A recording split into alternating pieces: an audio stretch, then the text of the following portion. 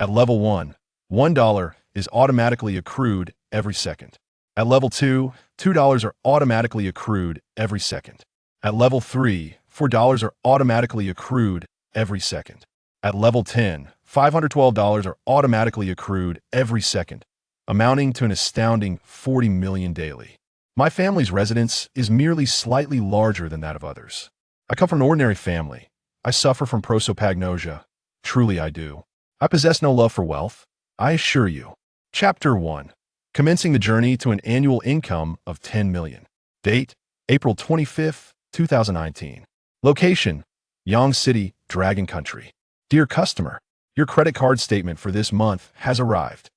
Jiangbei glanced at it. The credit card statement for April 2019 shows a repayment of 1,085 yuan. Remember to make the minimum repayment of 857 yuan by April 26th. Good heavens, more payments to be made. Jiangbei could not help but fall into contemplation, pondering where he had gone astray in his decision to apply for a credit card. He was still just a child, after all.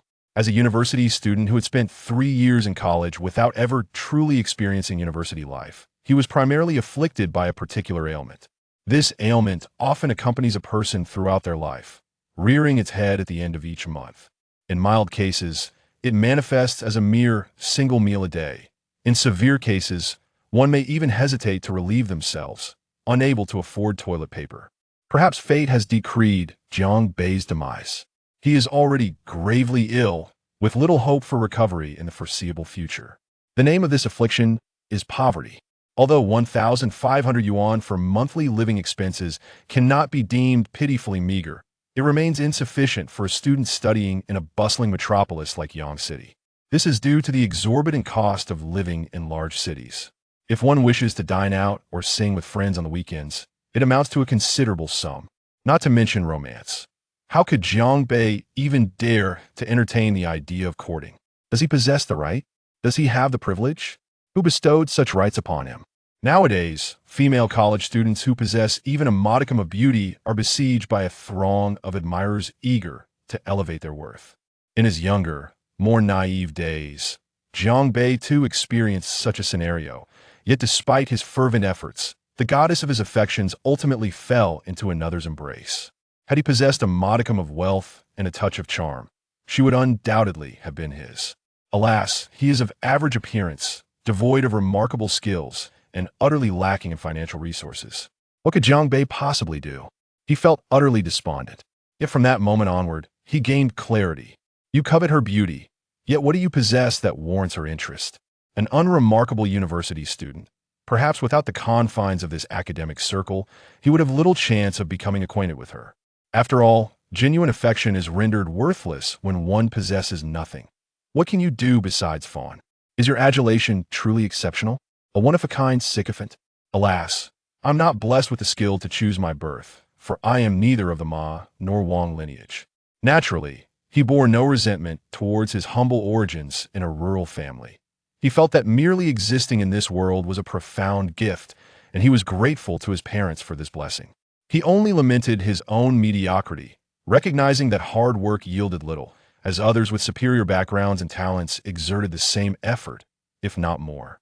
Why can I not be the protagonist of an urban system narrative, encountering a system that propels me to the pinnacle of success and reverses my fortunes? Jiangbei could not help but fantasize. I am merely a system away from success. Just as this thought crossed his mind, a voice echoed in his ear. Ding dong, your system has been activated. Please check. Jiangbei was left in a state of bewilderment. A cartoon character strikingly resembling him appeared on the game screen, with clear details displayed. Player, Jiangbei. Age, 21. Level, LV1, 0-100. Skill, wealth accumulation, gains 1 yuan per second, with faster earnings at higher levels and no savings cap. Currently accumulated 7 yuan. Jiangbei gazed curiously at the game interface, which contained an introduction to the game, describing it as an idle money system, devoid of tasks, with high freedom and no threat of obliteration. Jiangbei, currently at LV1, could earn 1 yuan per second passively. For every 10,000 spent, he accumulated 1 experience point, with even greater benefits upon leveling up. It appeared remarkably impressive, earning 1 yuan per second, 60 in a minute, 3,600 in an hour, nearly 86,000 in a day. This is astonishing. Spending money effortlessly. Could this game be for fools? Jiang Bei attempted to click on the withdrawal option, mentally inputting 15 yuan. Ding! Your bank account ending in 9091 received an online transfer of 15 yuan on April 21st at 1409, with a balance of 31.34 yuan. Agricultural Bank. Whoa, incredible. This is truly amazing. Jiang Bei trembled with excitement. After a considerable time, as his emotions began to stabilize, he was engulfed in profound joy, his thoughts swirling around a few phrases. Jiang Bei calculated swiftly. 86,000 a day translates to over 250,000 a month, amounting to 30 million a year. My goodness, an annual income of 30 million? Jiang Bei was indeed just one system away from success. Jiang Bei felt elated, sensing he was on the brink of achieving the pinnacle of his life. Calm down. Jiang Bei took a deep breath, observing the balance on his screen incrementing by 1 yuan each second. Unable to suppress a delighted laugh, he was exceedingly thrilled. Henceforth, he too would be among those who earned continuously throughout the day. Minutes passed, and Jiang Bei watched his balance rise steadily, exceeding 300 yuan. Truly captivating. Now that he had money, where should he indulge? How should he spend it? Dining at high-end restaurants and purchasing luxury brands? Chanel, LV, Michelin? Yet, with such a meager sum, affording luxury brands seemed distant. Perhaps he would have to wait a while. Suddenly, he felt as though his funds were dwindling. I must level up. However, with such limited funds, earning 80,000 a day only yields 8 experience points, requiring about 10 days to upgrade, Jiang Bei murmured. Observing the modest 3-digit increase, Jiang Bei felt resigned. He would take his time. Attempting to buy everything at once would yield little benefit beyond momentary satisfaction. He resolved to proceed step by step. Chapter 2. Wealth and Charisma Acquired. Let us first pass the time. With this thought, Jiang Bei immediately downloaded a gaming companion app and searched for a series of companions. A plethora of options emerged, featuring alluring titles such as Sisters for LOL, Honor of Kings, and Stimulating Battlefield. The prices ranged from 10 to 300. Jiang Bei perused the reviews and selected 3 companions who boasted commendable reputations, attractive appearances, and exceptional skills. He placed orders worth 200 each and left his WeChat ID. Before long, he received 4 friend requests on WeChat. Hello, what game would you like to play? Inquired a girl with the username Xiaoying, her voice sweet and delicate. What a delightful sound, so gentle. Indeed, wealth has its advantages, Jiang Bei mused. Can you play Honor of Kings? Win a match, and I'll reward each of you with a 200 yuan red envelope. No sooner had he sent the message than his WeChat was inundated with a flurry of replies. Really? Big brother, I want a hug, exclaimed Xiaoxing. Chi sent a voice message. Big brother, I'm at the king rank. Let me help you climb the ranks. From now on, you can always count on me. Xiaoying bombarded him with a plethora of emoticons and even shared a selfie with a pouting expression, accompanied by a moi caption. Although Jiang Bei felt a rush of excitement, he refrained from responding, choosing instead to await their entry into the game. Once they were all in the game and exchanged a few voice messages, they realized that they were exclusively there to accompany Jiang Bei. At that moment, aside from marveling at the indulgence that wealth affords, they were filled with eager anticipation for the upcoming match. If they could please this affluent gentleman during the game, who knows what opportunities might arise in reality? They could avoid catering to those less fortunate, whose meager funds and incessant demands were truly bothersome, often leading them to wish they could block them entirely. As the 4 female companions began their game with Jiang Bei, they embarked on a journey of adoration. Big brother, do you need me to gank mid? I've just finished jungling, suggested Xiaoying.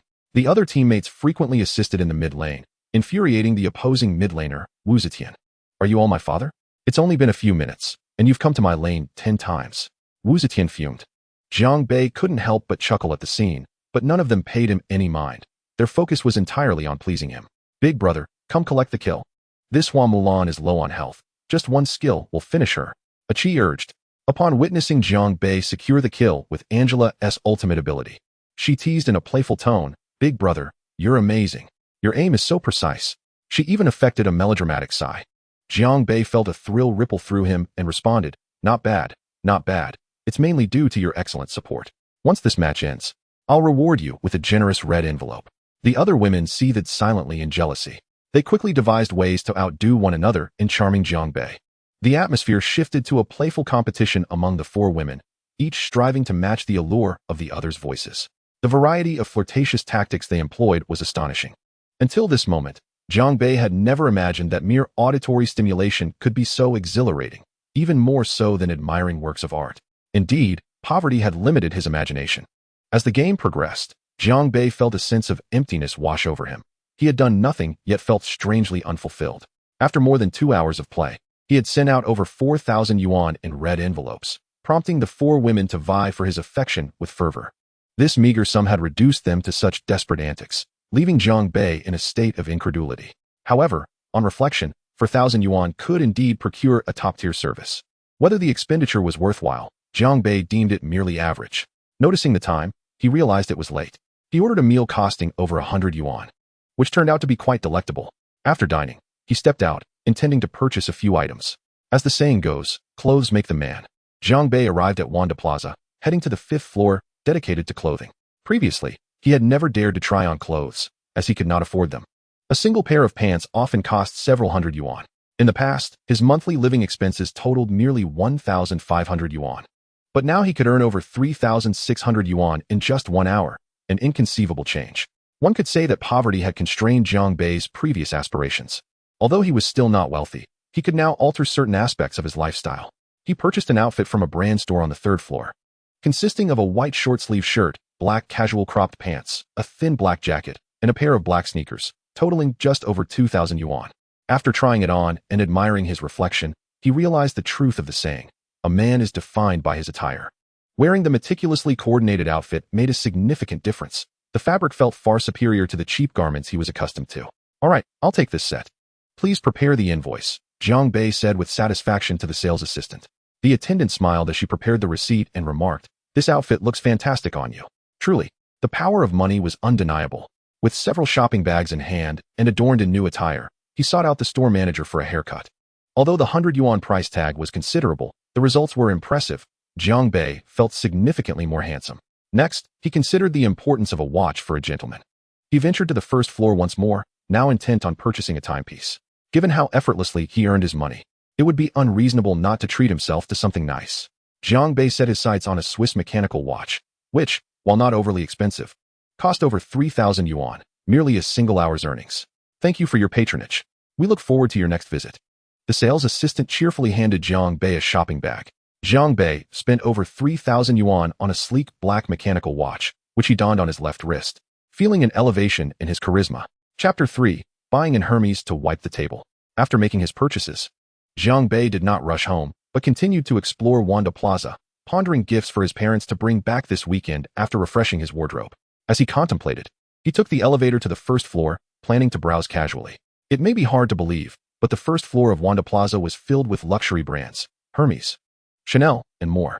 Even now, Jiang Bei found himself unable to claim the privilege of entering and indulging in a shopping spree. A single item from these stores would typically cost him more than an hour's income. However, Jiang Bei could now consider himself a person earning millions annually, which gave him a certain confidence to enter. The luxury boutiques were rather quiet, with few patrons browsing. The wealthy remained a minority in this world. Jiang Bei stepped into a luxury brand store, wandering through the displays alone. He did not encounter the cliched scenarios of mockery often depicted in novels. Upon entering, not a single sales associate approached to greet him. Jiang Bei felt no irritation. Although he was clad in a newly purchased outfit, his casual sportswear stood in stark contrast to the 4-digit items showcased within the store. Upon glancing at the signature handkerchiefs of the boutique, the price of the diminutive square cloth, scarcely a meter in size, was astonishingly exorbitant, nearly 4,000 yuan, merely due to its association with the illustrious Hermes luxury brand. A rational person might ponder whether purchasing such an item indicates a lapse in judgment. Yet, it is often poverty that constrains the imagination of the average individual. In truth, all items with steep price tags limit people's capacity for creativity. Consequently, when sales personnel observe customers entering, they refrain from immediately approaching them. After all, if a genuine intent to purchase existed, the customer would naturally express their needs, should they merely be browsing without the means to spend. An overzealous salesperson would only serve to heighten the awkwardness for both parties. Such discomfort is mutual. Only when a customer articulates their desire do the sales associates engage earnestly, and the prior lack of enthusiasm does not impede their interaction. Wealthy patrons typically prefer minimal disturbance, desiring only that their needs be met swiftly by the staff. After an extensive perusal of the shops in Jiangbei, although he found several items intriguing, the prices felt somewhat steep, equivalent to over 3 hours of his earnings. Thus, he refrained from hasty purchases. He simply treated himself to a pair of white Hermes sneakers, elegantly simplistic with no ostentatious logos, exceedingly comfortable to wear. Priced modestly at 6,000 yuan. Yet again, his balance was depleted. He had initially contemplated acquiring fine gifts for his family, but alas, he could not restrain himself. It seemed he would have to wait for another occasion. There was no rush, for he was affluent now, and all he needed was a peaceful night's sleep. The following morning, he awoke to find his account replenished by several tens of thousands of yuan. He mused. He required 10 hours of slumber each day. In the past, he could never quite satiate his sleep, but now he was determined to rest well. Just as Jiangbei prepared to depart, he suddenly froze. Who did he see? From over 50 meters away, he spotted a few of his roommates descending the escalator, accompanied by 2 or 3 young women, engaged in lively conversation. They, too, noticed Jiangbei, and their expressions shifted subtly. An air of awkwardness enveloped the encounter, yet both parties felt compelled to exchange greetings. Before Jiangbei could speak, his roommate, Shouzi, awkwardly chuckled. "You're here too. What a coincidence. We're celebrating Lying's birthday and accompanying her for karaoke." "Oh," Jiangbei nodded, offering a slight smile. "I'm just here to purchase some items." Internally, he furrowed his brow, wondering why they weren't in class. A sense of discomfort washed over him. While they were not in the same major, they were still roommates. In university, the bond among roommates often surpasses that of classmates. Yet, he had not been invited. Although it was Lying's birthday, and she had the freedom to invite whomever she pleased, she was in a relationship with Shouzi. Shouzi could have extended an invitation as well. Among the 4 of them from room 8110, 3 were present, leaving him the odd one out. One might assume he was an outcast. For their essay saying, "It takes 2 to tango," Jiangbei couldn't help but wonder if he had mishandled his social interactions. Surely not. Throughout university, he had prided himself on being an honest individual, maintaining amicable relations with his roommates, devoid of conflict. Moreover, he shared the closest bond with Shouzi, often dining and working part-time together. Yet, the best friend had failed to invite him. It seemed their relationship was not as strong as he had believed. A tense silence ensued. Another roommate, Aliang, interjected to alleviate the awkwardness. "Abe, we're off to see a movie, Avengers 4. Want to join?" "Yeah, let us go grab a bite first. It's been ages since we all watched a film together," Shouzi chimed in eagerly. Indeed, Ali Feng added with a smile. After a moment's contemplation, Jiangbei replied, "No, I think I'll pass. I've been browsing all night and am a bit fatigued. Perhaps next time." They hadn't invited him to karaoke, yet now they feigned an invitation to the movies. He felt a twinge of resentment. If they deemed him unworthy, it would have been better to remain distant from the outset. Their superficial smiles masked the possibility of disparaging words behind his back. Such individuals were the bane of Jiangbei's existence. Initially, he had intended to treat his roommates to an extravagant health package upon returning, but now what did you buy? Lying, Shouzi's girlfriend, inquired with curiosity. Lying, petite yet possessing alabaster skin and exquisite features, had astonished their dormitory when Shouzi had won her affection, an improbable match akin to a toad claiming a swan. Jiangbei revealed the contents of his bag, and they collectively gasped upon discovering it was an Hermes gift bag. Hermes? Well, Abe, I didn't realize you were such a tycoon. What did you purchase?" Shouzi exclaimed, astonished, as Jiangbei unveiled the exquisite handkerchief, adorned with a subtle logo that signified its extraordinary pedigree. Lying's eyes sparkled. "How beautiful. Are you giving it to someone?" Curiosity piqued among the group. Had Jiangbei developed an interest in a particular young woman? "No, I intend to use it to wipe my desk," Jiangbei replied nonchalantly. Chapter 4. What is the point of drinking milk tea? Alcohol is far more entertaining. Showing off? Was the unspoken thought among the group. To purchase an Hermes handkerchief and bring it home as a cleaning cloth? Surely, he jested. However, Jiangbei genuinely felt he was not putting on airs. After all, he had 4,000 yuan left. He would spend it eventually. And if spending 10,000 yuan yielded a mere trifle of experience, then why not acquire something splendid to wipe down his desk? The texture felt delightful against his fingers. He had no goddess to whom to gift it, and offering it to a girl with whom he had only a casual relationship seemed unnecessary. He was no sycophant. "Wiping your desk? You do have a sense of humor." Lying laughed, her animated demeanor enchanting. "Consider it a jest," Jiangbei shrugged, then added, "You all go enjoy the movie. I'll return to the dormitory." With that, he departed, leaving their gazes behind.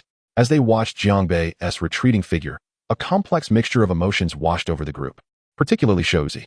They all sensed a growing chasm between themselves and Jiangbei. Who would have thought Abe was actually wealthy? Aliang remarked with a hint of disbelief. Why didn't you invite him? Alifeng questioned, exasperated. I can sense he is a bit put out. I must have forgotten, Shozi replied awkwardly. The group could not help but roll their eyes. How could one forget such a significant detail? Upon encountering Jiangbei, an odd tension settled amongst them, dampening their enthusiasm for the movie. Let us plan to see a film another time. I'm feeling a bit fatigued, Liang stated flatly. Wait, today is your birthday. Shozi exclaimed, taken aback. Birthdays are inconsequential. It's been years since they held any significance, Liang replied dismissively. Shozi frowned, sensing a subtle shift in her demeanor since encountering Jiangbei. Let us just reschedule, he suggested.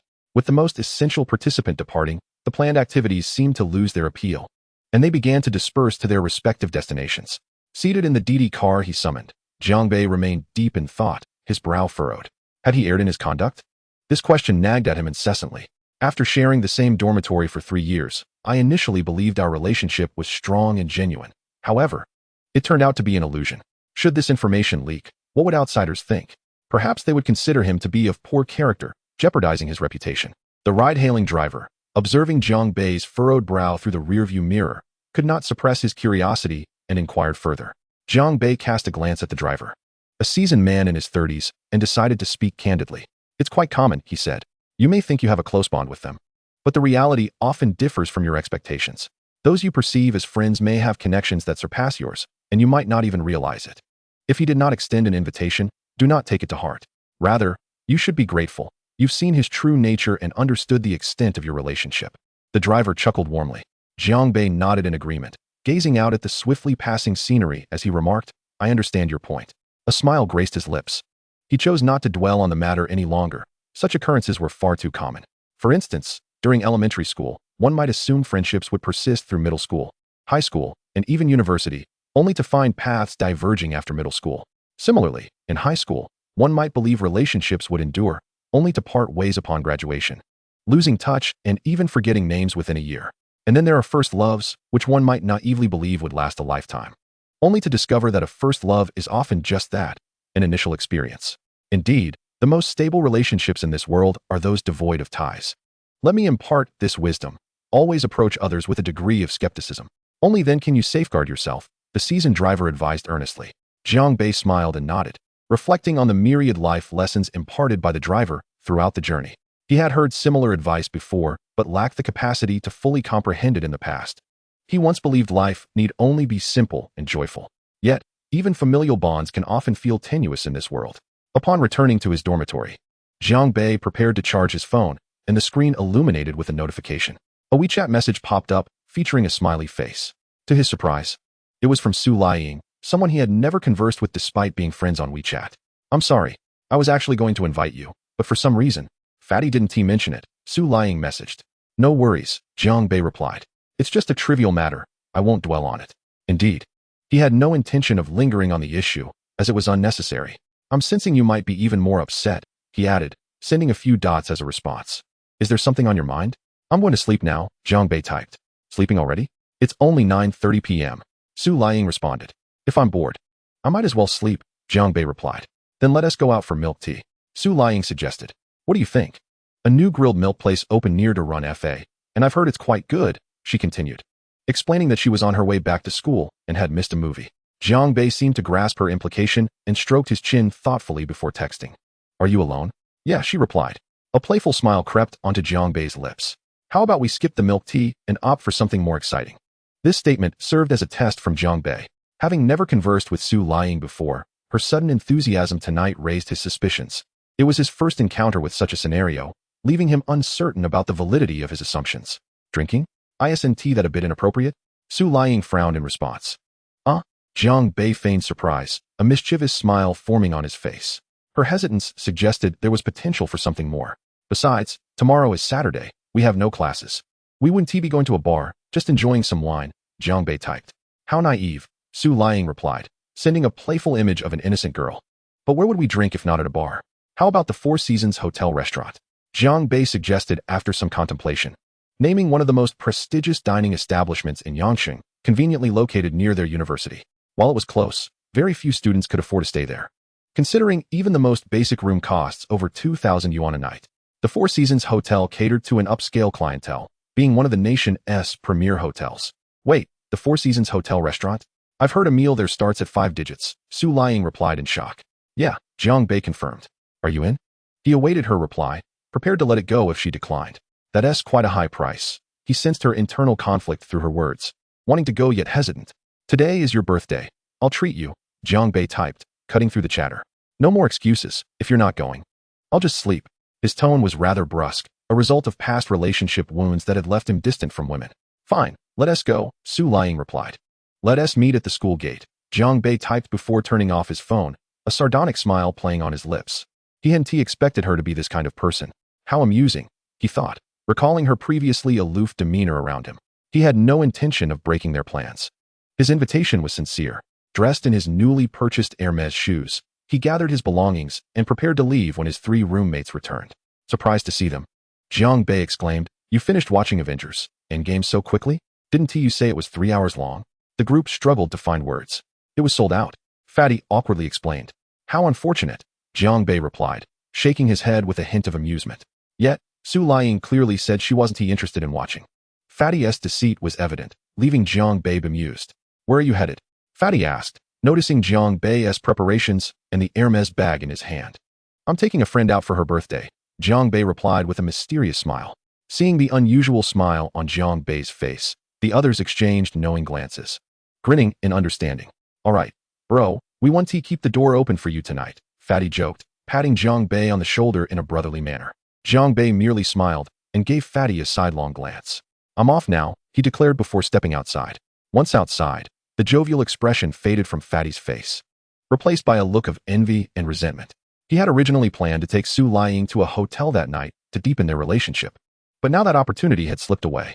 At this moment, Jiang Bei's heart was a tumult of emotions as he observed Su Liying, who was all set to accompany a friend for an outing. He felt a mixture of resentment, jealousy, and admiration. Upon arriving at the school gate, he spotted Su Liying waiting for him, having changed into a fresh outfit that suggested she had taken a shower. Clad in a white top and a black skirt. With her long straight hair cascading down her back, she exuded an undeniable elegance. Even in the evening, her presence was striking, and one could only imagine how radiant she would appear during the day. This was Jiang Bei's first encounter with Su Liying dressed in such a manner. Brother, I may have to apologize to you, Jiang Bei murmured to himself, but I cannot be blamed. After all, your judgment of character leaves much to be desired. Approaching her with a smile, he inquired, How long have you been here? Su Liying beamed at him and replied, I've only been here for about 3 minutes. Our girls' dormitory is quite close to the school gate, so I arrived quickly. Jiang Bei nodded, producing an Hermes scarf, which he then tied around Su Liying's neck in a charming bow. Throughout this interaction, Su Liying did not resist his gestures, and Jiang Bei felt a sense of assurance. Originally, I intended to use this to wipe down tables, but it seemed a bit wasteful. Since it's your birthday, I'm giving it to you, Jiang Bei said with a grin. Thank you so much, Su Liying responded, her eyes sparkling. The scarf, draped around her neck, felt neither too warm nor cumbersome. Instead, it was remarkably smooth and cool against her skin. The high price of the scarf was certainly justified, as even the most prestigious brands would falter without quality. Chapter 6. The Restaurant at the Four Seasons Hotel.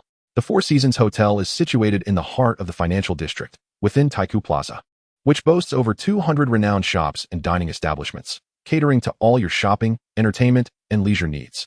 Directly across from the hotel's main entrance lies Yanqing Park, one of the largest outdoor parks in the city, featuring a greenhouse, a birdwatching area, an artificial lake, and a tea art museum.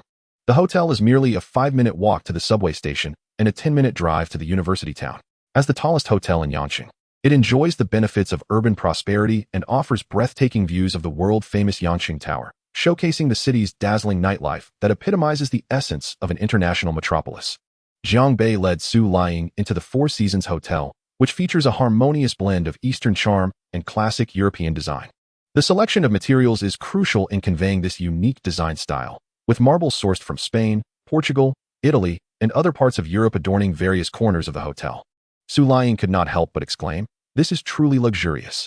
As she surveyed the hotel lobby, her expression filled with wonder. It was her first visit to the Four Seasons Hotel, and Jiang Bei was equally awestruck, though he maintained his composure to avoid appearing like a country bumpkin. "I'll go and check in," he announced. "Huh, aren't we here to dine?" Su Liying questioned, blinking at him. "Are you unaware that dining in a hotel requires a reservation?"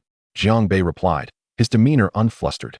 He certainly wouldn't. He disclosed to Su Liying that he could not afford to pay for an expensive meal at such a high-end restaurant all at once. He planned to reserve a room and settle the bill upon departure. Is that so? All right then, Su Liying said, suddenly smiling like a blooming flower as she retrieved her identification card from her bag. Wow, you even brought your ID. How thoughtful, Jiang Bei thought to himself, silently lamenting for his poor roommate. He booked a standard luxury room at the Four Seasons Hotel, as he could not afford anything more extravagant. Presidential suites start at 5 figures, and even executive rooms begin at 7 or 8,000. This would require several hours of work to cover. Although it was a standard room, the furnishings were a blend of opulence and practicality, featuring an Austrian crystal chandelier, ergonomically designed executive desks and chairs, large flat-screen televisions in both the living room and bedroom, a spacious bathroom complete with a glass shower and audiovisual facilities designed by a master, along with personal butler service, high-speed internet, and wireless telephony, all contributing to an exquisite stay for guests. After marveling at their accommodations, the two proceeded to the restaurant. The Perch restaurant at the Four Seasons offers stunning views of the Yangqing Tower, where modern French cuisine is elevated by the enchanting scenery, creating a premier dining experience. The restaurant's wine cellar boasts a vast selection of fine wines, making it one of the top-tier establishments in Asia. This was Jiang Bei's first visit, and he had heard that the head chef excels at blending Asian elements with modern French dishes, crafting unexpectedly delightful culinary surprises. Jiang Bei was drawn to such upscale dining venues. Shortly thereafter, they began to order. "Sir, I need to confirm your order," a respectful waiter announced at their table. The main course is a French ribeye steak, paired with a 2010 St. Joseph red wine from the Nicolas Perrin winery. As it is 100 Syrah, the tannins are quite robust, yet the aroma is delicate and layered, making it a perfect match for your steak. The appetizer is a French pan-seared foie gras salad, accompanied by bread with codfish sauce and garlic cheese sauce. For soup, you have chosen a golden chicken pot pie, and for dessert, a classic cake. Yes, that sounds perfect. Jiang Bei nodded. Even though he could not fully grasp the descriptions, he felt enveloped by an air of sophistication and elegance. "Thank you, sir. Enjoy your meal," the waiter said before collecting the menu and exiting the private dining room. "How extravagant," Su Liying whispered with a chuckle after the waiter left. "That bottle of red wine costs 6,000. Noticing the rosy hue on Su Liying's cheeks, Jiang Bei was momentarily taken aback before responding. "This is relatively inexpensive. Some bottles of red wine can exceed 100,000. "Goodness, what kind of wine is that?" Su Liying exclaimed, astonished. "I didn't realize you were such a wealthy individual." Jiang Bei merely smiled in silence, not revealing that he had seen such figures in a television drama. Moments later, another waiter arrived with the foie gras salad. Jiang Bei took a few bites and found it utterly delectable. The fresh, salty, fragrant, and sweet flavors unfolded on his palate like a symphony orchestra performing a magnificent sonata, compelling him to close his eyes and savor the indescribable beauty. "Ah, this is exquisite." Meanwhile, Su Liying was already blushing with excitement. This foie gras salad costs 3,000. Although she came from a middle-class family and had never experienced a shortage of basic needs, a life of luxury seemed almost unattainable. Last month, she had spent her entire monthly allowance on an expensive handbag. She loved dressing up, buying designer bags, and wearing high-end clothing, but her funds were always insufficient, leading her to seek out a boyfriend as a financial support. Poor guy, she thought, mistaking a wallet for love. "Jiang Bei, what does your family do?" Su Liying suddenly asked, her curiosity piqued. Jiang Bei found her slightly flushed face quite charming. "My family. We are farmers," he replied with a smile. "You're lying." Su Liying spat. "Your family must be the owner of some large enterprise. Otherwise, how could you afford to spend time in such a place?" Jiang Bei chuckled silently. For his family indeed engaged in agriculture, and he was nothing more than a humble farmer. A simple inquiry would reveal the truth. Suddenly, Jiang Bei's brow furrowed as a thought struck him. "What is the matter?" Su Liying asked, perplexed by his sudden change in demeanor. "Nothing. Continue eating. After we finish, I'll take you to a fun place," Jiang Bei replied with a smile. "What kind of fun place?" Su Liying inquired with a hint of excitement. "You'll find out once we're done," he teased. Chapter 7. The reality of your existence. At times, individuals can be even more superficial than one might imagine. Indeed, Jiang Bei had heard this notion before, but experiencing it firsthand left him at a loss for words. He felt a mix of joy and sorrow. As he watched Su Liying prepare to leave, he reclined on the sofa in the suite and exhaled a plume of smoke, saying nothing. "I'm leaving," Su Liying stated. Noticing his indifferent demeanor, her frustration mingled with resignation. Jiang Bei nodded nonchalantly. Her irritation grew. Was he simply going to wipe his mouth after eating and disregard her? Seeing Su Liying's puffed-up cheeks glaring at him, an inexplicable annoyance welled up within Jiang Bei. and he impatiently asked, "Do you have something else to say?" "Nothing more," she replied, sensing his impatience, her expression cooling. "Let us just pretend last night never happened." Jiang Bei couldn't help but roll his eyes. Of course, they would pretend as if it had never occurred. Did they genuinely share feelings? What kind of relationship did they even have? If word got out, it would be disastrous. "All right, when we return, I'll transfer you 10,000 yuan, Jiang Bei said, waving his hand dismissively. The word struck Su Liying like a slap. What did he take her for? Her face twitched in displeasure. "What do you mean by that? I will give you what is due. Do you understand my meaning?" Jiang Bei replied, his tone laden with implication. If Su Liying were a decent girl, Jiang Bei would not mind pursuing a relationship with her, regardless of their different backgrounds. They could indulge in a clandestine affair, especially since graduation was approaching. Who knew what the future held? Moreover, society tends to be quite forgiving towards the wealthy. Yet, Su Liying felt terribly out of place in Jiang Bei's presence. It was indeed perplexing. Jiang Bei scorned women who were easily won, yet he found those who were hard to attain excessively pretentious. Such a mindset was profoundly contradictory. But this was Jiang Bei's current state of mind. "Then don't contact me again," Su Liying said coldly, her rage palpable as she stormed out. Once outside, her expression was one of fury, as though she had encountered a scoundrel. Ding dong. Her phone suddenly chimed with a WeChat notification. Su Liying instinctively glanced at it. Transfer 10,000 from Jiang Bei. Her anger quickly morphed into a complex blend of emotions as she cast a lingering glance at the closed door behind her. Jiang Bei, upon receiving the transfer notification, chuckled softly and tossed his phone onto the table without a care. If it broke, he could simply buy another. After all, he had more than enough funds at the moment. His system had accumulated over 60,000 yuan. Having booked the room the previous night, he had not spent a dime since, and exhaustion had led him to sleep in late. He rubbed his stomach, feeling a pang of hunger. He had forgotten to ensure she finished her meal before leaving. Oh well, Jiang Bei mused. After dressing and freshening up, he made his way back to the hotel restaurant. Upon providing his surname and the last digits of his phone number, he confirmed the reservation made by the Virtu concierge team and was promptly seated. As he walked through the dining area, he noticed numerous couples dining, with the women all strikingly beautiful. The crowd had significantly increased since last night. It was nearly 10 o'clock then, and who would come to dine at such an hour? When the server brought the menu, Jiang Bei glanced through it. For appetizers, he ordered liangshi crispy eel and scallion pancakes. For the main course, he chose a golden crispy chicken, ancient Huayang braised conch, braised abalone with pork, Westlake vinegar fish, and truffled braised pig estrotter. For dessert, he ordered matcha snow cream cheesecake and black and white sesame walnut ice cream, along with a jug of freshly squeezed orange juice. "Sir, are you certain you wish to order so much?" the server asked, her expression one of disbelief. "This amount is more suitable for 4 or 5 people. Yet you are alone. How will you finish it all? Isn't it just a few dishes?"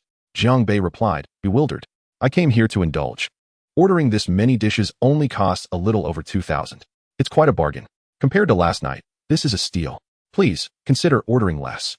"It would be too wasteful," the server urged, clearly distressed. Seeing Jiang Bei's insatiable appetite, she was at a loss for words. After much coaxing, Jiang Bei reluctantly agreed to reduce his order. "Is it really that difficult to spend money these days? You folks are quite pragmatic, advising customers to spend less." Jiang Bei teased. "Pragmatic?" The server could hardly contain her disbelief. With each dish priced at over 388 yuan, ordering so much was beyond her comprehension. The server maintained her professionalism, smiling politely. "If you have no further changes, I will place the order." Jiang Bei nodded and prompted, "Please be quick, I'm quite hungry." "Of course, please hold on a moment," the server replied. Jiang Bei smiled faintly. Despite his somewhat ostentatious demeanor, the sheer pleasure of spending money was exhilarating. Chapter 8. Preparing for the future. As Jiang Bei savored the delectable dishes, his mind wandered back to the conversation with Su Liying the previous night, when she had unwittingly inquired about his family background, leaving a lasting impression on him. He truly came from a farming family. His father had passed away early, and his mother had toiled tirelessly to raise him. Their home was as unpretentious as it could be. Without the system, he might have led a mundane life. Though the future is always uncertain, who knows when one might strike it rich? After all, everyone has envisioned a bright future for themselves. Yet, as is well known, dreams are often lush while reality can be starkly bare. Who doesn't aspire to achieve greatness in their youth? Who doesn't wish to revel in the beauty of life? Who doesn't long to be with their beloved, to pursue their dreams? However, throughout our lives, we are constantly losing more than we gain. Even if we desire to live for ourselves, it is an immensely challenging endeavor. Living for oneself requires both capital and courage. Haven Tea, there have been countless poignant sayings about encountering the person one wishes to cherish for a lifetime during the most aimless years. With thoughts of a girl in his heart, parents on his mind, and ambitions in his gaze, Jiang Bei couldn't help but ponder. Without the system, he could hardly imagine what his future would hold. From the system introduction, it is evident that as long as he continues to spend money, his level will perpetually rise, and the monetary rewards will increasingly accumulate. However, certain pragmatic issues must confront Jiang Bei. Unlike a fictional narrative where one acquires a divine system allowing for extravagant spending without consequence, this is reality. Reaching a certain spending threshold will undoubtedly attract attention. Even if he knows through the system that his funds are legally obtained, the sheer amount he spends without any visible means of support raises eyebrows. Unless Jiang Bei adopts a frugal lifestyle, limiting his expenditures to mere trifles, which is evidently implausible for someone who possesses a gold mine. He feels he lacks the resolve to be so parsimonious. Instead, he envisions embarking on an entrepreneurial venture. In today's world, where capital and technology reign supreme, mastery of either grants dominion over the world. Many entrepreneurs perish on the path to success, often due to a lack of funds. With sufficient capital at his disposal, how could he fear failure? Jiang Bei is ambitious. He yearns for success akin to that of Jack Ma and the extravagant lifestyle of the young aristocrats. That, he believes, is the essence of life. The more he contemplates, the more convinced he becomes that he must pursue this path. Despite his ignorance of business acumen and lack of relevant knowledge, he possesses something others do not, an infinite stream of capital. Other skills can be acquired over time, and he has the resources to learn through trial and error. Business insight is not an innate trait. The more he thinks, the more plausible it appears. It is better to act immediately than to hesitate. Yet, before taking action, he must select an industry wisely. Although his funding is limitless, he cannot afford to invest a colossal sum all at once. He must avoid sectors dominated by industry leaders, as he currently lacks the qualifications to compete with them. Their financial prowess dwarfs even his system's capabilities. For instance, the cash reserves of a certain conglomerate could easily eclipse Jiang Bei's level 1 system, which could languish for centuries without comparable returns. However, Jiang Bei does possess an advantage. While they must consider costs, he is exempt from such concerns. Upon returning to his suite, he took out a sheet of paper and began to analyze his strengths and weaknesses. His advantages were clear. He had a system that allowed him to disregard costs. His disadvantages were equally apparent. His sole advantage was that singular factor, devoid of other assets such as connections or information. Nevertheless, in contemporary society, money can resolve 99% of issues. The remaining 1% simply arises from insufficient funds. As long as money can remedy the situation, no problems exist. Jiang Bei stroked his chin and began jotting down various industries. The first industry that instinctively came to mind was real estate. However, after writing those 3 characters, he struck them out. He could not muster the necessary funds, and the myriad problems to be addressed would require substantial capital. He pondered for a moment before noting down internet.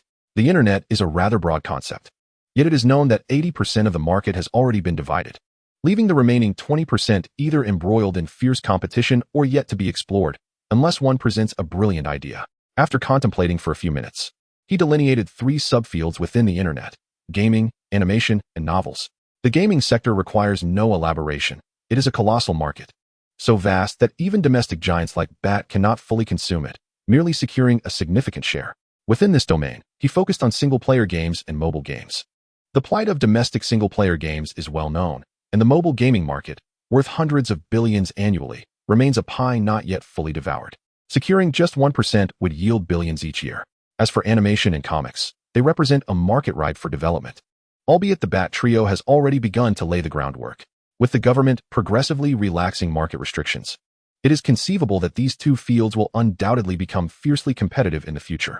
Concerning novels and videos, this is Jiang Bei's supplementary insight. In his vision, this cultural entertainment sector could mutually reinforce and transform itself.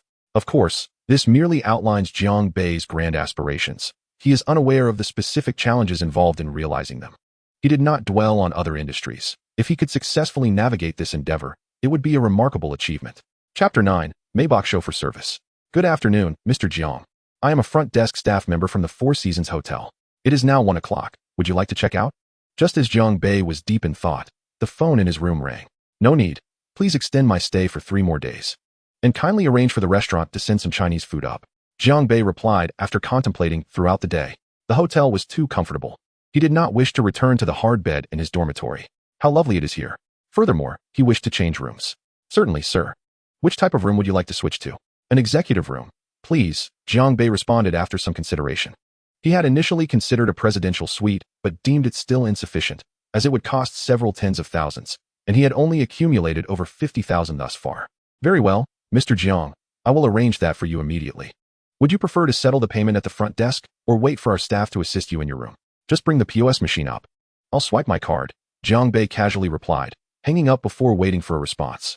Approximately 10 minutes later, while listening to music, Jiang Bei heard the doorbell ring. A voice similar to the one from the earlier call greeted him from outside. Mr. Jiang, may I come in? Without responding, Jiang Bei opened the door to find a woman dressed in hotel uniform, her makeup exquisitely applied, possessing an appearance that could be rated 7 or 8 out of 10. With a neat bob haircut and long legs accentuated by black high heels, she stood about 1.7 meters tall, truly stunning. Jiang Bei couldn't help but be momentarily taken aback. In the past, he would have felt embarrassed to gaze at such a beautiful woman for too long. However, now, with a hefty sum in his bank account, he felt emboldened, exuding confidence in all his endeavors. A full wallet is indeed the greatest source of self-assurance. She held a POS machine in her hand, and upon noticing Jiang Bei's unabashed scrutiny, she displayed no signs of shyness, instead greeting him with a warm smile. Hello, Mr. Jiang. I am Deng Meiting, the lobby manager. I hope this is a convenient time for you. Please, come in, Jiang Bei replied with a slight smile. Miss Deng truly lived up to her name, beautiful in both appearance and character. You flatter me, Mr. Jiang.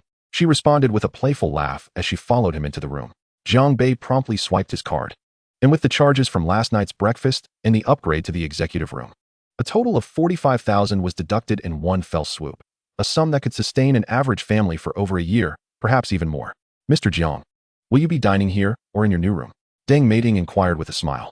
Here, of course. You wouldn't mind if I linger a while, would you? Jiang Bei jested. Not at all, Deng Meiting replied with a slight smile. The Four Seasons Hotel is an elite establishment, attracting many guests. And while room availability may be limited, that is primarily a concern for ordinary clientele. Undoubtedly, Jiang Bei is their esteemed client. In just 2 days, he has already spent tens of thousands. What else could he be but a major client? After Jiang Bei and she exchanged WeChat contacts, Deng Meiting gracefully bowed slightly in acknowledgement and deliberately strutted away in her high heels, leaving the room with an air of elegance. Shortly after her departure, a waiter entered, pushing a cart laden with a variety of Cantonese delicacies, chung fun, steamed chicken feet, char siu buns, and pig liver congee, among others. Although it was past 9 o'clock when he had last dined, it was now midday, and since the items ordered were merely snacks, Jiang Bei felt quite free to indulge. The chung fun was exceptionally flavorful, with a delicate skin that held together perfectly, and paired with its unique sauce, it was impossible to stop at just one bite. After savoring every dish, Jiang Bei licked his lips, still yearning for more. Once satiated, he proceeded to his upgraded executive suite, which was indeed more spacious and luxurious than a standard room, truly magnificent. After reclining on the sofa for a while, feeling somewhat idle, he contemplated calling the concierge to arrange a car to take him to the Wanda shopping center. Upon reflection, he realized he might have been overly anxious. He was earning a mere 85,000 a day, far from the millions, and who would be inclined to scrutinize him? One must not overthink. Such tendencies can be detrimental. It is essential to seize the present, confront reality, and strive to make the most of one's current circumstances. This is the mark of a true gentleman. As Jiang Bei entered the hotel lobby, he spotted Deng Meiting already waiting for him outside. Upon seeing him, she smiled and gestured, Mr. Jiang Bei. The concierge has prepared your car, which is waiting at the entrance. Jiang Bei nodded with a smile, expressing his gratitude. Thank you for your assistance. Deng Meiting's smile widened, and she bent slightly while gesturing towards the elevator. You are too kind. It is our honor to serve you, Mr. Jiang. In her eyes, there was no doubt he belonged to a wealthy lineage. Such an affable and polite second-generation scion was a rare find. Little did she know that just yesterday, Jiang Bei was an ordinary man, devoid of any ostentatious demeanor. Deng Meiting positioned herself with an alluring grace, standing precisely half a step in front of Jiang Bei, adeptly managing the distance between them like a diligent secretary, yet maintaining a sense of intimacy. The faint fragrance emanating from her was quite appealing to Jiang Bei. He detested women who overindulged in strong perfumes or heavy makeup, which often conveyed an air of frivolity. Deng Meiting led Jiang Bei to a sleek black Mercedes-Maybach S600. He was somewhat taken aback. Such a vehicle had been arranged for him. Instantly, his admiration for both Deng Meiting and the Four Seasons Hotel soared. The Maybach S600, understated yet exuding luxury, was a remarkable choice. Mr. Jiang, please, Deng Meiting said, stepping forward to open the rear door of the car with a smile. Zhang Bei, unhesitant, settled into the plush seat equipped with heating and massage functions, adjusting his position for maximum comfort before closing his eyes. This was his first experience in such a luxury vehicle. Had he not feared losing his composure, he would have eagerly explored the various acclaimed features within. The driver, noticing Zhang Bei's reticent demeanor, remained silent and methodically navigated the seemingly understated yet opulent vehicle.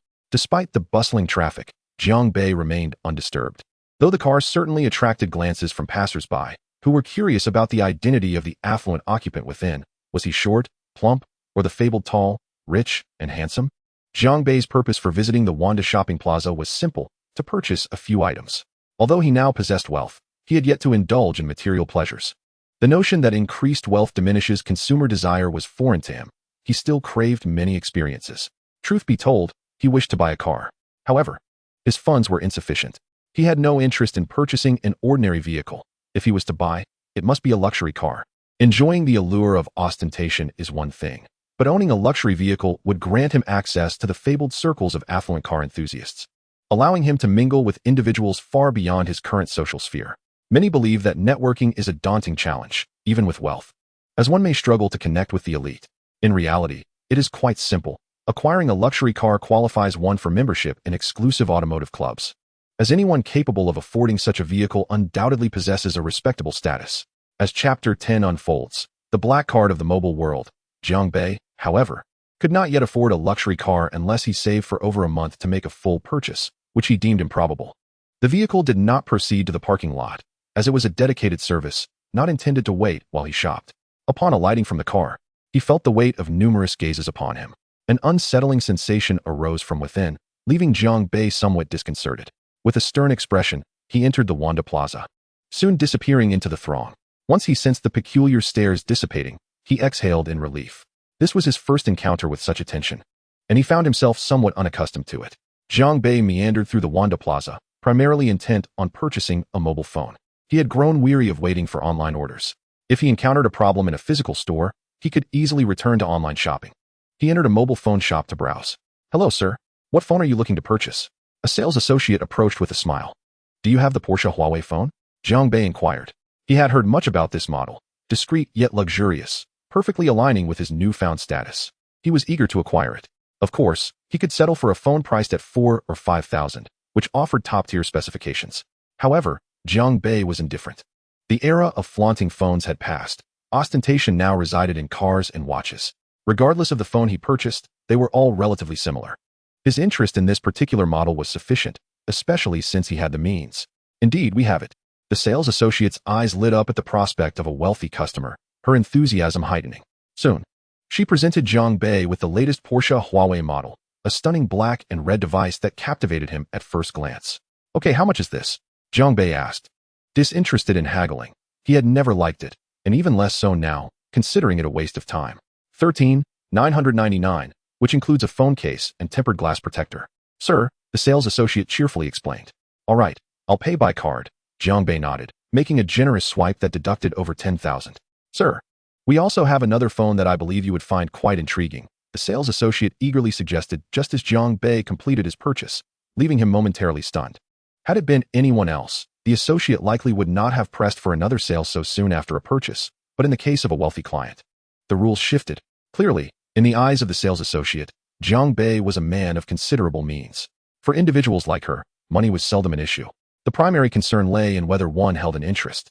In the digital realm, there are those who incessantly proclaim that purchasing an expensive Apple device is merely an act of pretentiousness, asserting that investing such a sum in a mobile phone is nothing short of a financial folly. They perceive the smartphone as an integral facet of their existence, prompting them to prioritize performance, cost-effectiveness, usability, and convenience, pondering whether it provides any social cachet. Conversely, for the affluent, such considerations are trivial. The price of a smartphone may equate to the cost of a single meal, or perhaps even less. The notion of flaunting wealth through the choice of a mobile device is laughable. The less fortunate often indulge in luxury cars, while the wealthy gravitate towards exquisite timepieces. If one lacks a luxury vehicle, what ground is there for ostentation?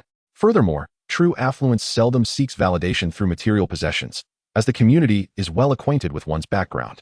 The garments one adorns cannot define their essence. A nameless individual sporting a Patek Philippe or wielding an Apple device remains just that, nameless.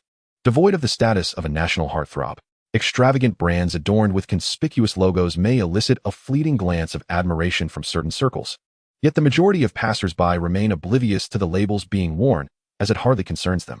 This is our latest collection of Virtu smartphones, with prices ranging from $20,000 to over $1 million. The keyboard of the Virtu Ascent is crafted from more than 150 distinct components. Each key is mounted on 2 gemstone bearings to enhance the design's dynamism while improving tactile stability and precision, offering users a unique sensation and experience, the sales representative elaborated. Jiang Bei was momentarily taken aback. It was his first encounter with a phone that could fetch such an exorbitant price. Is it made of diamonds or something? He pondered. Sensing Jiang Bei's bewilderment, the salesperson continued with a smile. The reason for its steep price lies primarily in the unparalleled concierge service it offers. With a simple press of a dedicated button, the phone connects directly to Virtu's 24-hour service center. Whether you seek information on mobile services or inquiries related to transportation, entertainment, dining, or accommodations, a dedicated expert will assist you. This service spans major cities worldwide, functioning as an ultra-personalized assistant. In a sense, it is the black card of smartphones. For instance, if you wish to attend a concert of a particular artist, the concierge will promptly arrange tickets for you in your desired city. If you wish to dine with a celebrity, that can be arranged as well, the sales representative explained. The exorbitant price is not merely for the device's aesthetics or system performance. It is the high-end service that commands such a premium. Jiang Bei understood. It was indeed an exquisite product, yet beyond his financial reach. Do you have any available models here? Jiang Bei inquired curiously. Can this establishment afford such devices? What if no one buys them? The response was, we operate on a reservation basis. If you're interested, we can place an order for you, requiring only a deposit to initiate the process. How much is the deposit? He asked. It depends on the model you wish to acquire. After purchasing a Huawei Porsche and reserving a premium Virtu smartphone, Jiang Bei chuckled, feeling financially drained once more. Money truly is insufficient, he lamented. Despite earning over $2 million a month. Shaking his head, he spotted a hot pot restaurant and entered without hesitation. Although it had been barely over an hour since his last meal, he thought, it's fine. If I can't finish, I'll take my time. After all, I can afford to indulge now. He dined alone, eschewing phone calls or messages. The events of the previous night weighed heavily on him. The camaraderie among college roommates was not as genuine as that of high school friends, who would share good fortune. University life, in contrast, brought together individuals from all walks of life, some from major cities who looked down upon those hailing from rural backgrounds, exuding an air of superiority. Jiang Bei, with his amiable disposition, maintained a cordial relationship with his roommates, though he often concealed his true feelings. He chose to dine solo, unaffected by the curious glances from other patrons and staff who were accustomed to companionship. Having spent years in solitude, he had grown accustomed to it when he was impoverished. No one stood by him, and now that he had achieved success, he felt no need for their company. As for romantic pursuits, he felt no inclination. Apologies, but I am not handsome enough to attract a woman's gaze. Yet in the future, he resolved, I shall not settle. I seek neither the unremarkable nor those lacking in allure. If one does not possess grace, I shall not entertain them. It is often said, today you may disregard me, but tomorrow I shall ascend beyond your reach. I shall hold true to my word. While enjoying his hot pot, he browsed Taobao, indulging in Armani apparel, Rolex timepieces, and DSLR cameras. Items once deemed unattainable are now within his grasp, a means of compensating for past deprivation. Women may shop with fervor. Yet when a man embarks on a shopping spree, he can surpass even the most fervent female shopper. Jiang Bei spent a significant sum on Taobao and JD.com, each item sufficient to sustain a student for an entire month. The sheer joy was unparalleled. Afterward, he turned to mobile gaming, steering clear of popular titles like Honor of Kings or PUBG, instead opting for various card games that required monetary investment for advancement. Each game downloaded was met with an initial recharge of 10,000 yuan, regardless of its entertainment value. If it failed to amuse, he would abandon it. Upon discovering a game that piqued his interest, he would invest freely, dominating the leaderboard within an hour. Yet, he found it lacking in challenge and promptly uninstalled it. After relishing his hot pot, he ventured to the cinema, having scarcely visited it in his 20 years. He thoroughly enjoyed a comedic film before taking a DD to a bar. During his high school years, he had been coaxed into such outings by classmates, a nostalgia that lingered. Now, with wealth, he could indulge in leisure. He wondered how many beautiful women would be at the bar. Upon entering, he was greeted by an array of staff bowing in unison, prompting him to glance around. Recalling his previous experiences in his hometown. Sir, what beverage would you like? A glass of lemon juice, please. Seated at a table, he surveyed the crowd. captivated by the revelry of those dancing. Once his lemon juice arrived, a tall, attractive woman approached him. "Hey, handsome, would you buy me a drink?" She smiled, winking. Jiang Bei regarded her, acknowledging her beauty, yet felt no allure. After all, bars were notorious for their opportunistic patrons. He was not deluded enough to think himself charismatic. Noticing his disinterest, the woman's demeanor shifted swiftly, and with a haughty huff, she turned to leave, delivering a parting barb. "Men like you will never find a girlfriend." The sardonic tone elicited no ripples within Jiang Bei's heart. In fact, it even sparked a hint of amusement. Although he was not particularly handsome, he had experienced a peak of popularity in high school, having attracted the affections of several beautiful girls. Yet now, he had grown indifferent to such matters. "What do you know, you fraud?" Jiang Bei mused, sipping his lemon drink while casting his gaze towards the stage. There, a resident singer was performing, accompanied by dancers showcasing their street dance skills. Suddenly, Jiang Bei's attention sharpened as he spotted one of the dancers, his expression shifting to one of astonishment. Coincidentally, the dancer glanced in Jiang Bei's direction, her movements freezing in an instant. After a moment of hesitation, Jiang Bei instinctively opened his mouth. "Class monitor." Though his words were inaudible, the shape of his lips revealed that he was indeed calling her. Instantly, the class monitor's face paled, engulfed in embarrassment. She felt as though her carefully crafted persona was crumbling. Desperate to explain that she was merely working part-time, she was nonetheless unable to descend from the stage. Doing so mid-performance would likely incur the wrath of her employer. Thus, she continued to dance, her cheeks flushed, wishing she could vanish into the ground. Chapter 12. Application for Withdrawal. As the class monitor approached, Jiang Bei offered a faint smile, remaining still while sipping his drink. "What brings you here?" Before she could speak, Jiang Bei remarked playfully, his gaze unabashedly appraising the impeccably dressed class monitor. Of course, she was beautiful. However, she had a boyfriend, which Jiang Bei surmised her partner was blissfully unaware of. I'm working part-time here," the class monitor stammered, her face burning with shame, wishing she could disappear. In her classmates' eyes, she had always been a paragon of purity, and now, having been caught by a fellow student, her image was disintegrating. Indeed, Jiang Bei's perception of her shattered completely. He had never imagined the class monitor to be such a person. "If you need money, feel free to tell me. I'm quite willing to assist," Jiang Bei whispered conspiratorially in her ear, a mysterious smile playing on his lips. The class monitor blushed crimson. After a fleeting glance, Jiang Bei turned and departed. Ding dong. A notification chimed on her phone. "Transfer 5200 from Jiang Bei. You skipped class again," a tall boy lamented upon seeing Jiang Bei, shaking his head in exasperation. "Did you forget about the open class this afternoon?" "You're skipping again," another boy chimed in, incredulous. These two were good friends from his class, accustomed to teasing Jiang Bei. In the past, such comments would have flustered him, but now, damn, what's with all these open classes in college? Do they think this is high school? "Just wasting time," Jiang Bei retorted, annoyed. "Who called the roll? Was it that idiot from the student council? Always volunteering to take attendance?" He spoke without courtesy, harboring long-standing resentment towards the class representative. While other classes' representatives only called attendance when instructed by teachers, his class's representative took it upon herself to count heads, demonstrating an overzealous commitment. Jiang Bei had accumulated too many absences, earning him a minor infraction. Had the representative not been female, he might have seriously contemplated confronting her. Even someone with his generally amiable temperament found her insufferable. One could only imagine how many others in their class shared his discontent. At this school, 3 instances of absence or tardiness equated to 1 skipped class. And the process for requesting leave was cumbersome, filled with signatures and red tape, making skipping class an appealing option. Yet, faced with such a diligent representative, what could they say? At that moment, a group of girls passed by, including the class monitor. The representative was among them, a short and plump girl. She cast a disapproving glance at Jiang Bei, who met her gaze with icy indifference. He then turned away, saying nothing, and left the scene. On the bus, Jiang Bei scoffed. What are they pretending for? Although there were only a few girls in the class, the boys generally maintained poor relations with them. This stemmed mainly from the girls' arrogance and the fact that most class leaders were female. Additionally, the girls' boyfriends were not from their class, which further irked the boys. Jiang Bei particularly despised girls who lacked substance, yet still carried themselves with an air of superiority, as if their presence was a burden to the boys. So impressive. Why didn't you apply to Tsinghua or Peking University instead of this mediocre school? Shaking his head, he dismissed the matter. Jiang Bei felt no concern over being marked absent. He couldn't care less. If they wanted to expel him, so be it. Ding dong. His phone buzzed again. The class representative inquired why he hadn't attended class that afternoon. Jiang Bei glanced at the message but did not reply.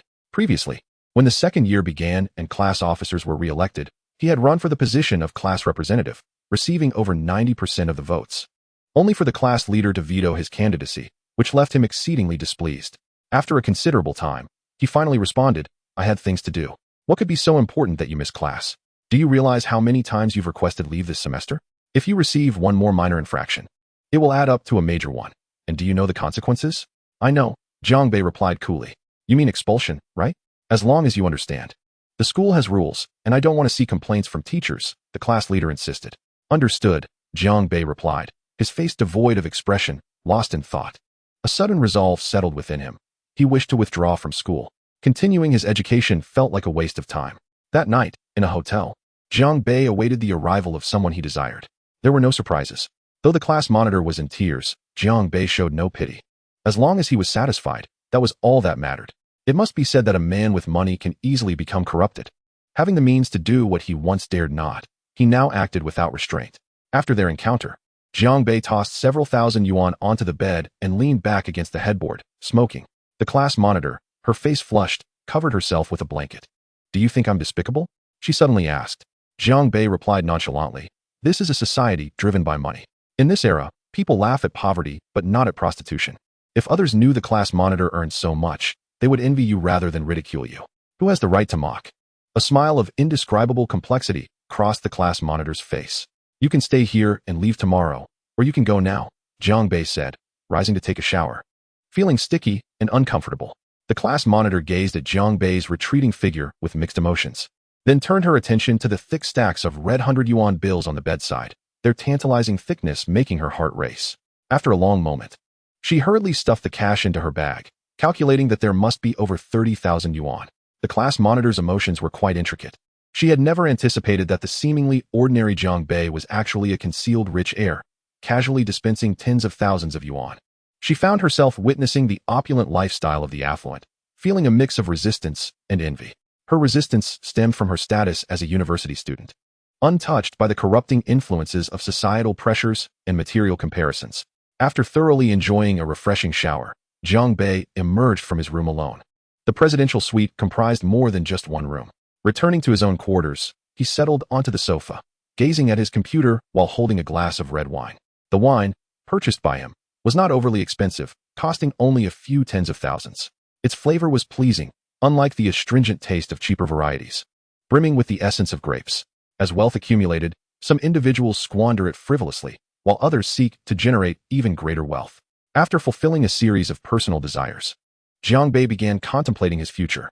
In a strict sense, he could be classified as having experienced an overnight fortune, albeit his windfall stemmed from a system rather than mere luck, distinguishing him from others who relied on chance. Some individuals win millions through lotteries, only to find themselves destitute shortly thereafter due to their inability to manage their newfound wealth, squandering it on whims or extravagant trips to Macau, returning to square one. Jiang Bei, however, relied on a system, not luck. Regardless of how he played, as long as the system remained intact, he could sustain himself indefinitely, even in gambling. Having acquired considerable wealth, Jiang Bei naturally aspired for more, not in terms of money, but rather in terms of personal influence. In this world, wealth may grant one nearly everything, yet there are forces that overshadow even monetary power. This holds true in both China and the West. Having experienced the explosion of information online, he was acutely aware of the might of the Morgan Oil Consortium during World War II, which monopolized American oil. Under the weight of a single antitrust document, it crumbled, while the immensely wealthy Jewish consortium, reputed for its vast riches, was ruthlessly decimated by Hitler. The Microsoft Corporation in the 1990s, despite its formidable strength, was ultimately compelled to comply with antitrust regulations and dismantle. Jiang Bei feared that even with wealth, he might still encounter situations where money could not provide a solution. He contemplated this deeply. Moreover, his daily expenditures barely scratched the surface of his income. If this trend continued, attracting regulatory scrutiny would pose a significant risk. As for why he didn't earn money before running out, Jiang Bei was apprehensive about the potential disappearance of the system. Its arrival had been inexplicable, and its departure could be equally arbitrary. In these times, even the wealthy faced their own dilemmas. Jiang Bei, stroking his head, pondered with a mix of happiness and contentment, realizing he was merely adding to his own worries. After all, he was inherently suspicious. "All right, I shall take one step at a time," he mused aloud. With newfound determination, he decided to boldly pursue his ideas. reassured by his financial standing. In this era, wealth could resolve over 90% of issues. After 2 days of research, Jiang Bei entrusted a representative on Taobao to register a company in Guangzhou named Dare to Capital Limited. His initial intention was to utilize it for capital investment and operations, focusing on angel investing and stock trading. Registering a company on Taobao was remarkably convenient for Jiang Bei. They handled the registration for a nominal fee, saving him considerable effort. Within approximately a week, he received the registration information from customer service. It was time to apply for his withdrawal from university. Jiang Bei gazed at the already prepared withdrawal application. Initially reluctant to write it, he reconsidered, realizing that allowing the school to expel him would tarnish his record. After all, he had invested 4 years of effort to gain admission, having even repeated a year. Would being expelled truly be justifiable? After finishing a cigarette, he glanced up at the university's sole well-decorated administrative building and stepped inside. What? You want to withdraw? The class advisor stared in disbelief at the withdrawal application in his hands, looking incredulously at Jiang Bei.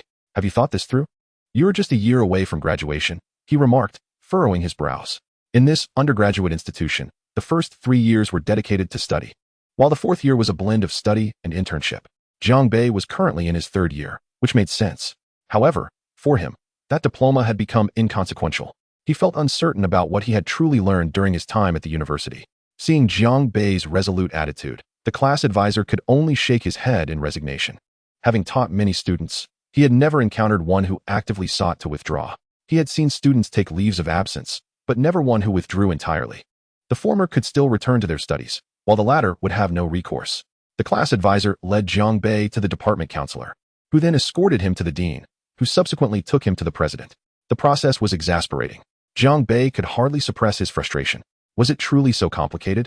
Upon reviewing Jiang Bei's withdrawal application, the president chuckled. Withdrawing to start a business? Are you certain you don't want to reconsider? Once I sign this, your student status will be terminated.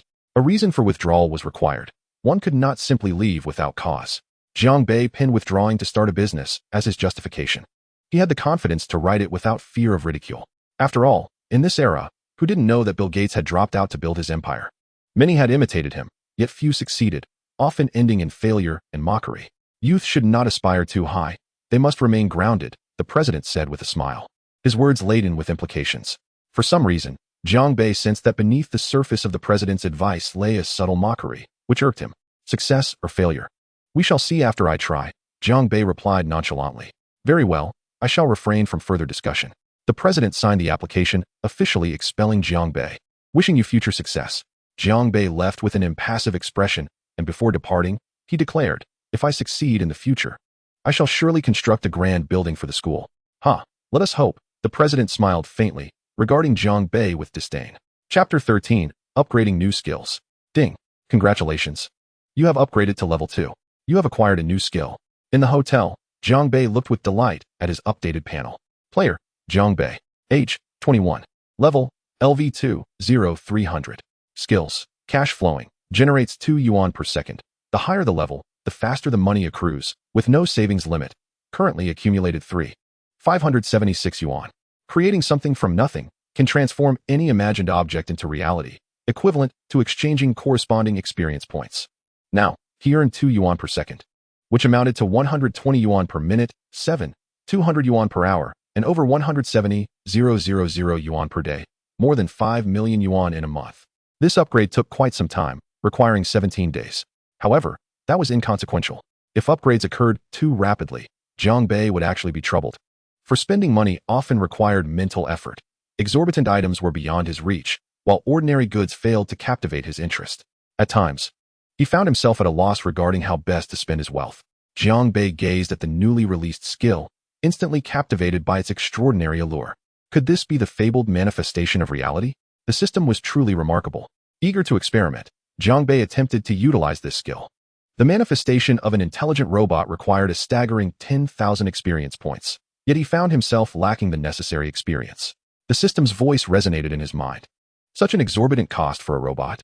10,000 experience points equated to a fortune of 100 million. Jiang Bei muttered to himself, taken aback by the realization that such a lofty sum was required. If word of his thoughts were to spread, it would undoubtedly leave those investing in robotics in utter despair, as they had poured billions without tangible results. Meanwhile, Jiang Bei could conjure a robot for merely 100 million, a fully developed product. The significance of a mature product is profound. It indicates a clear path forward, allowing for large-scale replication and production once the relevant technologies are mastered. Without recognizing the gravity of his discovery, Zhang Bei continued to experiment with the manifestation skill, attempting to materialize virtual beings, which surprisingly proved possible, albeit at a horrifyingly high cost of at least 1 million experience points. He discerned that the experience points required for manifesting life forms were particularly steep, while inanimate objects demanded far less. Under known technological parameters, even the most formidable military weaponry could be manifested for a mere 10,000 points. Zhang Bei spent the morning engrossed in these experiments, finding them endlessly engaging. Ultimately, he succeeded in manifesting the legendary cleansing elixir. Although its name bore an air of fantastical martial arts, each manifestation required Zhang Bei to establish a conceptual framework, detailing its effects. His concept for the cleansing elixir was simple. It would optimize his genetics, enhancing his attractiveness, height, and overall physical condition. In a society where every man aspires to be more handsome, taller, and wealthier, truly embodying the ideal of a high-status gentleman, Zhang Bei felt the weight of his ordinary looks and height. With the opportunity for transformation before him, he seized it eagerly. The first 3 conceptual parameters consumed minimal experience points, merely 1 or 2, yet the optimization of his physique demanded significantly more, with no apparent cap on the expenditure. Zhang Bei had to continuously lower his requirements, ultimately settling for 10 experience points, equivalent to 100,000 yuan. It was not until 4 in the afternoon that he managed to amass the required sum, after which he promptly spent it on a bottle of Romanicani, a wine renowned as the libation of billionaires. According to esteemed wine critic Robert Parker, all vintages of Romanicani score above 90 points, with the 2005 vintage achieving an impressive 99 and 100 points. This legendary wine is enveloped in mystery and elegance, with an average price exceeding 100,000 yuan, reaching a staggering 114,757 yuan, a truly extravagant purchase. Fortunately, the Four Seasons Hotel was of sufficient prestige, and Zhang Bei was a valued client. Otherwise, acquiring this wine would have proven exceedingly difficult. A small, black capsule emanating a faint fragrance appeared in Zhang Bei's hand. He swallowed it whole, feeling as if a fiery sensation ignited within his abdomen, rapidly spreading throughout his body, causing an intense heat. Soon, he observed his skin exuding a foul, black oil, prompting him to rush to the bathroom for a shower. Upon finishing, he gazed into the mirror, astonished at his reflection. Is this truly me? Zhang Bei's face remained largely unchanged, as he had opted for optimization rather than plastic surgery. At first glance, he seemed unaltered, yet subtle imperfections had been refined. Even minute details can significantly influence the overall impression. His complexion had become fairer and more delicate, his features slightly adjusted, and his eyes clearer, projecting an aura of cleanliness that was highly regarded among men and women alike. Beyond his visage, his physique had also transformed. He appeared slightly taller and had begun to develop muscle. The changes were not drastic. This was intentional on Zhang Bei's part. After all, a sudden transformation, such as an increase in height by 10 centimeters, could provoke unforeseen reactions from those familiar with him. He had envisioned incremental changes over the course of a week, sustained for half a year. Zhang Bei continued to explore the skill and suddenly smiled mysteriously. Hey, where are you? Come keep me company. Without hesitation, he called Su Liying, and after a moment's thought, he also invited the class monitor to join them. Chapter 14. Zhang Bei's mischievous intentions. One woman is a performance. 2 women create a spectacle. When the 2 women converged, the atmosphere became palpably awkward. In a hotel setting, those with even a modicum of intelligence were aware of each other's identities. Both women recognized one another. Despite being from different classes, they belonged to the same department at school and were acquainted. An uncomfortable silence ensued, and Zhang Bei nearly burst into laughter at the scene. Should he greet them? Zhang Bei mused, indulging in a moment of playful mischief by inviting 2 women connected to him. After all, neither was someone he particularly cared for, nor were they his girlfriends. Both had their own partners. What a coincidence to see you here, Zhang Bei remarked quietly. Get lost, Su Liying exclaimed angrily, hurling a cushion from the sofa at him. What do you mean, Zhang Bei? What do I mean? What do you mean? Zhang Bei retorted, catching the cushion and lounging back against the sofa. You're just a scoundrel, Su Liying accused. How am I a scoundrel? Have I deceived you or abandoned you? Please, if I'm a scoundrel, what does that make you? Zhang Bei scoffed. Being both a temptress and wanting to maintain a facade of virtue?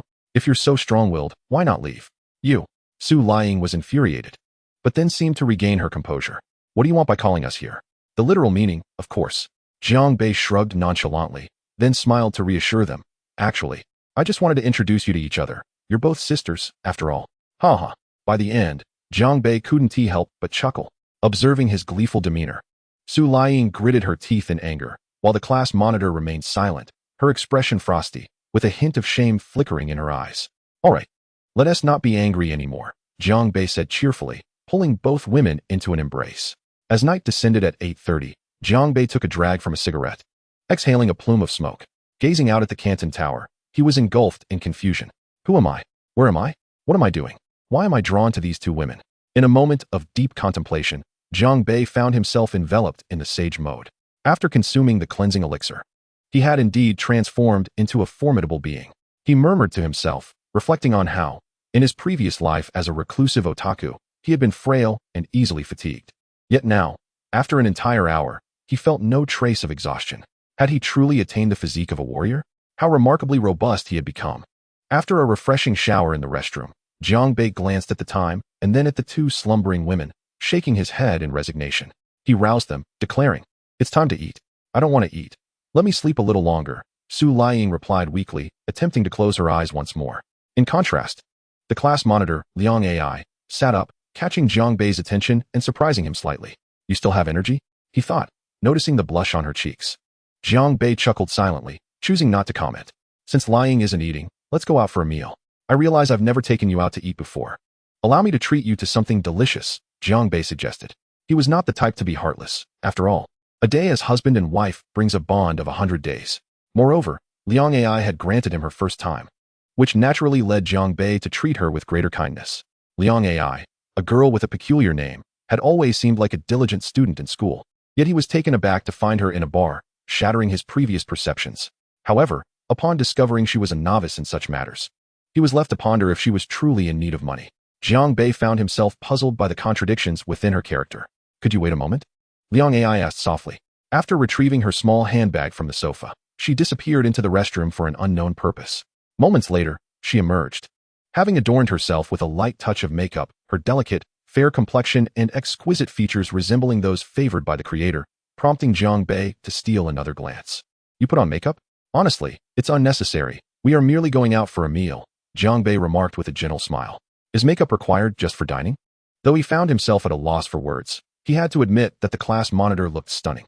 "Let us go," Jiang Bei said, taking Liang Ai's small hand with a grin. This time, as they headed to the restaurant, he finally had female company, a welcome change from his previous solitary outings. Although he had not felt particularly bothered by his lack of companions, he couldn't help but notice other men enjoying the company of women, laughing and conversing. In truth, he could have invited his female acquaintances, considering he was now acquainted with both Liang Ai and Su Liying. However, it was unrealistic to expect them to be at his hotel around the clock. Although he had acquired wealth, he was determined not to indulge excessively, especially since he originally intended to focus on improving his health. Yet, after the system upgrade bestowed upon him such extraordinary new skills, arduous efforts were no longer necessary. He simply needed to relish life and, of course, endeavor to carve out his own career. Women served as a delightful seasoning in his leisure time. "Eat more," Liang Ai suggested thoughtfully, ordering a nourishing soup, despite Jiang Bei's lack of need for it. Observing her nurturing demeanor, he chuckled. "Aren't you angry?" Liang Ai's expression stiffened. "Are you deliberately trying to provoke me?" With a roll of her eyes, she chose silence in response. Chapter 15, The Company's Inception. Though Jiang Bei was indulging in leisure, he had not neglected his entrepreneurial pursuits. His company had been operational for several days, yet he had yet to hire anyone or secure any business. It was not for lack of effort. Rather, sourcing talent proved challenging. To many, a startup company seemed precarious. With a staggering 99% failure rate, the prospect of unemployment loomed ominously, particularly for those with families. Even if he could offer competitive salaries, elite talent remained reluctant to join. Of course, those with ambition were a different story, but such individuals typically sought companies in a rapid growth phase, with potential business and clear objectives. Jiang Bei's fledgling company lacked any such merits, leaving him at a loss for how to attract talent. As for recruiting fresh graduates, the window for campus recruitment had long since closed by May. Furthermore, Jiang Bei's firm was categorized as a capital investment company rather than a technology firm, necessitating personnel with substantial expertise. Spending extravagantly was acceptable for himself, but he could not justify wasting resources on strangers. The wealthier individuals tended to be the most self-serving. To be candid, his understanding of running a company was merely a vague notion. As an ordinary university student, he had access to a plethora of online resources, Yet much of that material was theoretital. Otherwise, so many startups would not have failed. However, Jiang Bei's strengths lay in his eagerness to learn, his willingness to ask questions, and his ability to heed the advice of others. He would not presume to dictate terms simply because he held the title of boss.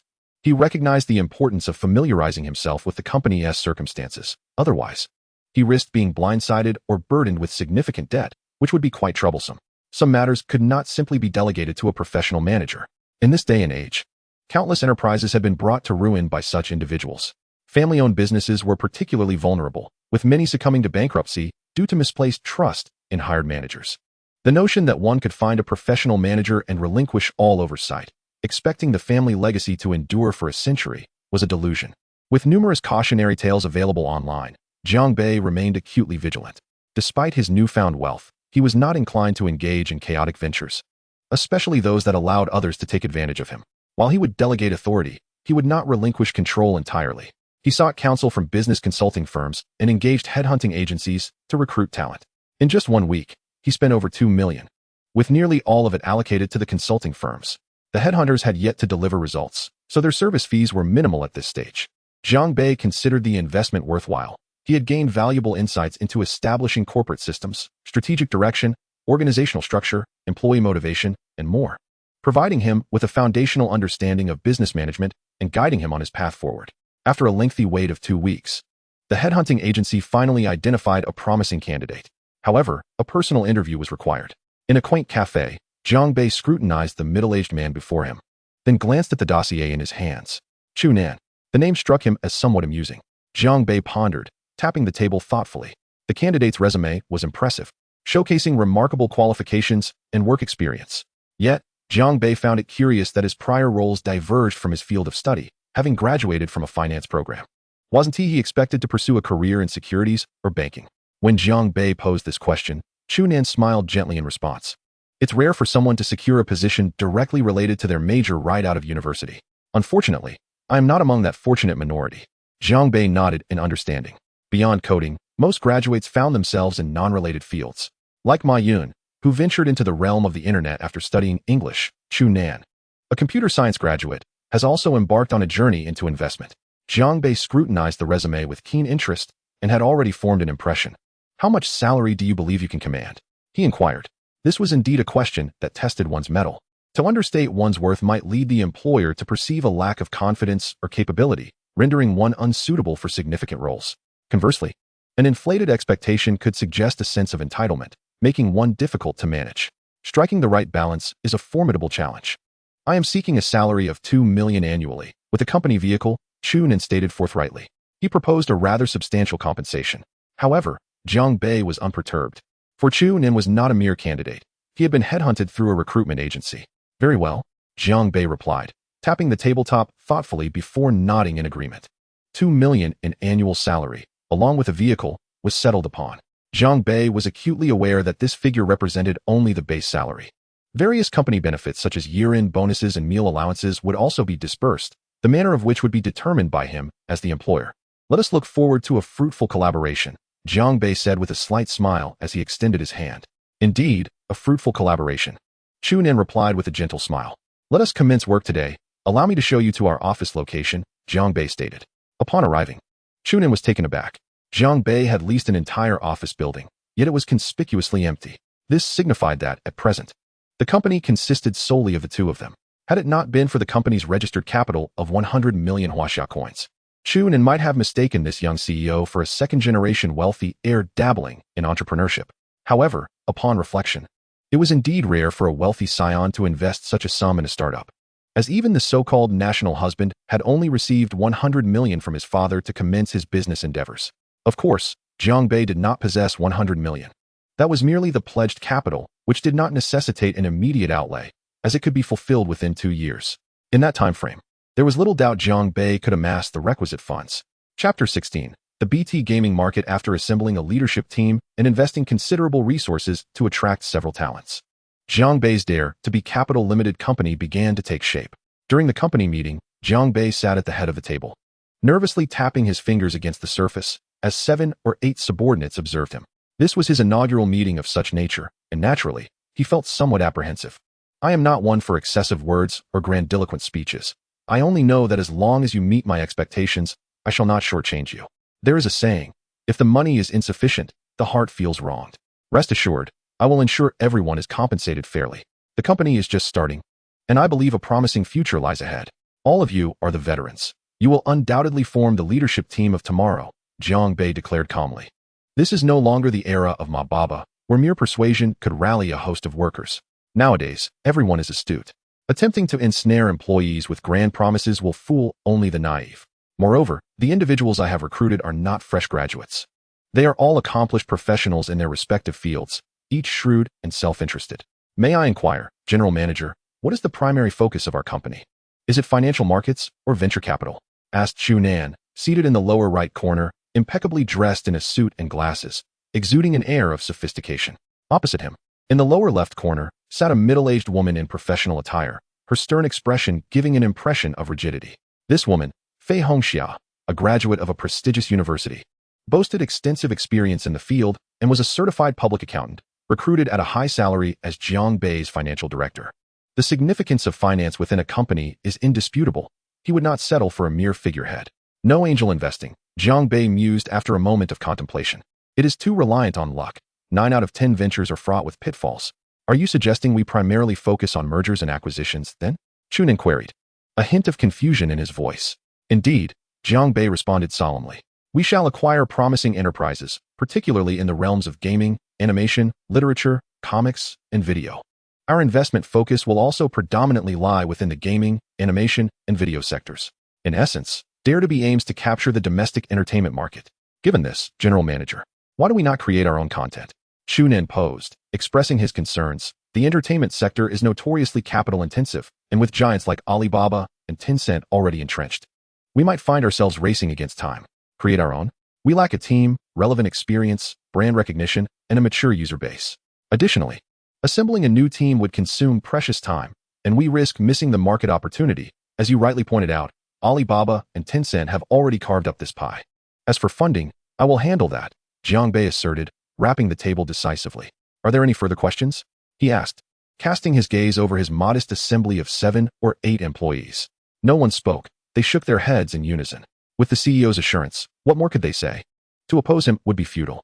While Jiang Bei had set the strategic direction, the tactical execution would require collaboration between him and his subordinates. General Manager, I do have a direction for the gaming sector, Chunin ventured. Speak, Jiang Bei urged, leaning back in his chair, his gaze fixed intently upon him. For reasons unknown, Chunin felt an overwhelming sense of pressure emanating from the young CEO, inducing a level of anxiety within him. Jiang Bei's adaptability was remarkable, though initially tense. He gradually found his footing after several exchanges. What defines a leader? What is the optimal approach? A leader must listen more and speak less. By limiting their words and amplifying their listening, they can gather sufficient information to make sound judgments and decisions. There is no merit in excessive dialogue, as time is a precious commodity.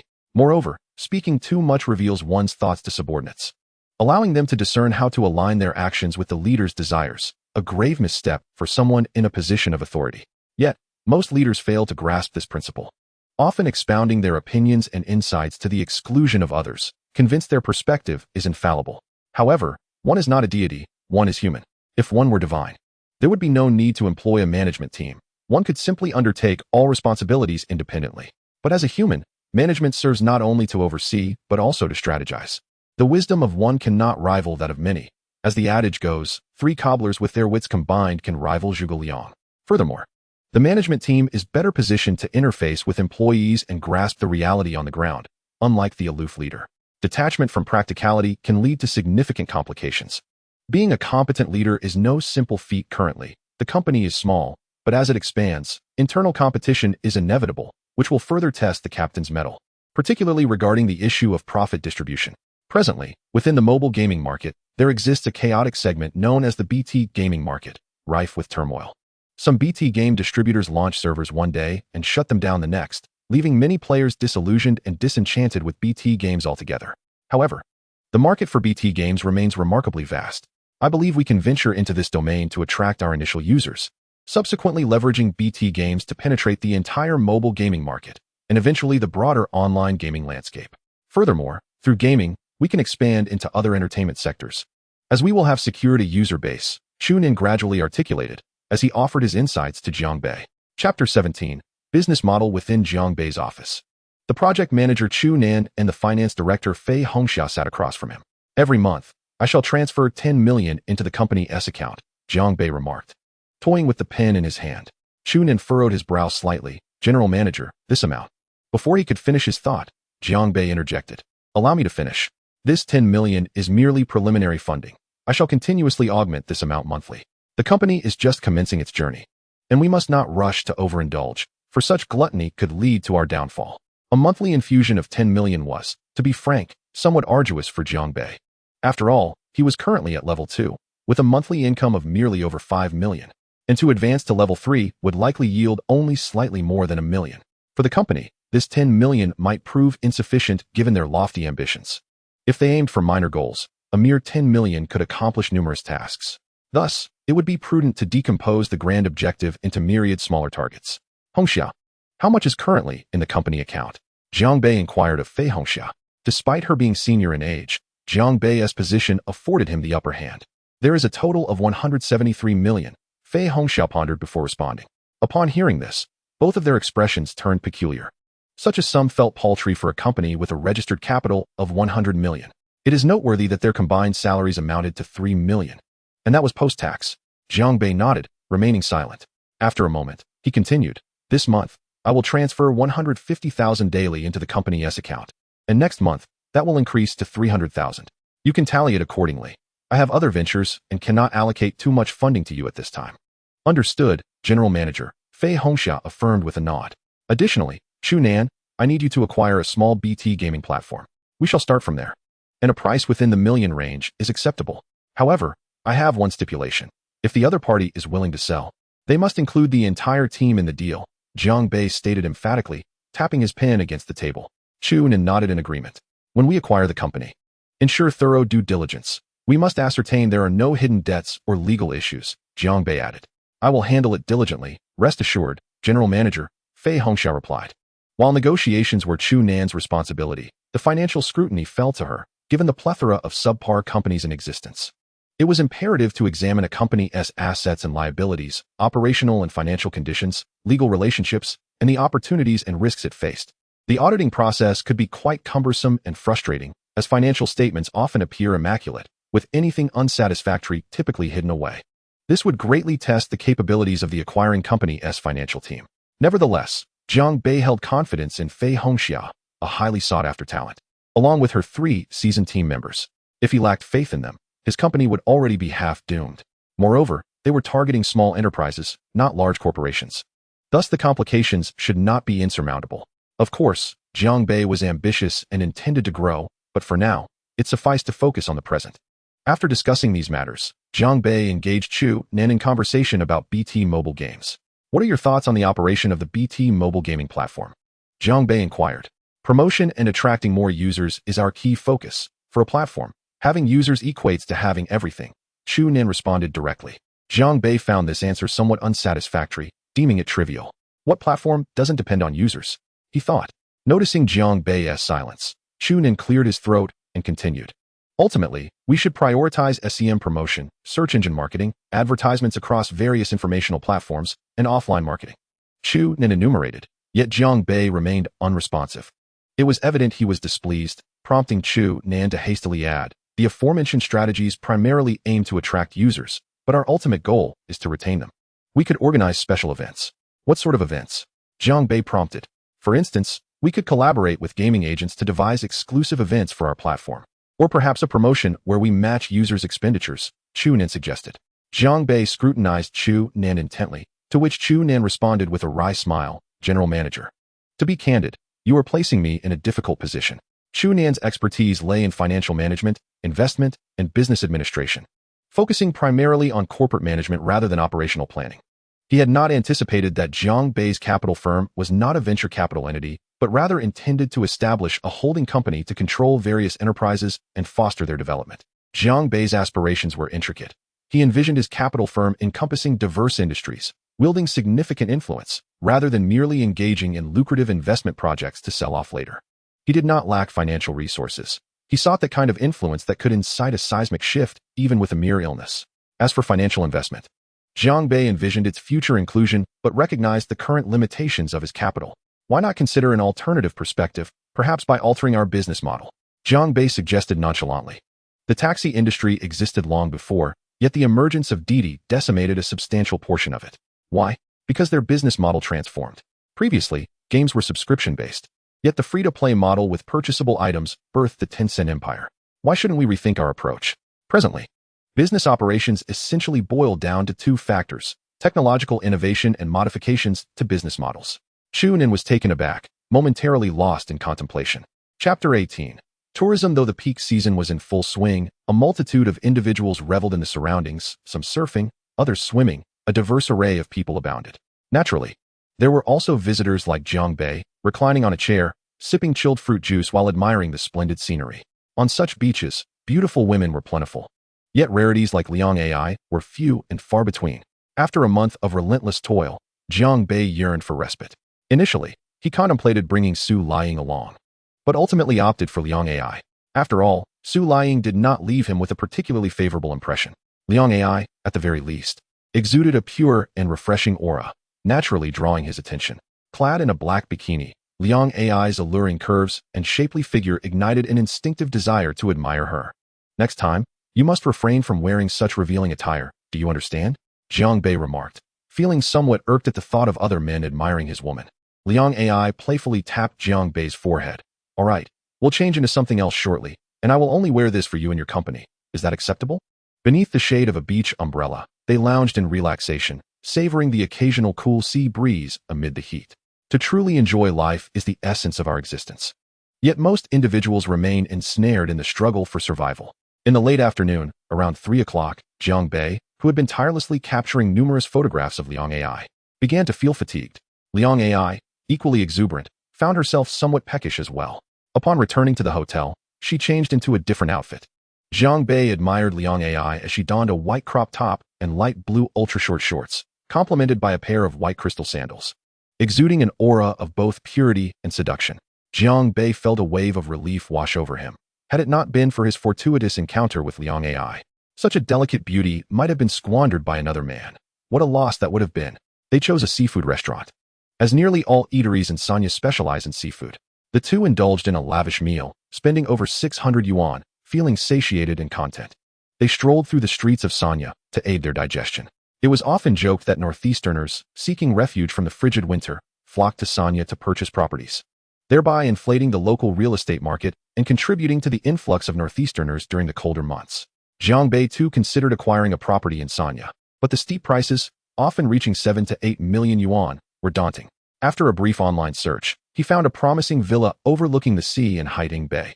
With a monthly rental of 15,000 yuan, quite exorbitant, yet Jiang Bei contemplated renting it for a month, allowing him ample time to enjoy Sanya. Liang Ai wholeheartedly agreed with the idea of sharing a rental, as staying in a 5-star hotel every day was hardly practical. After contacting the landlord, they agreed on a deal, paying 30,000 yuan as a deposit for 1 month's rent, but they decided not to rush into moving in, as the villa still had 3 nights available for occupancy.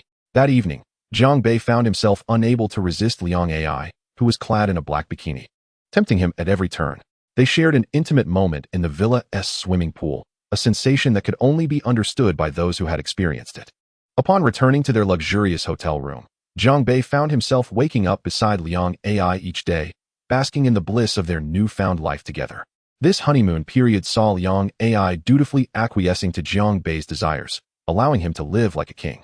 After vacating the hotel villa, Jiang Bei took Liang Ai to sign the rental agreement, and upon handing over the 30,000 yuan, they received the keys, granting them immediate access to their new abode. Liang Ai playfully traced her fingers along Jiang Bei's chest, adopting a knightly stance as they embarked on their new chapter. Moving into the coastal villa in Haiding Bay was a much more economical choice, with a monthly rent of 15,000 yuan. However, purchasing property in the area was far from affordable, as prices had skyrocketed to over 41,000 yuan per square meter, amounting to nearly 8 million yuan for a 200 square meter home. Jiang Bei, lacking the necessary funds, chose to live in the villa for now, planning to purchase property once his financial standing improved. Their month together was filled with happiness. They often ventured out to buy groceries and seafood to prepare meals together. After enjoying their meals, they would take leisurely strolls along the beach, relaxing on sun loungers or playfully frolicking in the sand. Time flew by, and Jiang Bei realized this was perhaps the most joyous period he had shared with Liang Ai. They had transformed into a pair of newlyweds, spending their days walking, playing by the sea, and shopping for fresh seafood to cook. This month deepened their love for one another. And Jiang Bei acknowledged that his initial interest in Liang Ai had been largely physical. However, their honeymoon had fostered a genuine affection within him for her. Liang Ai, too, had been thoroughly captivated by Jiang Bei, unlocking nearly every facet of intimacy, which only endeared him to her further. Each night spent in his embrace felt like a dream, especially with Liang Ai's alluring long legs, an irresistible temptation. Through this month-long honeymoon in Sanya, Liang Ai had completely devoted her heart to Jiang Bei. She understood that marriage was unlikely, yet she cherished their current arrangement, free from the burdens of worry or betrayal. She felt like the happiest woman in the world, content with the affection Jiang Bei showered upon her. Grateful for the love she received, Liang Ai regarded Jiang Bei as the most significant man in her life. Chapter 19. The Ace of Spades. After a month of revelry with Liang Ai, Jiang Bei returned to Guangdong province. With little to occupy his time and finances somewhat constrained, he reflected on his recent escapades in Hainan. With daily contributions to his company and embracing a lifestyle of leisure, he had ascended to level 3, achieving a new rank. Player, Jiang Bei. Age, 21. Level, LV3, 123, 1000. Skills, wealth accumulation, generates 44 yuan per second, with increased earnings at higher levels and no savings cap. Currently accumulated 3,576 yuan. Creation from nothing can manifest any imagined object into reality, requiring an equivalent exchange of experience points. Skill enhancement boosts the effectiveness of skills by 10%. Upon reaching level 3, Jiang Bei acquired a new skill enhancement, augmenting effects by 10%. Originally generating 4 yuan per second, this increase meant he now earned 4/10 of a yuan more, a seemingly small increment that amounted to over 30,000 yuan daily. Nearing 1 million monthly, and an astounding 10 million annually, an impressive sum indeed. Now earning 44 yuan per second, Jiang Bei's daily income soared past 380,000 yuan, translating to over 10 million monthly. Yet, he remained aware of the daunting financial requirements of his capital-intensive business venture. The gaming market he had chosen was a voracious beast, especially after he and Chu Nen revised their business model. While it had previously been a lucrative domain, the current revenue was merely average. Nevertheless, Jiang Bei remained undeterred, as long as his plans bore fruit and yielded immense value. As the clock ticked away, the night enveloped the city like a dark veil, ushering in a vibrant nightlife. Those who had labored throughout the day could finally savor the essence of life, indulging in the pleasures of the bustling nightlife. Noticing the time, Jiang Bei made his way to an exclusive club. Since consuming the rejuvenating elixir, he had been brimming with energy, and a proper outlet was essential to ensure restful nights. Prior to his departure, he withdrew 20,000 yuan in cash from the hotel ATM, which, while not a fortune, sufficed for his intended entertainment. The club was not far from the hotel, and as the sleek black Maybach S600 glided into the entrance, the attentive doorman rushed to greet the vehicle. Once the driver parked under the watchful eye of security, the doorman eagerly opened the car door. Exiting the elevator, Jiang Bei was greeted by a long corridor adorned with soft lighting and artistic decor, exuding cleanliness and sophistication, a far cry from the typical karaoke establishments. Li Ru pointed out the emergency exits and safety protocols before introducing the two waiting attendants to Jiang Bei, Mr. Jiang and his guest, VIP room 669. The waitstaff, dressed in attire that radiated elegance, bowed in unison as one introduced herself. Greetings, I am number 6, delighted to serve you. The other, identified as number 9, added, please follow me. Upon entering the private room, Jiang Bei was momentarily taken aback by the beauty and spaciousness of the suite, measuring 67 square meters. The lights illuminated the space, revealing intricate details that enhanced its allure. The decor is predominantly a refined blue and white palette, exuding a European elegance that is both intricate and sophisticated. The pristine white walls radiate cleanliness, while the floor is immaculate, devoid of any blemishes. The genuine carpet shows no signs of burn marks from cigarettes, and the air is infused with a pleasant, subtle scent of cleaning agents. A brand new white leather sofa is complemented by waves of soft blue light, casting gentle reflections on the walls and flooring. The bar is adorned with an impressive array of spirits, alongside a television of considerable size that almost reaches the height of a person. Two attendants are busily engaged in their duties, one presenting warm towels, laying them down in a half-kneeling posture at the table's edge. Her repeated invitations to use them have charmed several guests, prompting them to graciously wipe their hands.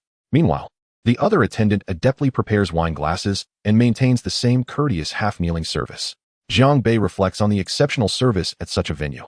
While the two attendants are occupied, Li Ru leans in to whisper to Jiang Bei, "These two are princesses, so we mustn't be too excessive. However, if they willingly offer themselves, I won't stand in the way. Would you like to invite a few ladies to liven up the atmosphere?" Jiang Bei shakes his head, indicating that it is unnecessary, as he is expecting a friend shortly. He is not particularly interested in these two women, although they are quite attractive. He has not indulged in the allure of their crimson lips that many have experienced. These women have likely encountered numerous men.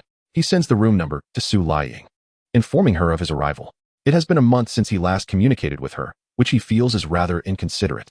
Although there are no deep feelings, it is only fair to share the attention. He instructs Li Ru to bring 10 bottles of Ace of Spades champagne. Li Ru, taken aback, responds with astonishment, "Mr. Jiang, are you certain? This is Ace of Spades champagne." Among all those working in nightlife, the greatest joy is to hear a customer request to open a bottle of Ace of Spades, with Louis XIII offering similar delight. Ace of Spades emerged victorious in a blind tasting competition organized by the esteemed champagne magazine, The Champagne Guide, in 2009, securing an average score of 96. Thus outshining renowned brands such as Moët Chandon, Krug, and Veuve Clicquot, which hold significant stature in the champagne realm. It is essential to note that only sparkling wines produced in specific regions of France using particular methods can be labeled as champagne. All others, even if identical in taste, must be referred to as sparkling wine. Therefore, if you ever encounter champagne purported to be from the United States, Australia, or New Zealand, feel free to dismiss it as mere sparkling wine. Dom Perignon, often regarded as the Rolls-Royce of champagne, has a vintage 2002 bottle priced at no more than 2,000 yuan. However, among the 5 varieties of Ace of Spades available in China, the most affordable, the Ace of Spades Gold, commands a market reference price of 3,500 yuan. The prices for the rose, platinum, gold, and black gold variations are even more staggering. Nonetheless, the exorbitant cost does not deter social elites and affluent individuals from seeking it out. The nation's beloved celebrity, Si Tsong, has a particular fondness for Ace of Spades, likely due to a penchant for all things luxurious. At Si Tsong's extravagant 29th birthday celebration, he lavishly spent 60 million to reserve an island for the occasion, with costs nearing $500 million, accommodating numerous internet celebrities in a jubilant frenzy. Remarkably, he had over 100 cases of Ace of Spades champagne delivered via yacht, including massive 30-liter bottles that require several individuals to lift. It is not solely domestic tycoons who splurge on this champagne. International celebrities also ardently embrace it. Leonardo DiCaprio once spent $3 million to purchase 18 cases of Ace of Spades for his birthday, while the ever-controversial Kim Kardashian served it at her wedding. Renowned American rapper Jay-Z, husband to pop icon Beyoncé, exhibits an almost obsessive affection for Ace of Spades, featuring it prominently in the music video for Show What You Got, released in 2006. Thus, when Li Ru hears Jiang Bei's request for 10 bottles of Ace of Spades, her excitement is palpable. Were it not for the fact that no one had yet indulged in any drinks, she might have already resorted to the age-old trope of offering herself in gratitude. "Certainly, Mr. Jiang, I will prepare that for you immediately. I shall also bring you 2 exquisite Xianvi sets and a platter of snacks to ensure your enjoyment," she responds. Jiang Bei nods in acknowledgement, refraining from further conversation. He signals for the sound system to be adjusted and plays a song, The Tempting Street by Lin Ilian. "Yet you were born on the street of temptation, yet you were born in the depths of midnight. The wildness in your blood no longer distinguishes between reality and illusion." As the captivating melody envelopes him and he gazes upon the alluring company, Jiang Bei suddenly perceives the beauty of this street of temptation and this midnight of indulgence. What difference does it make between reality and illusion? With wine in hand, how much of life can one truly savor? Shouldn't one experience all these exquisite moments to truly appreciate their worth? As the song concludes, a group of models clad in bikinis, swaying gracefully, enters the private room holding bottles of Ace of Spades champagne. They approach Jiang Bei, their sultry gazes enticing him. When his eyes land on one particular model, she employs every seductive move in her repertoire, a simple twist of the waist or a lift of the hips radiating a unique charm. Yet, considering his anticipated dinner companion, Su Liying, Jiang Bei finds little interest in these overtly provocative women. Seated comfortably on the sofa, he gestures for silence, waiting until everyone quiets down before signaling for the models to set down the champagne and take their leave. A fleeting look of disappointment crosses the models' faces, yet they gracefully complete their professional service before departing quietly. Once the fruits and snacks are arranged meticulously, Jiang Bei and the ladies take turns serenading a few songs until Su Liying arrives, her appearance as trendy as ever. sporting oversized sunglasses that obscure much of her delicate face. Her lips gleam with a vibrant hue. She dons a Burberry checkered shirt beneath a blue Balenciaga long-sleeve hoodie, adorned with fringed lambskin, complemented by Stuart Weitzman over-the-knee boots. The trousers, obscured by her outerwear, leave only her smooth, fair thighs visible, suggesting a delightful texture. Upon entering, Su Liying's gaze is instantly captured by the ace of spades champagne on the table. When she notices the iconic orange Hermes box nearby, her mouth forms an exaggerated O, and she playfully covers it with her hand. Jiang Bei, noticing her arrival, waves with a smile, welcoming her to join him, and pats the space beside him. Without hesitation, Su Liying strides over and plops down next to Jiang Bei, exuding a delightful fragrance reminiscent of floral and fruity notes. Sweet and alluring, it evokes the essence of romance.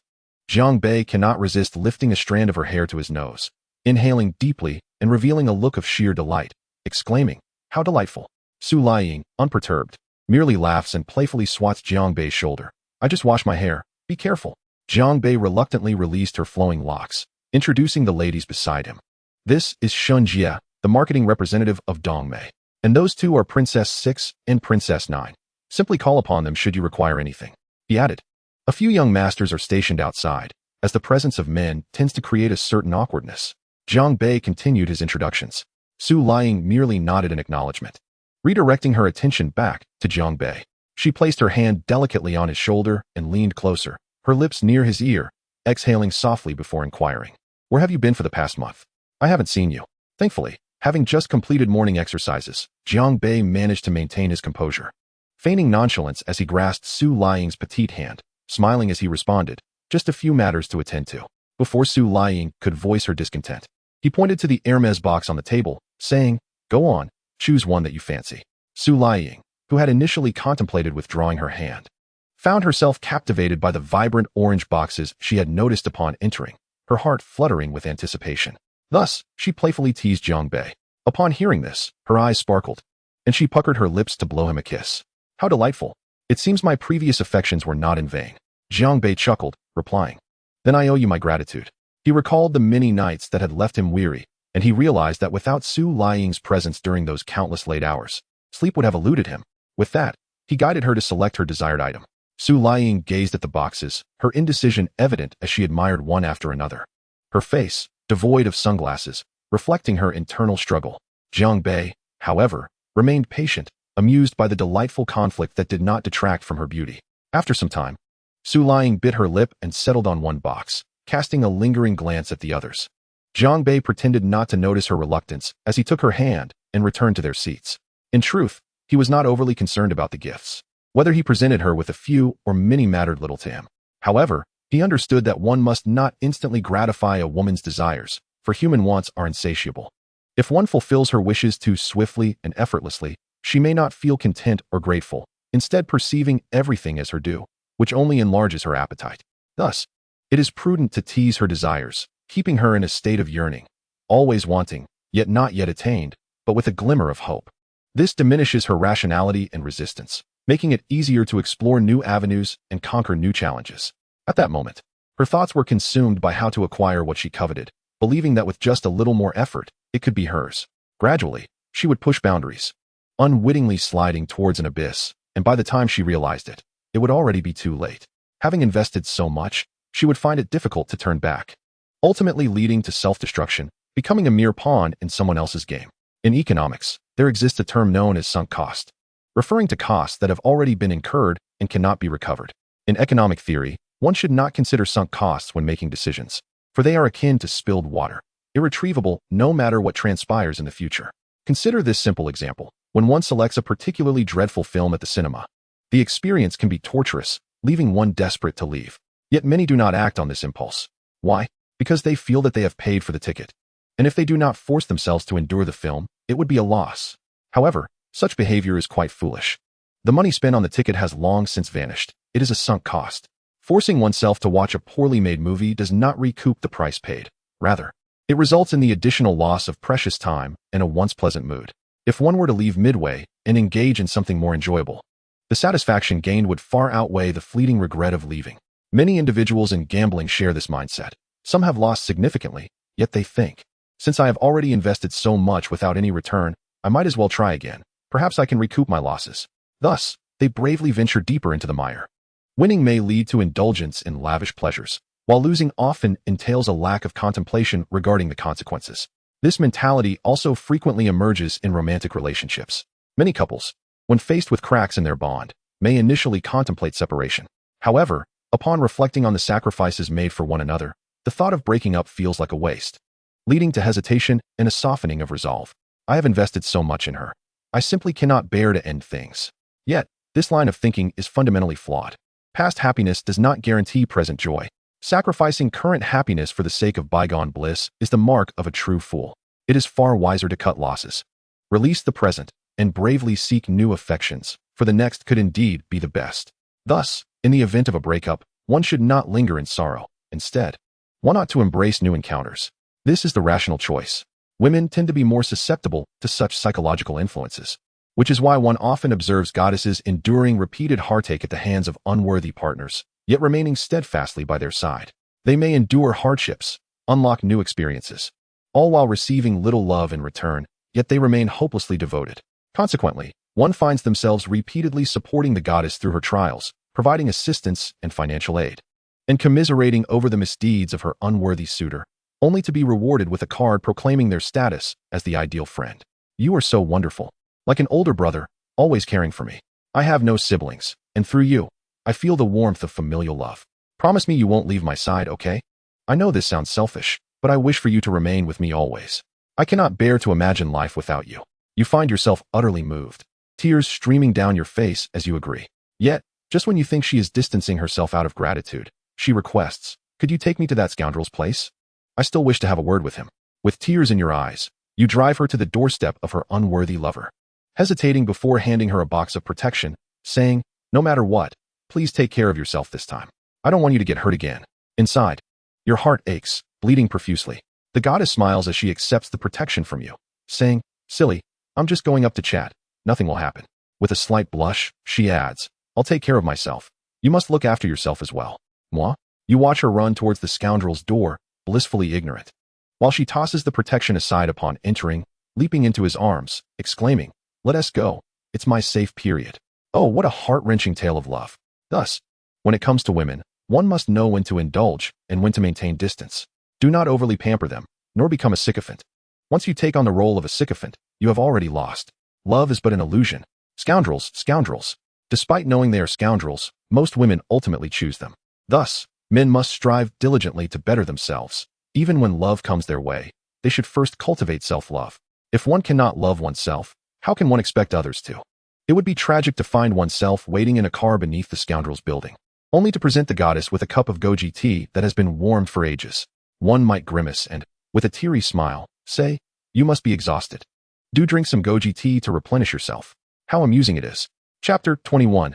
Ambitions of Jiang Bei. Observing the serene slumber of Su lying on the bed, Jiang Bei, clad in a bathrobe, sat upon the sofa, gazing at the dazzling and colorful sight of the Yangqing Tower. He felt an uncanny sense of unreality, as if caught in a dream, yet somehow aware it was not. The recent events had profoundly impacted Jiang Bei. Reflecting on his past as a destitute student, struggling to secure 3 meals a day and worrying about the future, he now found himself earning over 10 million a month, holding the reins of an emerging enterprise, surrounded by numerous charming women eager for his attention. Frankly, if Jiang Bei wished, countless women would gladly climb into his bed, though he currently had but 2. It's rather humorous. Both women, Su Liying and Liang Ai, are involved with other men, yet he has gifted them 2 tickets to the verdant pastures. Should the truth come to light, Jiang Bei believed he might face repercussions, but he was not daunted. He intended to demonstrate the power of wealth. He would not resort to violence. Such a tactic is the most primitive and vulgar. As the ancients wisely stated, the greatest warfare is waged through strategy, followed by diplomacy, with brute force as the last resort. Jiang Bei savored his fine wine, a subtle smile gracing his lips. He was acutely aware of the thoughts of these 2 women.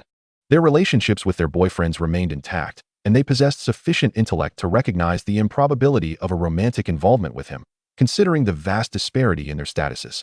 They understood the nature of their connection with Jiang Bei, which was purely transactional. Only those foolish women, who have indulged too much in dramas and romance novels, would dream of a Cinderella marrying a prince and entering a grand household. While such tales do exist in reality, they are exceedingly rare and fraught with stringent conditions. Once, Jiang Bei had harbored strong affections for someone, only to be spurned, leaving him wounded and disillusioned about love. Especially now, with newfound wealth, his perspective had shifted further away from romantic ideals.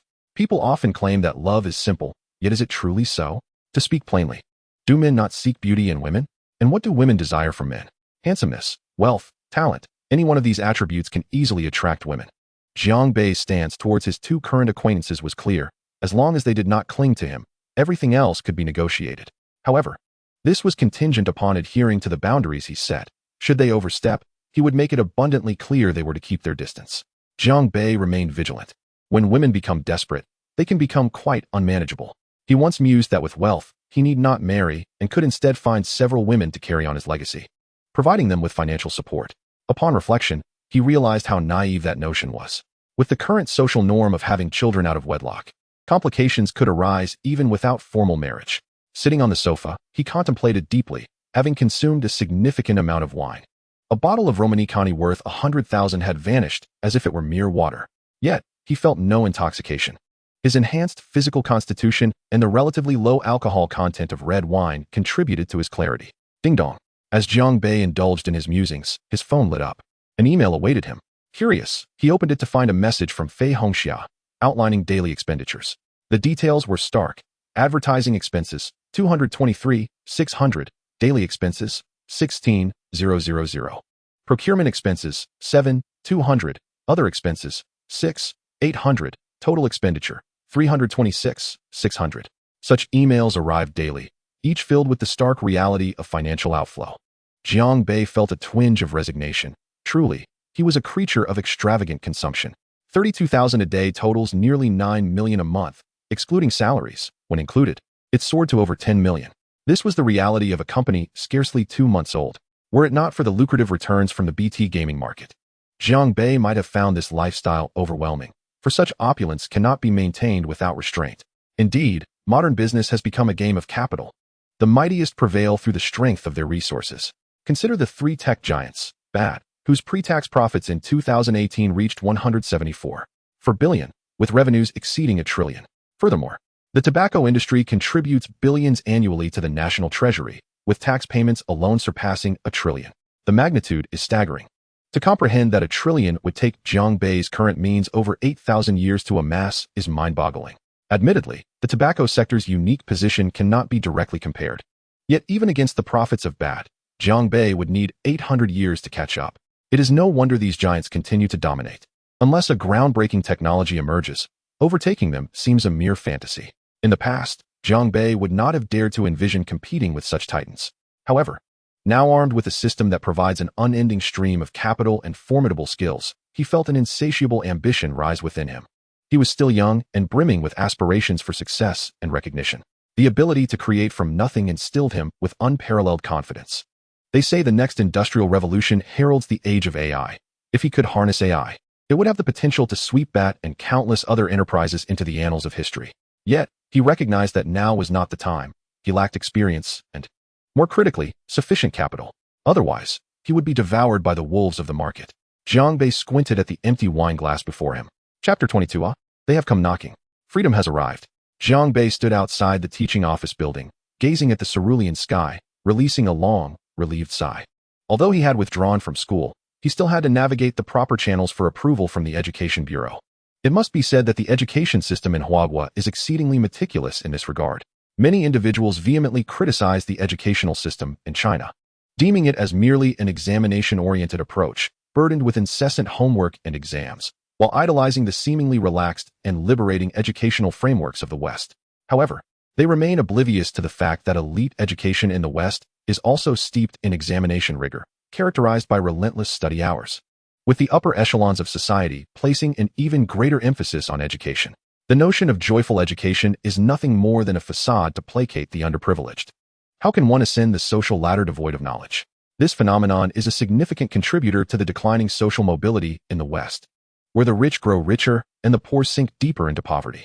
Admittedly, attending school does not equate to acquiring knowledge, and for the vast majority of impoverished youth, the acquisition of knowledge predominantly occurs within the confines of educational institutions. Despite the current explosion of information available online, most people are unable to access data that would be genuinely beneficial to them. setting aside the question of discerning truth from falsehood. Who possesses the self-discipline to navigate this vast sea of information? Moreover, beyond self-discipline, numerous stringent requirements abound.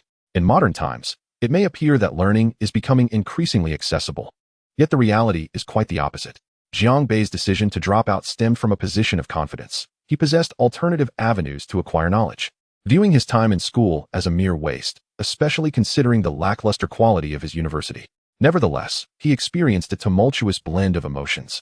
Having spent 3 years in that environment, enduring a myriad of trials and tribulations, as he prepared to leave, casting a final glance at the campus, an unfriendly and unfamiliar voice interrupted him. "Are you Jiang Bei?"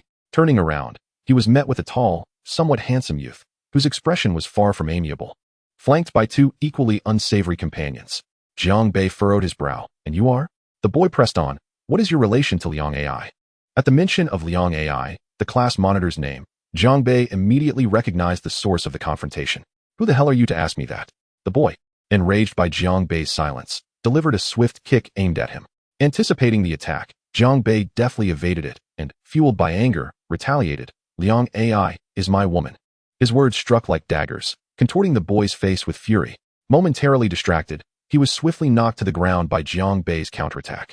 "How dare you lay a hand on my brother?" The other 2 boys shouted, launching themselves at Jiang Bei. A fierce melee erupted among the 4, with Jiang Bei proving to be a formidable opponent despite his lack of allies, unafraid to deliver blows. The trio, excluding the handsome youth, hesitated to strike hard, understanding the potential consequences of their actions. Nevertheless, the skirmish escalated ferociously, leaving all 4 bloodied and battered, drawing the astonished gaze of passing underclassmen. Ultimately, it was the school authorities who intervened, separating the combatants.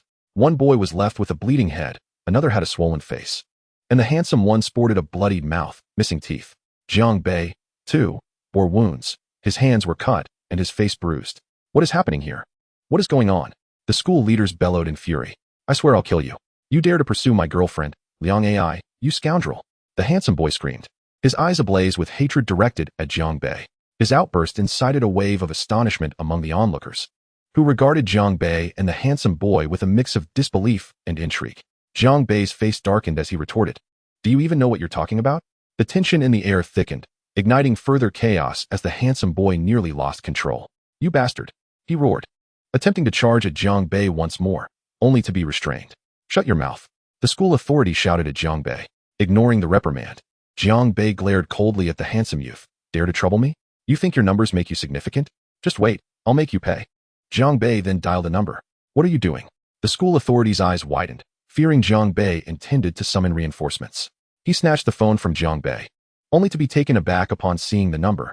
110? You're calling the police? The incident between Jiang Bei, the class monitor, and the handsome youth quickly gained notoriety throughout the school.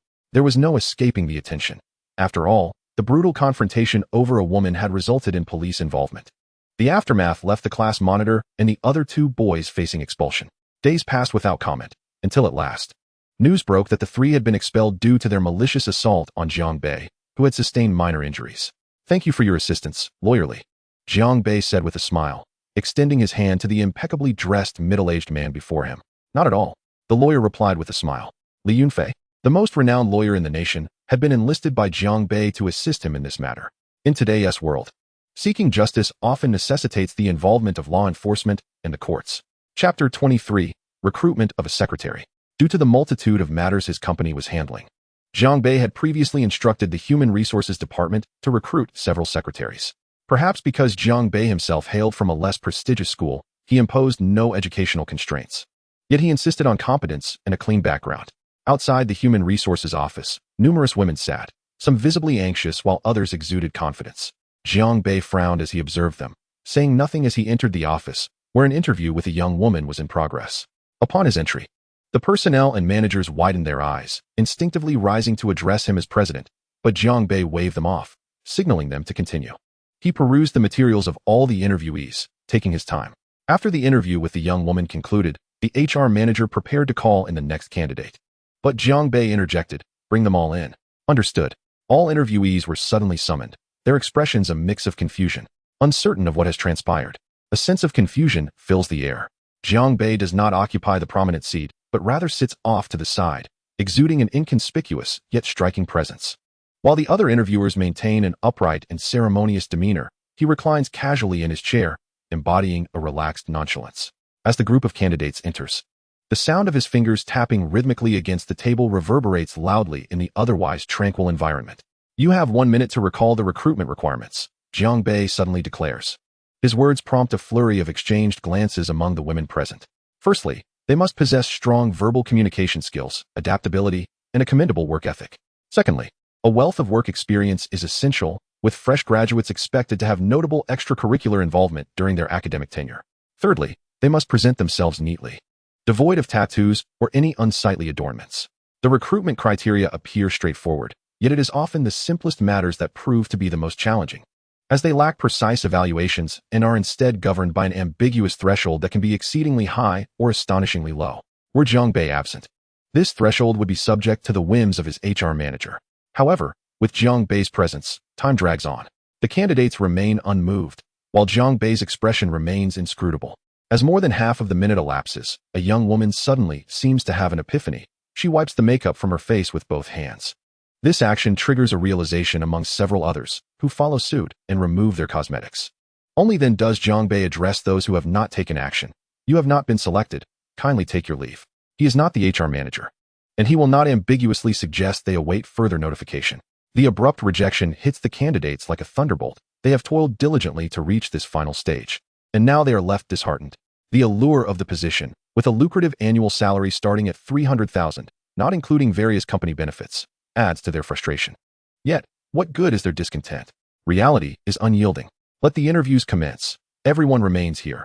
Jiang Bei instructs the HR manager. As he is recruiting a secretary, he naturally wishes to observe the proceedings. He reviews the candidates' profiles while listening to their responses to the HR manager's inquiries. Upon flipping to the next candidate, Jiang Bei raises an eyebrow in surprise. "Jiang Ting."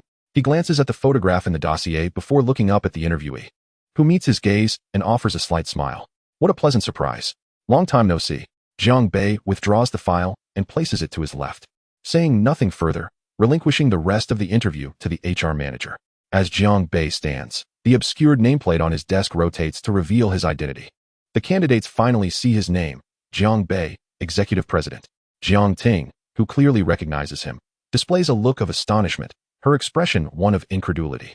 "Wow, I can't believe you've become the president." In Jiang Bei's office, a chorus of awe follows. "Weren't you studying in Sichuan province?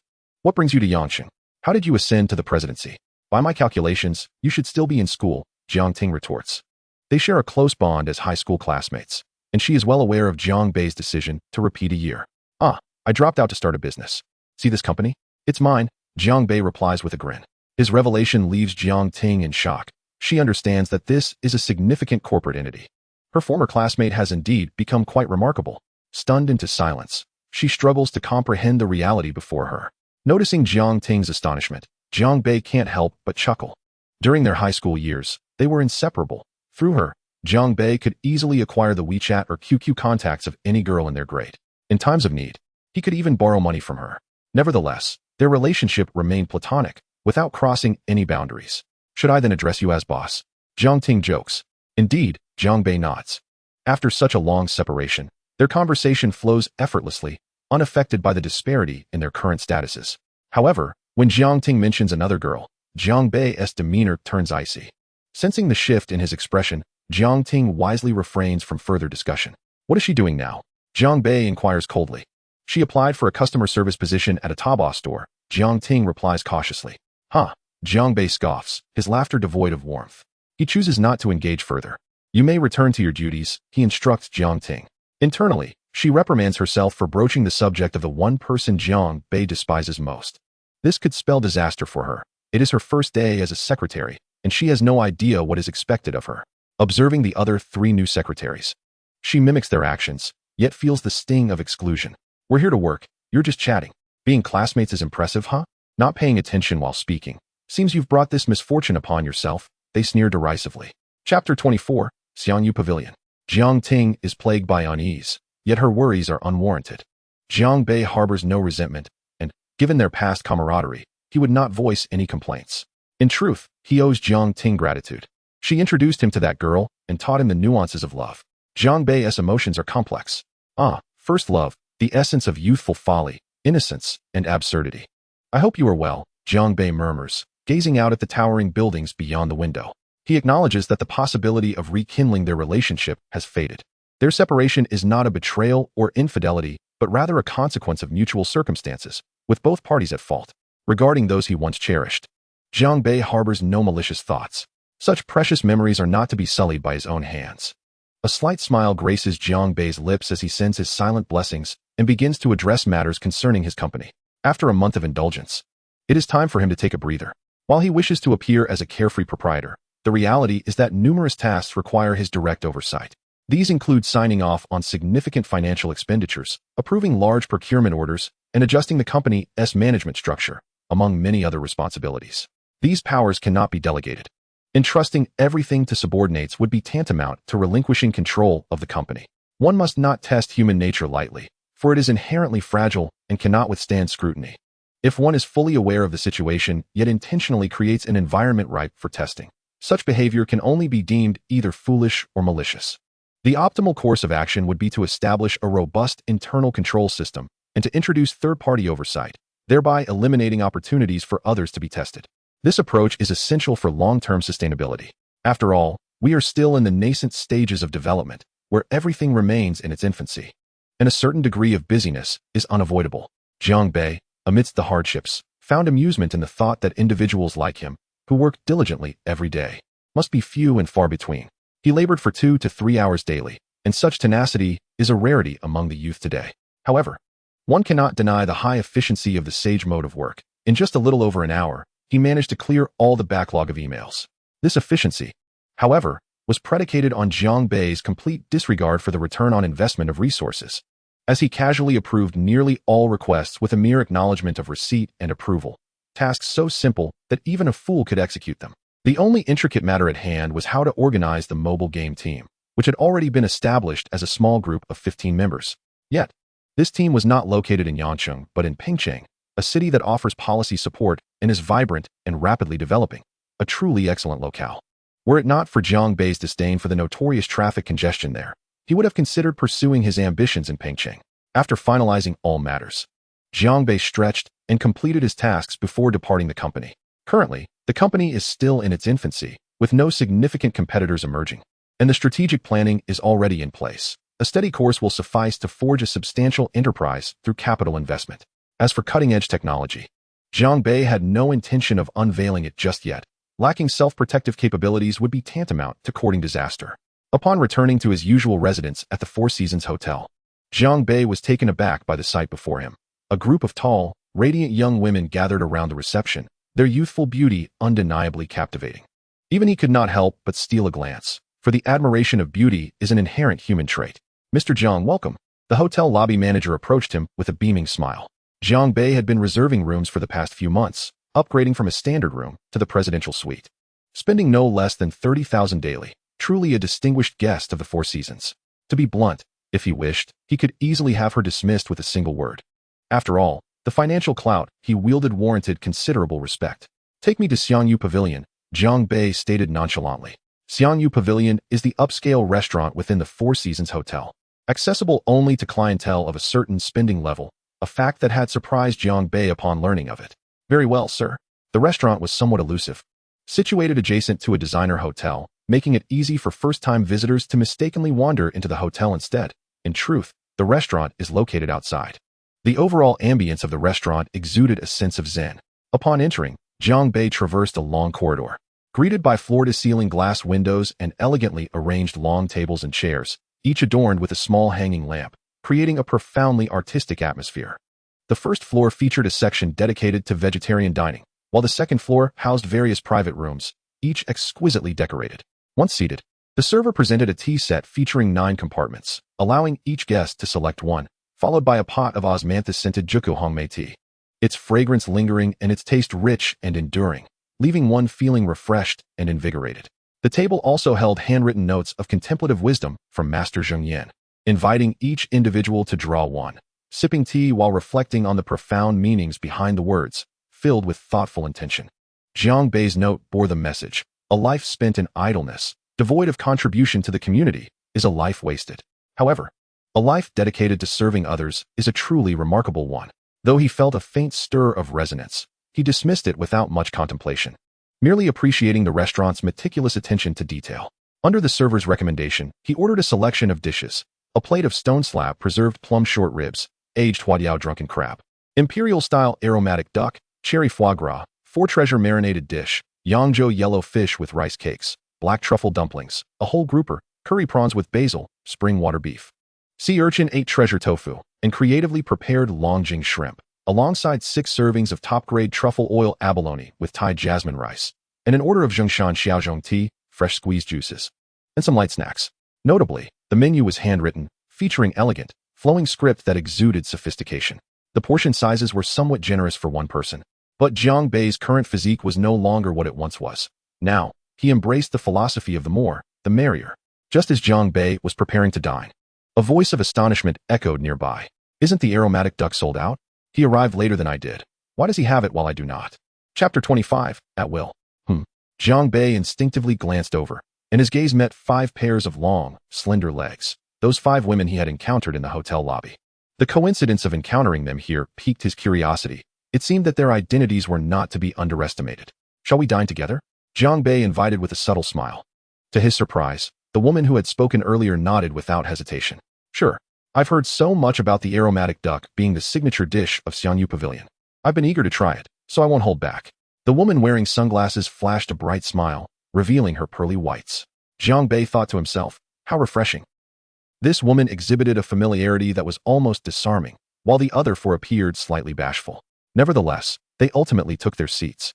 Indeed, women can often be quite contradictory. However, Jiang Bei discerned that among the 5, only the first speaker possessed an air of distinction. The remaining 4 were simply attractive girls with commendable physiques. Unlike most women who would whip out their phones to photograph each dish, Jiang Bei savored the meal without such distractions. As for the highly praised aromatic duck, Jiang Bei found it to be rather unremarkable after frequenting high-end restaurants. His palate had become quite discerning. Previously, he would have relished a simple dish of Huangmin chicken rice, but now he found himself critiquing a 1998 beef dish for being slightly dry and lacking in richness. In his former self, he could hardly have distinguished such nuances. Any dish with meat would have sufficed as a good meal. Now, however, he found himself nitpicking any minor flaws in the dishes. The transition from frugality to luxury is easy, but from luxury back to frugality is indeed a challenge, illustrating the truth of the matter. The other dishes were satisfactory, living up to their price points. For instance, the cherry foie gras featured both faux cherries made from imitation foie gras and genuine cherries. Were it not for prior knowledge and careful observation, one would struggle to discern the authentic from the counterfeit. The entire dish encapsulated the essence of what seems real may indeed be false, and what appears to be false may hold truth, embodying a profound philosophical sentiment. The sea urchin and 8 treasure tofu is lavishly adorned with a generous layer of sea urchin, where the fresh richness melds seamlessly with the tofu. As one dips a spoon into this creation, the 2 components become indistinguishable, offering a texture that is both dense and lingering. The truffle abalone rice is equally delightful, with the grains being tender and delectable, serving as a perfectly balanced staple. The presentation of the aged huadiao drunken crab is stunning, though its flavor is not particularly extraordinary, merely enhanced by the succulent crab meat. The 9-layer curry tower with prawns, however, presents a delightful surprise. The curry is aromatic yet not overwhelming, maintaining a lightness. Dipping crispy toasted breadsticks into the sauce and taking a bite fills the palate with a gentle creaminess. The diners eagerly compete for the breadsticks, almost neglecting the prawns that were supposed to be the highlight of the dish. To be frank, Jiang Bei, who once felt exhilarated after his first experience at Wangpin, marveling at the flavors as he dined, now finds the entire Qiantang experience, considered a premier high-end Hangzhou cuisine restaurant, rather mundane, devoid of the initial thrill and delight. The past 2 months since acquiring the system have felt both fleeting and protracted. The time has passed in the blink of an eye, leaving little room for realization. The once ordinary and impoverished youth seems to have transformed entirely. The culinary novice has begun to appreciate the intrinsic qualities of ingredients, recognizing the chef's meticulous attention to detail in each dish, and gradually becoming acquainted with the seasonal specialties. He has started to discern what is good, what is beautiful, and what is worthy of admiration. His understanding of beauty has begun to take shape, albeit still somewhat naive and one-dimensional, yet it is distinctly his own. Terms that were once foreign to him, such as the small blue dragon, eastern starry grouper, foie gras, abalone, and black truffle, now conjure vivid images in his mind. This experience is both wondrous and delightful for Jiang Bei. observing the splendid array of dishes before him. Beautifully plated with exquisite ingredients that he had only previously glimpsed in social media, he feels a surge of appreciation. Moreover, the goddess-like women he had once only dared to fantasize about now orbit around him, vying for his attention with earnest affection. Jiang Bei finds himself entranced. Though he has not consumed alcohol, he feels a giddy intoxication. He opens his arms and draws the two girls beside him into an embrace, taking in their exquisite features and the alluring scent of their perfumes, before leaning down to kiss them passionately. As the girls become a bit flustered and wish to reciprocate more fervently, Jiang Bei halts, playfully kneading their soft, delicate forms before releasing them. The girls blush. He muses, "My goodness, we scarcely know each other, yet we have shared kisses? Why does this evoke a flicker of joy within them? How could he have ever known that beautiful women possess a sweetness even in their kisses? How could he have realized that a woman's waist could be so soft and fragrant? How could he have comprehended that an F-cup might not be as delectable as he had imagined? How could he have known that such firm, smooth, yet elastic thighs could be so engaging for so long without inducing weariness? There remains an abundance of unknowns, an array of beauty, yet he ponders whether, without the system, he would have ever come to know or experience any of this. Upon this reflection, a wave of anger and melancholy washes over Jiang Bei, though the emotion is fleeting, leaving him disinterested in dining further. After summoning the waiter to settle the bill, he departs alone, not even bothering to add the 5 women who had dined with him on WeChat. A kiss is merely a kiss. Nothing substantial occurred. It was all merely a fleeting performance. Even if something were to transpire, Jiang Bei's current disposition might lead him to dismiss them. He feels both affectionate and callous, acting at his own whim. That evening, he sits alone at a small tavern on the street for 2 hours, observing the ebb and flow of passers-by. Lost in his thoughts, during this time, he consumes 2 beers and snacks on peanuts, politely declining the advances of a woman who approaches him. This marked the first instance of a woman initiating contact with him without significant expenditure. Likely drawn to his unique charisma, or perhaps to the diamond-studded Vertu phone resting on the table. Although she was not unattractive, Jiang Bei still turned down her invitation to share drinks elsewhere, merely exchanging WeChat contacts before parting ways. Upon returning to his hotel, he does not dwell on thoughts of women, but rather opens the hotel-provided laptop to resume work, diligently replying to emails from subordinates and articulating his thoughts and requests. He occasionally makes phone calls to discuss more specific matters. This relentless dedication leaves his subordinates feeling a mix of frustration and resignation, pondering why, at such a late hour, they are still receiving emails and calls. It feels like a covert form of overtime. The more diligent the boss, the more burdensome it becomes for the employees. Jiang Bei remains blissfully unaware, feeling a sense of pride in his industriousness, thinking, perhaps I am not so idle after all.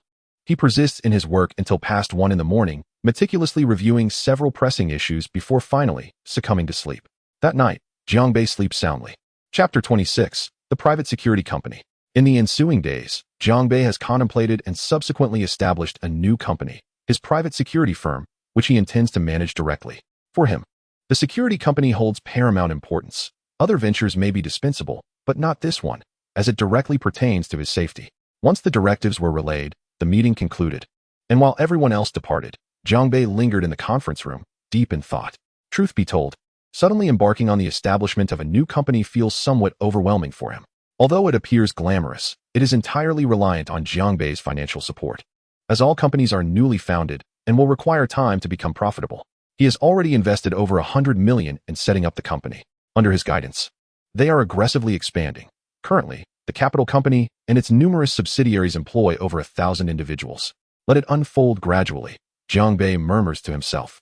As he exits the conference room, Chen Yi, the general manager of security and his personal bodyguard, awaits him. Chen Yi is a stroke of luck for Jiang Bei, having encountered him at a recruitment fair, drawn by the attractive salary and benefits. A retired soldier from a secret special forces unit. He has been appointed as the general manager of Wuwei Security Company. How many have you recruited? Jiang Bei inquires as he strides toward his office. 137. All former elite soldiers, Chen Yi replies. Pleased, Jiang Bei pauses his journey to the office, instructing, take me to meet them. Due to the rapid establishment of numerous branches, Jiang Bei has also rented several office spaces. He is now contemplating building or purchasing a large building. However, in a bustling metropolis like Magic City, acquiring a skyscraper is likely to be quite costly. Thus, he plans to reach out to Li Tianqing for advice. Upon arriving at the site designated for his security company, he observes the office building, which has been transformed into a space reminiscent of both a fitness center and a training facility.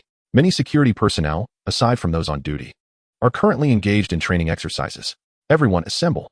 Chinyi bellows. Instantly, the security personnel assembled rapidly, forming a neat line. Truly, they were soldiers of exceptional caliber. Jiang Bei could not help but praise. Upon hearing this, the onlookers could not suppress their smiles.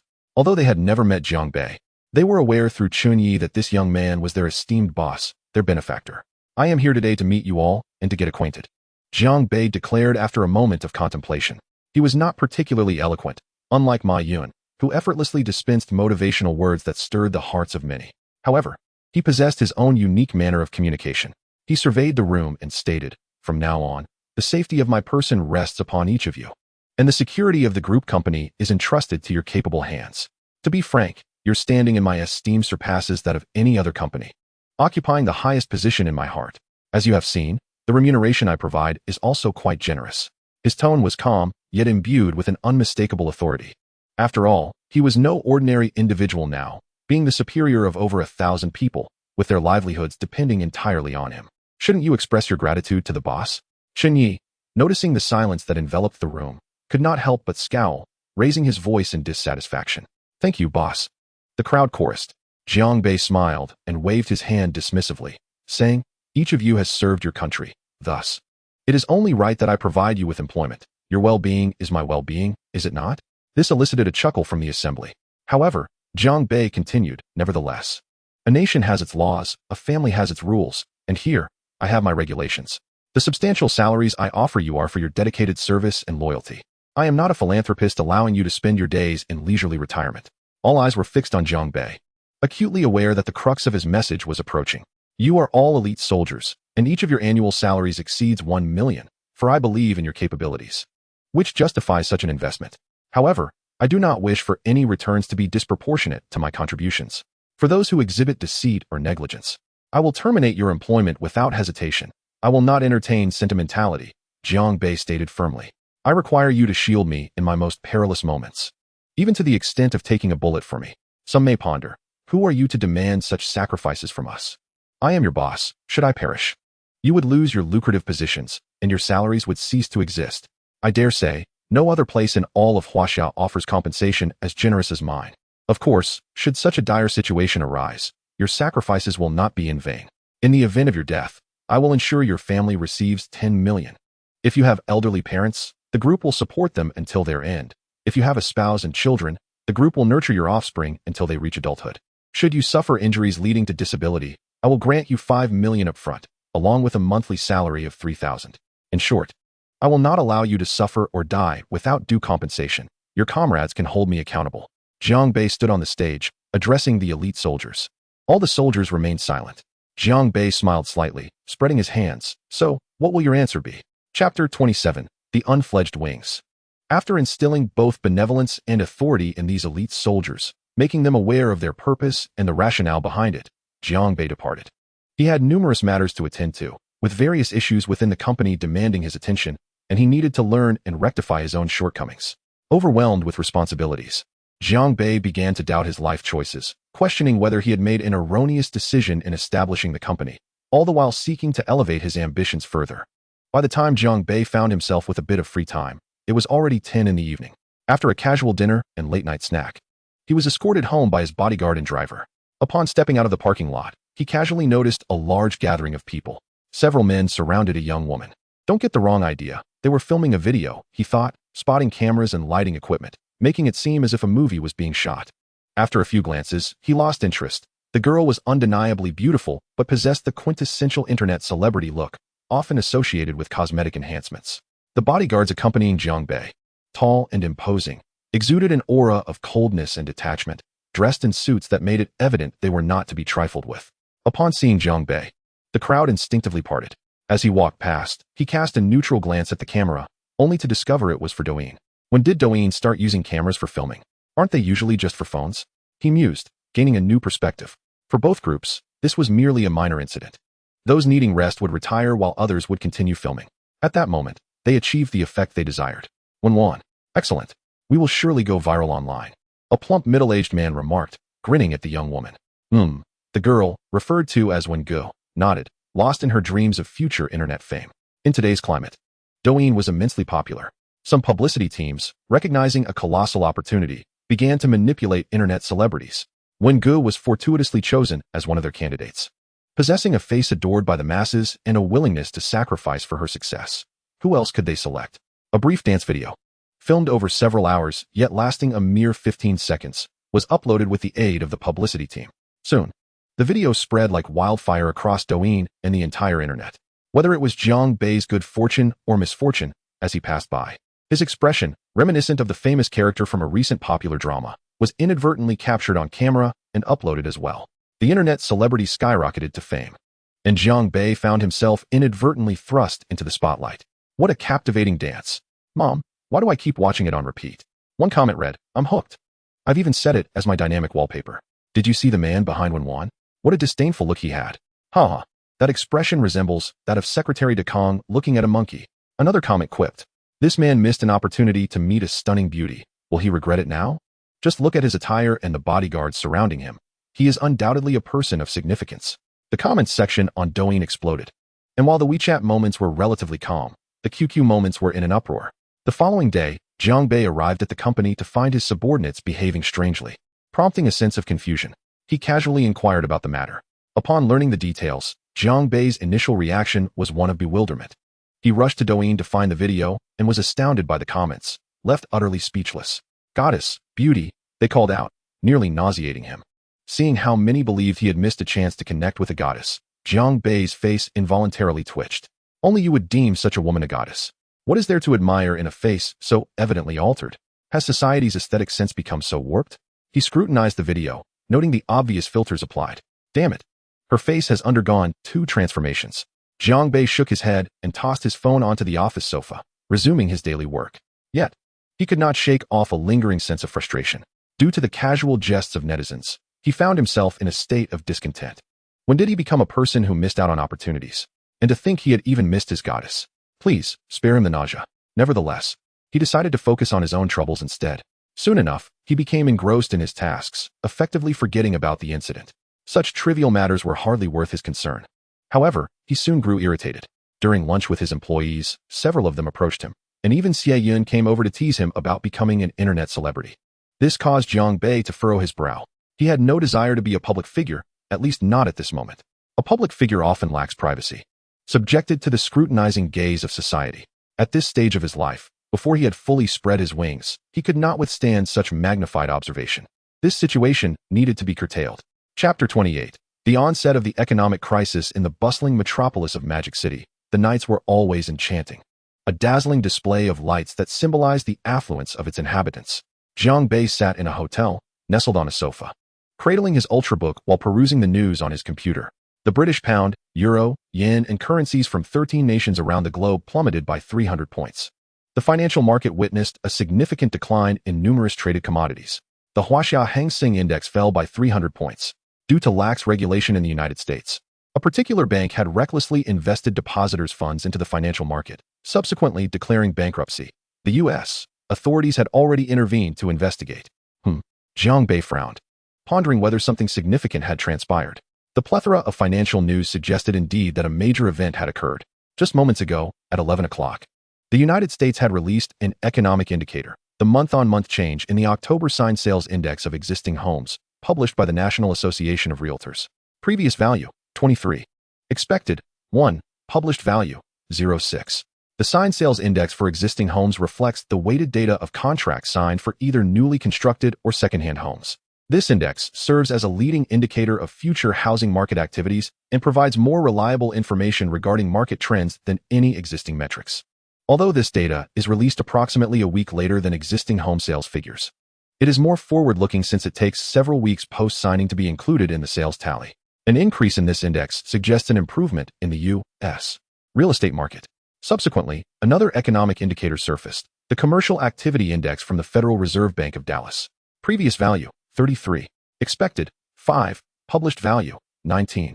This index, being above 0, indicates expansion in the sector, while a value below suggests contraction. The sub-indices encompass capacity utilization, new orders, raw material price payments, shipments, manufactured goods prices, and employment indices. The manufacturing exports in this region predominantly focus on energy production and electronic goods, representing a substantial portion of U.S. manufacturing exports. which is a vital sector of the American economy, reflecting its overall economic trajectory. Unfortunately, this data fell significantly short of expectations, revealing dire economic conditions. Consequently, the dollar depreciated within the foreign exchange market, while other currencies appreciated. Had Zhang Bei possessed a deeper understanding of foreign exchange capital, he would have mobilized a substantial amount of funds to short sell, witnessing the fierce struggle of trillions of dollars in the foreign exchange market, where countless capital entities fought desperately. A broader perspective would reveal that numerous financial conglomerates were betting against the dollar. Countries holding vast amounts of U.S. Treasury bonds faced evaporating billions as the dollar weakened, incurring substantial losses. This predicament compelled central banks worldwide to intervene in the forex market, leading to a staggering flow of money in circulation. Despite the formidable power of central banks, the capital consortiums were not to be underestimated.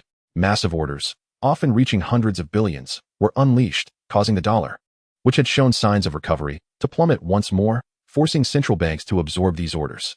The financial consortiums reveled in laughter, reaping windfall profits. The relentless onslaught continued. Previous accumulated orders were unleashed all at once, overwhelming even the central banks. What could be done in the face of such financial turmoil? The only recourse was to activate the printing presses. An avalanche of currency was printed. Should one adopt a divine perspective, it would become evident that the rampant printing by various nations hastened inflation, signaling the emergence of an economic crisis. Particularly since the foreign exchange market is intricately linked to the financial sector, the colossal upheaval in the forex market began to destabilize the financial markets, necessitating intervention by central banks, who found themselves footing the bill for the financial consortiums. Thus, a financial crisis quietly began to unfold. Historical economic crises have never arisen abruptly. They are the culmination of seeds planted long ago. The machinations of the financial consortiums in the forex market inadvertently ignited this powder keg. They had not anticipated that neither the central banks nor the complacent U.S. government would foresee the repercussions.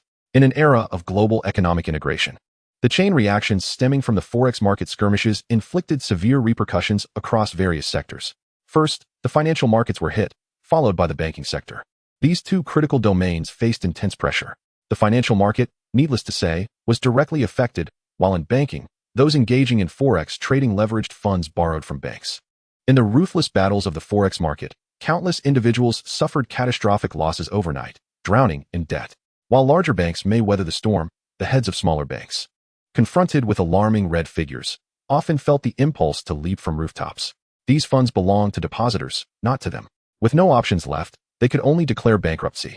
The ramifications of this outcome were terrifying. In Huaxia, the situation was somewhat mitigated due to regulatory oversight, with banks primarily being state-owned. However, in the West, citizens faced the harrowing reality of losing their savings, leading to a collective despair. Protests erupted everywhere, with the populace on the brink of madness. This sparked panic in the markets. Those with deposits in major banks grew anxious, fearing for their funds, leading to a bank run. However, major banks lacked the liquidity to satisfy these withdrawal demands, resulting in yet another wave of bank failures. The banks have collapsed, leaving no institutions to extend loans. Although some banks remain operational, they have tightened their lending criteria, making it exceedingly difficult for enterprises to secure financing. Without loans, businesses face ruptured cash flows, leading to closures, resulting in widespread unemployment, diminished purchasing power, and ultimately, a cascade of further business failures. The ensuing chain reaction is nothing short of staggering, a scenario that has taken everyone by surprise. The West grapples with a severe crisis, and China cannot rejoice in its isolation. In an era of economic globalization, it is impossible for China to remain unscathed. This tsunami of turmoil has already surged forth. Unlike the financial crisis of a decade ago, China cannot simply inject 40 trillion yuan into the economy. Inflation is already acute. Another such infusion would be disastrous. The populace is well aware that prices rise annually while wages stagnate. A repeat of 40 trillion would likely send prices into the stratosphere. The hope that wages could keep pace with inflation seems like a foolish dream. A colossal economic crisis has arrived, and no one can remain unaffected. However, crisis and opportunity are not mutually exclusive. As countless businesses falter, those with ample capital can seize the moment to acquire and expand. The prospect of swallowing competitors whole is entirely feasible. Whereas $100 million might once have purchased a mere 10% stake in a significant company, now it may suffice to acquire the entire enterprise outright. In his office, Zhang Bei listened to reports from his subordinates, a furrow of concern etched on his brow. "I never anticipated such an abrupt economic crisis," he remarked. According to historical patterns, a multitude of companies will inevitably go under, resulting in widespread unemployment and a downturn in consumption, a vicious cycle that bodes ill for us. Jiang Bei maintained a stoic expression. Survival of the fittest presents a trial for enterprises, yet it may also unveil opportunities for us, he mused, his gaze flickering with a spark of insight. Chunan stared at Jiang Bei, a bittersweet smile playing on his lips as he shook his head in resignation. Since the company's inception, Jiang Bei had been the one financing its endeavors. Jiang Bei held the ultimate authority, and Chunan dared not speculate on the source of his boss's wealth. Their conversation shifted toward the prospect of layoffs. The looming economic crisis was evident to all, and failure to tighten corporate expenditures could spell disaster. Yet, Jiang Bei dismissed the notion entirely. We shall not only refrain from layoffs, we must expand the company and actively recruit exceptional talent from across society, he asserted, striking the table with conviction. This is a prime opportunity. He envisioned the possibility of acquiring outstanding firms and securing top-tier talent. After days of diligent study, he was no longer the ignorant novice. He recognized this as a golden opportunity that he could not afford to miss. Though expenditure might be substantial, he remained undeterred. Buoyed by a robust cash flow, even as the yuan depreciated, its purchasing power remained formidable. After all, it is the currency of a great nation, unlike those of smaller countries that turn to worthless paper in times of economic strife. In a crisis, the cash-strapped perish, while the financially astute thrive. Jiang Bei summoned all senior executives for a meeting with a singular agenda: expansion, massive acquisitions. Money is not an issue. Chapter 29, The Wealthy Chun. Throughout history, from nations to enterprises, ascendance has been fueled by relentless mergers, strong devouring the weak, alliances of the powerful, and the perpetuation of strength. The group's audacity is encapsulated in its name, Dare to Act, reflecting a willingness to lead the way. In this economic crisis, which poses both a calamity and an opportunity, Jiang Bei's directives set the company into rapid motion. An already bustling enterprise became even more frenetic, with overtime becoming the norm. Naturally, Jiang Bei ensured that those who worked late were compensated. However, for those unwilling to put in the extra effort, he was unyielding. Dismissal was swift and certain. After personally terminating several employees, he chastised Chunan, and the entire company felt the weight of urgency, striving diligently to meet demands. Jiang Bei could exhibit warmth or cold indifference. He would not hesitate to cut ties when necessary. Though the repercussions of the global economic crisis had yet to fully manifest, they were gradually becoming evident. Major corporations bore the brunt of the impact, with the most apparent consequences being diminished business activity and restricted access to loans. Even Chinese banks unconsciously tightened their lending practices, despite directives to ease restrictions and promote loans to stimulate domestic demand during the crisis. Such measures primarily benefited larger enterprises. In this environment, large corporations found it easier to secure financing, while small and medium-sized businesses struggled, leading to self-imposed layoffs and resulting in a stark divide: those who could endure and those who could not, with the latter facing inevitable collapse.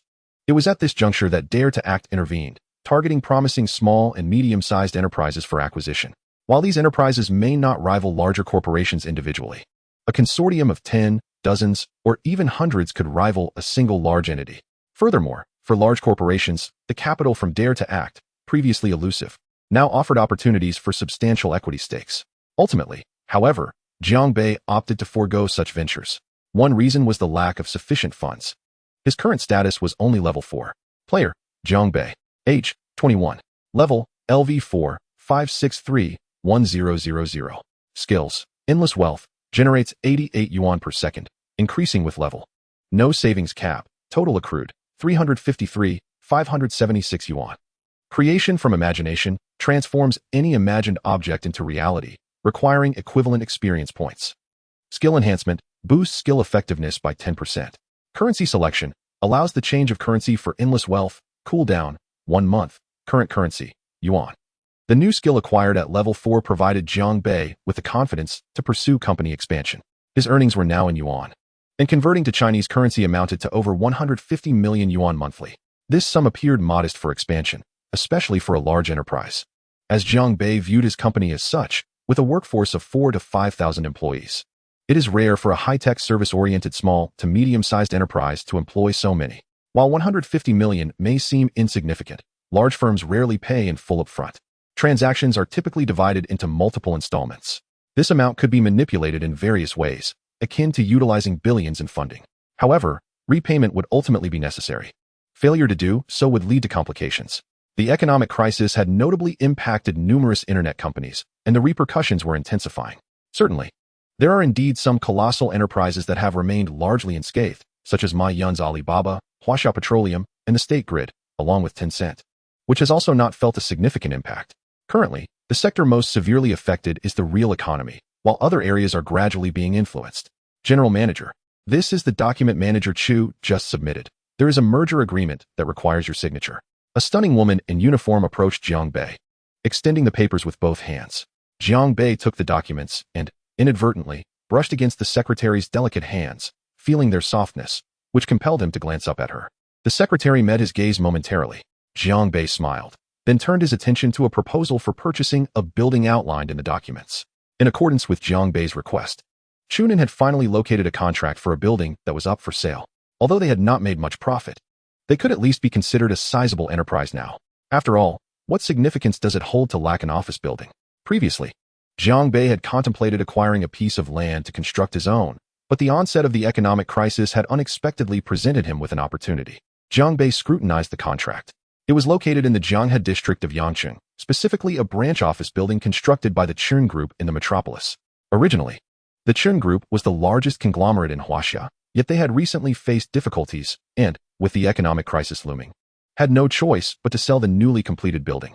Standing at an impressive height of 130 meters and comprising over 20 stories, the exterior photographs looked quite appealing.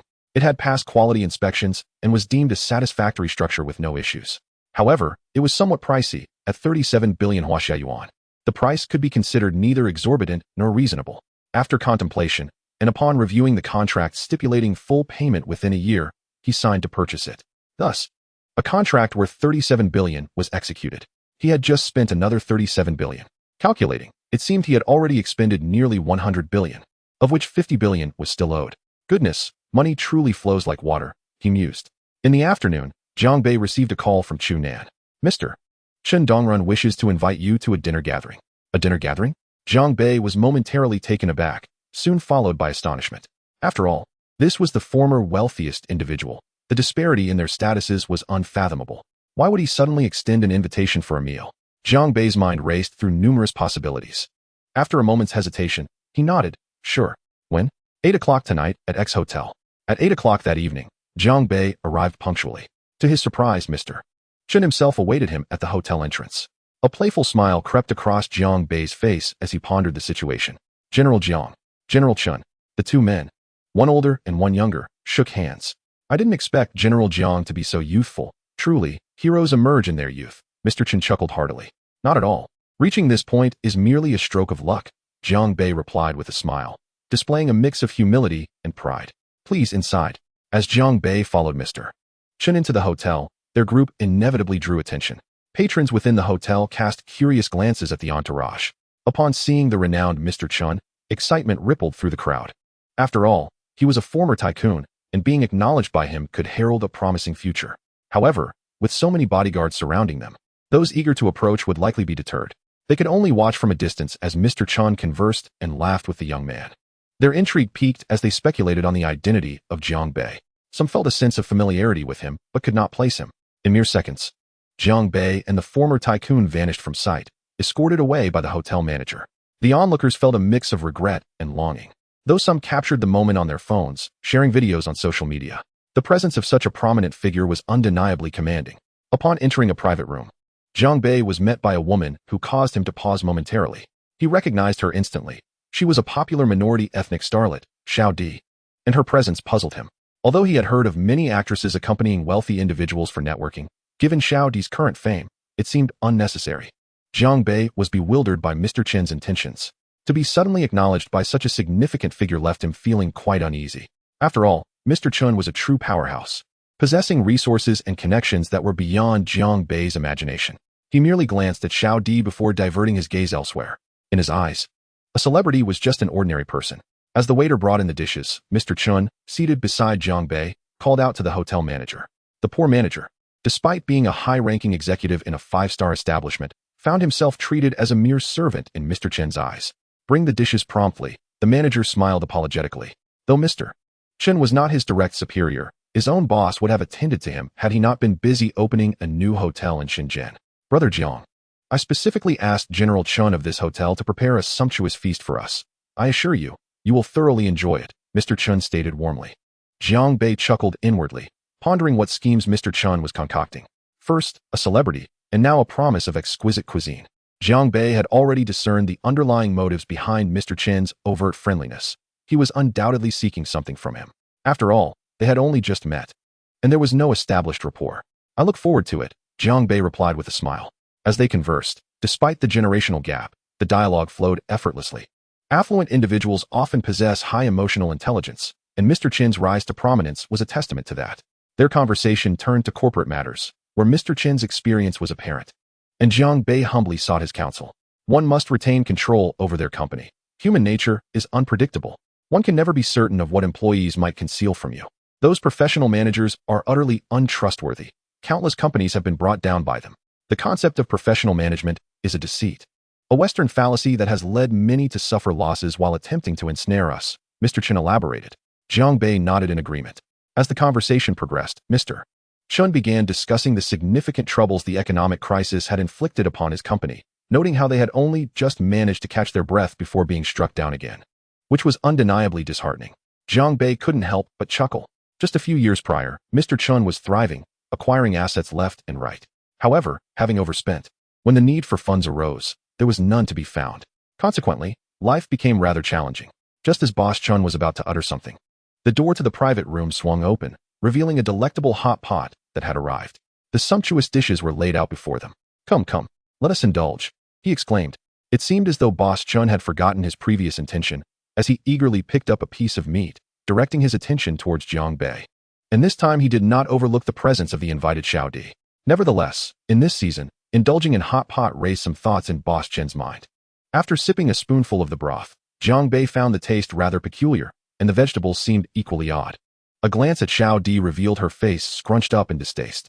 Looking back at Boss Chun, he appeared to be relishing the meal. If it weren't for Xiao Di's similar reaction, Jiang Bei might have believed there was something amiss with his palate. What sort of soup is this? Xiao Di hesitated to inquire, yet Jiang Bei was not so restrained. Brother Jiang, this is a rare delicacy, one that I, too, do not indulge in lightly, Boss Chun solemnly remarked. His tone suggested that this dish was indeed a treasure. Seeing Jiang Bei still bewildered, Boss Chun chuckled and decided to unveil the secret. This is a nourishing broth, concocted from numerous precious herbs, with a century-old ginseng as its centerpiece. Jiang Bei was taken aback, momentarily stunned. Surely, he must be imagining things. Observing Boss Chen's earnest demeanor, Jiang Bei felt a jolt of astonishment. A century-old ginseng? That truly was a treasure. Jiang Bei managed a wry smile. A century-old ginseng? Xiao Di echoed, her confusion palpable. Here they were, dining on something that even the wealthy might not have the privilege to savor. Enjoy it, Boss Chen encouraged, pouring a glass of Maotai for Jiang Bei. I told you it's a fine dish, isn't it? Although it was liquor, Jiang Bei could still partake. Indeed, it is a fine dish, Boss Chen. You are quite generous. Jiang Bei took a sip of the liquor and a piece of meat, dipping it in chili for added flavor. As long as Brother Jiang enjoys it, Boss Chen laughed heartily. For someone of my age, century-old ginseng is excellent for one's health. Of course, you young folks need nourishment as well. It's true that you Haven Tea faced the hardships we did in our time. Jiang Bei nodded thoughtfully as they ate and chatted. Before long, the broth was nearly finished. At the cusp of their meal's conclusion, Boss Chen finally broached his true purpose. He sought Jiang Bei's investment. Jiang Bei chuckled. Boss Chen, you run a colossal enterprise. Why would you consider me for investment? Boss Chen's cheeks were flushed, a sign of having had too much to drink.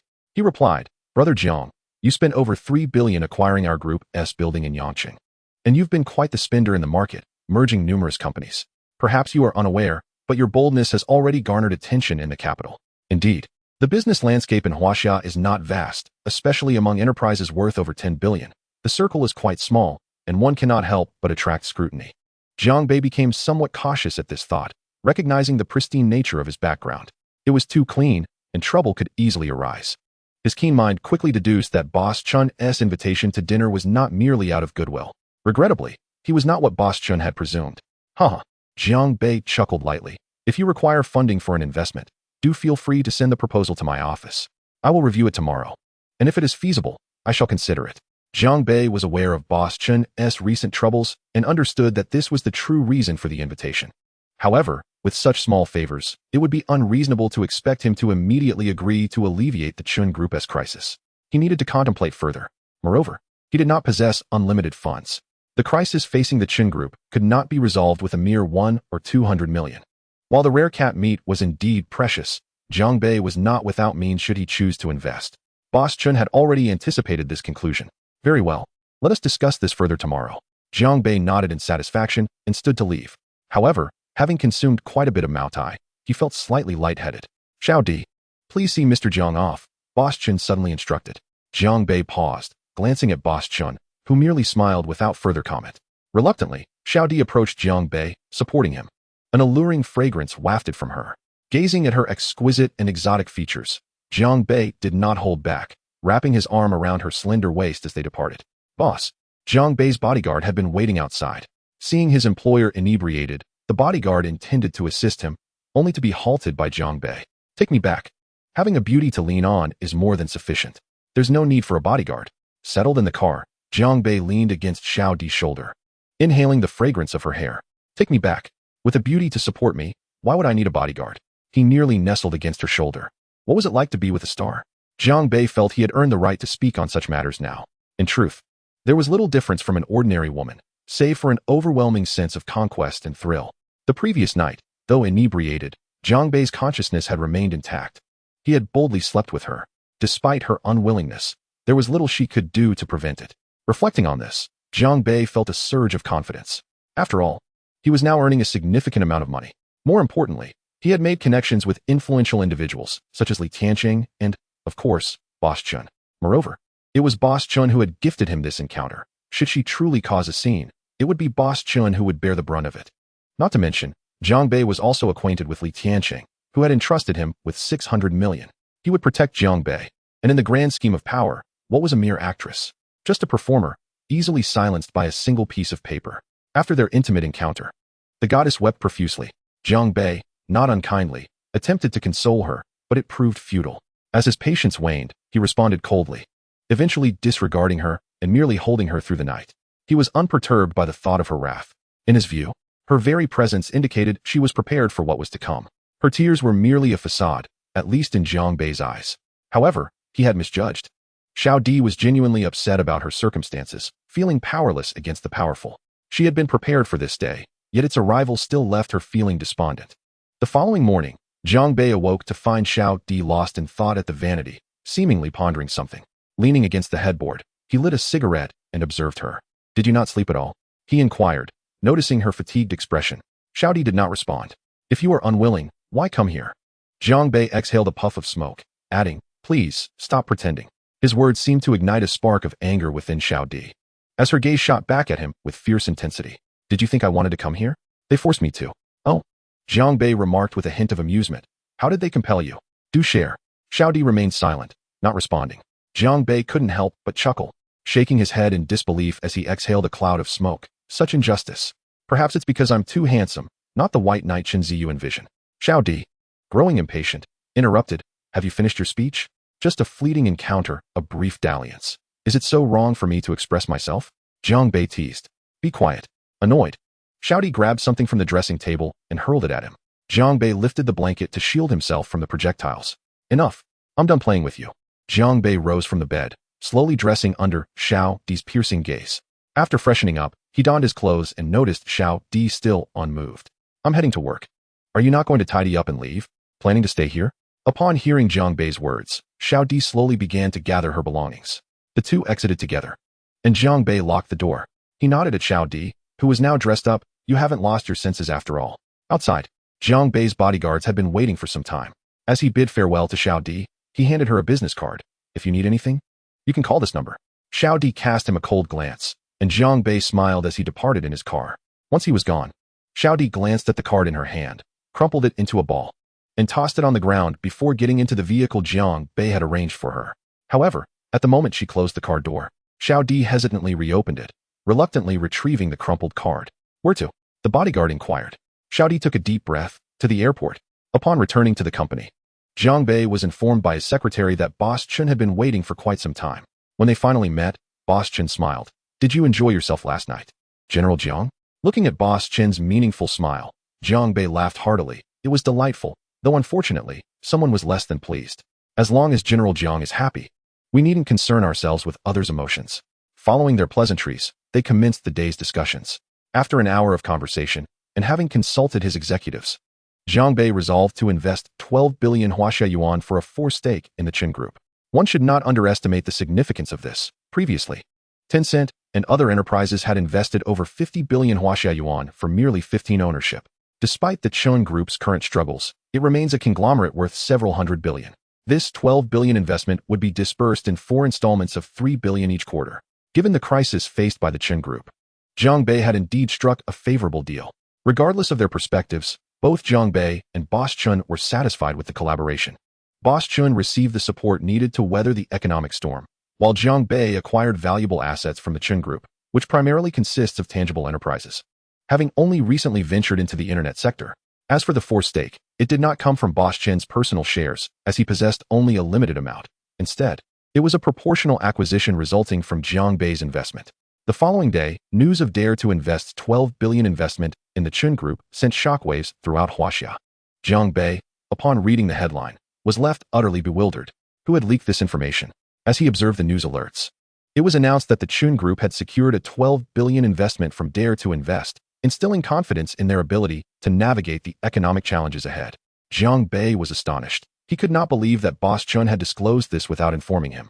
What kind of company was Dare to invest? Jiang Bei was puzzled. And so were netizens. They had never heard of this company capable of investing over 100 billion. Surely, it must rank among the top 500 companies in the nation. Yet it seemed entirely unfamiliar. Moreover, the name felt peculiar. Why Dare to invest instead of capable to invest?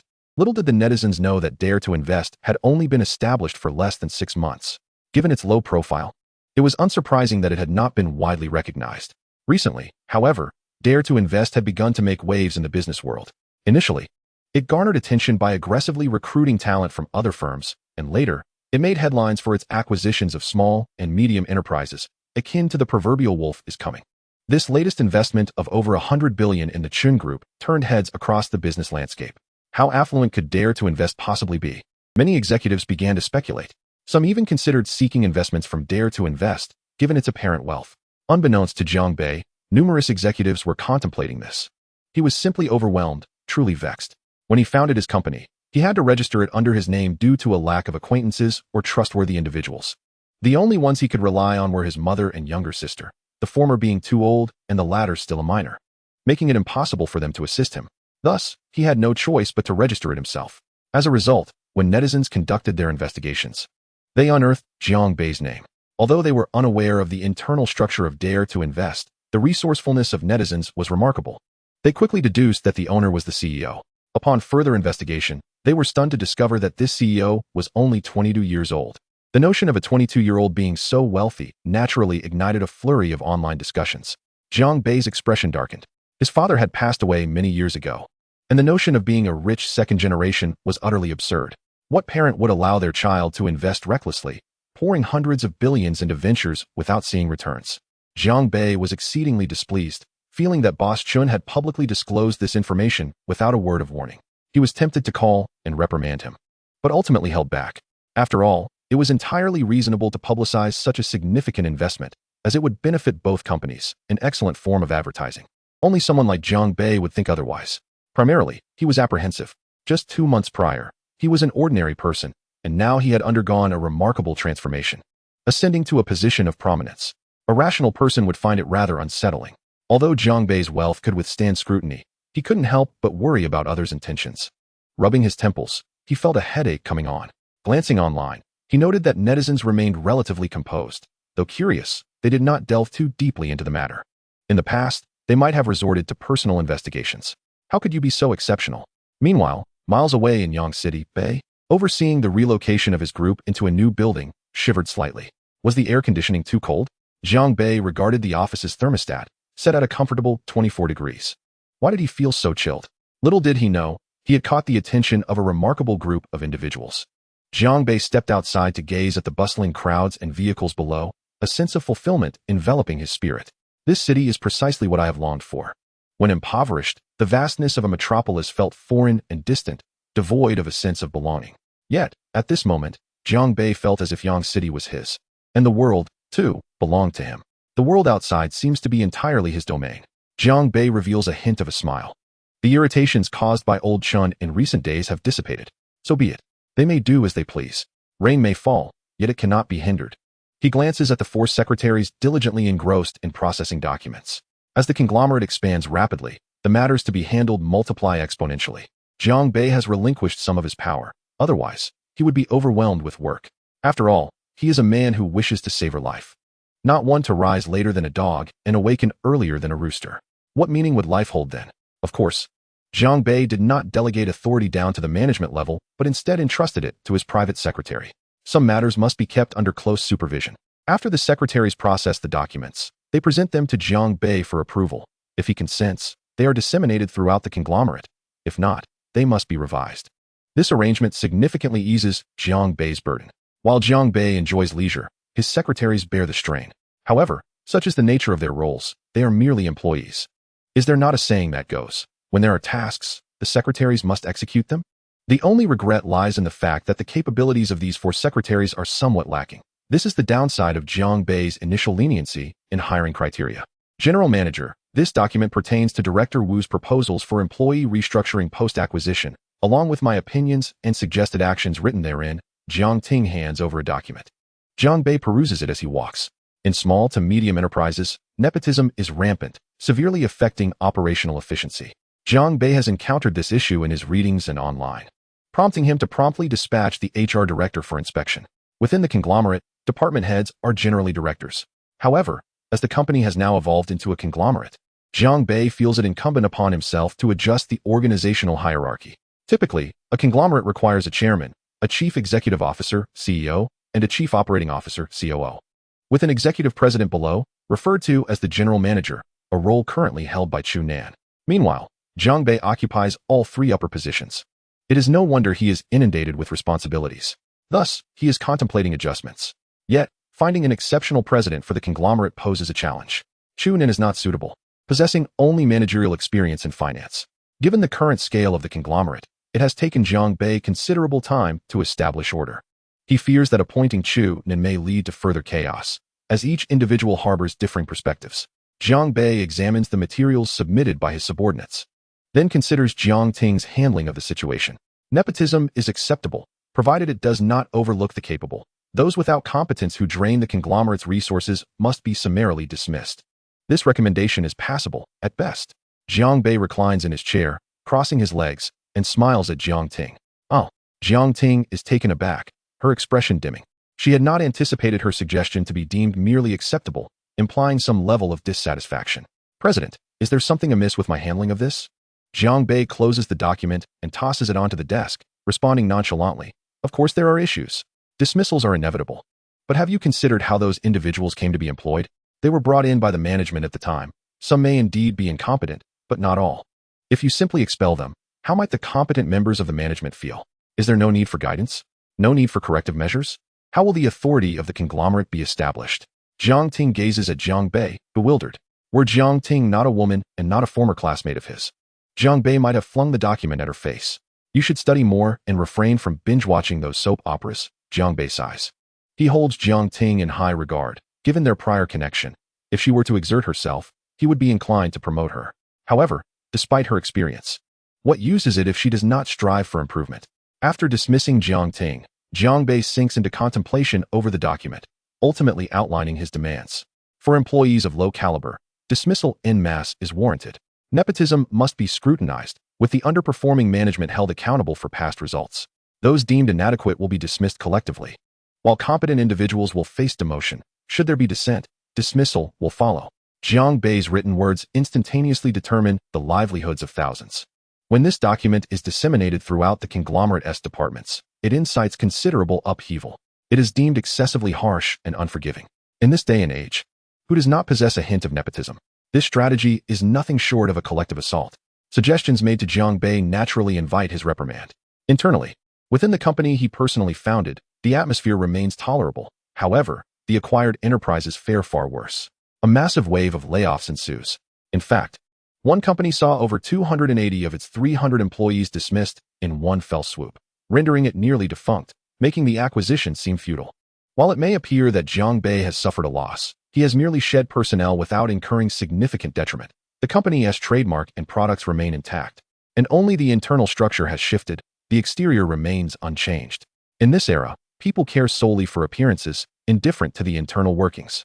Moreover, Jiang Bei's actions benefit the conglomerate. The substantial expansion has rendered it somewhat unwieldy, necessitating a reduction in excess, while simultaneously establishing the authority of the conglomerate, facilitating management.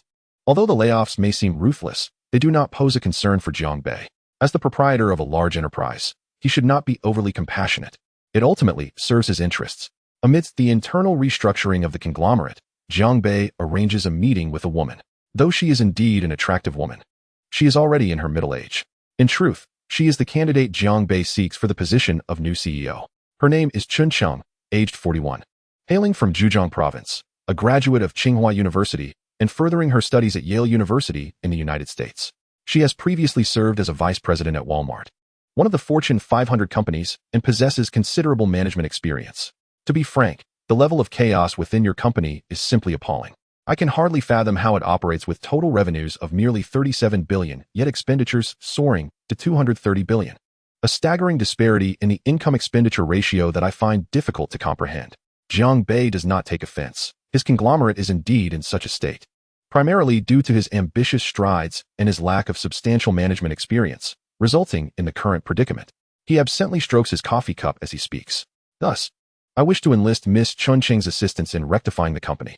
However, she candidly replies, with all due respect, I see no future for your company, especially in the current economic crisis. The ability to foresee the future requires at least some time for observation. Personal, biased opinions and subjective interpretations do not suffice. Furthermore, I am inviting you to work with me. Should you truly feel that you are unfit to remain at Ganwei Group, you are free to leave without bearing any responsibility. In essence, Jiang Bei conveys a singular message. I am willing to pay you for your services. This statement renders Chun Cheng silent. After a moment of contemplation, she inquires, what kind of compensation are you offering? Jiang Bei smiles and replies, an annual salary of 5 million yuan, along with housing, a vehicle, and 1% equity in the company. Chun Cheng, caught off guard, coughs repeatedly, then exclaims in astonishment, what? 1% of the conglomerate's shares? 1% of the shares. While the company incurs such enormous expenses, still equates to a considerable asset. 5 billion yuan translates to 50 million. Jiang Bei jested. Isn't it only natural to allocate shares to executives? Otherwise, who would be willing to dedicate themselves tirelessly to the company? Jiang Bei's proposition stirred a sense of intrigue within Chun Cheng. The remuneration was indeed generous. However, she was also aware that the house and car were company assets, to be reclaimed upon her departure. The 1% share likely pertained only to dividend rights. Once she resigned, that too would vanish. Nonetheless, this young man truly seemed willing to invest. Despite working abroad, she had kept herself informed about the Dare Group upon her return. The expenditures within merely 2 months were unfathomably high, leaving one to ponder the vastness of the Dare Group's financial resources. Would Ms. Chen be willing to accept? Jiang Bei mused with a hint of amusement. His willingness to invest was calculated. The group would undoubtedly implement equity incentives in the future, a common practice among companies to motivate their employees. After all, in this world, self-interest reigns supreme. Without it, who would toil for you? Of course, regarding equity incentives, only dividend rights were granted, with no true equity in a meaningful sense. With Jiang Bei's strong desire for control, he would not tolerate the dispersion of equity. Instances of founders being ousted from their own companies were not rare. Chun Cheng rose and extended her hand, stating, it is an honor to become a part of Dare. She congratulated him on joining Dare Capital. Their hands clasped firmly. Chun Cheng was indeed someone Jiang Bei valued, willing to invest considerable resources in. Upon assuming the CEO position, Chun Cheng implemented stricter measures within the company, leading to considerable discontent among the group. Complaints reached Chairman Jiang Bei, who swiftly dismissed them. Confronting her directly, he admonished, the CEO's demands reflect my own. If you cannot meet them, resign. The chaos within the company stemmed from a lack of managerial experience among the executives, compounded by insufficiently rigorous leadership. Jiang Bei could no longer tolerate this situation, prompting his decision to parachute in a new CEO. It must be said that Chun Cheng was exceptionally diligent, working late into the night until 11 p.m. while arriving before 8 a.m., truly a workaholic. Her assertive demeanor and strong capabilities made her a valuable addition to the Dare Group, further earning Jiang Bei's admiration. However, considering her late hours returning home, He provided her with 3 or 4 bodyguards. Although Yang City was a major metropolis, crime was not absent. Jiang Bei took it upon himself to ensure Chen Cheng's safety, saying, "Do not let me down." As he smoked, standing in his home overlooking the nightscape of Yang City, his phone chimed. Chapter 31. The system's funds stem from the international financial market. The Chen Real Estate Group's brazen publicity undoubtedly shattered Jiang Bei's hidden plans. This infuriated him to the point of nearly calling out Chen, but he ultimately restrained himself. After all, any rational business owner would desire their enterprise to gain recognition. A phone call might arouse suspicion. Such exposure presented both advantages and disadvantages for Jiang Bei, but overall, the drawbacks outweighed the benefits. He could even feel prying eyes upon him, inducing a sense of unease and urgency. Plans needed to be expedited. With a somber expression, Jiang Bei sat in his office, tapping his fingers on the desk, contemplating. He prepared to unveil a groundbreaking technology, primarily to attract capital. The company required substantial investment for acquisitions, yet it lacked the financial means to sustain such expenditure.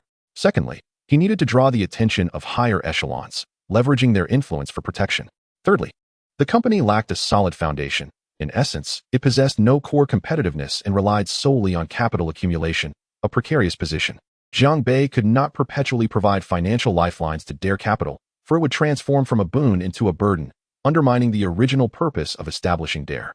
Just as Jiang Bei contemplated the timing for this groundbreaking technology, a phone call compelled him to travel to the capital. He had been summoned for an interview.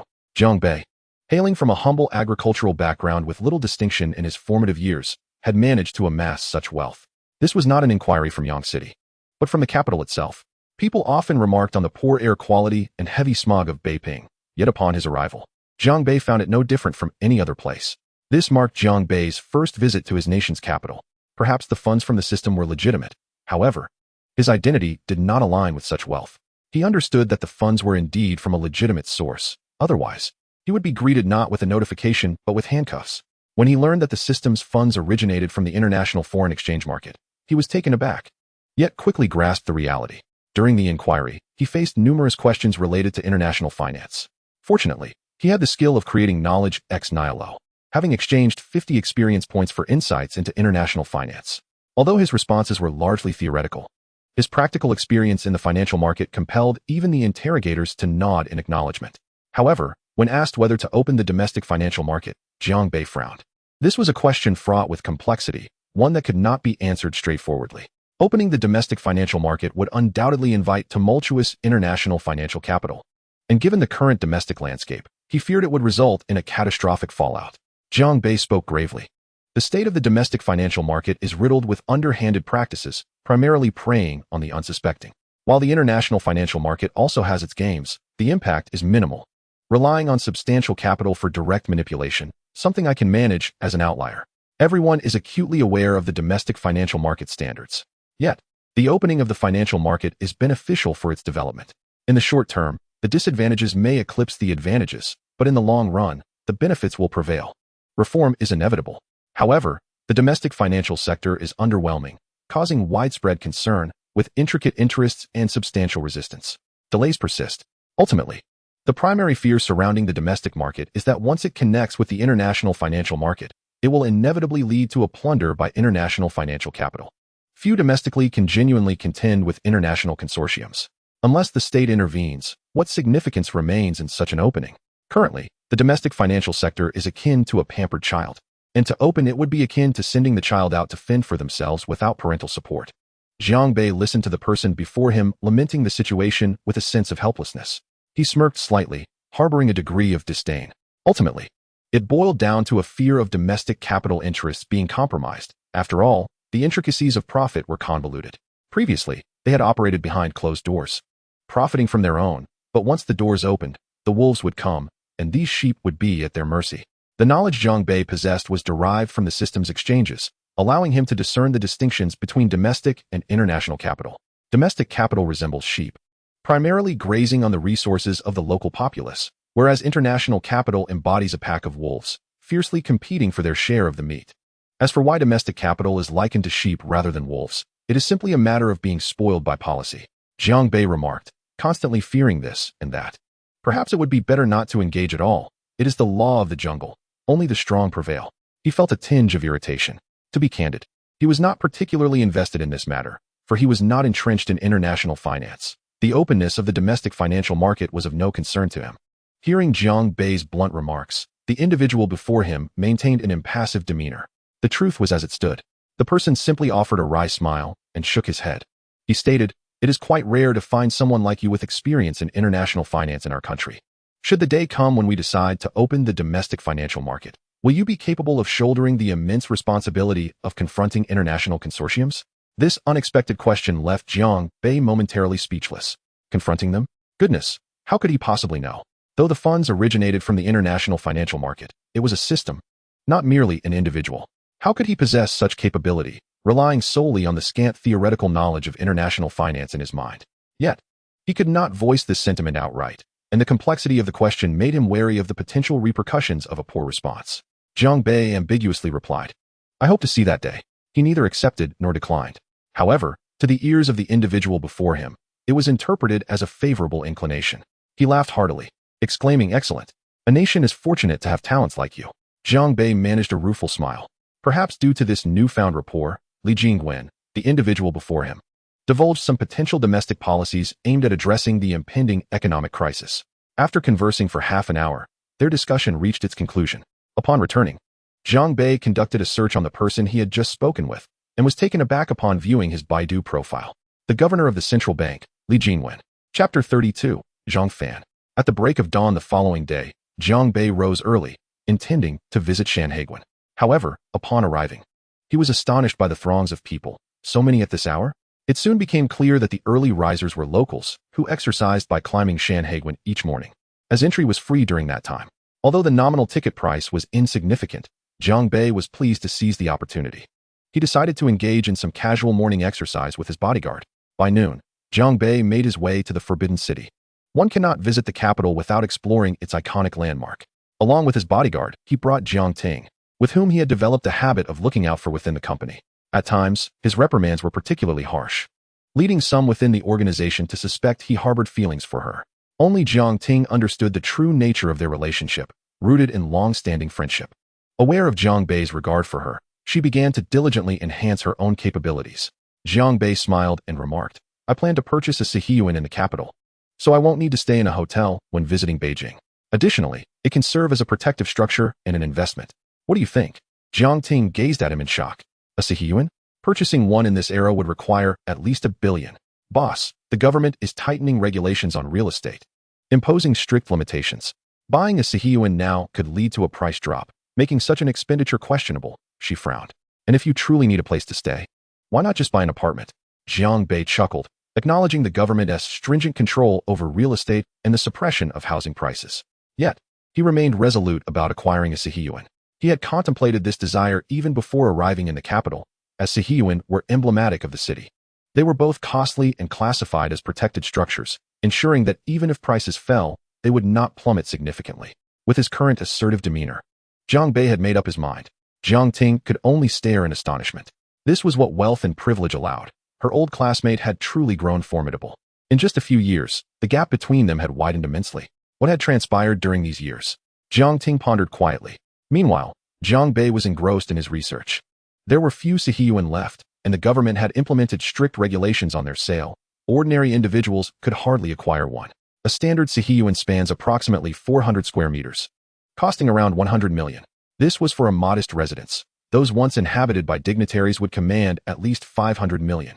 Naturally, Jiang Bei aspired to purchase the latter. If he was to buy, he desired only the finest. Acquiring a Sihiyuan was challenging, but with determination, one could find a way. What does it mean to be determined? It means having the financial means. After considerable effort, Jiang Bei finally located a seller. Following the address provided, he brought his entourage to the site. Expecting to be greeted by an elderly man, Jiang Bei was taken aback to find a young man in his 20s instead. However, there was something peculiar about his demeanor. He seemed far too composed, lacking the vigor one would expect from someone his age, resembling a mature individual in his 30s or 40s. It struck Jiang Bei as reminiscent of the civil servant he met yesterday.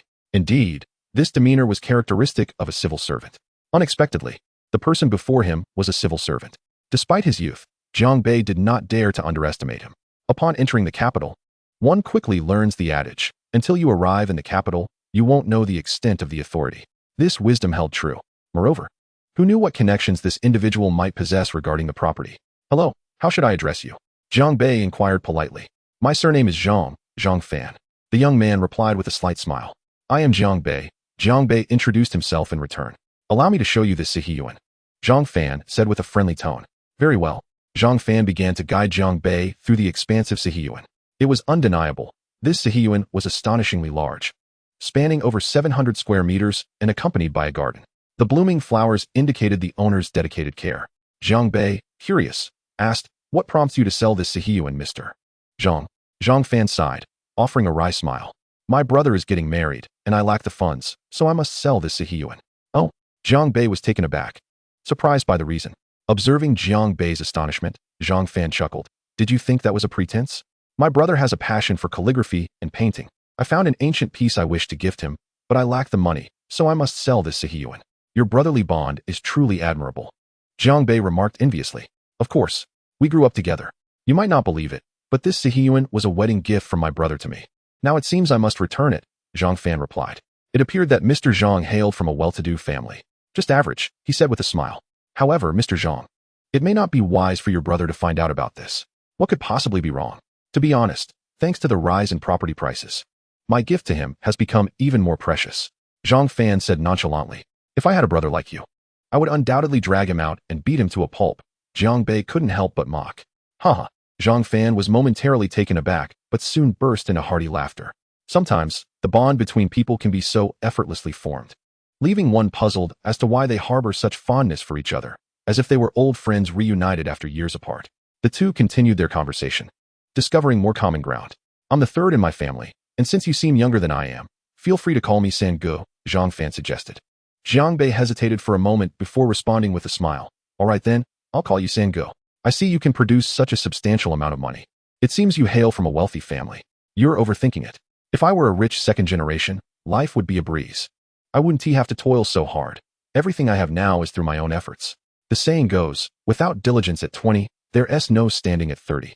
What my parents provided is merely a background. What I build is my own empire, Zhang Bei replied, shaking his head. Zhang Fan fell silent, his expression becoming increasingly complex as he reflected on his own family. You truly possess remarkable abilities, he praised. Unlike me, who relies on my parents. Zhang Bei felt a twinge of embarrassment, interpreting Zhang Fan's words as a form of ridicule. In truth, I wish I could depend on my parents too. Living without worries about food and clothing, unbothered by the lack of a house to find a wife. I lack ambition, but unfortunately, my father passed away early, and my mother has worked so hard. The children of the poor must mature quickly. This statement left Zhang Fan momentarily stunned. He stared blankly at Zhang Bei, speechless for quite some time, before gently patting Zhang Bei's shoulder in a gesture of consolation. Behind them, Jiang Ting observed the two and suddenly felt a surge of warmth between them. Zhang Fan suddenly inquired, What made you decide to purchase a courtyard in the capital? Zhang Bei shook his head, explaining, I was summoned by my superior, and upon my arrival, I thought, why not buy a courtyard? If I have the money, I might as well indulge. Zhang Fan was again taken aback. You're impressive indeed. Your superior summoned you? Which leader is it? The governor of the central bank. Oh. Sanga suddenly recalled something and pointed at Zhang Bei, saying, You're Zhang Bei, right? I've heard of you. Sanga knows me. Zhang Bei asked, surprised. Yes, I've heard of you. Your reputation has grown quite significant. Sangu remarked meaningfully. The bamboo that stands out will inevitably be cut down. It's wise to remain low-key in life, he advised solemnly. Zhang Bei was momentarily taken aback, then fell silent. Did he really wish to be ostentatious? It's all because of that old chun. He is such a nuisance, and yet I can't voice my frustrations. Chapter 33, A Scheming Woman. Sangu patted Zhang Bei's shoulder, saying, Of course, we are somewhat fated. If anyone troubles you in the future, just let me know, and I'll ensure they regret it. Zhang Bei nodded, realizing that this title of brother was not given in vain. How about this? Come with me for a stroll. I'll take you out for some fun. I have nothing pressing today, and we can visit a good spot together, Zhang Fan smiled. Zhang Bei initially thought Sangu would take him somewhere extravagant, but he was surprised to find they were heading for roasted duck. All right then, Zhang Bei mused, having misjudged the situation. Observing Sangu enjoying his meal, he realized he was quite the gourmand. What's wrong? Don't you have an appetite? This establishment is not one that just anyone can visit, Sangu chuckled while tearing into the roasted duck before him. Not at all. Zhang Bei also joined in, taking a bite and savoring the delightful flavor. He then laughed, saying, I thought Sangu was taking me out for some entertainment. Sangu paused, then pointed at Jiang Bei and laughed heartily. If you're interested, I can tell you about a place, but you'll have to go on your own. I wouldn't dare go there. If my wife found out, I'd be in trouble. Sengu, you're married? Jiang Bei asked, surprised. Yes, Sengu nodded. Unlike my second brother, who is busy with business every day, I went into politics, and my family arranged a match for me. After some back and forth, it turned out to be a decent match, and I've been married for several years now. I guess I got to know Sengu a bit late. Jiang Bei smiled. It's never too late to meet. Sengu smiled back, pointing at Jiang Bei's roasted duck. Hurry and eat. It won't taste as good if it's left too long. This restaurant has been around for nearly a century, established by the chefs of the imperial kitchen after the fall of the Qing dynasty. It's a legendary spot that many people love to visit. Just as he finished speaking, a surprised voice rang out. Well, if it isn't Sengu. What a coincidence. The voice drew their attention, revealing a tall young man accompanied by a group, wearing a smug smile that Jiang Bei found quite distasteful. Hey, aren't you that one guy? The young man exclaimed upon seeing Jiang Bei, a hint of surprise crossing his face, as if he recognized him. Sengu. The group behind him called out, somewhat fearfully. Upon spotting Sengu, the once jovial Sengu's expression turned serious, and he wiped his mouth with a napkin before saying, Shun Huicheng. Jiang Bei is my brother from now on. Don't harbor any ill intentions toward him. Xiao Bei, avoid him as much as possible. He is not a good person. Instantly, silence fell over the table. Shun Huicheng's face darkened. He glanced at Jiang Bei and then back at Sengu, saying, Sengu, you're being a bit excessive with those words. Shun Huicheng did not expect Zhang Fan to be so disrespectful, which irked him. It's nothing personal. I simply can't stand your character, Sengu replied coolly. If anyone else dared to speak to him this way, they might not live to tell the tale. Yet, this was Sengu. Sengu, I haven't even said anything, and you're already attacking me like this. It's truly disrespectful. Besides, even if I'm conducting business with him, it's only right for Jiang Bei to finalize the deal. Although he is your brother, he still has the final say. Doesn't he? Shun Huicheng spoke to Sengu but fixed his gaze on Jiang Bei, his penetrating stare sending chills down Jiang Bei's spine. Had Jiang Bei possessed his former demeanor, he would have trembled under such a gaze. However, Jiang Bei simply responded calmly. I will definitely heed Sengu's words as his younger brother.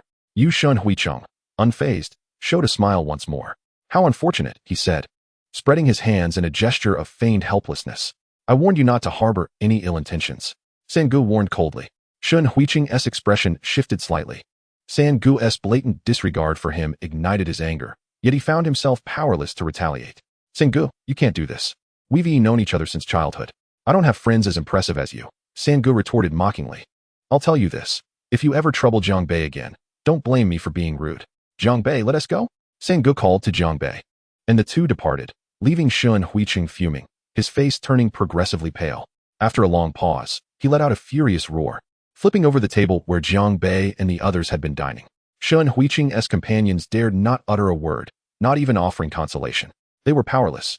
Knowing Sanji's reputation was too formidable for them to confront. So this is why Sengu brought me here, Jiang Bei remarked with a smile. Thank you, Sengu.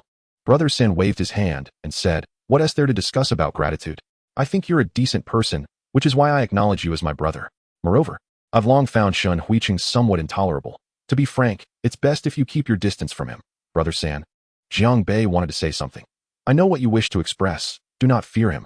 If he truly comes to trouble you, just give me a call, Brother Sen said solemnly. Let us not indulge in games of shadows. We shall not shy away from them. Jiang Bei felt that since acquiring the system, his fortune had indeed been on the rise. Was it the principle of opposites attracting? Jiang Bei was uncertain. All he knew was that he had made an extraordinary friend. In any case, upon arriving in the capital, he understood one truth. True strength lies in self-empowerment. Relying on others is but a castle in the air, one that can collapse at any moment. As Jiang Bei sat in the car, lost in contemplation, the driver interrupted. Boss. We arrived in Hengqin. Jiang Bei's thoughts returned to the present as he gazed ahead at Hengqin, a smirk playing on his lips. Initially, he intended to head straight back to the Magic City, but suddenly thought of Xiaodi and decided to visit her instead. Hengqin, being the largest filming city in China, was also why many celebrities resided in the capital. Accompanied by his entourage, Jiang Bei strolled into Hengqin. It must be said that the city was teeming with handsome men and beautiful women. Some even surpassed certain celebrities in allure.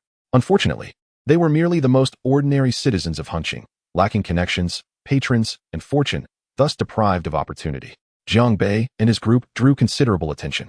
Although they appeared formidable, no one was foolish enough to assume they were part of the underworld. Therefore, the only conclusion remained. A remarkable group had arrived. Some with lively minds could not help but concoct ideas. Jiang Bei, however, was oblivious to their musings, engrossed in admiring Hengqing's architecture. Structures from various dynasties, from the Han to the Ming, adorned the city, almost making one feel as though they had traversed time itself. Suddenly, a stunning girl, seemingly succumbing to heatstroke, staggered toward Jiang Bei. Instinctively, he reached out to support her, but someone was quicker. His bodyguard caught the girl before she could fall. "It's all right," Jiang Bei was about to inquire. Yet upon seeing the girl's composed demeanor, with beads of sweat on her forehead, but no true signs of faintness, he refrained from speaking further. Who could be so agile if truly unwell? Jiang Bei discerned her intentions but chose to remain silent, simply instructing his bodyguard to assist the girl.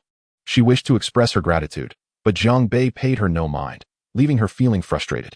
Embarrassed by the mocking gazes around her, she hurriedly departed. "What an exaggerated performance," Jiang Ting remarked, watching the scene unfold with disbelief. It was all too apparent to her, and even more so to Jiang Bei. "Yet she is quite attractive. Are you truly going to let her go?" Jiang Ting asked with a teasing smile. Well aware of Jiang Bei's character, in the past, he had sought the WeChat contacts of girls who were not merely pretty. Despite Jiang Bei's persistent claims of valuing personality, Jiang Ting suspected him to be a superficial admirer. "I detest those who flaunt themselves deliberately. They remind me of clowns," Jiang Bei chuckled, maintaining his distance from scheming women. This had always been his way. Such incidents were merely trivial interludes. Hengqing frequently witnessed such occurrences. After all, in the pursuit of advancement, one must shed their pride. Otherwise, they might find themselves forever without opportunity. Though a select few might encounter fortuitous encounters with benefactors, most remained as mere bystanders. Of course, being proactive did not guarantee success, yet it certainly enhanced one's chances. Nonetheless, many women had fallen prey to deception due to this behavior. Jiang Bei arrived at a filming location where Xiaodi was currently working on a drama. How did he know? Just ask Old Chen. Although, in theory, filming dramas should be kept confidential, in practice, it was often futile. With so many people in Hengqing, who could determine who was an ally? Jiang Bei simply walked in and soon spotted Xiaodi amidst a group of celebrities filming an action scene. Goodness! Zhao Xiaogu, Lin Gingxin, Yang Mi, Guan Xiaotong, Ouyang Nana, an array of stars. Jiang Ting's eyes sparkled with excitement. Jiang Bei had come to Hengqing with thoughts of Xiaodi on his mind. Both were acutely aware that their relationship bore no romantic ties. Yet, who knows what the future holds? After all, there exists a saying about love developing over time. However, that evening, an awkward incident transpired. Upon entering, Jiang Bei had forgotten to lock the door. Ouyang Nana, whether due to her familiarity with Xiaodi or sheer rudeness, failed to knock before barging in. The moment their eyes met, the young girl fled in terror. Xiaodi felt as though she wished she could disappear. While Jiang Bei found the situation thrilling, it was also excruciatingly embarrassing. Afterward, both returned to a stony silence, reminiscent of that morning. One remained mute, while the other mirrored the silence. Ultimately, Jiang Bei leaned in and kissed her before departing the hotel suite and returning to his own room. As he exited, he noticed the girl still lingering, leaning against the wall, lost in thought. Their eyes met, and her cheeks flushed slightly before she hurriedly turned and scampered back to her room. Jiang Bei rubbed his nose, turning to leave as well. He needed to be more cautious in the future. Encountering a man in such a situation would be disastrous, he mused. He realized that this time, he had been careless. Back in her room, the young girl buried her face in her pillow, as if avoiding the world. The image of Xiaodi, kneeling on the bed, her flushed cheeks and heavy breaths, replayed in her mind. While she hadn't cried out, the intensity of her suppression was often more poignant than words. The vividness of the moment shattered her idolized image of Xiaodi. What a calamity! Why was she so fixated on this? She was only 17, still a minor. Regaining her composure, she sat up, her face still tinged with pink. Ding dong. At that moment, her WeChat notification chimed. Picking up her phone, she gasped, "Xiaodi." The message read, "Come to my place for a moment." Panic surged through her. Oh no, what if Xiaodi is angry with me?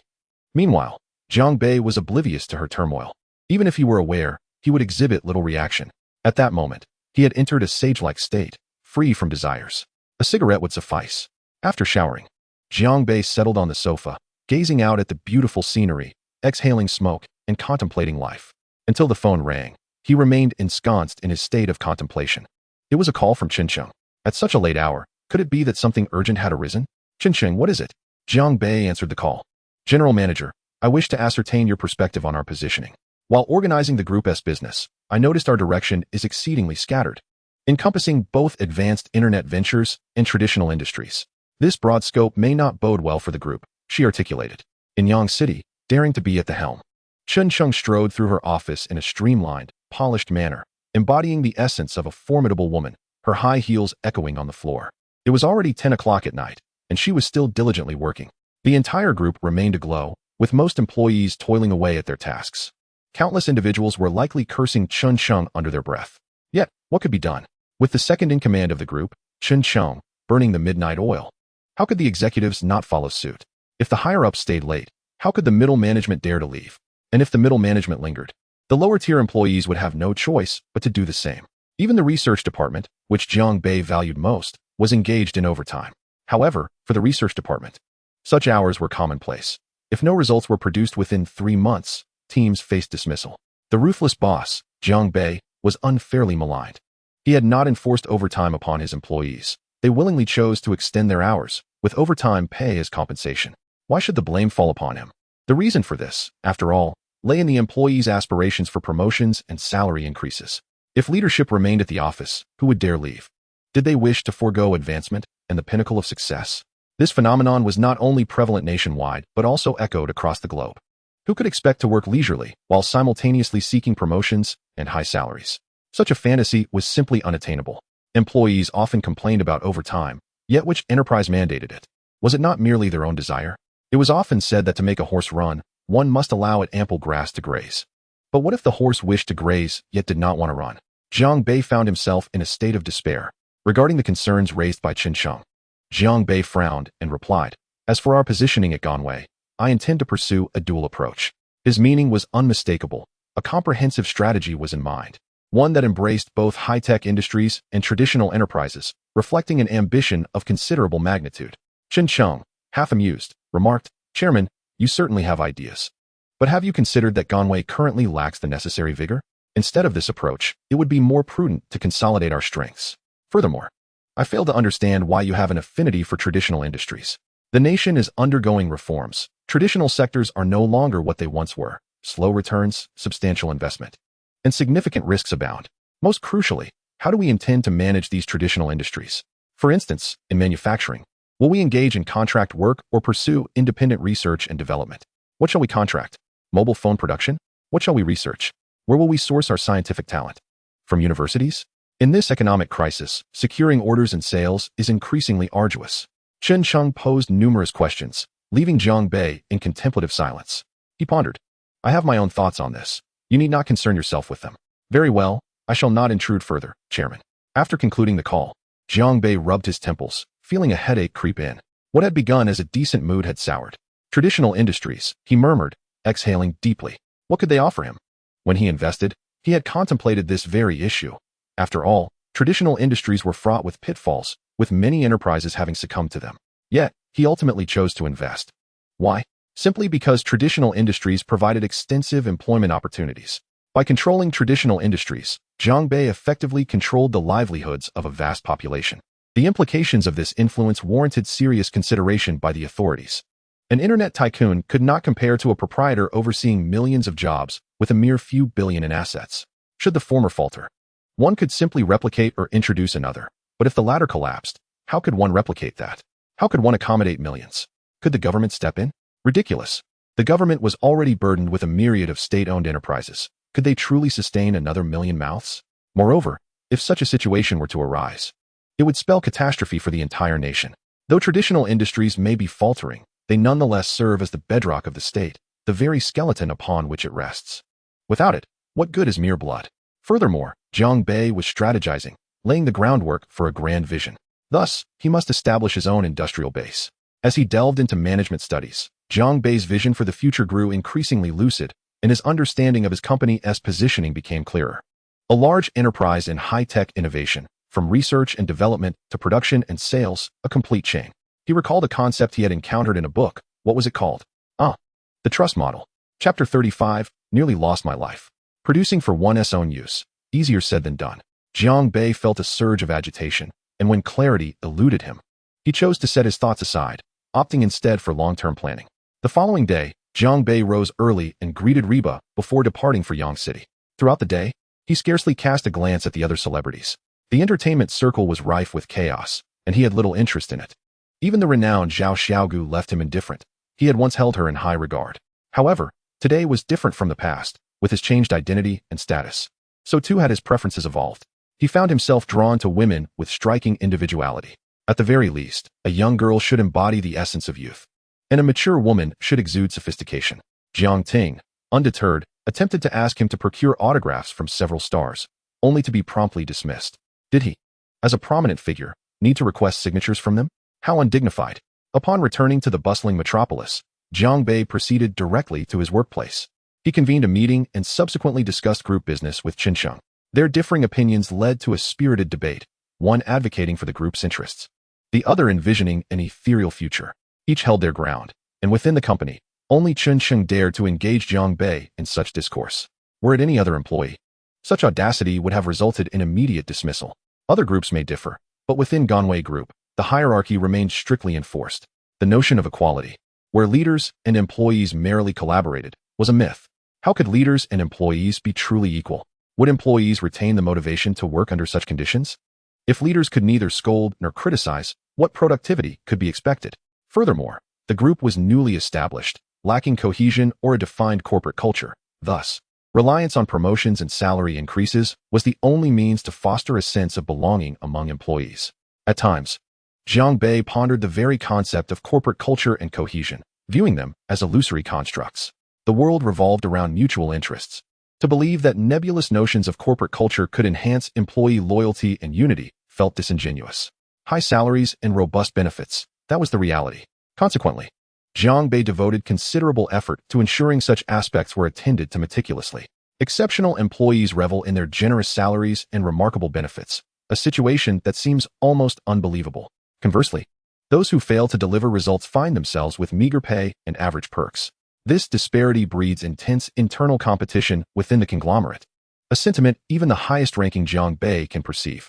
With increased rivalry comes heightened conflict. Chen Sheng even specifically brought this matter to Jiang Bei's attention, particularly regarding the discord between the subordinate gaming company and the animation studio. Typically, gaming companies are quite lucrative. However, in a surprising twist, the animation studio has garnered widespread acclaim for its productions, while the gaming company has merely performed adequately. Entertainment is not confined to a singular domain, and there is no inherent conflict, as the interpretations differ. Yet, within the group, ideas began to circulate about transforming the acclaimed anime into a game. The gaming company had no objections, but the animation studio expressed dissatisfaction, arguing that the gaming company had turned out a game of such poor quality from a well-crafted research department. This ignited a hornet's nest during a meeting, almost leading to physical altercations, ultimately necessitating Chen Cheng's intervention. Both subsidiary general managers found their performance scores reset to 0 and faced Chen Cheng's stern reprimand. Although the situation was subdued, Chen Cheng recognized that animosity had been established between the two subsidiaries. Furthermore, this discord adversely affected the already intertwined relationships between the game development department and the animation production studio. This is indeed a troubling influence.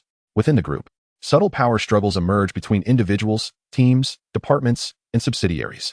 At this juncture, the leadership's approach becomes crucial. Adept handling can foster healthy competition conducive to growth, while poor management can lead to detrimental outcomes. Jiang Bei anticipated these developments. Where there are people, there exists a society. Conflict is to be expected.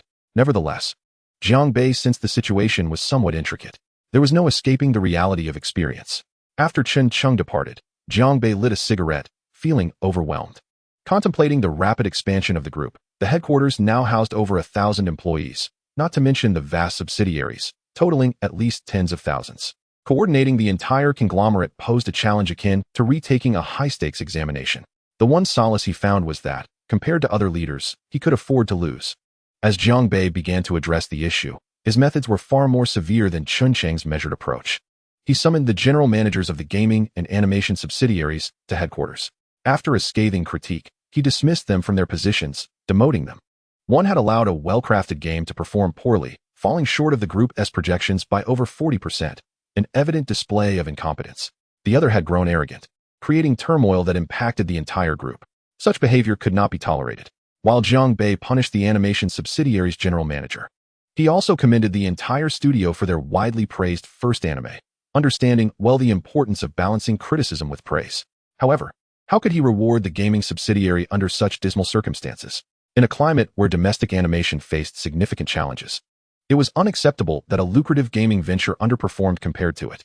Jiang Bei had sampled the game, finding it enjoyable, yet the dismal performance indicated glaring operational failures. With so much capital at stake, issues arose in promotion, distribution, service, and after-sales support, leading to abysmal results. Originally projected to engage at least 300,000 players, the actual count had dwindled to under 100,000. "Is this the answer you provide to me?" Jiang Bei exclaimed, throwing the report at the responsible party, who stood speechless. Jiang Bei nearly resolved to replace the entire gaming subsidiary team, but ultimately refrained, acknowledging their experience was valuable. Dismissing them would be a regrettable loss. He issued a directive to the gaming subsidiary. Within 3 months, they must align the game's performance with the group's projections or face termination. Once that matter was resolved, Jiang Bei received a complaint from the Public Relations Department, alleging that the Human Resources Department prioritized recruitment for departments with favorable relations over others, leaving the rest with unsuitable candidates. Good heavens, he thought, another issue had arisen. With his irritation still simmering, he immediately instructed his secretary to summon the HR director. The 4 secretaries dared not utter a word, having never witnessed Jiang Bei so agitated. "Do you understand the responsibilities of the HR department?" Jiang Bei inquired, his tone frosty. The HR director, Wu Junyi, whose name belied her gender, was a high-achieving graduate of Hucking University with considerable experience in HR roles. Her decisive demeanor had impressed Jiang Bei, leading to her appointment. Yet, he was unprepared for this troublesome situation, igniting his fury, typically presenting a keen and competent image. She now found herself compelled to acquiesce before Jiang Bei. The HR department's role is to assess talent and place suitable employees in appropriate positions. Why then had such discrepancies occurred? Jiang Bei slammed the complaint letter onto the table, demanding, "I entrusted you with this critical role, and this is the response I receive?" Wu Junyi remained silent, her head bowed, aware from her years in the workplace that arguing with leadership yielded no fruit. Results, not processes, were paramount. Observing her silence, Jiang Bei coldly stated, "This position is unsuitable for you. I will demote you to supervisor." Wu Junyi bit her lip, a look of discontent crossing her face. "Discontent? Then you shall be reduced to a regular employee," Jiang Bei retorted icily. "Chairman, I resign." "Very well," Jiang Bei replied curtly, granting his approval without further comment. Wu Junyi exited the office in a daze. Thereafter, Jiang Bei showed no mercy towards matters of malicious competition. Minor offenders faced demotion, while major infractions resulted in immediate dismissal. The entire group was shaken. 3 department heads were terminated, 4 resigned, and 1 senior executive departed. Overall, the turmoil concentrated among middle management, where malicious competition among leaders and their subordinates was rampant. Of course, some senior executives were implicated, but Jiang Bei chose not to act against all, opting instead to make an example of a few. The group, having been established for a short time, was already showing signs of internal strife, a situation that could not be tolerated. While Jiang Bei lacked extensive management experience, he understood the most straightforward and forceful methods. He wielded the axe decisively. Although his tactics may have been somewhat extreme, the results were positive. Concerns about potential damage to the group were unfounded. Frankly, even Chen Cheng's departure would not harm the conglomerate. Currently, the entire organization relied solely on Jiang Bei to sustain its lifeblood. To date, the group had yet to produce any substantial business to showcase. In the 2 months since its inception, the group had generated revenues amounting to several billion, merely in turnover, not profit, while expenditures soared to 368 billion, a staggering discrepancy. This figure does not even account for Jiang Bei's investment in the Chen Group. Now, with such overwhelming debt, if the operational situation is not swiftly improved, the risk of a catastrophic collapse looms large. Yet, the path towards normal profitability for the group must continue to be traversed. Hence, Jiang Bei's ire and frustration are palpable. To consume my resources, to utilize my efforts, yet to make no attempt to generate value for the group, and instead, to be preoccupied with creating chaos. How utterly infuriating. In these times, talent is exceedingly precious. Yet it is scarcely more valuable than a weed by the roadside. Jiang Bei took a long drag from his cigarette, exhaling a cloud of smoke as he sat in his seat, casting a glance at the executives below, their heads bowed. Amidst the tumult of urgent affairs requiring resolution, he appeared to have settled several pressing matters over the past few days. As usual, Jiang Bei worked late, departing in his car. Although he had clocked out, he continued to peruse a stack of office documents within the vehicle. Being a boss these days is undeniably challenging. If Jiang Bei were devoid of ambition, life would be considerably easier, as his wealth could sustain him for 10 lifetimes. Yet, he is burdened by ambition, and regrettably, his capabilities do not quite align with his aspirations. Everything must be taken step by step. Rubbing his eyes, weary from the incessant reading, Jiang Bei felt a sudden pang of agony in his chest, accompanied by cold sweat on his forehead. He instinctively clutched his heart, his expression twisted in pain. "Boss, are you all right?" A bodyguard, noticing Jiang Bei's distress, immediately changed countenance. Jiang Bei offered no reply. Instead, a vivid image materialized in his mind, at a crossroads. A speeding truck colliding violently with his car, leading to a severe accident. At that moment, his vehicle was just approaching that very intersection. With alarm, Jiang Bei shouted, "Turn left." The driver, responding without hesitation, executed the command swiftly. Fortunately, the driver had military training and followed orders. Had it been another driver, he might have been left bewildered. However, Jiang Bei's command came too late, and the driver's turn was not executed swiftly enough. A roaring red truck barreled in from the right, crashing into Jiang Bei's vehicle. The entire car was thrown into disarray, landing on the roadside. Blood trickled from Jiang Bei's forehead, his head ringing as if he had suffered a severe concussion, his hearing slightly impaired. Thankfully, the impact was to the front of the vehicle. Had it struck the side, the consequences could have been dire. Jiang Bei's face turned pale at the thought of that image, wreckage and loss of life. Despite this, he felt no relief. Both his bodyguard and the driver had suffered varying degrees of injury. The bodyguards in the other vehicle watched in horror as their boss's car was involved in the collision. For bodyguards hastily exited their vehicle, dragging Jiang Bei and the others out. One among them promptly called for an ambulance and reported the incident. Meanwhile, the red truck had vanished into the darkness. The police would need to investigate the crash. Their convoy had been passing through a green light, indicating that the truck had run a red light. The ambulance arrived swiftly, followed by police vehicles, who began reviewing the surveillance footage after understanding the situation. Jiang Bei's forehead was cleaned, disinfected, and bandaged. The ringing in his ears and the throbbing in his head gradually subsided with time. Had he not consulted the attending physician, he would have feared he might have sustained a concussion. The impact had indeed been quite severe. What about the others? Jiang Bei inquired from his bodyguard, clearly referring to the driver and the bodyguard accompanying him. A Xiao is fine due to the airbags, but a Dong has a fractured foot and suffered a blow to the head, one bodyguard reported. Jiang Bei nodded, instructing, "Take good care of them. The medical expenses will be covered by the group." Then, with a grim expression, he asked, "What about that truck? What did the police say?"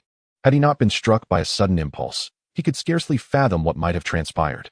Wreckage and loss of life? An untimely demise? A deep chill washed over Jiang Bei, fueling a rising tide of anger. "Drunk driving," the bodyguard replied solemnly. Jiang Bei's eyes burned with fury as he exclaimed, "Drunk driving? Driving under the influence? Damn it." His rage nearly compelled him to hurl his phone to the ground. This reckless drunkard had nearly cost him his life. Chapter 36. Not an accident. Was it an accident? Or was it deliberate? Jiang Bei pondered rapidly. Yet, he could not recall having enmity with anyone. He had maintained a low profile, both personally and professionally. Could it truly be mere coincidence? His expression darkened ominously. He chose not to dwell further on it. Clearly, it was simply an unfortunate accident. How terribly unlucky to have encountered a drunk driver, especially one behind the wheel of a truck. He had heard of individuals driving personal vehicles while intoxicated, but never of truck drivers doing so.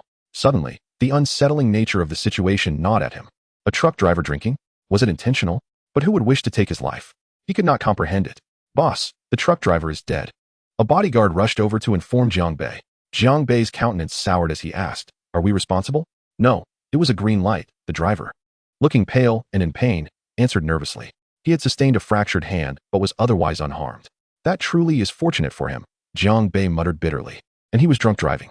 Had he survived, I would have ensured this truck driver faced utter ruin and imprisonment. Take us to the hospital. You two stay here and wait for the traffic police. If there are any questions, come find me at the hospital," Jiang Bei commanded before boarding another vehicle. He rubbed his head and leaned back against the seat, closing his eyes.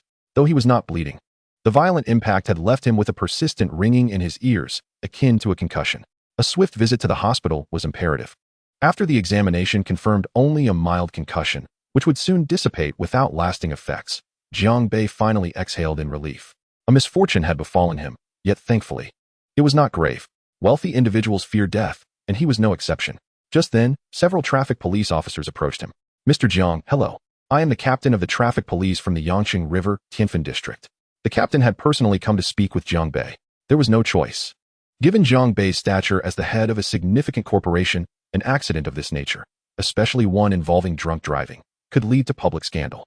Thus, the police acted swiftly, promptly detaining the truck driver. Jiang Bei posed no inquiries and directly asked, "What is the potential sentence?" The captain paused before responding, "Generally, it ranges from 1 to 6 months of detention." Given the circumstances of this traffic incident, it should be less than 2 years of imprisonment. Although the final decision rests with the judge, Jiang Bei was incredulous. Damn it, I nearly lost my life. And he could face only a sentence of less than 2 years? Are you aware of the grave dangers posed by drunk driving? Given the leniency of the penalties and the minimal consequences, it is no wonder that the incidence of drunk driving remains alarmingly high over the years. Jiang Bei remarked coldly. The captain of the traffic police, observing Jiang Bei's indifferent demeanor, could only manage a wry smile, feeling somewhat helpless. However, he harbored no sympathy for those who drive under the influence. Just as the captain and his team were preparing to leave, Jiang Bei called out to them once more. Furrowing his brow, Jiang Bei questioned, "Is it permissible to drink and drive a large truck?" Upon hearing this, the captain's brow also knitted in concern. Jiang Bei's tone of bewilderment was not lost on him. Indeed, it was rather suspicious to drink and then operate a heavy vehicle. Typically, such reckless behavior is associated with smaller cars. It was uncommon to encounter someone who would dare to drive a truck while intoxicated. Are you implying that? The captain hesitated. Jiang Bei's expression turned icy, his eyes narrowing. Initially, he had merely entertained a fleeting thought, but now it seemed something was amiss. Did someone intend to take his life? You may leave. Jiang Bei contemplated for a moment before adding, "I will inform you if I receive any concrete information." The captain, recognizing Jiang Bei's unwillingness to divulge more, refrained from pressing further. After all, if such matters were indeed involved, they fell outside his jurisdiction. Nonetheless, he resolved to report the incident to his superiors. Following his departure, Jiang Bei instructed his bodyguard to escort him home. This accident had not stirred any concern among others. As he was alone in the city, all his friends and family were absent. Jiang Ting was also in the city. However, Jiang Bei had no intention of sharing this incident with her. Once he returned home, he could no longer contain his temper and shattered the bottle of imported liquor on the table. His face was a stormy shade of anger. The more he pondered, the more he felt something was amiss. Jiang Bei called for Chen Chu, the general manager of his security company. Chen Chu had originally been his personal bodyguard, but later he recognized Jiang Bei as potential and was tasked with establishing the security firm, which had successfully recruited numerous elite veterans from the military. Boss. Chen Chu arrived swiftly, already informed about Jiang Bei's accident. Jiang Bei spoke gravely. Investigate the background of that driver. Understood. Chen Chu nodded and promptly left. Jiang Bei was still uncertain whether the accident was intentional or accidental. Regardless, he intended to make the driver pay dearly for it. Damn it. The more Jiang Bei thought, the more fear gripped him. He feared he might already be lying in a morgue. No amount of wealth would matter then. That night, he remained sleepless, seated on the sofa, chain-smoking. By morning, Chen Chu returned with the driver's information. With connections in the relevant fields, obtaining this information was not a challenge for him. Moreover, he had also uncovered details about the driver's family. Jiang Bei's face darkened as he reviewed the dossier. The driver's name was Chen Quan, a 38-year-old truck driver from Sichuan province. He transported goods for others and had a family with both elderly parents and young children, seemingly a man of good standing. It did not appear that he had acted maliciously. Jiang Bei squinted as he scrutinized the details. Suddenly, he noticed a discrepancy regarding the driver's daughter. Chen Ru, aged 8, was suffering from leukemia and was undergoing treatment at the People's Hospital of Shidu. Given this man's financial situation, could he afford such medical expenses? Jiang Bei murmured to himself. He could not afford it. Leukemia had not been truly conquered in medical science. Instances of recovery were rare exceptions. For most, miracles simply did not exist. The annual treatment cost for leukemia could reach hundreds of thousands, which was already staggering. But what if it extended to 2, 3, or even 10 years? That would be an unimaginable sum. Investigate further, Jiang Bei commanded coldly. Soon, he received the information he sought, accompanied by a phone call. I understand. Jiang Bei ended the call, his expression devoid of emotion, though a careful observer might note the storm brewing beneath the surface. It was indeed a case of drunk driving. However, the contents of the call compelled Jiang Bei to accept, despite lingering doubts. Yet, this call also clarified that this was no mere accident. Who could be behind this? Jiang Bei narrowed his eyes. Chapter 37 introduced a revelation. Do you think I will relent? Absolutely not. Jiang Bei scoffed, reclining on the sofa, casually tossing his phone onto the table. The caller had assured him that all was well, but Jiang Bei sensed an underlying implication. There was no way Jiang Bei would simply let this go. After all, he had come perilously close to death. Death extinguishes all, leaving behind nothing. Jiang Bei's eyes burned with fury. Whoever was responsible would face consequences. Did they assume he lacked connections? If he so desired, a formidable backing would soon rise behind him. He glanced at Chen Chu, who remained silent. I have a task for you. What can you assist me with? Jiang Bei inquired. To his astonishment, Chen Chu responded quickly. I can help. Chen Chu had already grasped Jiang Bei's intentions. He had no choice but to comply, for everything he had, including his status, was granted by Jiang Bei. Failing to assist him meant losing everything. Not to mention, he was already in Jiang Bei's service. Chen Chu's decisiveness genuinely surprised Jiang Bei. He had merely been testing the waters, but Chen Chu's response exceeded his expectations. Gather a few trustworthy individuals and head to Sichuan province. Monitor them closely. Jiang Bei contemplated before instructing. Chen Chu was taken aback. Boss, this means. Jiang Bei ignored him and dialed another number. Lawyer Li, please withdraw the lawsuit and arrange for Chen Quan's bail. Lawyer Li was the same attorney who had previously aided him. Jiang Bei had originally intended to deal harshly with Chen Quan. However, now that it appeared to be intentional, there was no need for such measures. Jiang Bei was unaware of who was pulling the strings behind the scenes, but Chen Quan. Damn it. The more he thought, the more rage consumed him. He had considered confiding in Sango, but what good would that do? He did not wish to incur any debts of gratitude. Furthermore, he was uncertain of San Ji's true background and whether he would be willing to assist. Are you not moving yet? Jiang Bei's expression turned frosty as he admonished Chen Chu, who seemed lost in thought. Chen Chu hurriedly left. Jiang Bei, expressionless, turned his neck. Chen Quan could hardly believe he was being released. The unexpected turn left him in disbelief and fear. Yet thoughts of his daughter's medical bills quelled his terror. However, he was troubled by the fact that the target had not been killed. Did he dare attempt again? Even he, no matter how foolish, understood the increased difficulty of the task. Unless he took matters into his own hands, the plan would exceed all expectations. Initially, he had intended to feign a drunk driving incident resulting in death, which could lead to a sentence of at most a few years. He could still spin the narrative as someone had suggested. At that moment, the indefinite sentence was reduced to a definite one, which was further shortened, and in just a few years, he could be released. But now, sigh, Chen Quan furrowed his brow, realizing he could only devise a plan. In his contemplation, he failed to notice a white van trailing closely behind him since he had exited the police station. Just as the crowd began to thin, the van suddenly accelerated.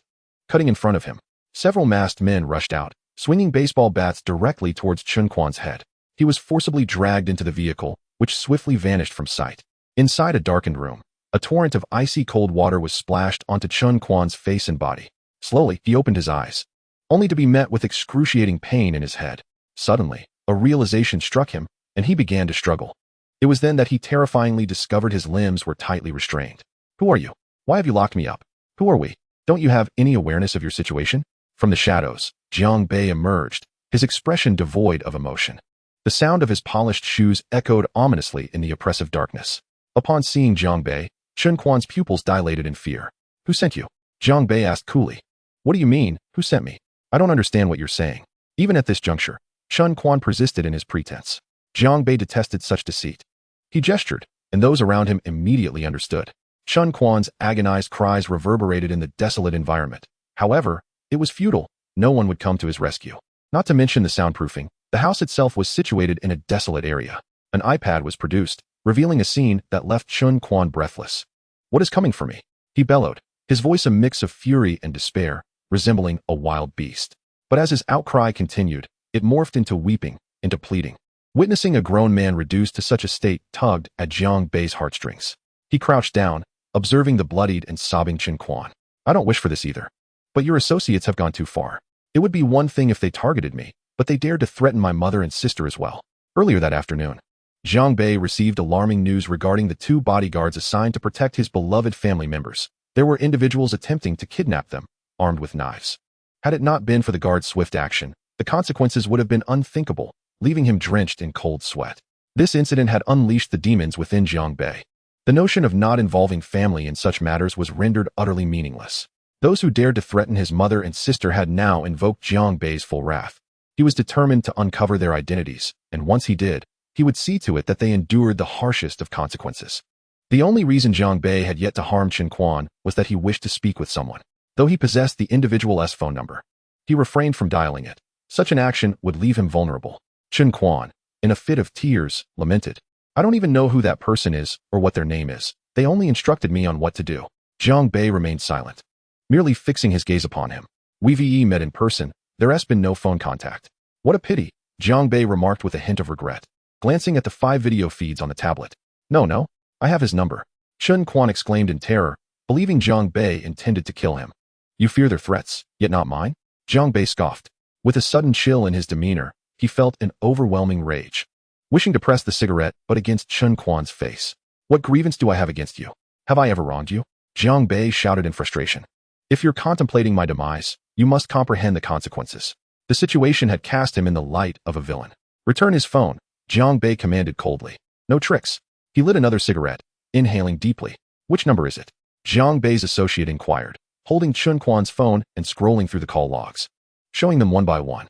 Chun Quan clenched his fists tightly, bloodied and battered, his appearance grim and tragic. Jiang Bei, noticing Chun Quan's stubbornness, uttered a chilling remark. Upon hearing it, Chun Quan's head snapped up in fury and fear. I'll tell you, he cried, nearly biting his tongue in desperation. It's this number from last night at 7:30. Witnessing a grown man in such a state was indeed disheartening.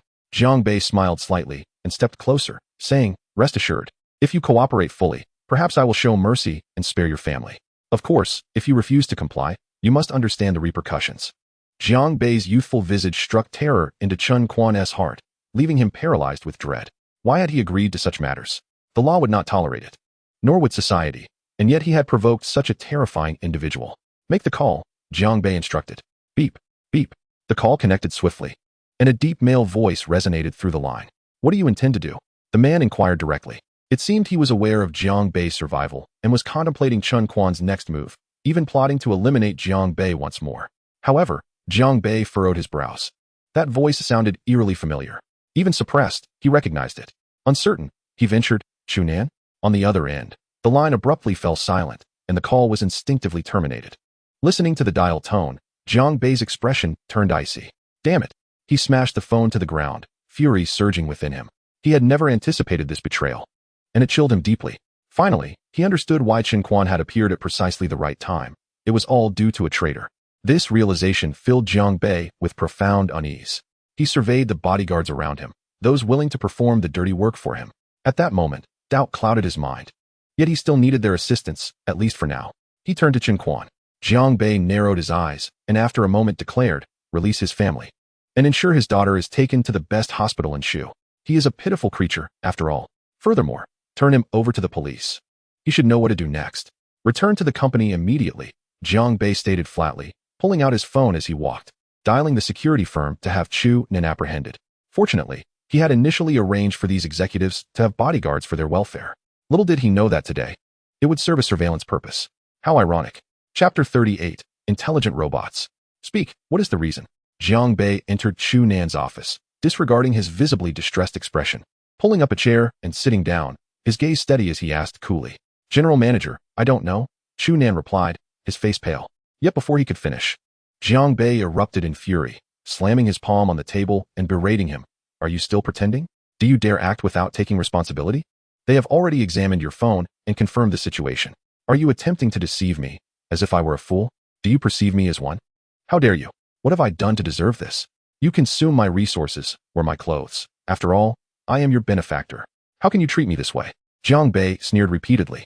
Chu Nan's complexion grew increasingly grim, his pallor deepening. The young boss before him resembled a ravenous tiger, his bloodshot eyes instilling a sense of dread. Suddenly, Chu Nan sank to his knees, his voice trembling with emotion. Boss, I had no choice. Someone is coercing me. Is that so? Jiang Bei's tone shifted to a more tranquil yet capricious manner. It seems you are indeed a victim. Chu Nan lowered his gaze, unable to meet Jiang Bei's penetrating stare. Do you know who is behind this? Jiang Bei inquired. I do not know. The person contacted me anonymously, threatening my family. I had no recourse, Chu Nan replied, his voice quavering. Jiang Bei felt a pang of disappointment. Anonymity complicates matters considerably. It is exceptionally challenging to trace. At least, that was his perspective. A hidden adversary with malicious intent was indeed a troublesome predicament, particularly when that foe sought his life. Jiang Bei felt utterly helpless. It was as if calamity had befallen him without cause. He had done nothing to provoke such hostility. Was the world of capital so merciless? Sigh. However, where there is one encounter, there will be another. Enemies will inevitably resurface, and when that time comes, he shall repay them in kind, with blood for blood. Noticing Jiang Bei's silence, Chu Nan, filled with trepidation, lifted his head, only to be met by Jiang Bei's unwavering gaze, causing him to instinctively lower his head once more. Have they released your family? Jiang Bei asked again. They have. I was contacted this morning, Chu Nan answered. Very well. Jiang Bei nodded, then remarked, I have a fear of heights and have never visited the X Tower. When you have the time, take me there. His words left Chu Nin momentarily stunned. His face turned pale as he contemplated speaking further, yet after a few moments of hesitation, he remained silent. After making his statement, Jiang Bei disregarded him and turned to exit. Once outside, he let out a long sigh, feeling a tremor within his heart. "Boss, shall we continue our investigation?" Chen Chu inquired. Jiang Bei glanced at him, pondering before responding, "There is no need. Let it be." Chen Chu was taken aback. "Of course not," Jiang Bei replied coolly. Would he confide in Chen Chu his suspicion that the mastermind behind this was someone formidable, with a capacity for revenge that might prove overwhelming, and the consequences of retaliation unmanageable?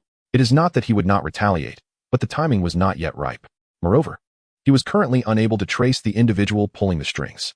To be honest, Jiang Bei felt a twinge of regret. Regret for having sent someone to threaten Chen Quan. He harbored doubts about the loyalty of the security personnel he had employed. Chu Nin had jolted him into awareness. It seemed he must take action. Jiang Bei murmured to himself. Upon returning to his office, Jiang Bei utilized his skill of conjuring from nothing.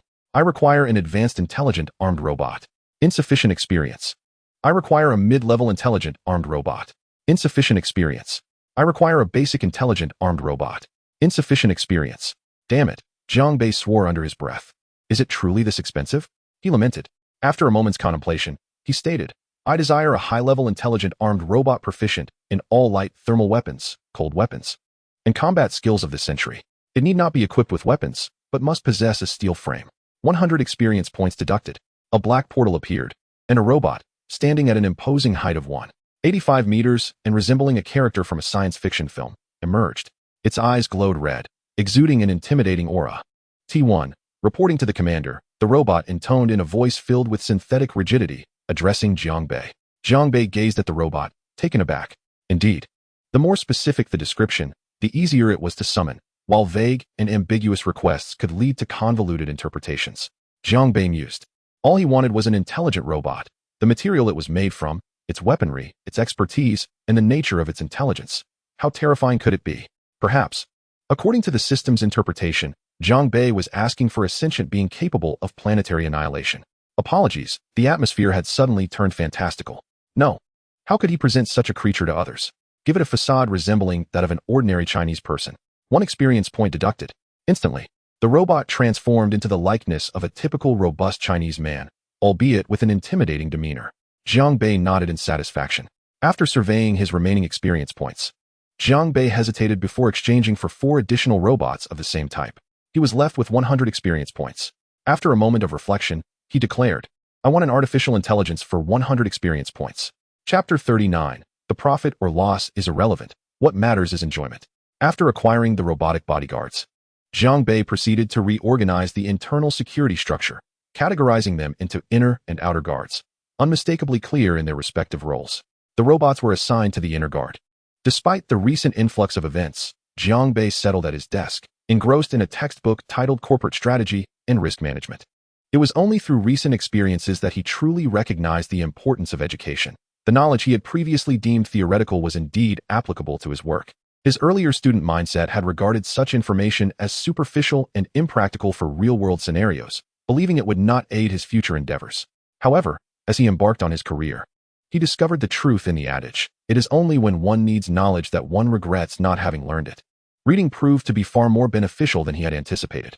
He frequently encountered situations where he knew which concepts to apply, yet struggled to recall the specific details and methods, a consequence of not diligently mastering the material beforehand.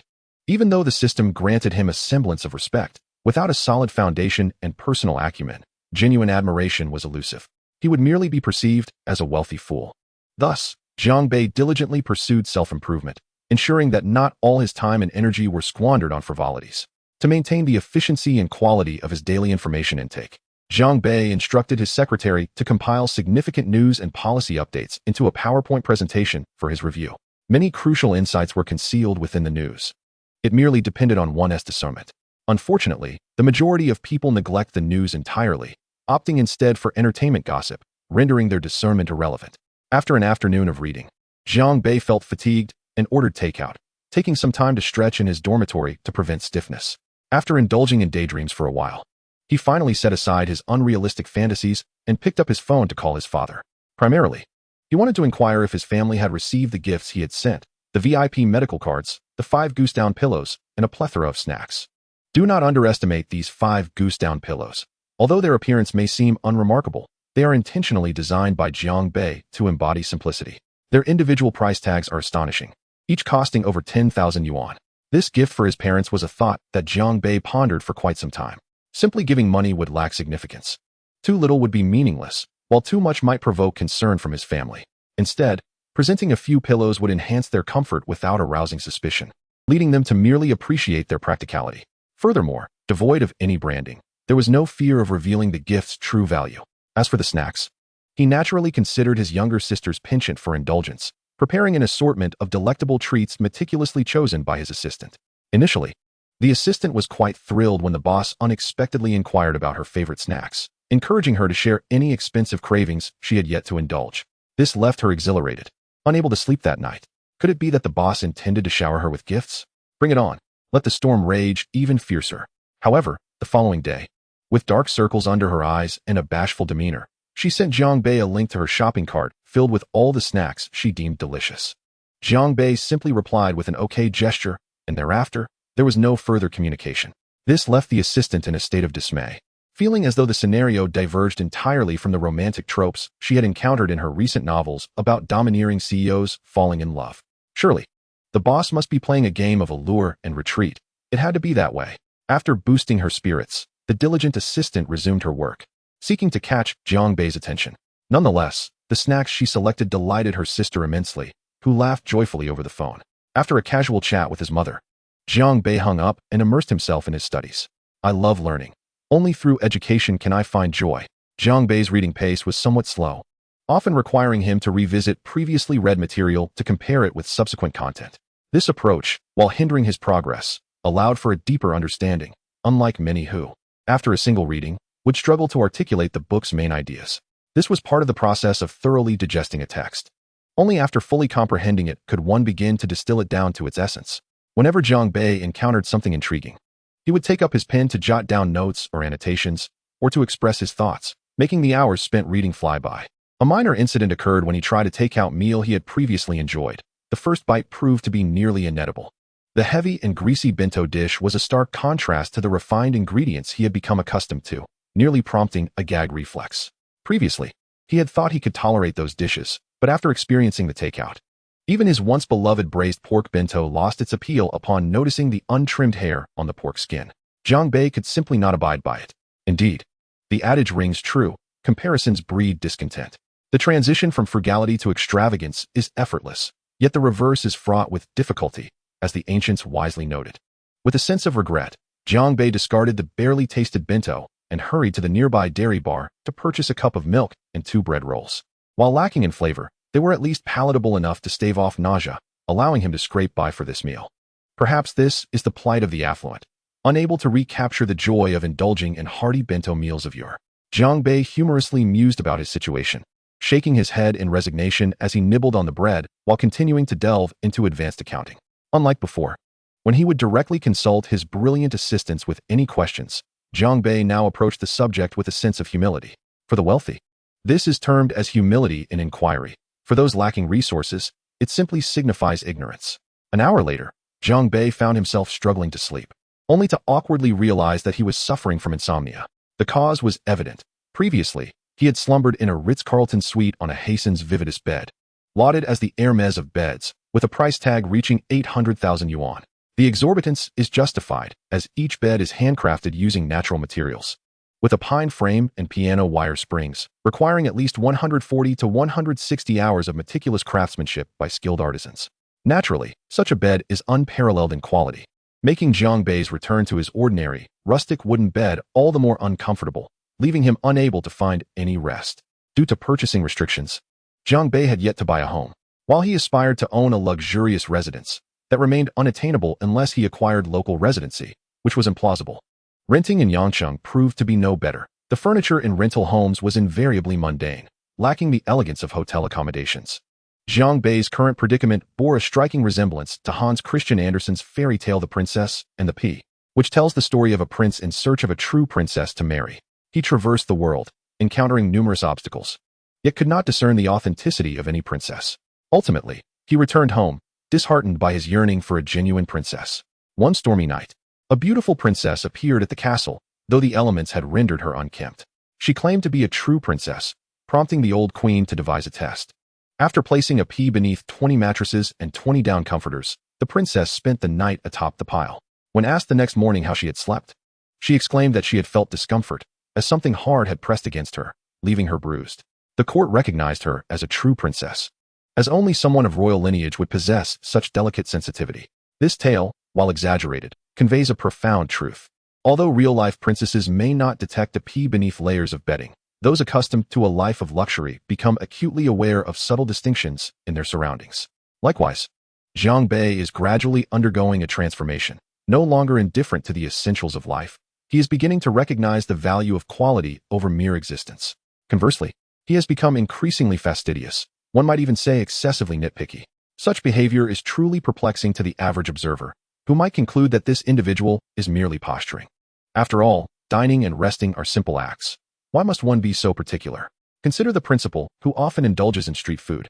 What is there to flaunt? It is evident that the principal's occasional ventures to the street stalls, which garner media attention, underscore the rarity of such occurrences in his routine. Jiang Bei, weary of grappling with this dilapidated bed, realized that while he could force himself to sleep, there was no need to endure discomfort, especially when he could easily afford a hotel room. Thus, he made a call to the Four Seasons Hotel to reserve a room and arrange for a car to pick him up. With a face of despair and a yawn, he rose and dressed. Feeling somewhat bored, Jiang Bei mused that perhaps he should stay in hotels more often. Indeed, he pondered the idea of establishing a five-star hotel under the company's name. The profitability of such an endeavor was secondary. What mattered most was his own contentment. After all, he considered himself to be a man of systems. Resolute in his decision, Jiang Bei leaned back in his chair and began scrolling through Douyin. For he had grown weary after a day of study. To ask him to continue reading would be akin to torment. If he truly possessed that kind of resolve, he would have long since enrolled at Zhejiang University, rather than languishing at this mediocre institution. The insidious nature of short videos lies in their brevity. Once one succumbs to their allure, time slips away unnoticed. Just as Jiang Bei was engrossed in his viewing, he received a call from the hotel driver announcing his arrival downstairs. Reluctantly, he ceased scrolling, gathered his belongings, and descended. Upon being escorted to the hotel suite, Jiang Bei finally experienced the sensation of restful sleep. Having arranged for a wake-up call at 8 a.m. with the room service, he comfortably adjusted his sleeping position and swiftly drifted into slumber. The sheer bliss of a peaceful night's rest was his final thought before surrendering to dreams. Chapter 40. Artificial Intelligence, Xiao Bei. Due to the recent surge of public interest, Jiang Bei felt compelled to expedite the launch of his initiative. A formidable artificial intelligence quietly came online.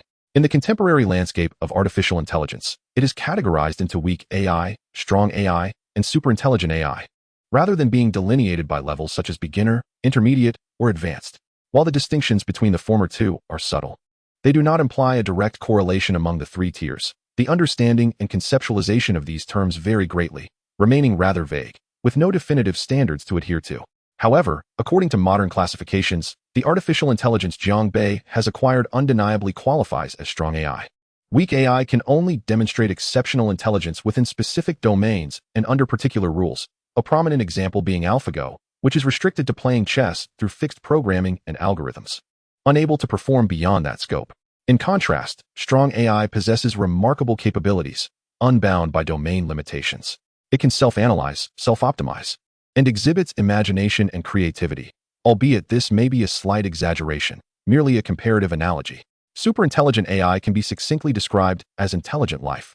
Currently, society remains entrenched in the weak AI era. While strong AI may or may not exist, some technologies are not necessarily available for public use, and Jiang Bei remains uncertain about their existence. Nonetheless, he is cognizant that he possesses it, daring to assert its presence. The artificial intelligence in Jiang Bei's possession is named Xiao Bei, a nod to his own childhood nickname. Somewhat narcissistic, indeed.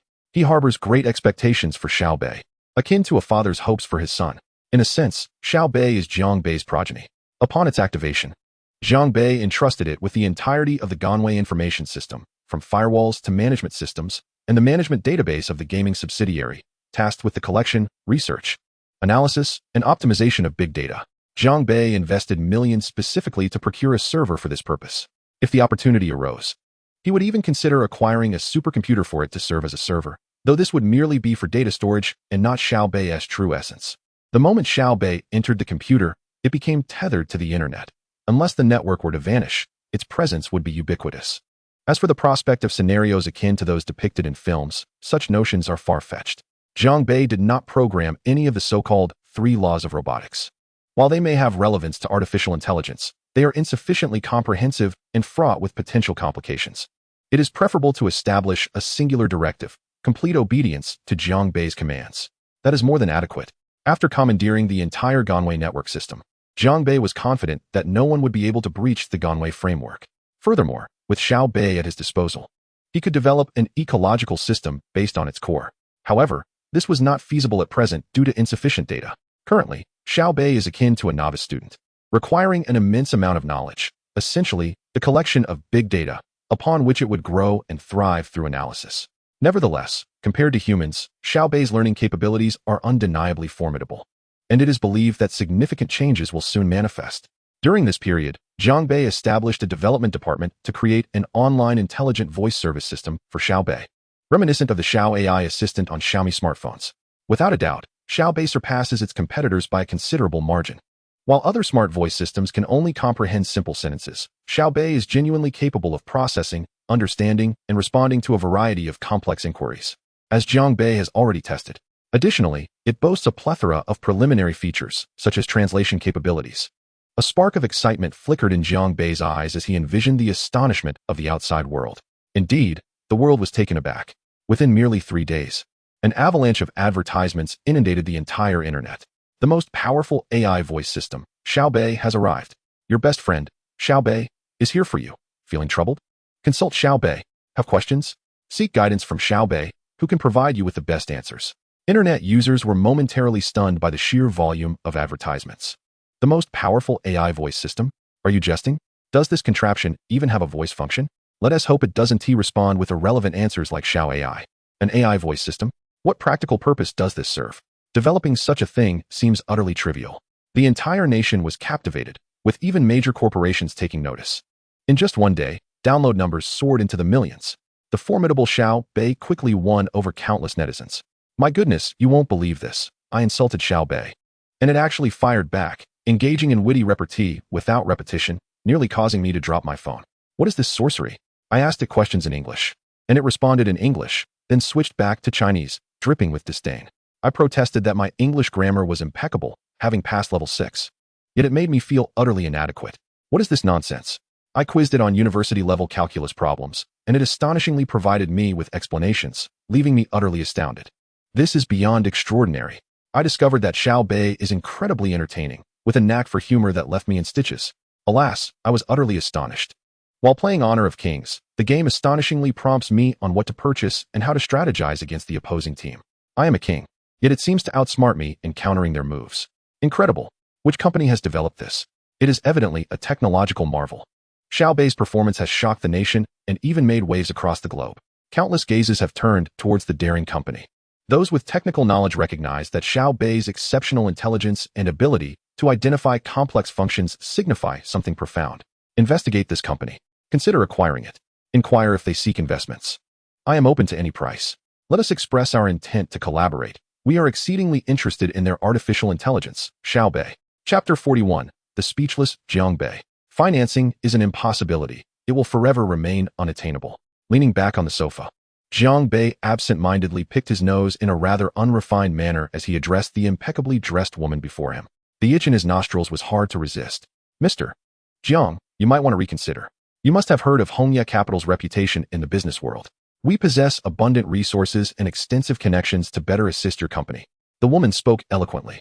Jiang Bei, however, dismissed her proposal by tossing the documents onto the table, smearing his nasal residue upon them, causing her to involuntarily twitch at the corners of her eyes. I am well aware of Hongya Capital. How could I not be? You hold shares in the triumvirate of Tencent, Ali, and Baidu, renowned enterprises indeed. To be frank, I am somewhat tempted, after all. One thrives in the shade of a grand tree. However, regrettably, your offer is rather unappetizing. 100 billion for 30% equity? If it were in USD, I might consider it. But 100 billion in renminbi is akin to purchasing 30% of a company already valued in the hundreds of billions. Are you still dreaming? Or do you perceive me as overly youthful? Jiang Bei stated calmly. His gaze remained steady upon her, a tranquility that rendered her countenance pale as she felt an immense pressure. "This is negotiable, Mr. Jiang," she replied with a hint of resignation. "This is merely an initial probe." To her surprise, Jiang Bei offered no concessions. "Please take your leave," he said coolly. Seeing that Jiang Bei's stance remained unchanged, she had no alternative but to turn and depart. Since Xiao Bei's launch, Jiang Bei had encountered numerous venture capital firms and large corporations. Their intentions clear: to invest in or collaborate with his company on artificial intelligence. In either case, Jiang Bei was open to the idea. Having founded Dare to innovate and brought it to this stage, his pursuits were not driven by a thirst for wealth. He possessed a system that ensured he would never lack for money. What he truly sought were connections, networks, and influence. He was willing to share the spoils with anyone who could offer him an advantage. Mutual benefit is the essence of human relationships. Hoarding wealth leads only to ruin. Even if one possesses the ability to dominate adversaries, what of future generations? Can they wield such power? It is crucial to understand that greed breeds resentment. The recent overture from Hongya Capital was met with Jiang Bei's outright rejection, not for any other reason than his disdain for them. While Hongya Capital may boast a prominent reputation, it pales in comparison to genuine capital firms, which are backed by formidable consortiums wielding significant influence. Had he not unveiled Xiao Bei, Jiang Bei might have entertained an investment from Hongya Capital. However, with Xiao Bei now revealed, they were denied even the entry ticket to Dare to innovate. Only those with true influence would receive such an invitation. After several days of busyness, Jiang Bei sought to unwind and invited Liang Ai out. He held a particular affection for the petite and charming class leader. Although past events had led to some unpleasantness, he deemed them trivial. If Liang Ai held any grievances, she was free to leave. They entered a clothing store where the prices were exorbitant. In the thousands for brands Jiang Bei had never heard of, so-called miscellaneous labels. Observing Liang Ai as she browsed, he remarked, "Take your time. I will step outside for a smoke." As Jiang Bei stood alone, gazing at the bustling street, he quietly lit a cigarette. He recognized the impropriety of his actions, but found the prospect of shopping uninviting. Halfway through his cigarette, a sudden commotion caught his attention. Instinctively, he turned to see a crowd gathering. A man was desperately clinging to a woman's leg, dragging her as he pleaded, "Please don't leave me." His voice was choked with emotion. This statement instinctively led Jiang Bei and those nearby to view the man as a pitiful wretch. Utterly disgraceful for a man to utter such words in public. The woman, her face flushed with embarrassment, was equally mortified at being publicly detained. "Zhang Fan, I beg you, let me go. I have devoted 7 years to this family. I can no longer endure this.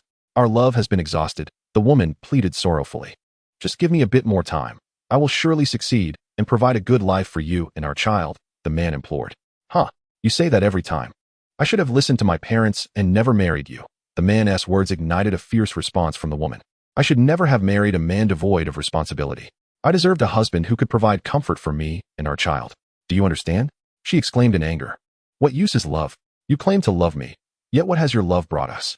For 7 years, I have sustained this household while you chase your elusive dreams. You have never contributed."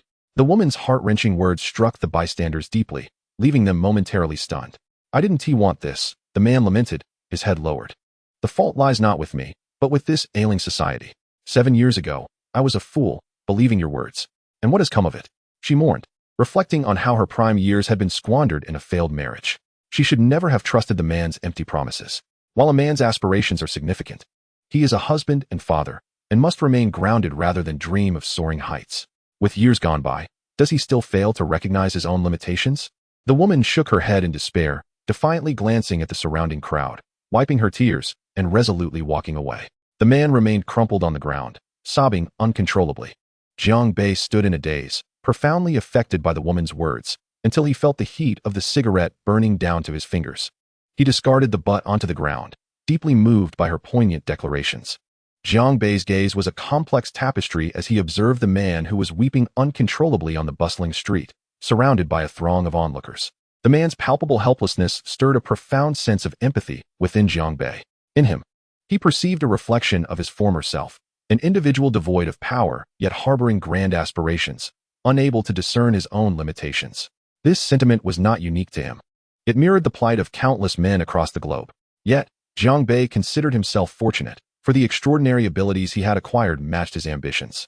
However, how many among humanity could truly claim such fortune? Throughout the annals of history, how many have been blessed by the heavens as favored children? Most individuals meander through life in mediocrity. Is wealth truly as paramount as it is often deemed? From his right, Liang Ai's voice interrupted his thoughts. He was unaware of her arrival. Her expression was one of complexity, suggesting she had witnessed the entire scene. Jiang Bei remained silent. After a prolonged pause, he asserted with unwavering conviction, "It is important, extremely important." This declaration prompted Liang Ai to cast a skeptical glance his way, questioning, "Given your wealth, why do you still place such significance on it?" A smile crept onto Jiang Bei's face as he responded, "Precisely because I possess wealth, I regard it with greater esteem. You may find it hard to believe, but I hail from a rural background. My parents were farmers, or laborers at best. My ascent to this position has been nothing short of serendipitous. Otherwise, my future might have mirrored his." "Luck?" Liang Ai replied, her tone tinged with resignation. "What kind of luck must one possess to achieve such monumental success? Winning 100 million in the lottery would scarcely account for a fraction of your fortune. No, not even 100th. Perhaps I am akin to the fabled protagonist, a child of destiny. Much like Emperor Luxiu of the Han Dynasty," Jiang Bei jested, the humor lightening the weight of their shared contemplation. "After all, he was a founding emperor," Liang Ai retorted with an eye roll, before posing a question that caught Jiang Bei off guard. "Do you think that woman was in the wrong?" Unsure of how to respond, Jiang Bei finally stated, "Neither of them is at fault. I can see that their love was genuine. Unfortunately, in the end, love succumbed to the harsh realities of life." Liang Ai's voice grew melancholic as she remarked, "Isn't love supposed to be beautiful? Why then does it ultimately falter in the face of reality?" Jiang Bei found himself at a loss for words, left in silence. Observing his quietude, Liang Ai continued, "Thus, one must seek a reliable partner. Not everyone has the luxury of marrying for love. Some have choices, while others do not." Understanding the implication in her words, Jiang Bei chuckled lightly. "But you seem to lack for nothing, shopping in upscale boutiques. Why concern yourself with such matters?" "Because I wish to marry for love," Liang Ai replied earnestly. Her gaze fixed on him. Chapter 42, Stir-Fried Noodles with Pork Strips. To be honest, Jiang Bei found himself at a loss for how to respond to Liang Ai's sentiments. Her skepticism towards his theory of luck was equally perplexing, perhaps because she dared not challenge it. Imagining a dilapidated rural setting, where unattractive photos were used for matchmaking, and the word demolished was plastered across the background, Liang Ai struggled to conceive such a reality. Yet Jiang Bei was neither unattractive, nor had he experienced such upheaval. As for romantic entanglements, he had none, but his heart was resolute. If wealth could be attained, he would utilize it to forge his path. In moments like these, emotions were a luxury he could not afford to indulge in. With his fortune, he could establish a company. Where knowledge was lacking, he would seek expertise. If he couldn't find the right people, wealth, he believed, would ensure he could always attract talent. This was Jiang Bei's strategy, the very essence of his game plan. His current life felt akin to a game. A mere numerical representation of wealth felt unsatisfactory. Thus, he endeavored to deepen that sense of dissatisfaction, leveraging his finances to forge connections with the true power brokers of the nation. There is a saying, "In prosperity, we rise together. In adversity, we fall together." This encapsulated Jiang Bei's present aspirations. Once, he had fantasized that if he amassed wealth, he would simply game all day, reclining at home. Alas, reality proved otherwise, a sentiment likely echoed by many. With wealth in hand, the goal would be to embrace an early retirement. Yet as Jiang Bei drifted into thought, Liang Ai waved her hand before his eyes, snapping him back to reality. He touched his chin, offering an awkward smile, only to realize that the man clutching his leg and the seemingly heartless woman had vanished. "What are you dawdling for?" Liang Ai remarked, exasperation in her tone. Jiang Bei replied, "Nothing much, just a moment of reflection." Liang Ai wished to inquire what a person like him could possibly reflect on, given his considerable wealth, but thought better of it. Everyone has their own burdens. Unbeknownst to her, Jiang Bei's only concern was the slow passage of time, coupled with the arduousness of leveling up. With a dismissive wave, he proceeded forward, Liang Ai matching his pace as she looped her arm through his. "Let us eat," he suggested. "Sounds great. I'm quite hungry." Liang Ai concurred with a nod. As they strolled a few steps, they entered the Four Seasons Grand Hotel. Liang Ai ordered several Western dishes, but Jiang Bei, being of genuine rural descent, had little affinity for such cuisine. While he found the red wine agreeable, it needed to be of a higher quality. Otherwise, it tasted merely like grape juice. "That will suffice for me," Liang Ai affirmed to the server. Jiang Bei, however, found the juxtaposition of Western and Chinese cuisine somewhat incongruous. "Never mind. Let's not appear too unsophisticated," he mused, scratching his head. "I'll have, what is it called? That stir-fried noodle dish. With pork strips." "Stir-fried pork noodles?" The server paused, momentarily at a loss for words, before a pained smile spread across their face. "I'm sorry, sir, but we don't have that." Inwardly, Jiang Bei reflected that they could easily have it. "Fine, what is the pasta called?" "Sir, You may be looking for spaghetti, the server suggested. Their forced smile, transitioning into a professional one. Jiang Bei smacked his forehead. Right, I completely forgot. How embarrassing. Yes, yes, yes, spaghetti with pork strips. He presented himself rather ostentatiously, reclining with an air of casual arrogance, though his figure was not particularly portly. Nor did he sport ostentatious jewelry, just a watch that signified his status. Sir, we only have black pepper beef stir-fry and curry chicken stir-fry. Spaghetti. The server clarified, their embarrassment evident. Well, let us go with the beef. Jiang Bei decided. Of course, sir. Wait, 2 portions. I want to be eating that. Liang AI interjected suddenly. Jiang Bei raised an eyebrow, looking at her as if she were daft. Who said I was sharing with you? I'll be devouring both servings. All right. Liang AI was rendered speechless, conceding that you have quite the appetite. It seems fatigue has taken its toll recently. Ever since Xiaobei's debut, a tremendous storm has erupted. The company's stock price has surged remarkably, climbing several points in just a few short days, akin to riding a rocket. Although Jiang Bei might not be well versed in such matters, observing the exuberance of the employees made it evident that the company was appreciating in value. Well, thinking this way can't hurt. He had hardly left the company these past few days, constantly bombarded by insistent requests, which had become quite a nuisance. The demands were escalating, and even Hongya Capital persistently sent someone over, raising the offer from 100 billion to 200 billion. Yet, all Jiang Bei managed to utter was a single word, scram. This terse reply was conveyed through his assistant.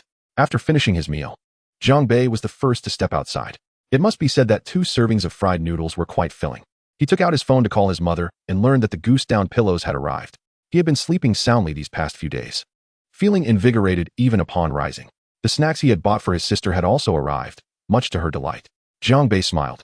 This being the happiest he had felt in days, free from the worries of earning and spending. The joy of his family had inadvertently become his greatest solace. However, thoughts of his own affairs began to weigh heavily on him again.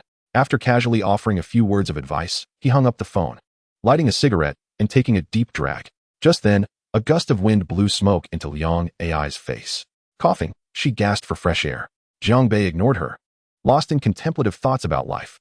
Recently, in robust health, he felt the urge to indulge in something entertaining. As the day drew to a close, he decided not to meander about anymore. The day was nearly over. Glancing at his phone, he contemplated inviting Su Liang out to join them.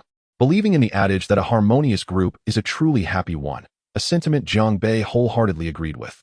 Yet, as he observed Liang AI's exquisite new attire, radiating warmth, he thought better of it. Perhaps it was best to keep it simple, just the 2 of them. Liang AI, too, had adopted a nonchalant attitude towards such matters. As it was neither her first nor second encounter, the 2 made their way back to the presidential suite. Chapter 43, The Feeling of Home. The next morning, Jiang Bei awoke leisurely, first checking the company's affairs for the day. He picked up his phone and opened his email, discovering a message from Miss Chin Chung. It pertained to some financial adjustments and the company's recent developments. Jiang Bei held a favorable impression of the CEO, not in a romantic sense, but rather due to her commendable work ethic. Through their brief interactions, he had sensed her dedication. Nevertheless, he realized that in this world, people die for wealth, and birds perish for food. As he had surmised, the so-called corporate culture and history were rather superfluous. While one cannot generalize too hastily, Jiang Bei's perspective remained direct. You work hard, I reward you. You slack off and try to deceive me with empty platitudes, yielding no results? Then you can leave. Jiang Bei's demeanor had become well known throughout the company, from top to bottom, with no one daring to speak out. If he demoted you, you had to endure it, or else you'd be shown the door. Following the recent major restructuring, at least the company had begun to behave more judiciously, though minor skirmishes still persisted. However, a healthier competition had commenced. For instance, if the sales department manager was set to receive a 30,000 bonus this month, the planning department resolved to work overtime to secure a 40,000 bonus, achieving that would signify superior performance. Even if it meant competing in the boardroom, the boss would need to consider their contributions first. Everyone was growing increasingly determined. With salaries in hand, it was said that one might lose their hair, which aptly described the current Dare to Act group. Of course, Jiang Bei was indifferent to such matters. As long as the money came in, he was satisfied. He could always explore hair restoration later when he had the funds. This month, the cash flow reached 200 billion. Of course, this wasn't profit, merely turnover, and nearly half of it would be deducted for costs, salaries, bonuses, and other expenditures. The company's total outlay approached 150 billion, which was a significant improvement compared to previous expenditures of over 300 billion with only a few billion in turnover. The group had begun to buzz with excitement, and Jiang Bei was equally pleased. Having money to run a business was advantageous. While he could absorb losses, leveraging the company to enhance his influence remained an objective. At the very least, it was a short-term goal. Although his finances were now legitimate, he no longer feared scrutiny, as he had already faced it once.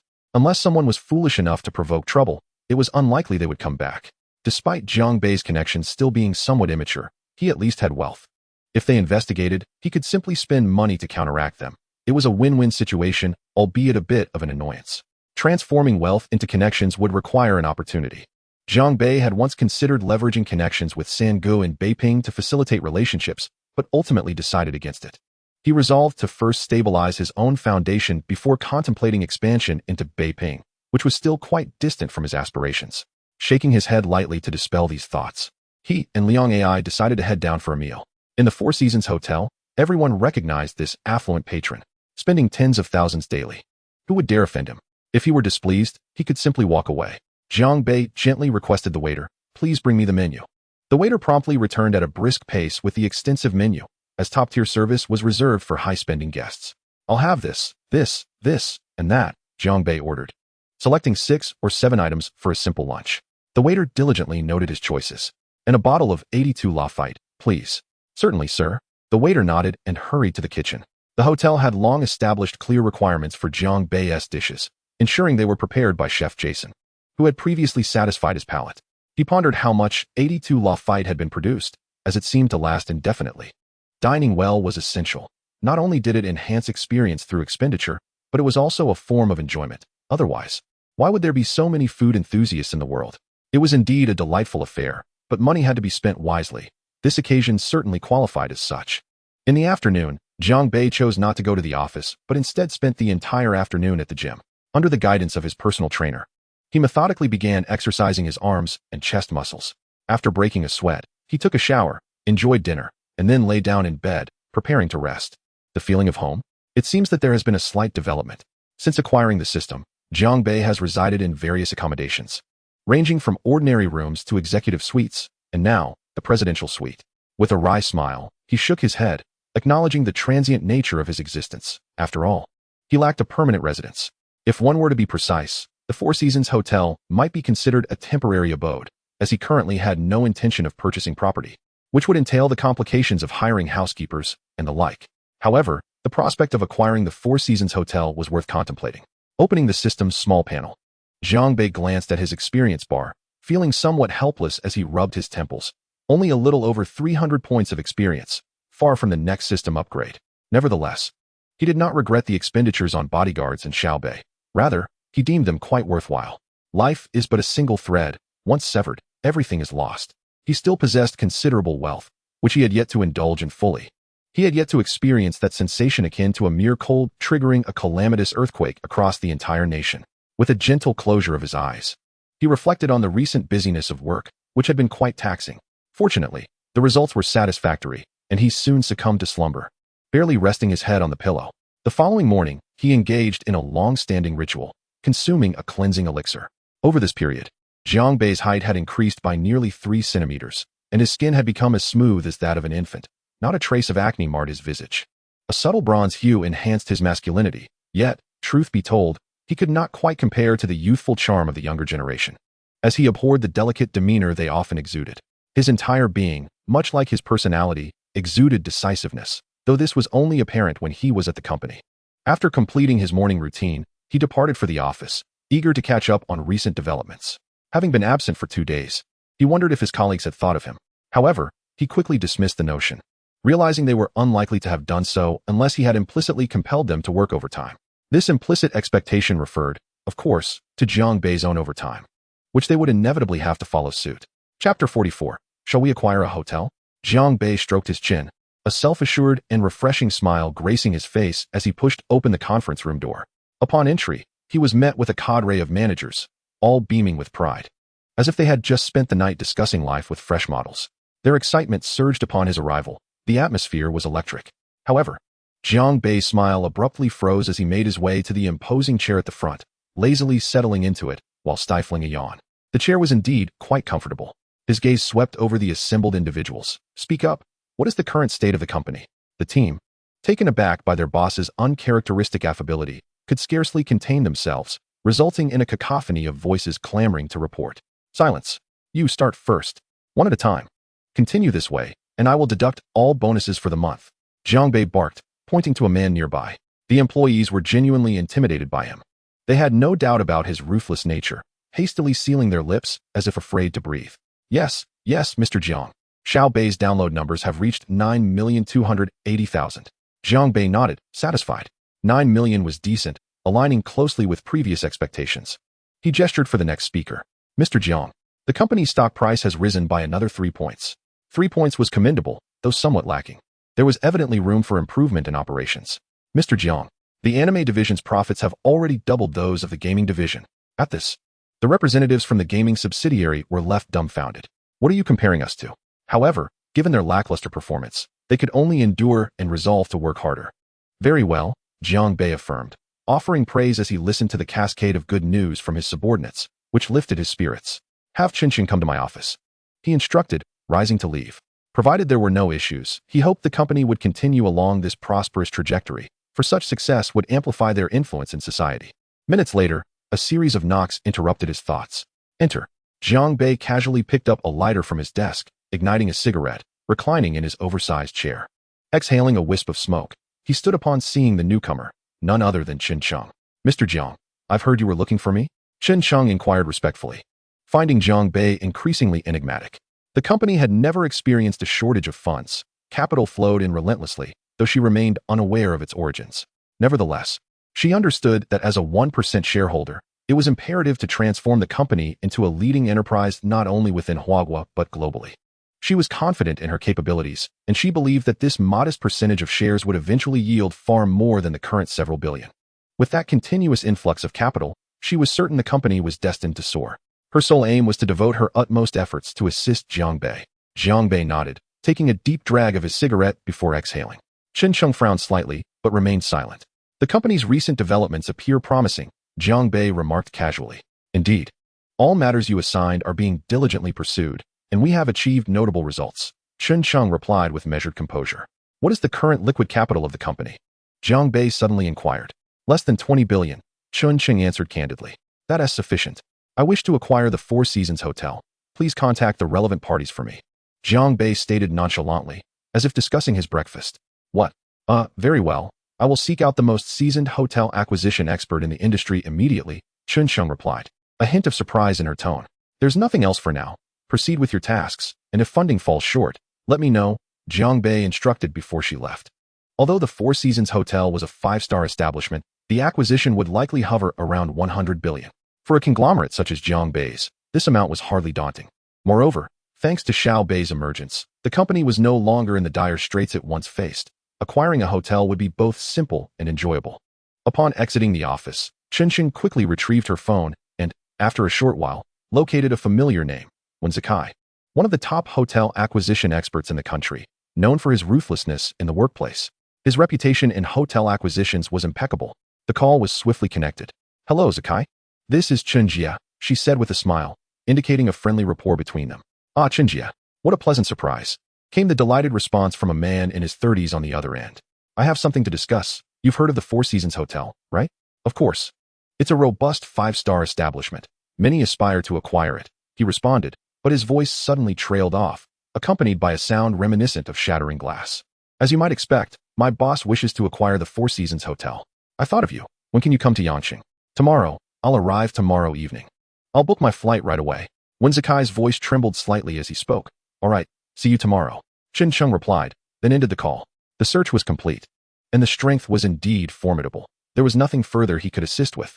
Meanwhile, on the other end of the line, a man clad in a black suit, with a resolute countenance, remained motionless, still gripping the phone. Through Qin Sheng, he had learned about this audacious company and had even paid some attention to it. The most advanced artificial intelligence in the world, Xiao Bei, along with developments in the gaming and anime realms, had piqued his interest. His knowledge of these matters stemmed from being a devoted admirer of Xiao Bei, and he had also seen the most popular anime of the time. Though he was an outsider, he could comprehend the expenses involved. For someone with an annual salary in the tens of millions, they still represented astronomical figures. After a moment of contemplation, Wen Zikai finally snapped back to reality, dragging his chin, which was on the verge of dropping to the ground. The budget for the Four Seasons Hotel last year was already $8 billion. How much would it be this year, just after renovations? He gazed up at the ceiling, forgetting entirely about the shattered cup lying on the floor. It was astonishing, overwhelmingly strong. What kind of entity was this? When Zakai stood in place, murmuring to himself, then pulled out his phone to book the earliest flight to Yanqing. Even if there were no profits to be made, he yearned to meet this person he so admired. The passion that had long been dulled by the mundane realities of work unexpectedly resurfaced within him. Chapter 45, Initial Planning. On the other side, in the office, Jiang Bei leaned back in his executive chair, quietly smoking a cigarette. He had always been appreciative of talent. He understood himself well. Despite having learned a great deal since acquiring the system, he still felt he fell significantly short compared to the elites in various industries. He could serve as the leader of the Dare to Act group, implementing all his ideas, yet every step of practice relied on the efforts of his subordinates. As for the person Xincheng was tasked to find, Jiang Bei had complete confidence. While acquiring hotels could be deemed a whimsical notion for Jiang Bei, who possessed nearly $100 billion in assets, if he desired something, he would pursue it. How to do it? He was indifferent. His role was to find the right people, and he would pay them to get the job done. The individuals he sought must be valuable. Those lacking worth were of no use. Jiang Bei stubbed out his cigarette in the ashtray with force, exhaling the last puff before closing his eyes. Knock, knock, knock. Come in, Jiang Bei said without opening his eyes. President Jiang, we've found the people. Upon hearing this, he raised his head and was surprised to see Chun Sheng returning so soon.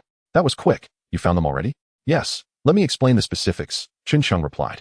Jiang Bei nodded and casually remarked. Wen Zakai, 32 years old, graduated from Beijing University with a degree in hotel management, later pursued a master's at the University of London.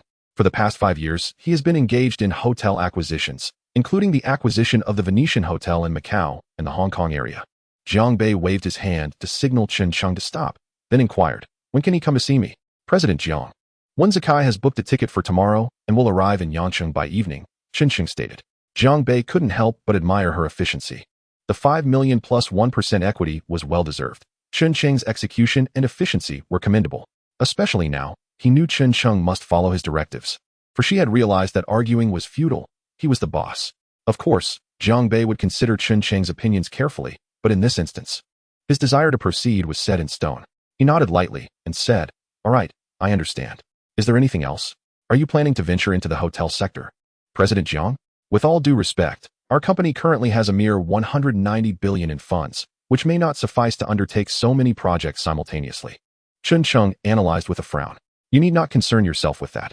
If there's nothing else, you may leave, Jiang Bei replied casually, turning his large chair to gaze out the window.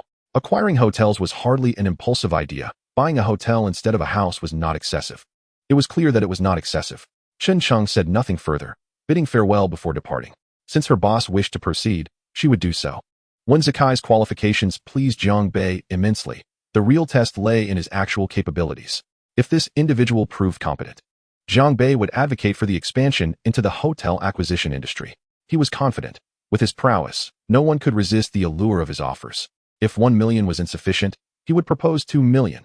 If that was still deemed inadequate, he could easily raise it to 4 million, 5 million. Indeed, if the individual truly possessed the requisite skills, he would continue to escalate the offer.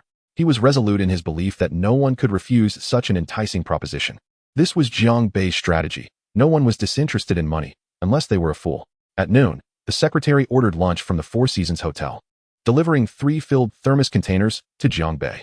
The meal included grilled prawns paired with Treviso chicory, steamed mustard lobster with cauliflower, and pan-seared lamb chops accompanied by mushroom mashed potatoes and vegetable soup, featuring the latest cappuccino snail mushroom soup. Even the main course was black truffle risotto, luxurious. Yet Jiang Bei deemed the price reasonable at over 18,000 yuan, a mere drop in the ocean for him now. Each dish was crafted by Michelin 3-star chefs, and the Four Seasons Hotel, serving as Jiang Bei's dedicated establishment, fulfilled its duty to cater to him. After all, he was the hotel's most significant patron. How could they afford to serve him poorly? Indeed, the Four Seasons Hotel boasted a handful of Michelin 3-star chefs, only 3, however. The rest were primarily 2-star. And the food they prepared could, in Jiang Bei's words, be described as barely edible. After sampling each dish, Jiang Bei frowned and remarked, the prawns are undercooked, and the lobster meat is tough. Have these 2 redone and sent back within 20 minutes. Yes, President Jiang, the secretary replied before departing, while the 2 dishes were unceremoniously discarded into the trash. Hello, Chef Jason. My boss requests a redo on the steamed lobster and grilled prawns. The secretary's tone remained unperturbed. Why? How can your boss belittle me like this? A towering foreign man in the kitchen seethed with anger. Yet, no one dared to challenge his outburst. The beeping of the phone and his subsequent retrieval of new ingredients betrayed his true feelings.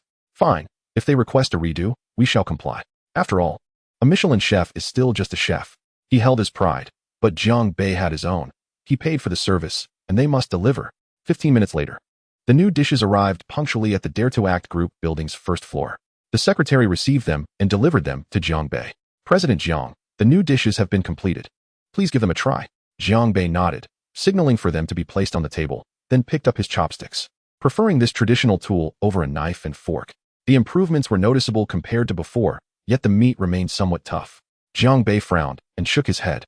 President Jiang, I will attend to this immediately, the secretary said, a shiver running down her spine. No need. It has already taken too long. Aside from this, Jiang Bei paused, an idea blossoming in his mind. Of course, why not set up a kitchen in the company and hire a chef?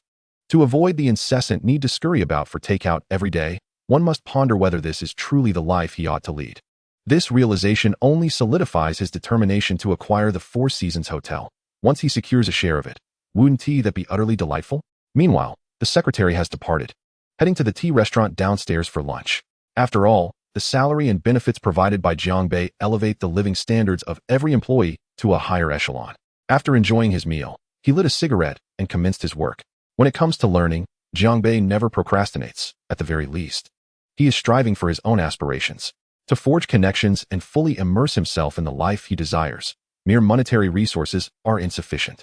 Certainly not. He aims to make the world tremble at his presence. For now, it's simply isn't enough. Throughout the afternoon, Jiang Bei either perused documents in his office or wandered among various workspaces. Chapter 46. Data on the Four Seasons Hotel. Upon seeing the boss's arrival, a wave of anxiety swept through the team, yet none feared being caught slacking off. Each shared a common mindset. President Jiang, come quickly and witness our diligence. A word of praise would be greatly appreciated. Jiang Bei, however, remained oblivious to this mentality, as his studies did not encompass psychology. His major was the art of spending money, while his electives revolved around transforming abstract ideas into tangible realities. He departed from there, surveying the work ethic of his employees, which was commendable and invigorating for him. Naturally, with the headquarters boasting 5,000 to 6,000 employees, he couldn't possibly inspect them all. It was merely a sampling. Returning to his office, Jiang Bei exhaled softly and set to work. With employees striving diligently and their performance soaring, as the owner, he couldn't afford to lag behind. He picked up the documents before him, which detailed the latest project developments. What astonished Jiang Bei was the unexpectedly exceptional operation of the animation company. He had assumed the game company would be in a worse state, yet following the last comprehensive criticism of the gaming sector, they had rallied their efforts. They were driven to excel for the sake of their salaries. Without effort, future compensation would be at risk. Observing the gaming company's tenacity spurred the animation team to even greater heights. Unlike the lethargy that had settled in the gaming subsidiary, the animators had always poured their hearts into their work, and now they were simply working even harder. This was evident in the claims of doubling productivity, which left Jiang Bei utterly astounded. Salary increases were imperative. The gaming company must also see an increase, as he had witnessed their hard work firsthand. Though their raises wouldn't match those of the animation team, one must strike firmly when rewarding, and the sweetness of praise must remain grounded in reality. This was Jiang Bei's philosophy in dealing with others, a principle he had gleaned from numerous successful entrepreneurs, though he had refined it to an art form. As for why he could maintain this level of excellence without fearing talent loss, it was simply because he possessed wealth. He was unafraid of failure and capable of absorbing losses. Yet, he would wait until next month to observe how long they could sustain this momentum. If salary increases led to complacency, the situation would be quite awkward. While this possibility seemed slim, there would always be those who coast along, pretending to work. After having dinner, he continued his work until 11 at night, at which point he rubbed his aching temples and left the company. This news swiftly spread throughout the headquarters. Wow, the boss has finally left for the night. Consequently, they resumed their tasks. The pressure to work alongside the boss had dissipated, yet the drive to excel remained. As for their post-work hours, that was entirely at their discretion. After all, one might wonder why individuals in high-tech industries often suffer from hair loss. They are constantly required to think and strategize, which can be quite taxing. However, the silver lining is the lucrative compensation, albeit not without its challenges. Meanwhile, as Jiang Bei returned to the hotel in his Maybach. He reaffirmed his intention to proceed with the acquisition. A smile crept across his lips, as if the hotel were already within his grasp.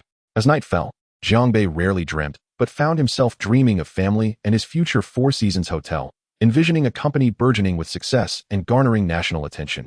Everything seemed so splendid. Early the next morning, Jiang Bei indulged in a late slumber, reluctantly awakening from his dreams. He consumed a cleansing pill, although the effects were not immediately apparent. It was the kind of remedy that yielded benefits over time. He was quite satisfied with its results. After freshening up and having a simple breakfast, he departed from the hotel and made his way to the office, where a plethora of tasks awaited him. "Good morning, President Jiang." The melodious voice of the receptionist uplifted Jiang Bei's spirits.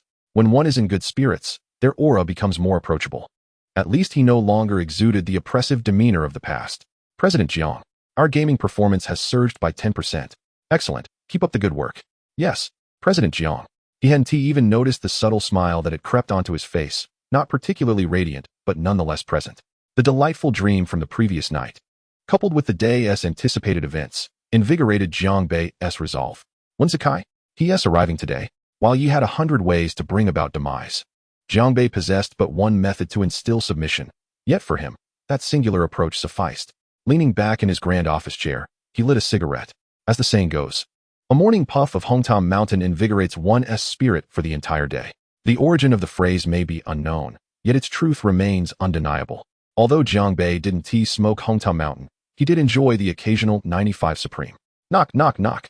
The sound of knocking echoed, without needing to look. He already knew who it was. "Come in." Jiang Bei exhaled a puff of smoke, speaking casually. "Looks like my boss is in a good mood today." The visitor was indeed Chen Sheng. Despite their occasional disagreements over work matters, one could not deny that they were friends in their everyday interactions. At least Chen Sheng was cordial, treating him as an equal. "Not bad, but what brings you here so early? You usually hesitate to enter my office." Jiang Bei remarked with a smile. "Not at all. I have something to discuss with you. When Zakai, the person I've been in contact with regarding the hotel acquisition, will arrive at noon today. By the way, here's the detailed information on the Four Seasons Hotel. Please take a look, and we can discuss it further when Zakai arrives," Chen Sheng said, placing a stack of documents on Jiang Bei's desk. "Very well. Is there anything else?" Jiang Bei nodded. "Nothing more. I'll return to work now. The company has been thriving lately, and everyone is quite pleased," Chen Sheng replied before leaving, though his smile lingered. It couldn't mask the faint dark circles under his eyes, evidence of late nights. Subsequently, he picked up the documents Chen Sheng had delivered and began to peruse them. However, the more he read, the more furrowed his brow became. The equity distribution within the entire group was exceedingly fragmented. Only 2 individuals held 10% of the shares, and the chairman possessed a mere 31%. Simple? No, far from it. In fact, it was quite troublesome. The chairman's shares would never be sold unless he were transformed into a stakeholder. The scattered shares in circulation amounted to nearly 15%. The remainder predominantly consisted of various individual shareholders. Upon meticulous consideration, the registered shareholders have reached an impressive count of 30. Well, the regulations in Huagua stipulate a minimum of 25. Moreover, one can only imagine the reluctance to sell shares in a profitable establishment, especially one as reputable as the leading Four Seasons hotel in the locality or even across the province. It seems challenging. Jiang Bei shook his head. But soon he found solace in the thought that, in that case, he would secure a 51% stake. Absolute control. Chapter 47. When Zakai arrives. At 10 o'clock in the morning, at the airport, a man in his 30s disembarked from the plane, tugging along a modest suitcase. Clad in a simple white t-shirt and black cropped trousers, his feet adorned with a pair of relatively fashionable canvas shoes. He appeared to be an ordinary business traveler from afar. Yet, unbeknownst to those around him, he was one of the most seasoned hotel acquisition experts in all of Huagua. Perhaps it would be more fitting to describe him as a master of disguise. In this line of work, one cannot simply arrive and initiate discussions. A more subtle approach is required. The vast majority of 5-star hotels, as long as they remain profitable, would never consider selling shares to outsiders. And the reasoning behind this is profoundly straightforward. Each hotel carries a certain legacy. While establishing a company may seem simple, a hotel's success is typically a gradual process, with every patron's visit contributing to its reputation. The quality of service, whether commendable or lacking, is ultimately dictated by the consumer's experience. Thus, acquiring a hotel poses significant challenges, as widespread consumer acclaim can propel the establishment to greater heights. The first step involves masquerading as an ordinary guest to seek out opportunities. Additionally, The art of observation and discerning the nuances of those around him is one of Wen Zikai's exceptional skills. He casually removed his sunglasses, lost in thought as he exited the airport. Hailing a taxi, he placed his luggage in the trunk and set off. Driver, to the Ganwei group. Wen Zikai said with a friendly demeanor. Ah, young man, heading there for an interview? The taxi driver inquired with a smile. Taken aback, Wen Zikai replied. How did you deduce that I am not an employee? Ganwei group. The employees there always seem rushed, and hardly anyone takes a taxi. The boss is quite strict. And the remuneration is exceptional, the driver casually remarked. Wen Zikai merely smiled in response and refrained from further comment. Pulling out his phone to send a WeChat message to Chen Cheng. I've arrived in Yanqing. Should reach your company in about half an hour. It was succinct, merely conveying his estimated arrival time. On the other side, Chen Cheng promptly received the message, excusing herself from a meeting to head to the president's office. Knock, knock, knock. Chen Cheng rapped on the office door. Come in. A voice, deep and resonant, echoed from within, far from the demeanor one would expect from someone in their 20s. Exuding wisdom and maturity. Taking a deep breath, Chen Cheng stepped into the office, where she found Jiang Bei gazing out the window, surveying the coastline several kilometers away. The people below appeared as mere specks, moving slowly about their business. President Jiang, Wen Zikai has arrived in Yanqing and should reach the company in about half an hour, Chen Cheng announced. She did not account for the time taken from receiving the message to arriving at the office. It was simple. Wen Zikai could wait for Jiang Bei. But Jiang Bei would certainly not wait for Wen Zikai. Reserve the finest private room at Baixianhui. Jiang Bei instructed his secretary. Yes, President Jiang. The secretary replied before promptly exiting to make the call.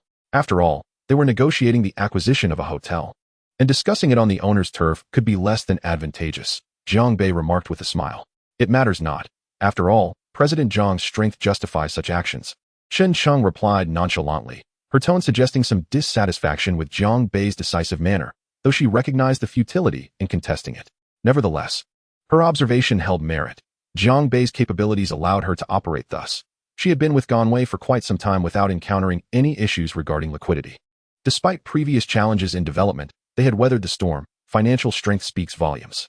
What puzzled her most was Jiang Bei's refusal of all financing requests from investment firms. Was it arrogance? No, she understood that Jiang Bei's prowess warranted such confidence.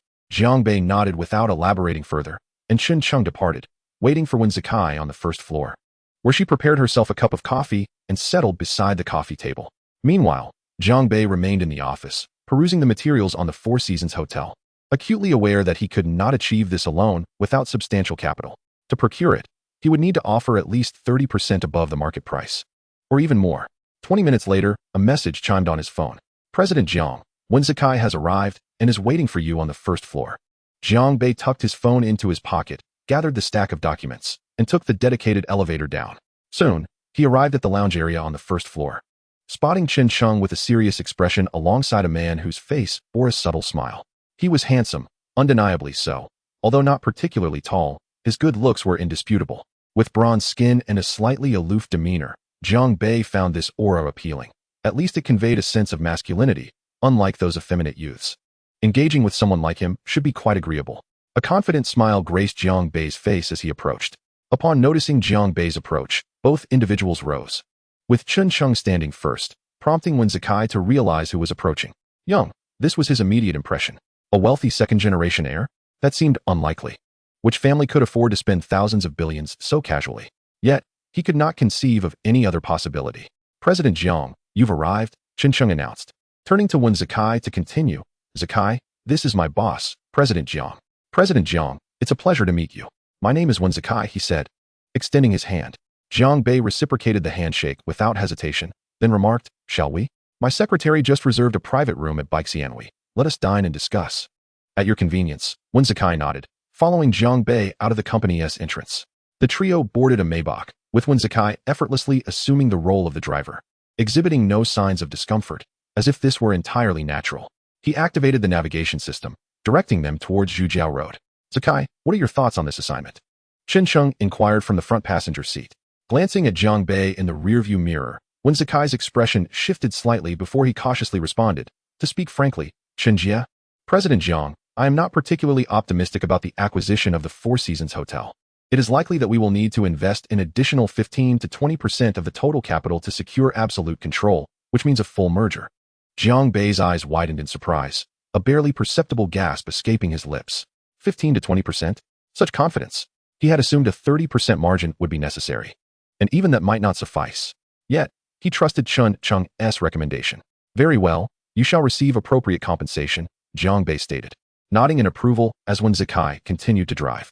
For hotel acquirers, a reasonable fee typically amounts to 5% of the total capital as a service charge. But Wen Zikai could command 7%, and for particularly challenging cases, even 8%. This rate is unparalleled within the industry. In a hotel valued at 1 billion, he is likely to receive an 8 million service fee.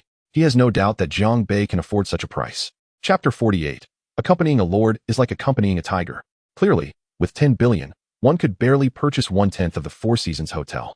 Thus, with 0.8 of the total funds, the hotel valuation exceeds 100 billion, encompassing a 51% absolute controlling stake, alongside an excess of 15 in funds. Even this man, whose annual salary amounts to tens of millions, or even close to 100 million, could not help but gasp in astonishment at such a grand undertaking. However, it is evident that he is mistaken. He lacks the imagination to fathom the salary Jiang Bei is prepared to offer him. Here we are, Mr. Jiang, Miss Chun, Wen Zikai said with a smile as he removed his sunglasses. He promptly stood up to open the car door for Jiang Bei, positioning himself behind him with the demeanor of a seasoned chauffeur, attending to every detail, which greatly pleased Jiang Bei. Yet, he had yet to witness Wen Zikai's true capabilities. All this did not sway him.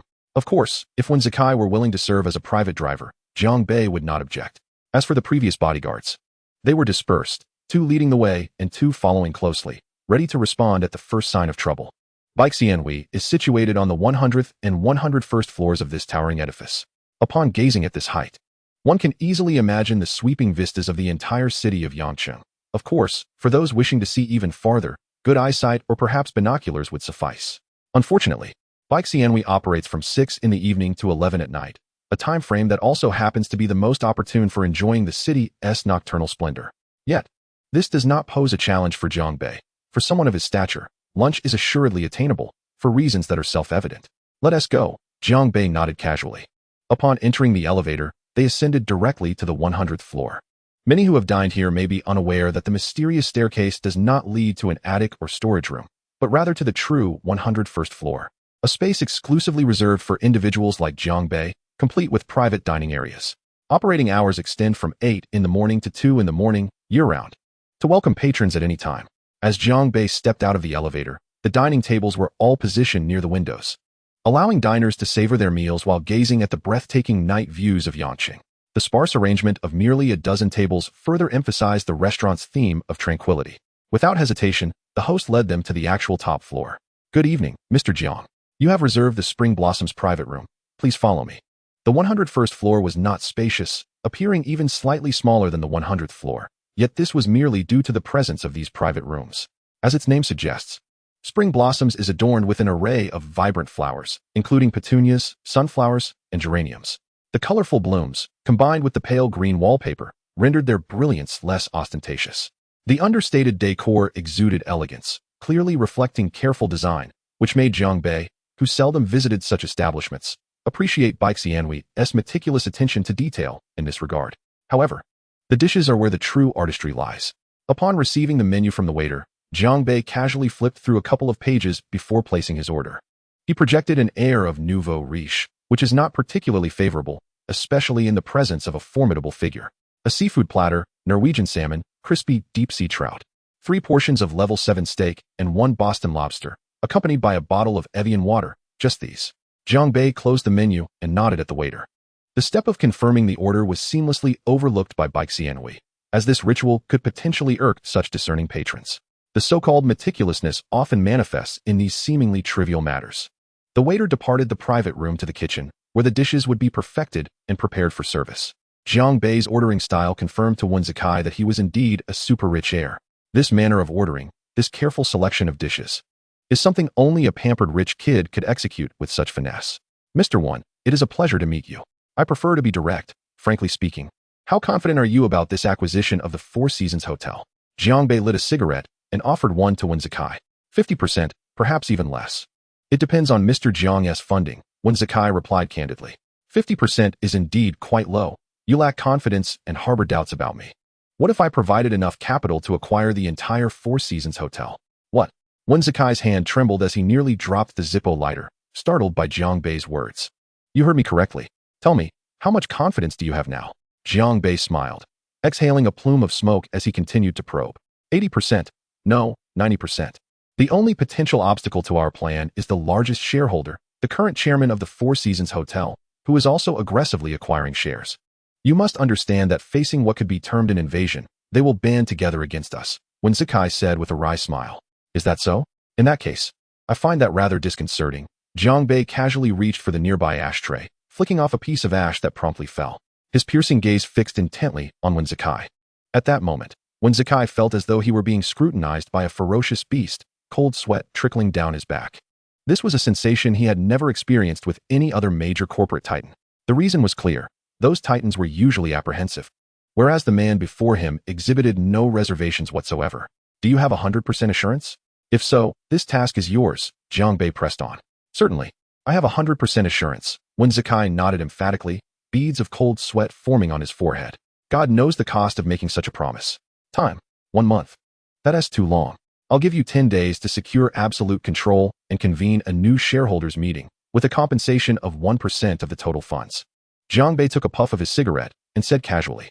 Wen Zikai was momentarily at a loss for words. The thought he had intended to articulate suddenly stifled. Meeting him was undoubtedly the right decision. Even if he did not earn a profit, the prospect of this money now filled him with trepidation. 10 days is a daunting timeline. One must understand that even the 1-month time frame he initially proposed was said with considerable reluctance. Yet, the 1% compensation was simply too enticing to refuse. Conservatively estimated, that is a 6 million remuneration. 10 days, I can do that. Wen Zikai was unsure how he managed to utter those words, and once spoken, he felt as deflated as a punctured balloon. His trembling arms bracing against the chair to prevent himself from collapsing. The phrase swallowing broken teeth was one he had never truly comprehended as a member of high society. But now he finally grasped its meaning.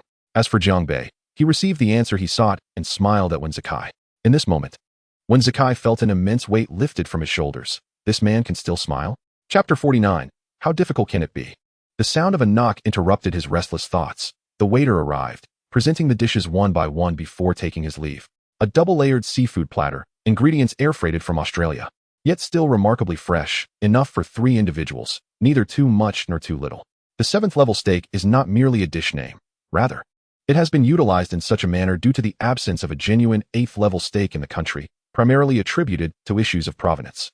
This 7th-level steak could be regarded as the pinnacle within the domestic realm, with a fat content in the muscle ranging from a mere 8 to 11%. And its marbling is exquisitely perfect. As for other matters, Jiang Bei is not particularly familiar, though he must admit that the lobster is quite impressive. The 3 of them consumed their meal swiftly, yet they barely managed to finish half of what was on the table, with Jiang Bei himself having devoured more than half. This led him to harbor a sense of disdain for Wen Zikai, questioning how a man could possess such a meager appetite. In truth, the individual seated opposite Jiang Bei had already been lamenting internally, overwhelmed by the immense pressure and rendered incapable of consuming food.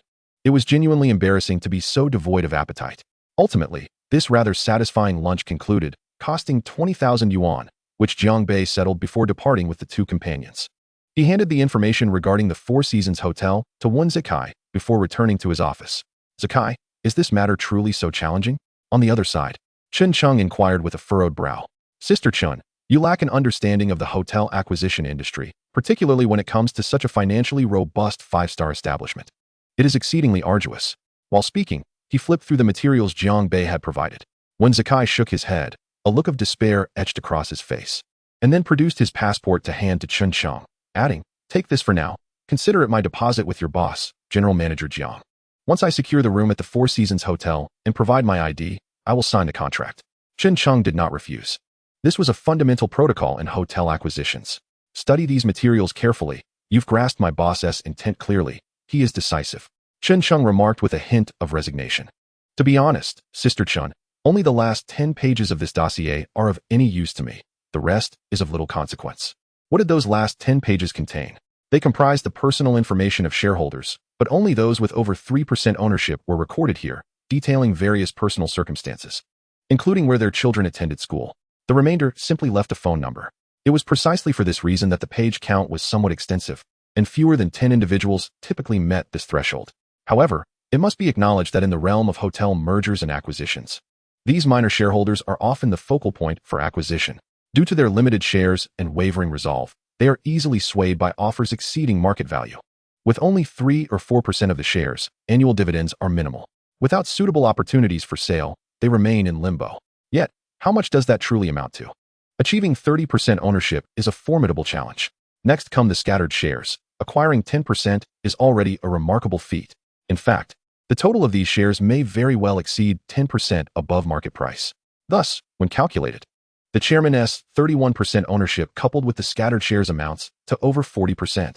Therefore, none of those holding more than 3% can be overlooked. When Zakai analytically assessed the situation, a fierce determination manifesting on his countenance. Cold young master, this is not mere rhetoric. When Zakai departed, summoning a car to the Four Seasons Hotel, armed with this stack of materials. Before leaving, he made a photocopy to send to Jiang Bei. He understood the importance of interpersonal relationships and aimed to achieve perfection to please his employer. After all, at the end of the day, he was merely an employee, serving various proprietors seeking to acquire hotels. Jiang Bei sat in his office, his gaze cold as he scrutinized the pristine stack of documents on his desk, his brow furrowing slightly. Frankly, he harbored a disdain for individuals lacking confidence. However, he found himself with no superior alternatives. Moreover, acquiring a hotel was currently his utmost desire. As the company progressed steadily, leaving him with little to contribute, engaging with Liang Ai and Su Liying, such frivolities held no appeal in the face of pressing matters. Lighting a cigarette, he preferred the milder 9-5 Respect, which, despite its subtlety, offered a rich smoke that satisfied him. He picked up his phone, dialing a number, which was quickly answered. Hello, General Manager Jiang. A relatively gentle voice responded from the other end, tinged with a hint of nervousness. It was Chen Cheng. Come to my office, Jiang Bei said succinctly before hanging up. He resumed smoking in silence. Jiang Bei's smoking habit was not excessive, consuming a pack every 2 days. Yet he found it difficult to quit. Furthermore, with the existence of the cleansing elixir, his body was free of impurities. What was there to relinquish? After nearly finishing half his cigarette, there was a knock at the door, and Jiang Bei felt pleased with the promptness. Enter.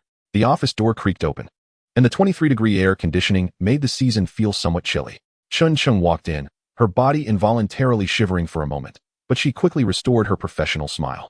This expression had not graced her face in many years, not due to any other reason, but because she understood that Jiang Bei's mood today was likely not very favorable. The underlying cause was likely clear to her. Wen Zikai had not met Jiang Bei's expectations. Today at Baixianhui, the atmosphere had left her astounded.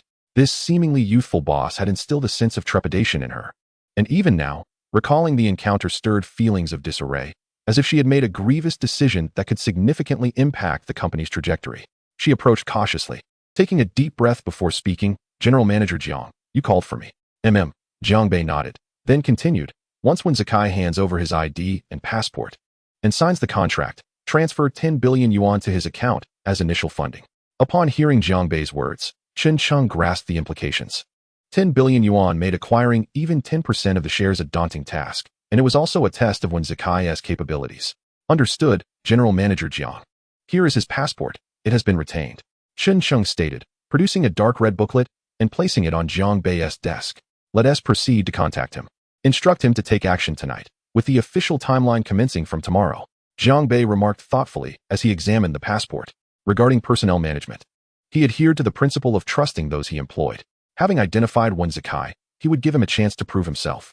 Despite his current dissatisfaction with Wen Zikai's demeanor, as there were no better candidates available at the moment. Chapter 50, Commencement without turning back. After detailing the contract's provisions, Chen Qing exited. Although she was the chief executive officer, in the presence of the true owner, Jiang Bei, she resembled more of an assistant. Ultimately, the decisions that truly mattered revolved around a few billion yuan, at least in Jiang Bei's view. The contract was, as always, generous, yet it carried certain stipulations. There were only 2 conditions.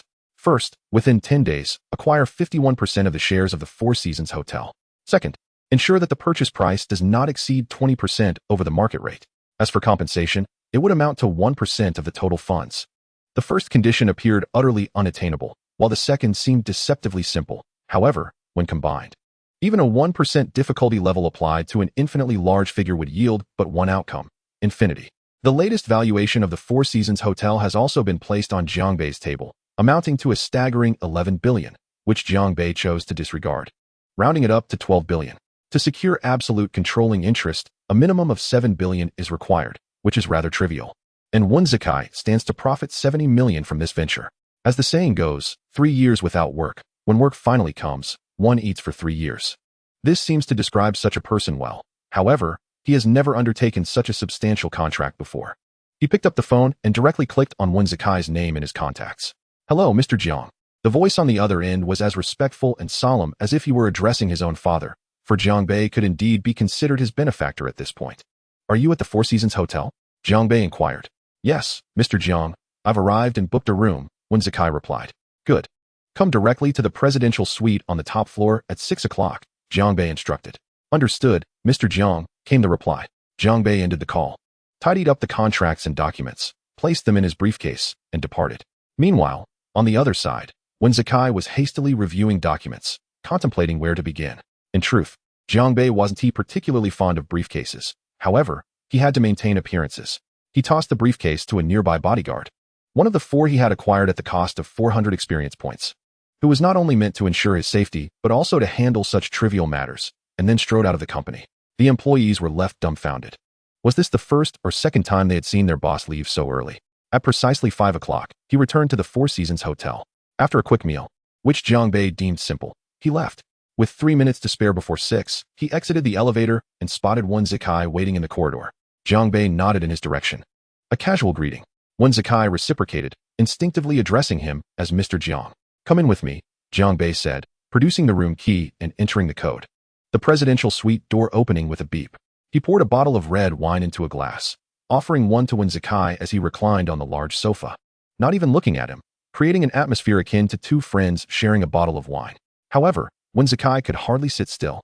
He had received the funds, and the text message he received that afternoon nearly frightened him to death, stating that the contract was to be signed that very night and work was to commence immediately. Now, how could he find the leisure to drink wine with the eminent boss before him? "Mr. Jiang, shall we first discuss the hotel acquisition before signing the contract?" Wen Zikai gently suggested, noticing Jiang Bei's glass was nearly empty.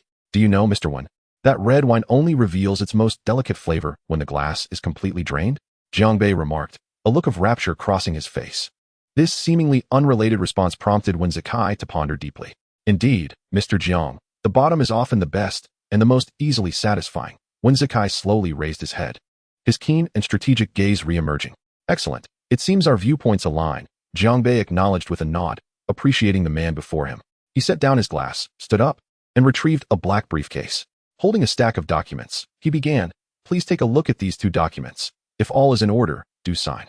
Without hesitation, Wen Zikai flipped through them casually, signing his name on the last page. Jiang Bei's signature was already present. "Pleasure doing business," Wen Zikai stood, extending his left hand with a smile. Jiang Bei reciprocated with his right, nodding, "I hope so." He then slumped back onto the sofa, lazily glancing at the bodyguard, who understood the cue and promptly collected the contracts. Jiang Bei turned his attention back to Wen Zikai, calmly stating, "Well, now that the preliminary work is complete, let's discuss your plans. As Mr. Jiang mentioned, only by reaching the bottom can one attain the best. I intend to start by acquiring the smallest shareholding in the documents." Wen Zikai replied, "You need not heed my opinion. I am merely an outsider." Jiang Bei waved his hand with a smile. "Not quite. In the realm of hotel acquisitions, it is indeed so. I trust you are already aware of my background," Wen Zikai began, but was interrupted by Jiang Bei. "I apologize, but I am not familiar with your past endeavors. To earn my trust and your capabilities, you must first excel in my affairs." Jiang Bei's smile remained, but his words sent a chill through Wen Zikai. After a moment of contemplation, Wen Zikai lifted his gaze, meeting Jiang Bei's eyes directly, and stated, "In that case, I shall demonstrate my abilities to you through this opportunity." As he spoke, he glanced at his phone, casting a knowing look at Jiang Bei. Jiang Bei nodded. "Feel free to make the call. I am not a monster. The contract is signed. There is no need to be so anxious." Wen Zikai exhaled deeply, picked up his phone, and dialed a number in Jiang Bei's presence. "Hello, Mr. Su, this is Wen Zikai.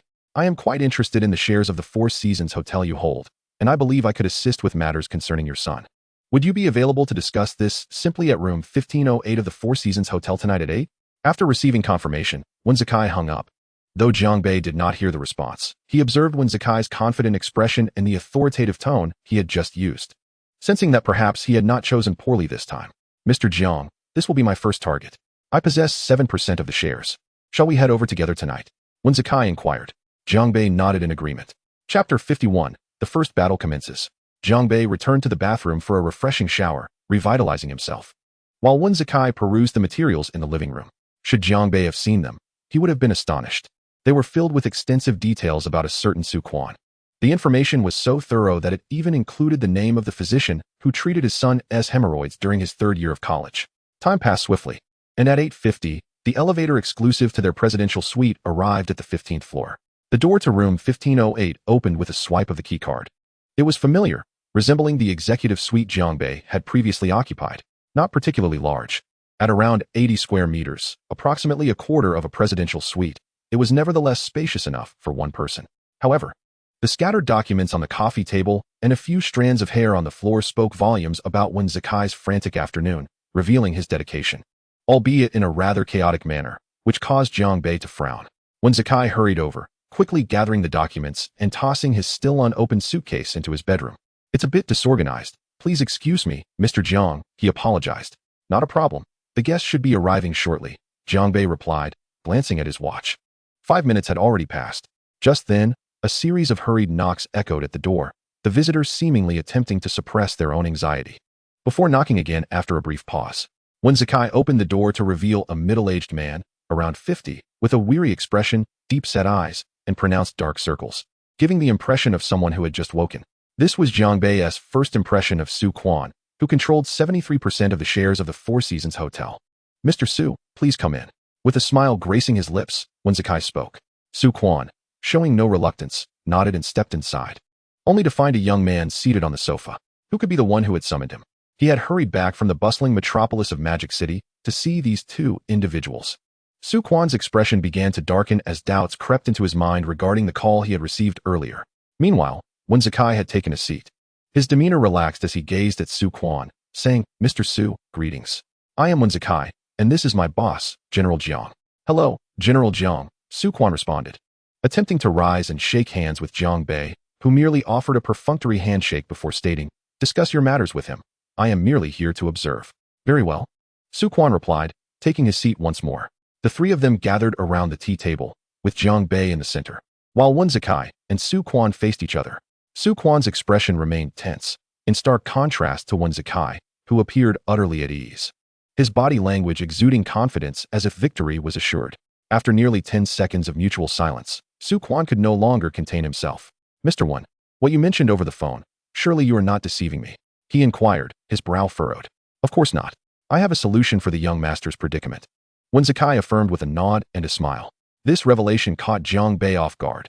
He had perused Su Quan's background and was aware that, despite holding only a 7% stake in the Four Seasons Hotel, he was still a man of considerable wealth, nearly 20 billion. What could possibly be beyond his reach? Su Quan's brow furrowed again as he questioned, "Are you certain your people can cure my son's illness?" "So it was an illness."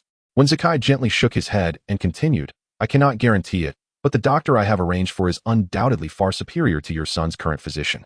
Dr. Jason from the Mayo Clinic in the United States. I trust you have heard of him. Thus, I maintain that this trip of yours will not be in vain." At this juncture, Jiang Bei began to understand. It was indeed a grave matter. A malignant brain tumor. Suddenly, he recalled a brief mention in the not-so-detailed dossier he had seen. It appeared that Wen Zikai intended to leverage this situation. "Dr. Jason," Su Quan exclaimed, rising to his feet, his face a mask of shock.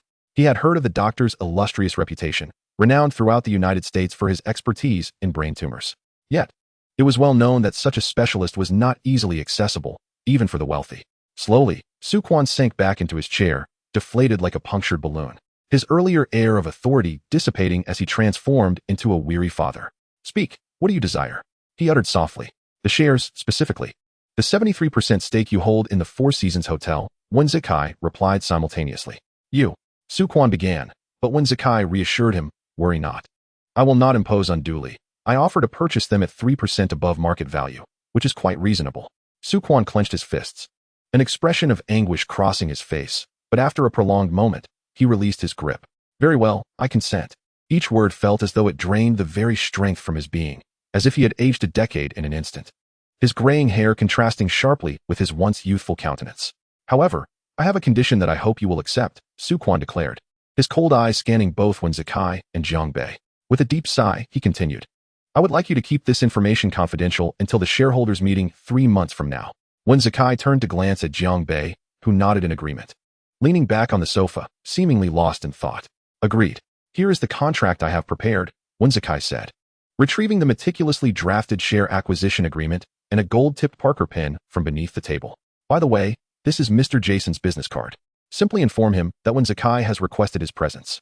Of course, you will need to compensate him at 20% above the standard rate in the United States. If that is acceptable, please proceed, Wenzakai added, producing another card and handing it to Su Quan. Without further comment, Su Quan extended his trembling hand to accept the card, placing it in the pocket of his shirt. He exhaled a sigh of relief, as though a great burden had been lifted from his shoulders. He then picked up the pen resting on the tea table, carefully reviewing the contract before finally signing his name on the last page. Lifting his gaze to Wenzakai, he said, "Do not forget your promise." He rose and walked out slowly, devoid of the earlier urgency and anger, resembling a gambler who had just lost everything, his body trembling. Yet, the glimmer of hope in his eyes belied his outward appearance, revealing a vitality that seemed at odds with his demeanor. Chapter 52. The acquisition officially commences. As the door closed gently behind him, Jiang Bei opened his eyes, looking at the smiling Wenzakai seated to his left. You could have pressed the price down to 90% or even at market value. Why offer him an additional 3%? Jiang Bei inquired coldly. Money can be provided. But what is the purpose of such an ambiguous expenditure? Jiang Bei's displeasure was evident. Is this some sort of trick? It is like this, General Jiang. Su Quan was one of the initial shareholders of the Four Seasons Hotel, and I believe you can appreciate the sentiment involved. The additional 3% serves to dissuade him from revealing this arrangement to the hotel's chairman, which would complicate our acquisition, Wenzakai explained with a smile, having employed this tactic numerous times with great success. Very well, Jiang Bei conceded with a nod, although he found himself perplexed by the emotional intricacies tied to the hotel. It was clear that their company lacked any semblance of corporate culture, yet he grasped the fundamentals. Su Quan's demands had been set at 20%. Thus, he would defer to Wenzakai's judgment. What is the nature of his son's condition? Jiang Bei was keen to inquire. A malignant transformation of a brain tumor, commonly referred to as brain cancer, or rather, it has nearly reached that stage. The Huashan Hospital in Magic City can only provide palliative care and cannot offer a definitive treatment plan, Wenzakai whispered. Jiang Bei gasped. Brain cancer. That affliction is notorious for its abysmally low survival rate.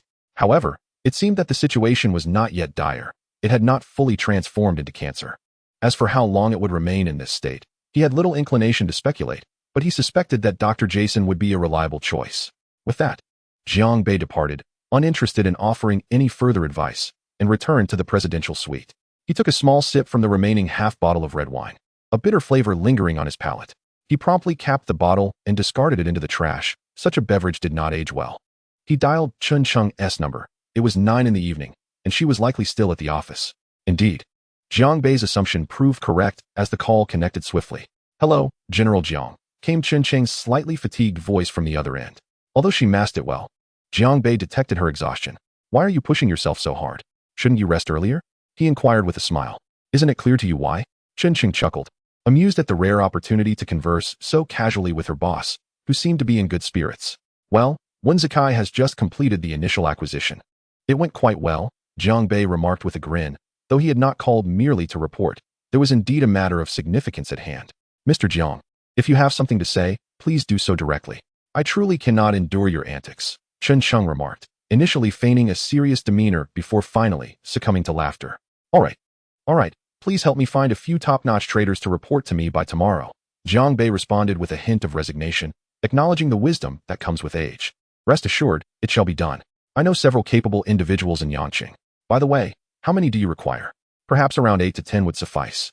Just ensure we acquire 10% of the shares in the Four Seasons Hotel. You can handle the arrangements," Jiang Bei instructed. "No problem, I will gather 8. Which conveniently forms a complete team. You can trust in their capabilities," Jiang Bei affirmed as he ended the call, shaking his head. He glanced at the phone with a sense of helplessness, as if he could almost engage in eye contact with the formidable Chen Cheng. He then dialed Su Liying, informing her that he had something special to deliver. Before long, Su Liying arrived, her previous choice from a small box that he had presented to her still cherished in her hands. The following morning, Jiang Bei consumed a cleansing pill, feeling subtle changes within his body, a smile gracing his lips as he gazed into the mirror and softly declared, "Truly handsome." Well, no one is devoid of a touch of narcissism. At the very least, no one would ever complain about their own attractiveness. He retrieved his phone, reclined on the sofa in the presidential suite's living room, and perused the newly arrived emails. Two emails awaited his attention, one from Chuncheng and another from Wenzikai. Chuncheng inquired whether the funds for the hotel acquisition should continue to be injected into Wenzikai's account, a matter Jiang Bei had previously delegated to him. His task was to ensure a consistent flow of funds to the company while launching new initiatives. Of course, during moments of leisure, he would also review the company's operations, though they were often inconsequential. As for visiting the company, it was more about adopting a learning attitude. Continue the injections. There is no need to report to me in the future, he typed succinctly and hit send. He then opened the next email, which contained the hotel acquisition plan from Wenzikai. To his delight, it was already meticulously prepared. Jiang Bei smiled as he opened the attachment, revealing an Excel spreadsheet detailing daily tasks.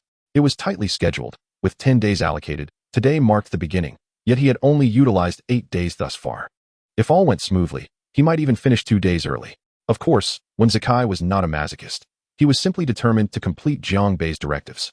10 days seemed uncertain for the acquisition, but compressing it to 8 days would afford him an additional 2 days to address any unforeseen circumstances. 6 hours of sleep each night sufficed for him. After all, one must endure hardships, swallowing even broken teeth if necessary. Jiang Bei chuckled and shook his head, unsure how to adequately describe Wenzikai. Ruthless, cold-hearted, and adept, or perhaps merely a financial enthusiast. These descriptors fit Wenzikai well, yet there remained an element of discrepancy. A curious individual with remarkable execution skills, Jiang Bei began to harbor a favorable impression of Wenzikai. He then exited the room, knowing that Su Liying, still asleep indoors, would leave with her gift upon waking. He settled into the Maybach provided by the Four Seasons Hotel, pondering whether it might be time to purchase a vehicle of his own. However, he decided against it, as time was limited. For now, he would focus on scouting new technical personnel. At precisely 8 in the morning, he arrived at the company. No sooner had he seated himself than a knock echoed through the office. Upon opening the door, he found Chuncheng standing there. "My dear Chen, what brings you here so early?" Jiang Bei exclaimed, wearing a mock expression of dismay as he covered his face, feigning disinterest. "It's about the individuals I found for you last night. They have already arrived," Chuncheng replied with an air of resignation. "They're here already? Just from the call at 9 last night?" Jiang Bei was taken aback, impressed by their efficiency. "Let us go. I wish to meet them," he said, lighting a cigarette as his demeanor shifted to one of seriousness. He followed Chuncheng down several floors in the elevator toward a small conference room. Chapter 53. Assigning tasks. Before long, they arrived at their destination, a modest conference room within the company. Jiang Bei gently pushed the door open and stepped inside, where a circle of 8 individuals had already assembled, precisely the number Chuncheng had hastily gathered the night before. The role of a trader may sound prestigious, yet to Jiang Bei, who had invested in the Dare Group, they were merely a group of swift-handed youths. Yet he was unable to replicate their skills, leaving him in a state of contradiction. History has witnessed many renowned traders, such as Jesse Livermore, who shorted the market during the 1929 Great Depression, or George Soros, whose fund toppled the Bank of England. These were all the remarkable feats of traders. If that wasn't impressive enough, one must mention Nicholas Darvas, whose name is known to many. He developed the box trading method, transforming a capital of $10,000 into over $200,000 within 18 months. As Jiang Bei and Chuncheng entered the small conference room, the leading figure, a man in his 40s, promptly stood to greet them with respect. The remaining 7 followed suit, rising in unison to acknowledge the two. Thus, Jiang Bei regarded these professionals much like artists, holding a deep admiration for their ability to swiftly create the most beautiful curves in the market. He nodded slightly to the 8 individuals before taking a seat at the head of the table, with Chuncheng occupying the secondary position. "Please, take your seats." Jiang Bei gestured, indicating they need not remain standing, as it was rather tiring for him to observe. In response, they all nodded and sat down, their demeanor toward Jiang Bei showing a measure of respect. "Good day, Mr. Jiang. I am Li Rui, a stock trader with 5 years of experience and a total of 15 years in the stock market.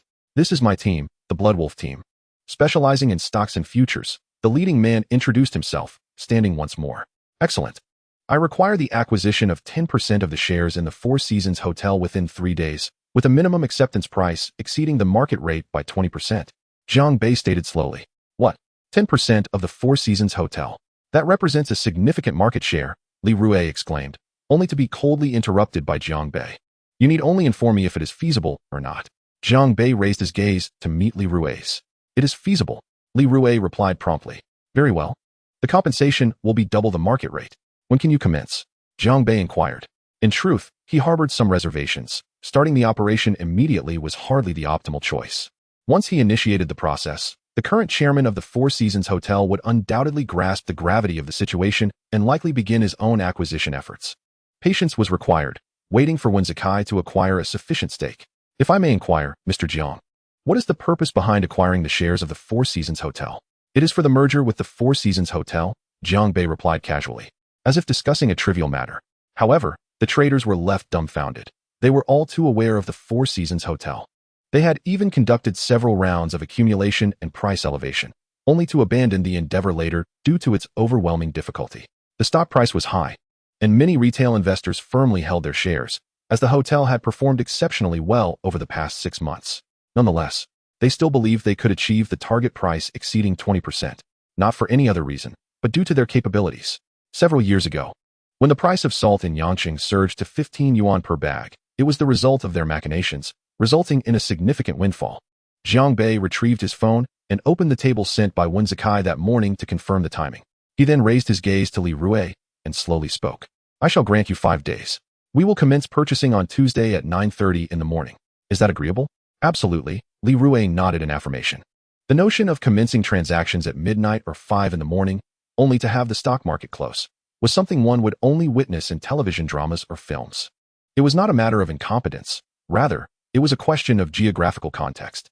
The stocks Jiang Bei intended to acquire were those of the Four Seasons Hotel, thereby necessitating adherence to the trading hours of Huagua. Excellent. The acquisition will be completed within 3 days, Jiang Bei acknowledged.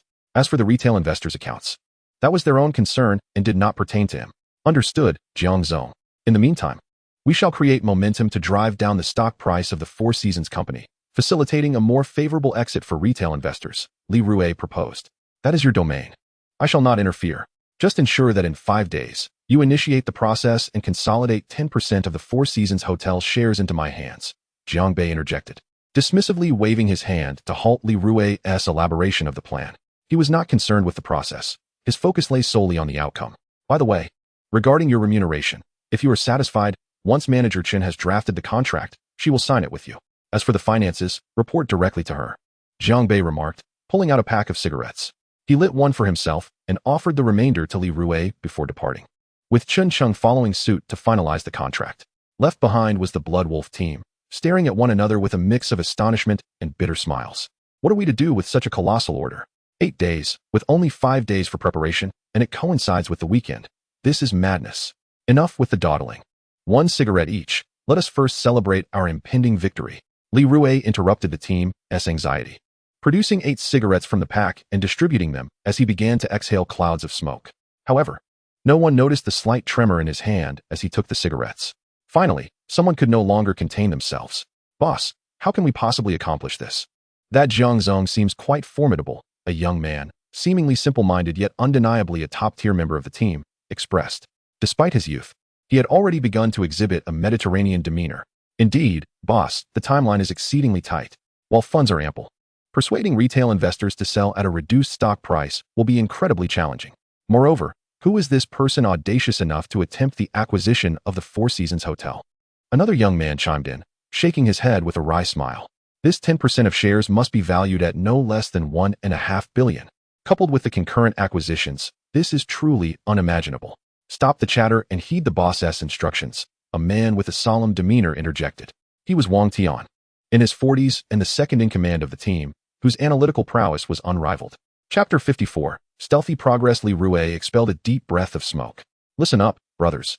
Do not worry about the funding. This is Manager Chun's superior, and we are acquiring shares of the Four Seasons Hotel. Jiang Zong has offered double the market value as compensation. Can we endure a few days? Is it truly that difficult? Let us not forget our past achievements. We are the Blood Wolves, Li Rui declared, slamming his hands on the table with fierce determination. But Li Rui shot a sharp glance, silencing the dissenting voice. In the presence of the boss, any objections were futile. No buts. We will all give our utmost. Once this is successful, we shall feast and revel for a month without taking on any work. He continued fervently. All right, we shall fight. Though the others echoed his words. Trepidation lingered in their hearts, each grappling with the enormity of the task ahead, save for the ever-pensive Wang Tian. Even Li Rui's hands trembled in anxiety. Manipulating the stock price of a hotel is notoriously challenging due to the nature of the service industry. Li Rui sighed, surveying the team before his gaze settled on Wang Tian's contemplative expression.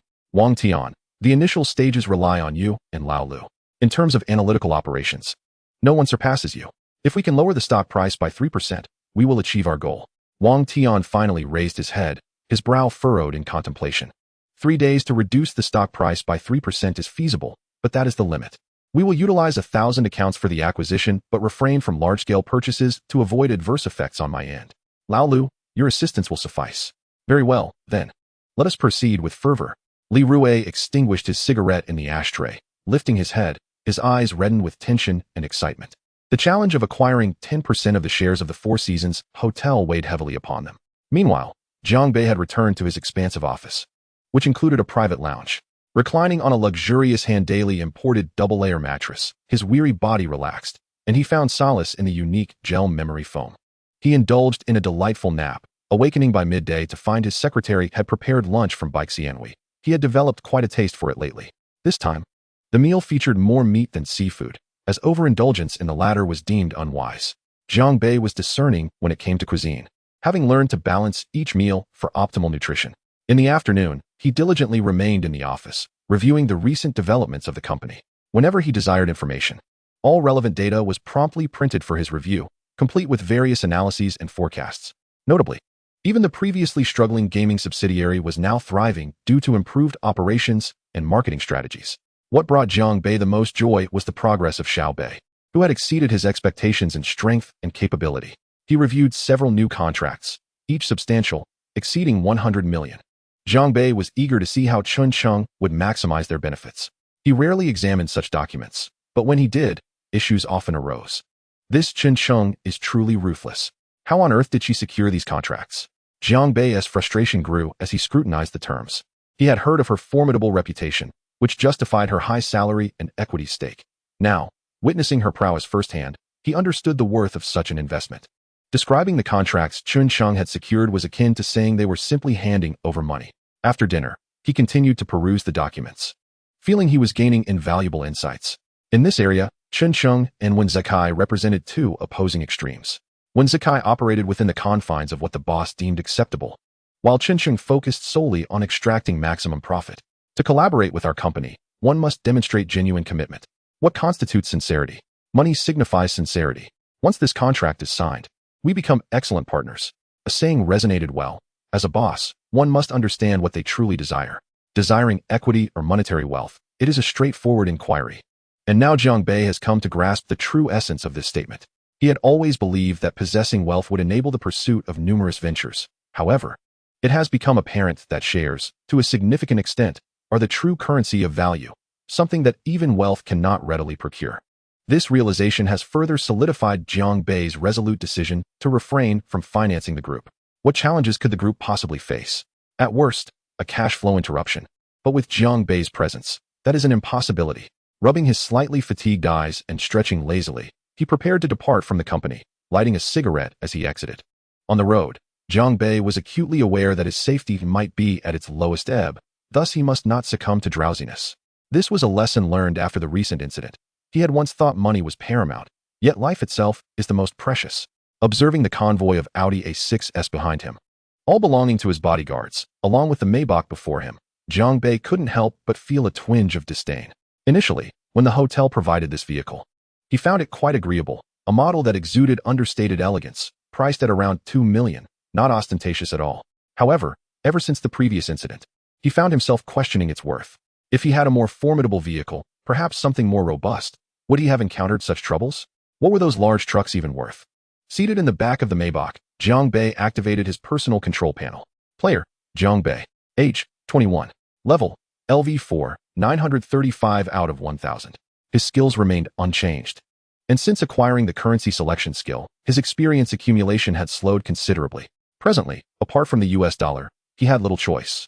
The exchange rate of 1 to 7 meant that spending 10,000 US dollars yielded only a sliver of experience. Nonetheless, Jiang Bei found solace in the fact that the experience required to progress from level 3 to 4 and from 4 to 5 remained consistent at 1,000 points, a commendably user-friendly system. This was far superior to those tasks that could suddenly wipe out progress. Yet, he could hardly wait for the final 70 points of experience. He was determined to spend a hefty sum tomorrow. He would elevate his level. Moreover, he surveyed the Maybach provided by the Four Seasons Hotel, contemplating a bulletproof model, ideally one that could withstand missiles. However, upon reflection, he decided against it, settling instead for a bulletproof model capable of withstanding rockets. Missile-proof remained a mere whimsical thought. Chapter 55. The first stop, Rolls-Royce. Reluctantly, Jiang Bei had no choice but to board the Maybach for his journey home. He was quite pleased with the driving skills of his bodyguards, though this was no racetrack. The roads of Yangcheng, while relatively spacious, could still harbor unforeseen dangers around each corner. Such occurrences could be quite startling if encountered even once. That evening, he ordered a few late-night snacks from the Four Seasons Hotel before retreating to his room. Pouring a bottle of red wine into a decanter, he watched the deep crimson liquid flow, relishing the sensation. 10 minutes later, the previously ordered snacks arrived, and Jiang Bei began to indulge. Simultaneously, he picked up the tablet resting on the coffee table, propped it up, and began to navigate through it. Opening his email, the first message was from Wen Zikai, reporting on the day's progress, which had gone smoothly. He had met with 2 minor shareholders, each offering shares at 5% above market value, totaling just over 6%. This had been part of the plan, as they were in urgent need of funds, and turning to online loans was futile. Approaching him proved more lucrative. So why not take advantage of it? Now, Jiang Bei held 15% of the Four Seasons Hotel shares. Although they were technically still in Wen Zikai's possession for the time being, all was well. He simply sent a brief message of encouragement. Good, continue. He had no interest in further correspondence with Wen Zikai, as long as everything was in order for the upcoming shareholders' meeting. Before long, half a bottle of red wine and the accompanying snacks had been consumed. The high-quality wine was indeed delightful, smooth on the palate, a sentiment Jiang Bei truly appreciated, as it left no unpleasant aftertaste. At least he slept soundly that night, sprawled on the plush king-sized bed of the presidential suite, drifting into a deep slumber. Even emitting soft snores, he had been utterly exhausted, running to the company day in and day out. How could he endure? After a full 10 hours of sleep, he opened his eyes, free of disturbances from Su Liang or Liang Ai. They were well-mannered. Jiang Bei did not seek them out, and they, in turn, refrained from intruding upon him. One must possess a degree of self-awareness, and this quality in them was something Jiang Bei appreciated. Time to rise. Rolling around on the comfortable bed a few times, he relished the sensation before realizing the need to get up. No more procrastinating. Jiang Bei sighed deeply. Kicking off the covers, this simply would not do. His stomach felt a bit chilly. The air conditioning had been set too low the previous night. He pulled the covers back over himself. Inhaling deeply, he uttered a phrase infused with patriotic fervor and a measure of bravado. He consumed a cleansing pill. While each one offered little individually, the cumulative effect was the true goal. After showering, he noticed quite a bit of dark residue, which was slightly off-putting, yet once cleansed, he radiated freshness and a subtle fragrance. Jiang Bei savored the moment before drying off and dressing. He donned a simple white t-shirt paired with loose gray shorts, completing the look with black sneakers. The gradient of colors from top to bottom reflected his personal style, and he nodded in satisfaction before making his way down in the elevator. He enjoyed a basket of authentic Suzhou and Hangzhou soup dumplings and sipped a bowl of mildly flavored century egg and lean pork congee, concluding a straightforward breakfast. Next on his agenda was a crucial mission, to peruse the 4S dealership in Yangcheng. Glancing at his balance, nearly 20 million, all amassed from the system leveling up to 4, along with the funds he injected into the company daily, Jiang Bei couldn't help but scoff at himself. When had he devolved into a state of perceived poverty? Of course, this notion of being poor existed solely in his mind. Accompanied by 4 bodyguards who appeared no different from ordinary individuals, Jiang Bei ventured out. It was somewhat challenging to conceal their firearms unless he could provide them with legitimate identities, but such matters were beyond Jiang Bei's current considerations. However, he feared that the adversary lurking in the shadows might strike again with renewed ferocity. He sighed softly. Wealth, while advantageous, was not omnipotent. Establishing connections within higher echelons was of paramount importance. As the bodyguards started the car, the Audi A6S followed closely behind, causing Jiang Bei to furrow his brow. This time, he intended not only to purchase a sturdy vehicle, but also to acquire 2. With 4 bodyguards, each car could accommodate 2, allowing for an unremarkable appearance. And in the event of danger, they could split up. When truly confronted with peril, if they could disrupt the enemy's firepower, even for a fleeting moment, it might be the key to survival. One must admit, Jiang Bei had recently developed a heightened sense of vigilance. Yet life remained the ultimate priority. Everything else was secondary. The first destination, Rolls-Royce. Regarding Rolls-Royce, Jiang Bei is not particularly fond of it. After all, Jiang Bei is still relatively young, while Rolls-Royce exudes a more businesslike aura, albeit aligning with his identity as a boss. Setting that aside, What Jiang Bei truly values is the quality and safety of Rolls-Royce. The tires of a car are indeed its core. The high density and precision of Rolls-Royce inherently dictate its superior quality.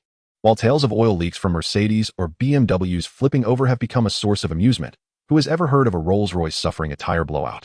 Jiang Bei stepped out of the car and made his way towards the Rolls-Royce dealership. The automatic doors on either side swung open as he entered, and the cool air inside instantly dispelled the heat he had endured from the moment he exited his vehicle. Only one bodyguard accompanied him, while another kept watch over the parking lot to prevent any untoward incidents, and two others had already concealed themselves in the periphery. Their clearly defined roles are paramount for their duties as bodyguards, and their covert demeanor renders them indistinguishable from elite operatives. Inside the showroom, an array of Rolls-Royce models was displayed, primarily for exhibition purposes, as purchases required advance orders tailored to the buyer's specifications. However, if one were not particularly discerning, they could drive away with a vehicle on the spot. Nonetheless, the majority chose to wait for customizations, as they were not in a hurry. Jiang Bei, on the other hand, had arrived with a specific purpose. While performance and safety are indeed crucial, he placed greater emphasis on the unparalleled service offered by Rolls-Royce, which strives to meet every customer demand, provided it does not contravene any fundamental principles or laws. Thus, Jiang Bei opted for this establishment, intending to create a vehicle akin to that of a special operations force, impervious to heavy gunfire and capable of toppling a large truck. Chapter 56. I want to drive it away immediately. A service representative approached Jiang Bei with exceptional enthusiasm, clad in a crisp white shirt, her immaculate makeup accentuating her slender waist and prominent bosom, indicative of the meticulous selection process for sales personnel. Good day, sir. Welcome to Rolls-Royce. What type of vehicle are you interested in? The saleswoman's voice was melodious, reminiscent of a seasoned performer, each word distinctly clear to Jiang Bei. In response to her warm greeting, Jiang Bei returned a smile and casually remarked, "Let me take a look first." "Certainly, sir. Allow me to introduce you to our offerings." The representative maintained her fervor, though a flicker of disdain appeared in her eyes, likely due to Jiang Bei's attire, which she perceived as pedestrian. Unaware of its true origin as a bespoke Italian creation, Jiang Bei dismissed her judgments. "Sir, here we have the latest model of the Phantom, featuring a displacement of 6 liters. This is the standard version, and here is the black badge variant. The base price for both is under 6 million. Jiang Bei nodded slightly. While the car was acceptable, he found it somewhat diminutive for his taste and continued to move deeper into the showroom. The saleswoman followed suit. For every vehicle sold, would significantly boost her commission. "Hello, sir. This model is the highly sought-after Cullinan, available in both 4- and 5-seater versions." Jiang Bei nodded again, walking toward a vehicle he recognized. The saleswoman felt a pang of disappointment. Having been met with indifference twice, she was beginning to feel frustrated. Previously, when he merely nodded at a 5 million vehicle, and now he displayed the same nonchalance towards a 6 million model. The saleswoman's irritation simmered beneath her polished exterior, yet her professionalism prevented her from expressing it. What could she do? Perhaps she would just consider it a mere flirtation. With a slight smirk, she decided to refrain from further introductions and simply maintained a professional smile as she observed Jiang Bei. "Please provide me with details about this vehicle and its performance specifications," Jiang Bei requested, his gaze intensifying upon the Rolls-Royce Phantom before him. Although he had heard of it, seeing it up close for the first time altered his perception, revealing it as a true work of art. "Good day, sir. This is the 2018 Rolls-Royce Phantom, featuring a 6.7-liter long wheelbase version, with a base price of 9.2 million. There are no promotional offers available. The vehicle weighs less than 2.5 tons, with a top speed of 250 kilometers per hour and an acceleration time of 0 to 100 in mere moments." "Very good," Jiang Bei nodded in approval, then turned to the saleswoman. "Please bring this vehicle forward. I wish to complete the paperwork within an hour and pay in full." What? The saleswoman was taken aback, swallowing hard. She had not yet finished her presentation, nor had she mentioned all the complimentary items included. Clearly, he was unconcerned. "All right, I'll fetch the store manager immediately," she exclaimed, hurriedly departing. Before long, a stern-looking middle-aged woman approached, her visage bearing the marks of time gracefully, exuding a unique aura of maturity. "Good day, sir. My name is Chunyan, and I am the store manager." Her voice was deliberate, but carried a refreshing quality, akin to a gentle spring breeze. "Hello. Please assist me in processing the purchase of this Rolls-Royce," Jiang Bei replied nonchalantly. "Certainly, sir. Please follow me," Chunyan responded, leading him to an office. "Sir, the vehicles in our showroom are not for immediate sale. They require customization. The one you've chosen has been designated as a display model. While there are no issues with safety or performance, it has been exceptionally maintained. However, that's irrelevant. This vehicle is for my bodyguards, Jiang Bei replied, twirling his long fingers as if discussing the weather. To Chunyin, this sounded as alarming as an announcement of an impending apocalypse, and the gravity of his statement weighed heavily on her. She had encountered many affluent clients. It was not uncommon for a big boss to purchase a Rolls-Royce worth over 10 million, sometimes even 2 at a time, but acquiring one for bodyguards? All right, sir. Chunyin managed to stammer, forcing the words out. Very well, proceed with the purchase, and then arrange for a second vehicle of the same model, Jiang Bei instructed. Lifting his gaze. Naturally, Rolls-Royce had prepared the necessary contracts in advance, requiring only minor modifications before they were presented to Jiang Bei. After signing and completing the payment via a POS machine, the transaction was finalized, and the car was officially his. A temporary license plate was obtained, allowing him to drive it legally. As for the rationale behind purchasing 2 vehicles, he had already contemplated the issue of differing license plates being recognized by those intent on harming him. In the event of danger, he could easily communicate with the system to conceal the plates, an effortlessly simple task. Excellent. Please customize a second vehicle identical to the first. Take note of my specifications. The doors must be 20 centimeters thick, the entire vehicle should weigh 5 tons, and all windows and glass must be bulletproof, completely obscuring the rear seats from view, with all windows except the driver's compartment entirely sealed. What? Mr. Jiang, if I may be so bold. That would render the interior quite uncomfortable, Chunyin exclaimed, her astonishment evident. However, Jiang Bei merely waved his hand dismissively, signaling that her concerns were not his to heed. Mr. Jiang, if you insist on these specifications, we should be able to accommodate them, though the cost may be considerable. Price is not an issue. As long as my requirements are met, Jiang Bei replied, handing over a deposit of 5 million before departing. As long as the money was well spent. Everything else was negotiable. As for the car, his description was quite explicit. The windows were sealed for toxicity protection, and the thickness of the body and glass were all meticulously designed for ballistic resistance. Although there were few among the populace of Sheep City daring enough to wield firearms, it was better to be safe than sorry. Not to mention, even if 100 million were at stake, Jiang Bei would spare no expense to ensure his safety. As for whether the interior would feel stifling, that was a trivial concern. He could easily procure oxygen equipment. Furthermore, within the vast expanse of this long-wheelbase Rolls-Royce Phantom, Jiang Bei had even planned to install a blood supply device along with basic medical apparatus. He was thoroughly satisfied. He had finally acquired a vehicle that, while not brand new, had never been previously used. As for the bodyguards, Jiang Bei was indifferent, even though he would be using it for a few days himself. To prepare for this brief period, he had selected the finest interior, everything tailored to his aesthetic, subtle yet undeniably luxurious, and truly comfortable. In short, the money spent was indeed worthwhile. Chapter 57, New Skill, Rampage. Driving along the streets of Sheep City, Jiang Bei's heart raced with exhilaration. At the Rolls-Royce dealership, before he knew it, 16 million had already slipped away, but his excitement stemmed not merely from the expenditure on a car, but from the fact that his system had finally undergone another upgrade. Bursting with anticipation, he opened the small panel. Player, Jiang Bei. Age, 21. Level, LV5, 23, 3000. Skills, Wealth Flow, generates 176 yuan per second. The higher the level, the faster the money accrues, with no upper limit. Currently accumulated, 596, 328 yuan. Creation from nothing can transform any imagined object into reality, with equivalent experience points as exchange. Skill enhancement can increase the effect of skills by 10%. Currency selection can change the currency for wealth flow, cooldown, 1 month, current currency, yuan, euros. Rampage skill can amplify skill effects tenfold, duration, 1 day. Cooldown, 1 month. Indeed, wealth flow had doubled once more. The earnings per second surged from 88 to 176. Jiang Bei's daily income instantly escalated from 760,000 yuan to 520,000. But wait, there's more. As Jiang Bei's gaze traveled further down the panel, he noticed an additional option for currency selection, euros. The exchange rate against the yuan approached nearly 1 to 8, meaning Jiang Bei could potentially earn an extra 150,000 yuan daily. Incredible. Yet, the sensation of soaring was not so simple. Upon reading the final line, he was utterly flabbergasted. Tenfold effect. Although it lasted only a day, that represented a staggering 1,000% increase.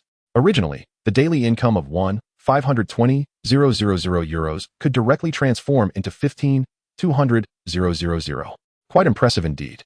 Even if it was limited to just 1 day per month for usage, Jiang Bei couldn't help but smile. He promptly activated the Rampage skill, selecting Wealth Flow. Instantly, the accumulated wealth in his mind began to rise. each second fluctuating at a remarkable rate of 172. Such a skill was meant to be utilized without delay. Who could predict what the future held? Moreover, this skill would cover the cost of the car. It could even bolster the game company's efforts. Let's get started. He believed that with the collaboration of the game and animation subsidiaries, along with his presence, success was inevitable. Now, securing a hotel would be a breeze. Jiang Bei finally smiled. The fatigue of recent days dissipated by a splendid night's rest, and this afternoon's upgrade. Shopping, here I come. 2 boxes of the latest Armani lipstick in all shades. 2 of Dior's limited edition bags. Absolutely. He then called Su Liying and Liang Ai, inviting them to the Four Seasons Hotel. While they may not have been intimately familiar with the establishment, they were well aware of Jiang Bei's status as the big boss, and thus dared not obstruct him. Except for the restricted areas, they could go wherever they pleased. However, they refrained from wandering too far. Upon each visit, they would patiently wait in Jiang Bei's room. This time, when Su Liying received the call, she was momentarily taken aback. She had just seen him last night. But upon seeing Liang Ai at the hotel entrance, everything fell into place. Without further ado, they took the elevator to the top floor, entering Jiang Bei's presidential suite. As they shared a bond, Su Liying and Liang Ai would occasionally exchange glances in the room, touching up their makeup. It was somewhat unnecessary. As Jiang Bei had an eye for quality, he was fortunate to have such remarkable individuals in his class. Otherwise, his obsessive cleanliness would have posed a challenge. With the purchase of his luxury car, Jiang Bei attracted even more attention. Just retrieving the vehicle from the parking lot, he encountered 3 people who stumbled, with one nearly collapsing before his car. Observing the women clad in short skirts and heavy makeup, he couldn't be bothered. He simply instructed the driver to proceed, nearly brushing past one of them, leaving her visibly shaken. Jiang Bei did not perceive that as beauty. Rather, he found the natural charm of Liang Ai and Su Liying much more appealing, as they appeared refreshingly innocent. He first picked them up before heading to Baixianhui. As they settled into Jiang Bei's new vehicle, both women were filled with curiosity. They were aware of Jiang Bei's wealth, but the extent of it remained a mystery to them. However, seeing the Rolls-Royce beneath them, they estimated its worth to be around 18 million at the very least. This redefined their perception of Jiang Bei and their own identities. Especially for Su Liying, any enmity toward Liang Ai dissipated. After all, Jiang Bei could never belong solely to her, nor to Liang Ai. They were merely fleeting blossoms in his life, not particularly extravagant ones. Jiang Bei, is this your new purchase? Liang Ai inquired with a smile, her demeanor significantly more relaxed compared to Su Liying. Having long acknowledged the reality of their situation, Jiang Bei felt a newfound fondness for Liang Ai, who was still striving to protect her body while working in bars. Yes, just bought it, Jiang Bei nodded, smiling in response. It's wonderful. It looks so luxurious, Liang Ai remarked, her tone resembling one of a girlfriend reveling in her partner's success. Meanwhile, Su Liying began engaging Jiang Bei in conversation but appeared somewhat distracted. Jiang Bei understood her mindset and chose not to confront it. They took the elevator straight to the 100th floor, bypassing the 101st floor, as Baixianhui was renowned for its panoramic views from the top. With just a handful of tables by the windows, Jiang Bei led the 2 women to their pre-reserved spot. They each took an arm, and while Jiang Bei was accustomed to such attention, the envious glances directed at them made him feel somewhat uneasy. What are you staring at? You look just like a dish at the dining table. Jiang Bei silently derided the onlookers. Without hesitation, he plopped down, picking up the menu and beginning to order. The 3 of them chose a similar spread to their previous outing, but added a few extra dishes, filling the table with a delightful array. That evening, Liang Ai and Su Liying had only heard of this place before. They had never visited. Enjoying the seafood while gazing out at the view, they too were a sight to behold for Jiang Bei, who occasionally stole glances at their delectable presence as they savored the tender steak. The 2 women were quite candid, sharing a mutual understanding. Jiang Bei, willing to indulge them, returned to the Four Seasons Hotel after dinner. As he retrieved the gifts from the trunk, both women were filled with excitement, eagerly seated on the sofa, doing their utmost to win his favor.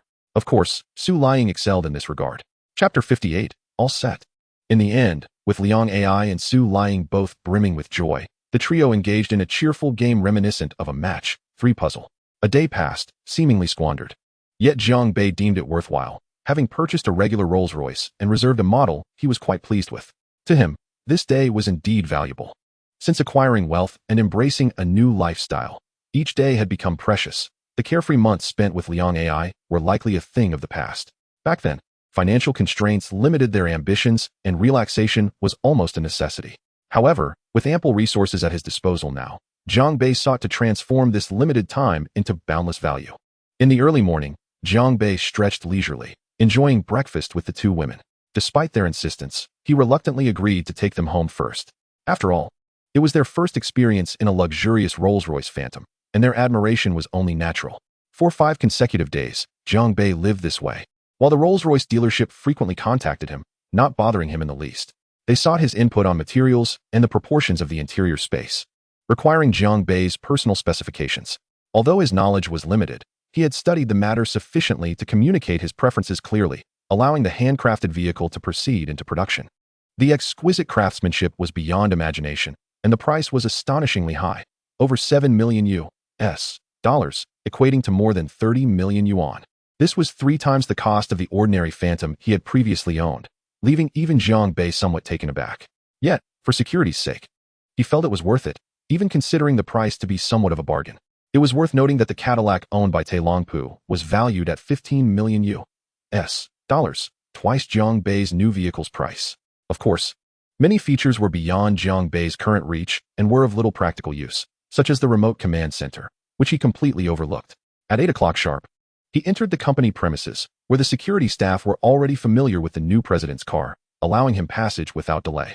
"Good morning, President Jiang," greeted the bright, youthful receptionists, their admiration evident as they gazed at their handsome boss. However, they were acutely aware of the disparity in their worlds, feeling they could never reach such heights. Jiang Bei waved back with a smile, saying, "Good morning." The receptionists were carefully selected by Jiang Bei, aimed at ensuring his mornings started on a pleasant note. Each one embodied a youthful charm or a sophisticated allure, all of which appealed to him.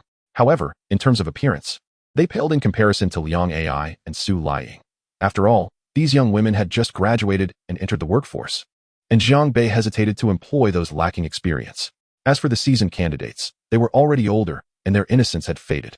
The current crop just barely met his satisfaction. With a smile, Jiang Bei proceeded to the elevator that led directly to the top floor.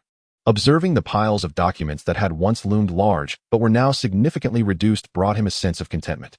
Ah, indeed, with determination, nothing is insurmountable. Although Jiang Bei lacked a background in management and had never studied control theory, he found the tasks manageable. After all, the commanding presence he exuded was enough to intimidate the average person. Yet, just as Jiang Bei reveled in his accomplishments, a sharp knock at the door disrupted his satisfaction. Given the frequency of such knocks, it was likely Chen Cheng. In truth, only she and the secretary outside dared to disturb him. "Come in," Jiang Bei called out. Reaching into his drawer for a fresh pack of cigarettes, he expertly tore open the transparent packaging, revealing the golden sheen of the cigarettes inside, which exuded a somewhat ostentatious vibe, yet carried a unique elegance akin to Nanjing cigarettes. President Jiang, Chen Cheng entered, nodding in greeting. "Good morning, my dear Chen. Why do you appear to be so fixated on me this early? Is it my charm?" Jiang Bei chuckled, shaking his head as he stroked his chin. "Charming? Indeed. You are quite dashing," Chen Cheng conceded, though in her eyes, he still resembled a youthful man approaching maturity. "Well, you may be charming, but not enough to captivate me. My child is nearly your age." She laughed, covering her mouth. Despite the wrinkles at the corners of her eyes, she retained an alluring grace, embodying the charm of a mature woman. Of course, for Jiang Bei, she was a married woman, and the age difference rendered any thoughts of romance irrelevant. "Well, since you mention it, let's set aside the jokes. What brings you here so early, Chen?" Jiang Bei inquired, his smile fading as he regarded her with curiosity. "President Jiang, you seem to have forgotten. Today marks the 5th day, Tuesday, designated for the Bloodwolf team to commence the acquisition. Although it's still early, they are prepared and have been at the company these past few days," Chen Cheng replied, her expression serious. When it came to work matters, she was never one to be trifled with. At that moment, Jiang Bei recalled the hotel acquisition project. Checking the time, he noticed it was nearly 9 o'clock. No more idle chatter. He nodded, retrieved a lighter from his pocket, lit a cigarette, and followed Chen Cheng out to assess the team's preparations. As the stock market opened at 9:30, it would be their battlefield. "Chen, is the funding adequately arranged?" Jiang Bei asked. "Rest assured, President Jiang, this matter has already been taken care of," Chen Cheng assured him with a smile. "All right, I trust you, Chen. I hope everything goes smoothly today," Jiang Bei replied with a smile, though his demeanor remained serious. The two entered the elevator and descended a few floors, where the previously small conference room had transformed into the team's workspace. Chapter 59, The Acquisition Begins. Speaking of this endeavor, one must mention the unfortunate Wen Zikai, who had been flirting with the hotel's lobby manager, claiming it was an undercover operation. Over the past few days, he had been spending his days with the manager and his nights meeting clients, arranging at least 2 shareholders each day. As night descends, he relentlessly delves into the tasks for the following day. Initially, he had conservatively anticipated at least 6 hours of sleep each night. However, the reality has now dwindled to a mere 4 or 5 hours daily, with work consuming every moment of his existence. Even Jiang Bei cannot help but admire his dedication. The additional hour he manages to steal comes during lunch, when he finds himself napping on the lap of the lobby manager, Wang Xin, under the guise of reliving his high school days. Yet, this nostalgia is abruptly interrupted as he is yanked up by his ear. High school memories? Is that what it meant? Napping on a girl's lap every day? As for what follows, it is beyond our concern. But it seems Wen Zikai has discovered his own love. A fact unknown to Jiang Bei, who is merely aware of Wen Zikai's recent misfortunes. By the way, this lobby manager, Wang Xin, is quite attractive, though his large, oval face does not quite align with Jiang Bei's aesthetic preferences. Wen Zikai's capabilities are evident, as he seamlessly navigates the shares of the Four Seasons Hotel over these past 5 days, thanks to Jiang Bei's financial backing.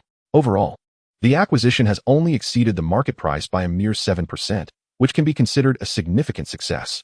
Meanwhile, Jiang Bei finds himself once again at the entrance of the small conference room. Gently pushing the door open, he is met with the sight of 8 individuals, each focused intently on their computers, the screens filled with an overwhelming array of web pages and a cluttered taskbar that makes Jiang Bei's eyes swim from a distance. The table is strewn with coffee, Red Bull, and other refreshments, while the trash bin is filled with remnants of their recently consumed breakfast, indicating they arrived quite early. The large screen designated for meetings has been commandeered, displaying the recent stock price movements of the Four Seasons Hotel. Even Jiang Bei, an outsider, can perceive the evident fluctuations in the stock's value. Previously on the rise, the stock has recently experienced a slight downturn, though not substantial.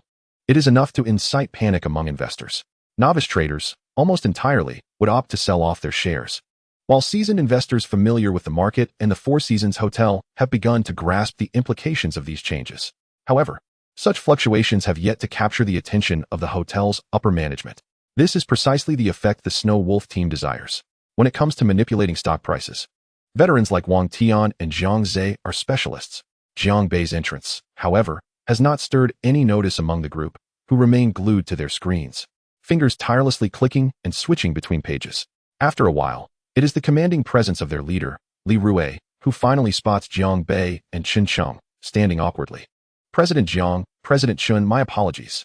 We were just engrossed in preparing for the upcoming tasks and did not see you arrive, Li Rui says, scratching his head. He is exceedingly respectful toward Jiang Bei, recognizing him as their benefactor, whose support translates to millions in salary for the team. With only 8 days to execute their plans, it underscores the allure of exceptional talent in any field. No worries, please continue. I'm here to observe and learn, Jiang Bei responds with a smile. Gesturing for them to proceed, Li Rui nods, refraining from further discussion, and plops down onto a rather hard chair, significantly higher than a standard stool and devoid of a backrest. They claim such seating is essential for their work, preventing drowsiness by keeping them alert and focused. Jiang Bei may not understand, but he does not object. Whatever they require, he is willing to provide. Observing the dark circles under their eyes and their incessant activity, Jiang Bei feels a twinge of anxiety, yet simultaneously, a sense of pride wells up within him. Though I never completed my university studies, I have managed to assemble such a talented team to work for me. Is this not a testament to my strength? Some say luck is part of strength, but wealth is undoubtedly the most compelling representation of power. Of course, Jiang Bei has yet to attain the higher echelons of authority, which remains his ambition. The traders occasionally light up cigarettes, indulging in the strongest varieties, with some even smoking the intense Hongtao Mountain brand. This is all for the sake of absolute mental acuity and unwavering focus, and Jiang Bei understands. Suddenly, the phone rings, and as Jiang Bei ponders who might be using such an antiquated ringtone, every individual in the room visibly tenses. Li Rui presses a button on his phone. Answering the call, we can commence immediately. Excellent. Li Rui concludes, the sound of beeps indicating the caller has hung up. Jiang Bei furrows his brow, perplexed. Li Rui rises, surveying the room, though he does not regard Jiang Bei and Chen Cheng, and bellows, brothers, in this final minute, let us raise our glasses to the victory of this battle. Cheers! Cheers! The group exclaims in unison, standing to grasp their Red Bulls and drink heartily. After settling back down, they conduct one final check to ensure everything is in order. The countdown begins. 10, 9, 8, 3, 2, 1. Let the work begin. With a resounding shout, even Jiang Bei feels invigorated by the momentum of these individuals. Engaging in stock trading feels akin to entering a battlefield. Nonetheless, Jiang Bei relishes this fervor. Simultaneously, the trader's hands move rapidly, switching pages and accounts every few minutes to facilitate acquisitions. Jiang Bei remains unconcerned about how they have amassed so many retail accounts. As long as they execute their tasks effectively, that is all that matters. Seated comfortably in the large chair at the head of the table, Jiang Bei lights a cigarette, finding amusement in their tireless actions. However, as time drags on, boredom sets in. Glancing at the clock, he notes it is just past 11. Oh, it seems the market closes at 11:30. Perhaps I shall wait a while longer. With the familiar ringtone echoing once more, the first round has drawn to a close. Li Rue stands and declares, "Summarize. The emails have been sent."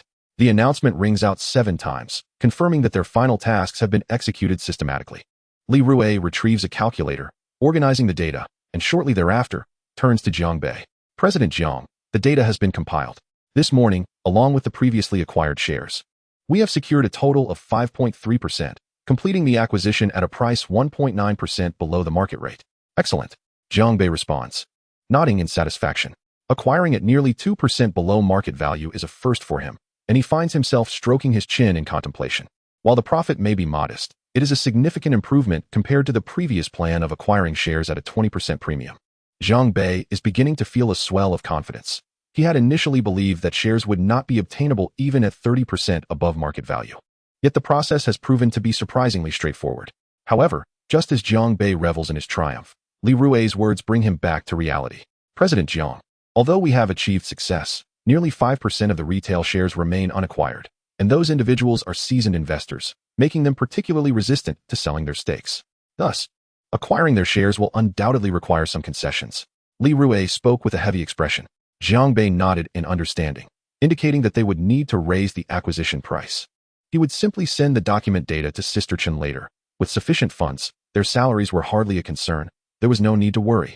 As Jiang Bei spoke, he turned and left, while Chen Sheng also nodded at Li Rue, offering an encouraging expression before departing together. This left Li Rue, fists clenched tightly, along with his Snow Wolf team members. Jiang Bei's casual remark about their salaries being insignificant struck a deep chord within Li Rue. If the capitalists exploit the most affordable labor, Jiang Bei had at least accorded considerable respect to high-end labor. However, the capabilities of Li Rue and his team made it difficult for them to accept a salary of 7 or 8 million, which, although unattainable for an ordinary worker throughout a lifetime, felt profoundly hurtful to them. They were competent individuals, yet still bound to the role of employees. Nevertheless, they soon found solace in the thought that by following President Jiang, they could secure significant contracts in the future. Everyone had witnessed Jiang's prowess. Even the Four Seasons Hotel was a client that could be acquired at will. Why should they fear not earning money or having their talents go to waste? This afternoon, let us all sharpen our spirits. We're down to the last 2. Once we return to the base, we'll give the cleaners a break and have those 2 take care of the cleaning. All right, the boss is impressive. We'll follow President Jiang. Yes, the boss is right. Complacency is of no use. It's essential to find a solid backing. The crowd exchanged words of encouragement, their spirits bolstered. Jiang Bei's remarks not only helped them recognize their own worth, but also paved the way for his own ambitions. If he had not intended to retain this team, he would not have spoken so. Jiang Bei lowered his head, walking down the corridor, and couldn't he help but sigh softly, lighting another cigarette as he descended in the elevator. Lately, he had been troubled and financially strained. Although the emergence of the explosive skill had been a delightful surprise, generating an additional 15 million euros monthly, the cost of building a successful game or anime was all too familiar to Jiang Bei. Especially now that the anime had achieved initial success, his next endeavor must be even more triumphant. Furthermore, Jiang Bei's plans had quietly begun to take shape, as the various documents he reviewed in recent days sparked ideas to further develop games and anime. As for Xiao Bei, he could seamlessly integrate into the game as the most intelligent customer service AI. What was the point of subpar services like Xiaoya or the abysmal Huanyua? However, few people sought out AI for casual use. Profitability could only be realized by embedding it within a game. That was the true path. He casually flicked his shoulder-length hair. Although it had become more manageable, it still looked disheveled under his hands, transforming his meticulously styled hair into a nest. Now, it appeared somewhat mismatched. Yet it added a touch of rebelliousness. His overall demeanor, with its slight chilliness, paired intriguingly with his tousled hairstyle. However, this was also due to his good looks. If one were unattractive, no hairstyle would help. They might as well shave it down to 3 millimeters for a clean, spirited appearance. Definitely worth a try. At noon, Jiang Bei instructed his secretary to book a private room at a restaurant known for its exquisite cuisine, aptly named Good Wine, Good Kai. Though it was high-end, it maintained a low profile. Not many in the city knew of it, yet its prices were the highest in the region, unparalleled. Even the previously visited by Xian Hui paled in comparison, nearly half the cost. It was easy to see why so many who had heard of it hesitated to visit. However, its reputation extended beyond mere pricing. It was renowned. The Good Wine, Good Kai establishment had become a celebrity hotspot, hosting superstars like Zhou Ruanfa, Chen Yixuan, and Liang Chaowei. What else more? Don't laugh, but even David Beckham had dined there, truly. Located on Sports East Road. Jiang Bei settled into his Rolls-Royce and instructed the driver to proceed. The driver promptly activated the navigation, and Jiang Bei frowned slightly, contemplating the communication system. He needed to imprint the entire map of the city into the driver's chip. A deduction of 10 experience points was required. Okay. Watching his experience points diminish, Jiang Bei felt a sense of satisfaction. Otherwise, he would have to rely on the navigation each time, which was quite bothersome, yet he could afford this expense. Suddenly, the driver's eyes glowed blue, and the car's navigation system shut down as he drove. Wow, such efficiency! Jiang Bei was momentarily taken aback, impressed by the system's functionality. However, it was too blunt. If only converting euros into yuan could yield a 10,000 to 1 experience point increase, how delightful that would be.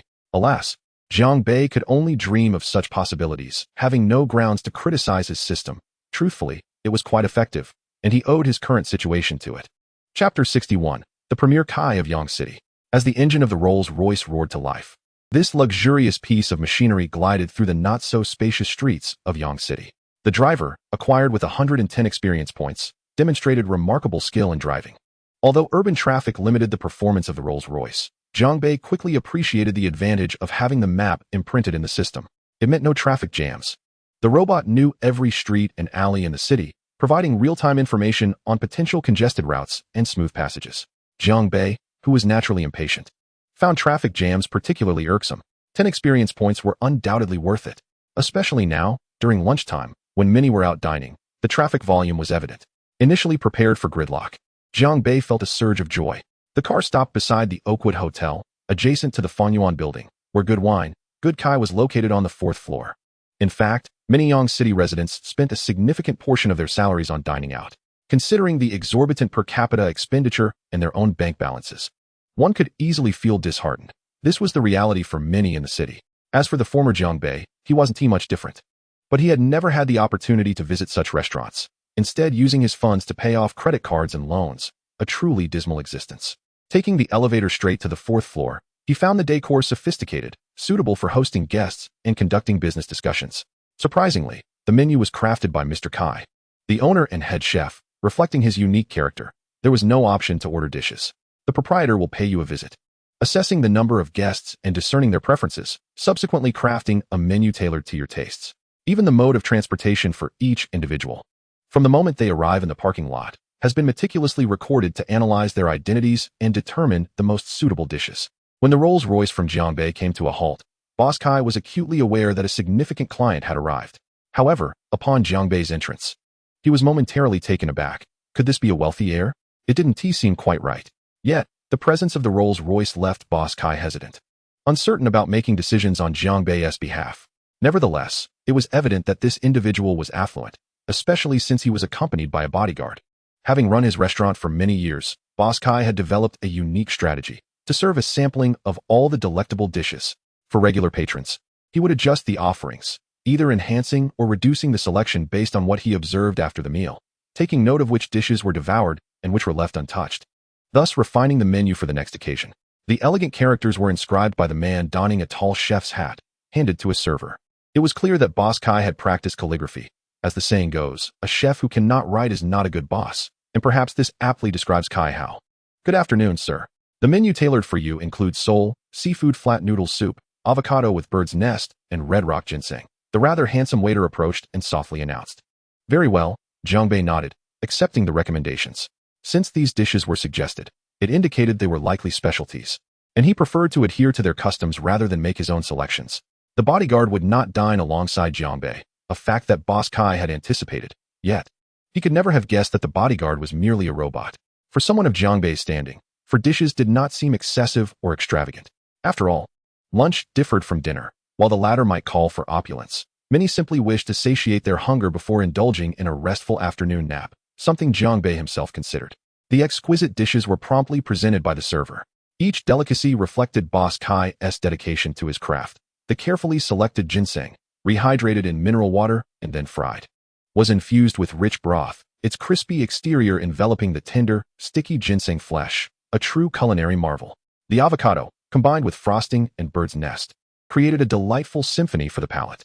Every dish tantalized Jiang Bei's senses, and he finally understood why this establishment commanded such high prices. It was simply divine. A seemingly simple meal cost nearly 10,000 yuan. Jiang Bei consumed every morsel, not merely out of principle, but because he simply couldn't stop. Post-meal. In the back seat of the Rolls-Royce, Jiang Bei held his stomach, occasionally burping, marveling at the culinary prowess of Boss Kai. It truly was the finest cuisine in Yangqing. Well, it was cuisine in the culinary sense, not merely vegetables. The depth of Huaxia culture is profound, after all. Not long after, he returned to the company. Yet Jiang Bei furrowed his brow and did not exit the vehicle. Let us head to the Four Seasons Hotel, he instructed the driver with a wave of his hand. Although these robots were competent, they lacked the engaging conversation he desired. He would rather playfully argue with Xiao Bei, the only one capable of exchanging banter with him. Albeit an artificial intelligence that lacked a true sense of ownership. The car parked directly in the Four Seasons Hotel lot. Jiang Bei descended slowly, only to witness a rather astonishing sight. That person, yes, that person. Wen Zikai? To his astonishment, he saw the man following a woman with an oval face, Wang Xin. The hotel's lobby manager, whom Jiang Bei recognized as quite attractive. Seeing is believing, Jiang Bei thought, and he approached to greet her. Good afternoon, Manager Wang. Good afternoon, Mr. Jiang. Wang Xin replied with a smile, fully aware of Jiang Bei's stature, residing in the presidential suite on the top floor. How could she not recognize him? Wen Zikai's expression turned sour, akin to someone who had just tasted something unpleasant, as he observed Jiang Bei, his benefactor, and felt hesitant to approach. His reaction aligned perfectly with Jiang Bei's expectations, portraying a sense of despair. He glanced at Wang Xin, thinking it was too soon for her to be so assertive. Yet he quickly dismissed the thought. After all, Wen Zikai had little time to ponder such matters. Chapter 62. Jiang Bei's implication upon seeing Jiang Bei. Wen Zikai felt an overwhelming sense of anxiety. Manager Wang, it seems you're in a relationship, Jiang Bei jested. No, just a friend, Wang Xin replied, as she introduced Wen Zikai. This is Mr. Jiang, a guest in the presidential suite. Hello, Mr. Jiang. Wen Zikai awkwardly shook Jiang Bei's hand. Jiang Bei merely nodded, choosing not to elaborate further. Mr. Wen, how much of the shares have you acquired? Jiang Bei suddenly inquired. What? Wen Zikai was taken aback. Had he not been pretending not to know Jiang Bei? Wang Xin was equally surprised, so they were acquainted. I've completed 28.3% of the shares. Wen Zikai finally responded.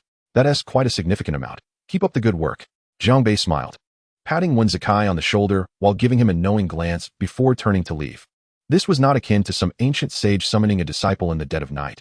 It was simply a casual gesture, followed by a text message to arrange a meeting later that afternoon. Calculating the shares in his mind, Jiang Bei realized he already possessed 35%, if he was not mistaken. Wen Zikai would finalize the last 2 shares today, leaving only the second largest shareholder, Li Hong, who held 10.8%, crucial for his plans.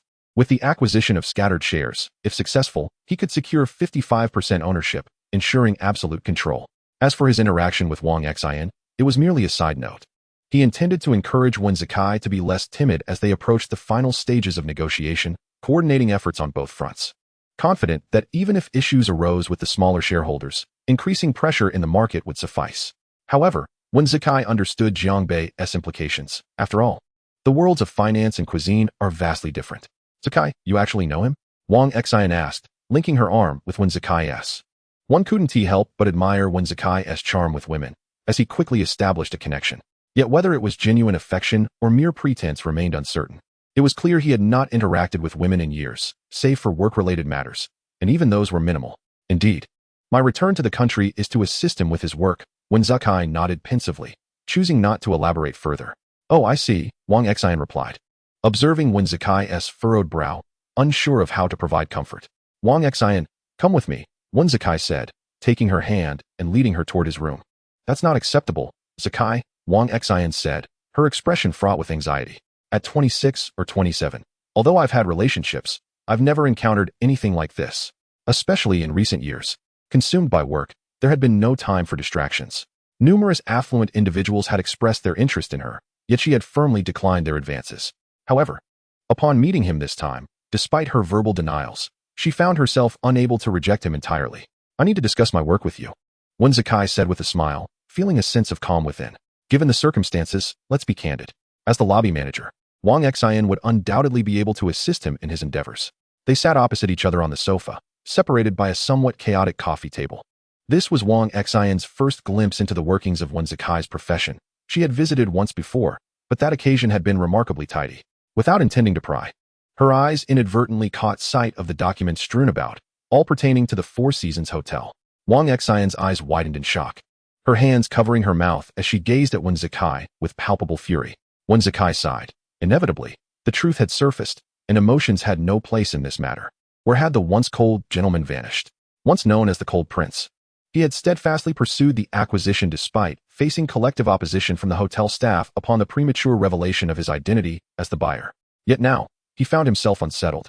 "Wen Zikai, you are here to acquire our hotel." Wang Xian's expression was a tapestry of anguish, her icy gaze fixed upon him. Wen Zikai nodded gently, unable to meet her eyes, and spoke. "Yes, my task is to facilitate the acquisition for my employer. Promise me, please don't do this. The Four Seasons is my home. I've spent 5 years here." Wang Xian's eyes glistened with unshed tears as she implored, torn between her feelings for the intruder and her loyalty to the hotel. "I cannot assist you. I am powerless." Wen Zikai slowly shook his head, replying, "Wang Xian, this is my job. I have no choice." "No, you cannot proceed this way. I cannot be with the enemy of the hotel," Wang Xian exclaimed, rising to leave. Yet Wen Zikai rushed forward, embracing her from behind, feeling her body tremble slightly. Unsure of how to proceed, "Wang Xian, let us sit and talk this through. It isn't as dire as you believe," Wen Zikai urged calmly. "I refuse to listen. I want nothing to do with this. I only know that you are our." Her words trailed off as Wen Zikai silenced her with his presence. Had I known this would be effective, I would have done it sooner. Gradually, Wang Xian regained her composure, sitting beside him, her demeanor still icy despite his eloquent reassurances. "Wang Xian, I must ask you, does the acquisition affect you?" Wen Zikai sighed, posing the question directly. How could it not? What if the new owners decide to sell again or neglect the hotel? Exploiting its resources or reselling it would lead to thousands of workers losing their jobs. Wang Xian shouted, fully aware of the implications as the hotel lobby manager. "But you must not forget, the true financier behind this acquisition is Mr. Jiang. He is also my employer. He regards this place as a home, just as we do. Compared to the current chairman's ineptitude and reckless investments, I believe Mr. Jiang's stewardship would be far superior." Wen Zikai grasped Wang Xian's arms, urgency etched on his face. Wang Xian paused, taken aback. Indeed, the young man had resided here for quite some time. After a moment of contemplation, she began to accept the harsh reality. Yes, Wen Zikai was correct. While the Four Seasons Hotel appeared glamorous, internally it was in disarray. The chairman had invested in new villa projects and barely completed renovations, leading to substantial turmoil. Particularly in the service industry, profits came slowly, a primary reason why Jiang Bei had never ventured into this sector. Moreover, he found it intolerable to be subservient to his subordinates. They could only bow to him. Thus, Wang Xian found herself with no alternative but to acquiesce. She could not choose otherwise. Either she would support the man she cherished, or, however, the outcome was already in their grasp, having acquired 35% of the hotel's shares. Even if the remaining shares were not purchased, they still exceeded the 31% held by the current chairman. The hotel was essentially theirs. "Zikai, I will help you," Wang Xian finally declared through clenched teeth. "Wonderful," Wen Zikai exclaimed with delight, his hands trembling as he held her arms, revealing the depth of his concern for her. "What should I do?" Wang Xian asked, confusion evident in her gaze. "No, you need not do anything. I will handle everything. I only require your understanding. If possible, please help me arrange a meeting with Vice President Zhang. Rest assured, under Mr. Zhang's leadership, the hotel will thrive." Wen Zikai replied, a lightness in his demeanor. "Very well," Wang Xian nodded, turning to leave. Wen Zikai slumped onto the sofa, exhilaration washing over him. He retrieved his phone and called Jiang Bei, the call connecting swiftly. "Mr. Jiang, I have spoken with Wang Xian, the woman you met previously. She is willing to understand and assist us. Their general manager possesses a keen intellect and maintains a strong rapport with the chairman, although she is unable to take action. However, Vice President Zhang can help us." On the other end, Jiang Bei reclined against a grand sofa, delicately sipping from a goblet. "Excellent. Let me know if you require further assistance. Mr. Jiang, if all goes as planned, we can convene the shareholders meeting the day after tomorrow. What do you think?" When Zakai hesitated, "That poses no issue. I will attend. You can manage the rest. However, I wish to be involved with the final major shareholder," Jiang Bei instructed. "Understood. Mr. Jiang. I will reach out to him tomorrow." As Jiang Bei's words resonated, a weight lifted from Wen Zakai's chest. Initially, he had anticipated a formidable challenge. But with Jiang Bei's involvement, he felt assured. While he possessed an extensive network cultivated over years in society, even extending to connections in America, he still lacked the foundational confidence. After all, he was merely an employee. Nonetheless, he could resort to coercive tactics to intimidate or entice opponents. Yet many in higher positions were resistant to such methods. However, upon observing the conditions surrounding the major shareholder, he found himself smiling. Everything was progressing with unexpected ease. A day passed, with Wen Zakai finding little new development, his tasks no longer feeling as urgent. Initially slated for 8 days, due to the smooth progression of events, he found himself nearing the conclusion by the 6th day. Thus, he seized the opportunity to indulge in a swim. Jiang Bei, on the other hand, faced a more arduous reality as he returned to the office to manage paperwork. Proud of his hard work, he reflected on the dedication it took to reach such heights. The following day at noon, Jiang Bei awoke leisurely, had lunch, and then convened with Wen Zakai in the hotel lobby. Today marked their meeting with the final shareholder, Lu Wen. On the other side, both Jiang Bei and Wen Zakai, who believed everything was progressing seamlessly, were unaware that at this very moment, the hotel chairman, He Xiefeng, alongside the general manager, Zhang Qingming, and the principal shareholder, Lu Wen, were already seated within the hotel. They had discovered the impending acquisition of the hotel. The issues plaguing the stock market, coupled with the recent departures of several minor shareholders to foreign shores, as well as some ambiguous hints, had alerted General Manager Zhang Qingming to the brewing trouble. "Xiefeng, did you call me for a specific reason today?" Lu Wen inquired softly, his tone lacking the authoritative demeanor typical of a superior, resembling more a conversation between longtime friends. "Brother Wen, I really shouldn't be bringing this up, but the hotel is currently facing the peril of being acquired, and I hope to discuss your shares," He Xiefeng confessed, a hint of embarrassment gracing her features. "What? Someone is trying to acquire the hotel?" Upon hearing He Xiefeng's words, Lu Wen's body jolted. Who would dare set their sights on a 4-star hotel? "Xiefeng, are you certain?" Lu Wen asked, struggling to suppress his astonishment. "Please, speak with Chairman Lu." Chairman Lu gestured towards Zhang Qingming, who nodded in agreement. Zhang Qingming took a breath and addressed the two seated across from him. Indeed, the hotel's stock price has plummeted by 3 points within the past 5 days. And recently, Director Lin has been hinting at these developments. Thus it is highly likely that this is true. Lu Wen gasped, realizing the gravity of the situation.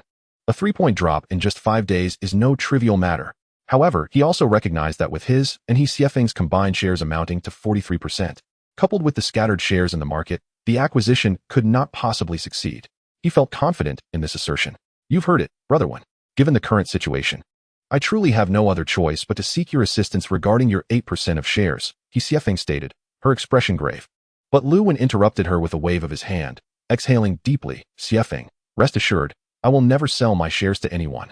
I understand their significance." "That's wonderful. Thank you so much, Brother Wen," He Xiefeng exclaimed, standing in gratitude, her face radiant with appreciation.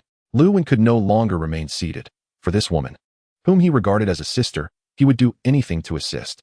"There's no need for thanks, Xiefeng. You can count on my support at all times. Otherwise, old Lu would hold me accountable." "Ha ha, let us raise a glass," Lu Wen declared, lifting his cup with a hearty laugh. In his eyes, the notion of an acquisition seemed utterly ludicrous. After several rounds of drinks and dishes, Zhang Qingming and Chairman He Xiefeng departed. Both wore expressions of delight. "This is fantastic. We now have a solid chance." Zhang Qingming's lips curled into a smile. "Indeed, I never expected him to agree so readily. It truly touches my heart," He Xiefeng beamed, appearing rejuvenated by a decade. One must remember, just yesterday afternoon, upon the stock market's opening and the confirmation of the hotel's acquisition threat, she had nearly fainted. Chapter 64. The meeting with Lu Wen in the afternoon, Jiang Bei and Wen Zakai had settled into his Rolls-Royce, heading towards the information they had recently acquired about Lu Wen. "President Jiang, that 8% of shares is crucial for us. It could determine our success or failure. If Lu Wen truly refuses to sell, it will pose significant challenges for us," Wen Zakai remarked with a serious expression. "No worries.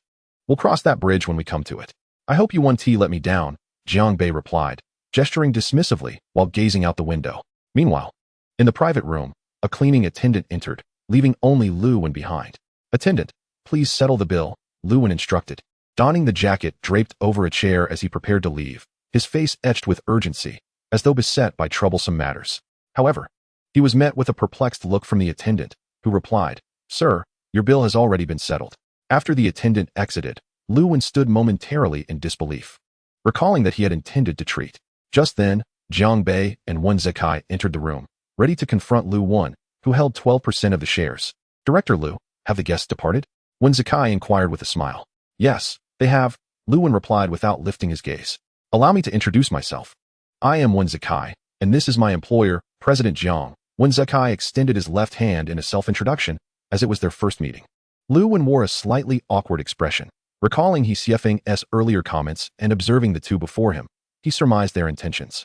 He managed a faint smile and extended his right hand to shake Wen Zikai's, while nodding towards Jiang Bei. "My apologies. I have matters to attend to and must take my leave," Lu Wen said, raising his gaze to Wen Zikai. "Director Lu, I believe there has been a misunderstanding. I sincerely wish to speak with you," Wen Zikai interjected, blocking Lu Wen's path, his tone still filled with respect.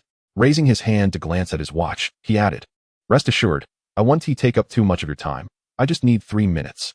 Lu Wen's eyes glimmered with discernible resolve as he regarded Wen Zikai and the nonchalant Jiang Bei. "I'm afraid I cannot grant you those 3 minutes. I cannot give you what you seek. Frankly, I have already promised Chairman Lu that I will not sell my shares to anyone. Farewell." With that, he brushed past Wen Zikai's arm and strode towards the exit. Jiang Bei furrowed his brow, realizing this elder was quite obstinate. It would not be an easy task. He was curious to see what tactics Wen Zikai would employ next. "Wait," Wen Zikai's voice was low, yet it was sufficient for Lu Wen to hear. He paused, uncertain of why they still sought to detain him. At that moment, Wen Zikai slowly turned, his eyes narrowing slightly, yet a captivating spark emerged within them. "Lu Zhihao, is he your grandson?" Wen Zikai inquired softly once more. At that instant, Lu Wen's eyes widened in shock, his expression more astonished than when he learned of the hotel's impending acquisition. He spun around to face Wen Zikai, and the bloodshot veins in his eyes attested to his sleepless nights, likely due to the troubles surrounding his grandson, Lu Zhihao. Jiang Bei was equally taken aback. This man's son was gravely ill, and now it appeared Lu Wen's grandson was in jeopardy. "Please, have a seat, Director Lu. I believe these 3 minutes will prove invaluable to you," Wen Zikai said with a smile, first offering a chair to Jiang Bei before pulling one over for Lu Wen. Lu Wen felt as though his strength had been sapped, collapsing into the chair. Meanwhile, Wen Zikai, his demeanor now serious, looked at Lu Wen and remarked, "Chairman Lu, your grandson must be an exceptional young man. He is attending Carnegie Mellon University's medical school, which is renowned across the United States. I have been fortunate enough to visit it myself." Lu Wen nodded in affirmation of Wen Zikai's words, and at that moment, Jiang Bei also grasped the situation. Wen Zikai had once again uncovered their vulnerabilities. "Very well, he chose not to disclose this to me, but I could hardly concern myself with such matters. After all, what truly mattered to me was the outcome. Regardless of how it unfolded, all I required was the acquisition of the shares." It seemed that Wen Zikai had suddenly recalled something, as he continued, "By the way, a few days ago, the police apprehended several young individuals at a local bar for consuming MDMA, colloquially known in Huaxia as shaking head pills. Among them, it appears, was your grandson, Lu Zhihao. Mr. Lu, you must be aware that Pennsylvania imposes severe penalties for such offenses. I understand that your son tragically passed away in a car accident during his youth, and Lu Zhihao, your only hope, is the reason you sent him to study in America at such a young age." Upon hearing Wen Zikai's words, Lu Wen could no longer contain himself. His eyes, filled with excitement, reddened and shimmered with tears. This was all too real, undeniably real. Lu Wen's hands awkwardly rested on his thighs, his legs trembling slightly, and his lips pressed tightly together in silence. Yet, his expression betrayed his inner turmoil. He too desired for his grandson to achieve greatness and carve out a successful path in life. Lu Wen nodded slightly, tears unconsciously cascading down the corners of his eyes. At that moment, he was no longer the second largest shareholder of the Four Seasons Hotel, nor was he the elder who could dictate the hotel's fate. He had been reduced to a mere old man, stripped of all prefixes, suffering for the sake of his grandson. In truth, Mr. Lu, I deeply empathize with such sentiments. However, I am certain you would not wish for him to ruin his future due to youthful folly and momentary confusion, leading to catastrophic consequences, Wen Zikai remarked. Mr. Wen Zikai, I have long been aware of your capabilities, Lu Wen replied, gradually releasing his tightly clenched hands as if he had finally come to a realization. He subsequently made the most suitable choice for himself. Witnessing this scene, Jiang Bei's lips finally curved into a smile. Actually, I can resolve this predicament for you pro bono. allowing him to continue his studies in the United States without any criminal record.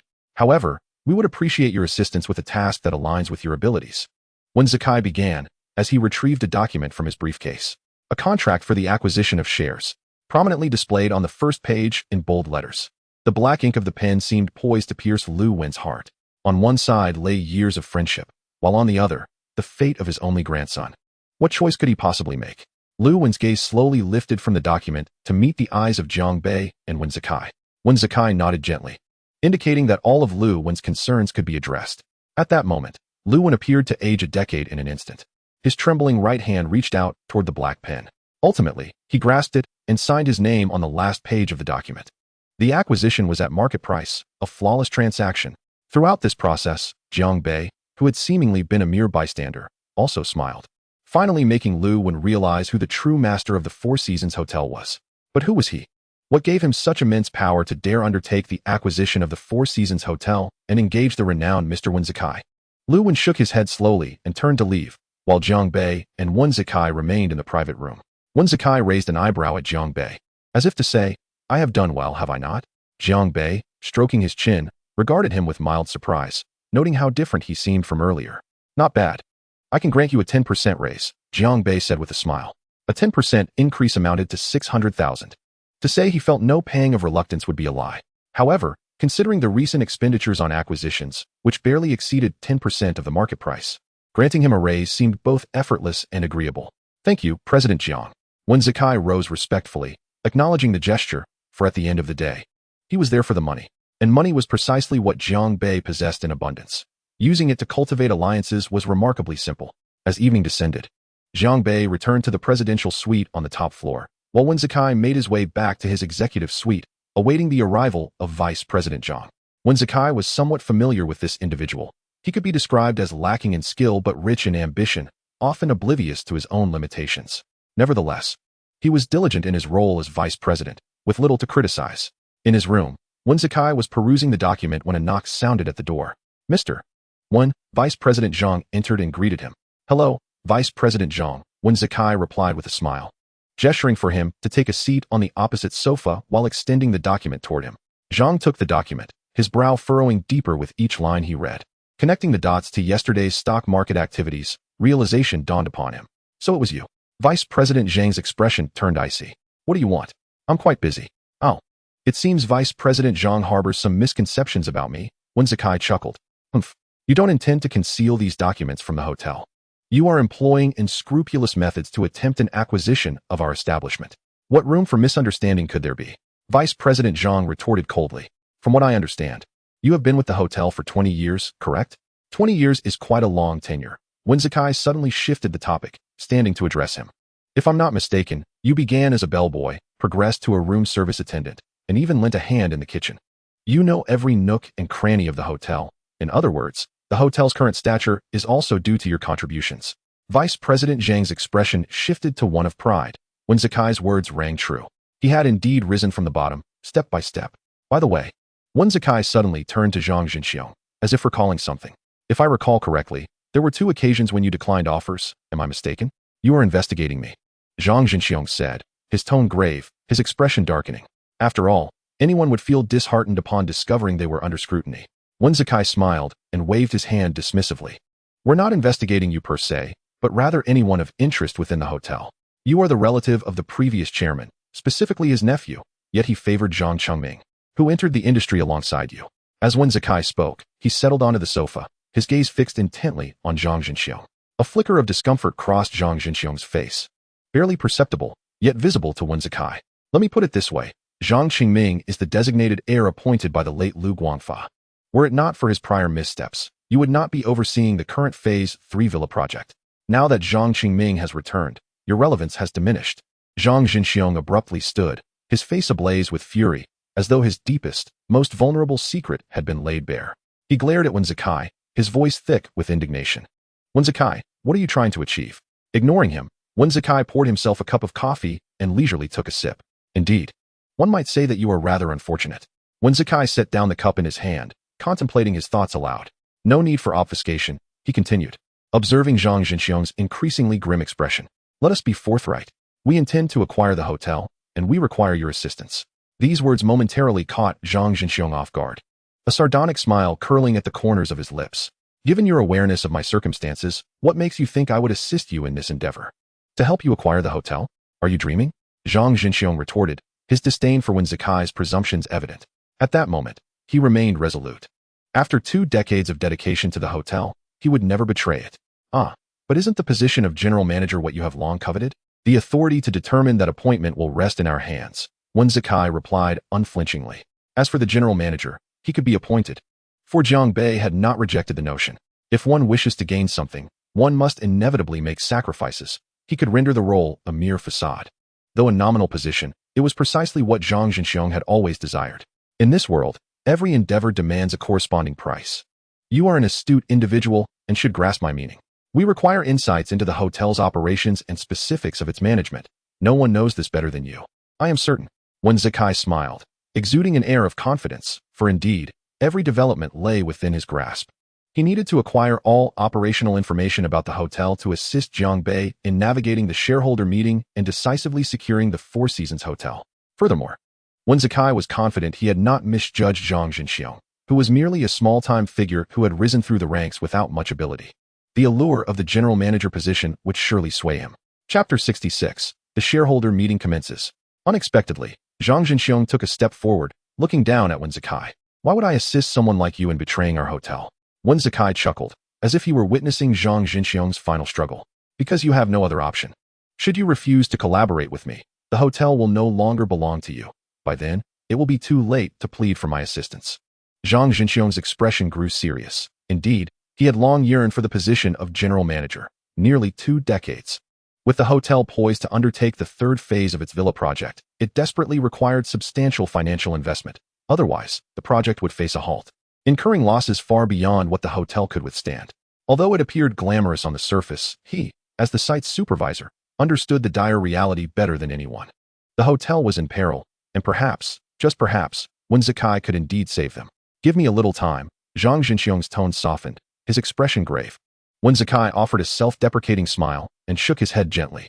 What you desire, my employer can provide, but time is something I cannot afford. Zhang Jinxiong was taken aback, looking at Wen Zikai with confusion. Why the urgency? It is not my urgency. It is my employer's, your rival, Zhang Chengming's urgency. In truth, the situation has already been determined. Allow me to enlighten you. We have secured over 40% of the hotel's shares and are actively acquiring scattered shares. You should comprehend what this signifies. Wen Zikai stood, gazing at Zhang Jinxiong. What we require now are some critical elements. Soon, the hotel will naturally fall into our hands. And at that time, we shall promptly fulfill our promise to you. Zhang Jinxiong nodded and excused himself. Later that evening, he sent documents to Wen Zikai, who promptly forwarded them to Jiang Bei. Upon reviewing the operational status of the Four Seasons Hotel, Jiang Bei could not help but smirk bitterly. What a disastrous mess. The liquidity was virtually negligible, and the 3rd phase of the villa project was fraught with peril. The shares were secured. The Blood Wolf faction had performed admirably, transferring a full 10% of the shares to Jiang Bei's name. This consolidation allowed Wen Zikai to convene a high-level meeting of the company and its shareholders in his capacity as the current major shareholder, the transferee of Lu Dong's shares. 3 mornings later, chairman he was already seated in the grand conference room, which was sparsely populated, significantly fewer attendees than usual.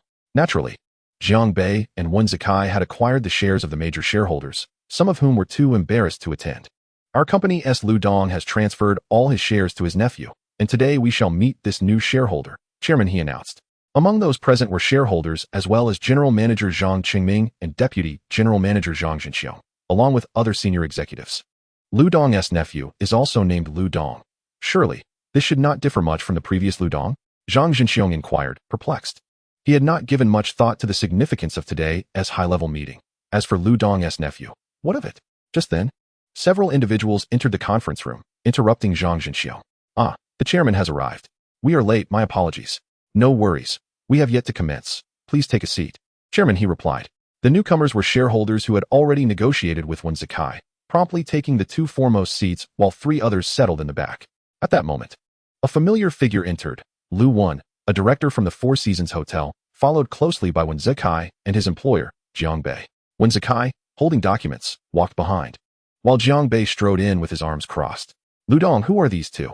Chairman, he inquired, a puzzled expression on his face. Chairman, esteemed shareholders, I have transferred all 12% of my shares to my nephew and will no longer participate in hotel affairs. This Mr. Wenzakai is renowned in the industry, and my nephew has authorized him to act as the representative for the shareholders.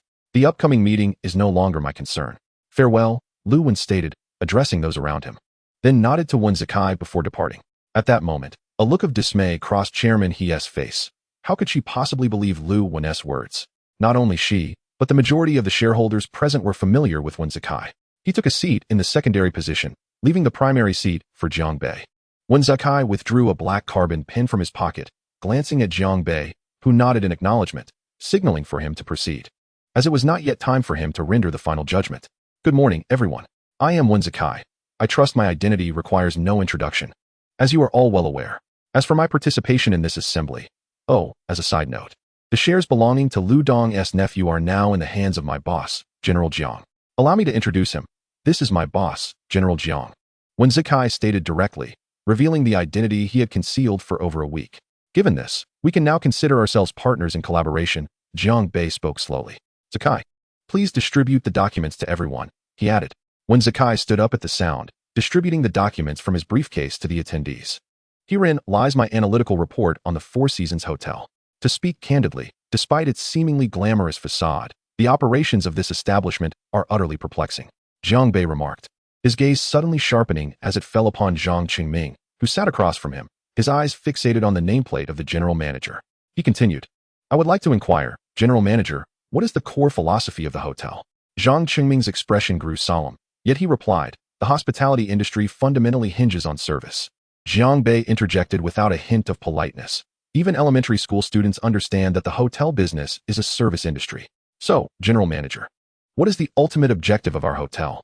The paramount goal, naturally, is to pursue profit, Zhang Qingming sighed, responding candidly.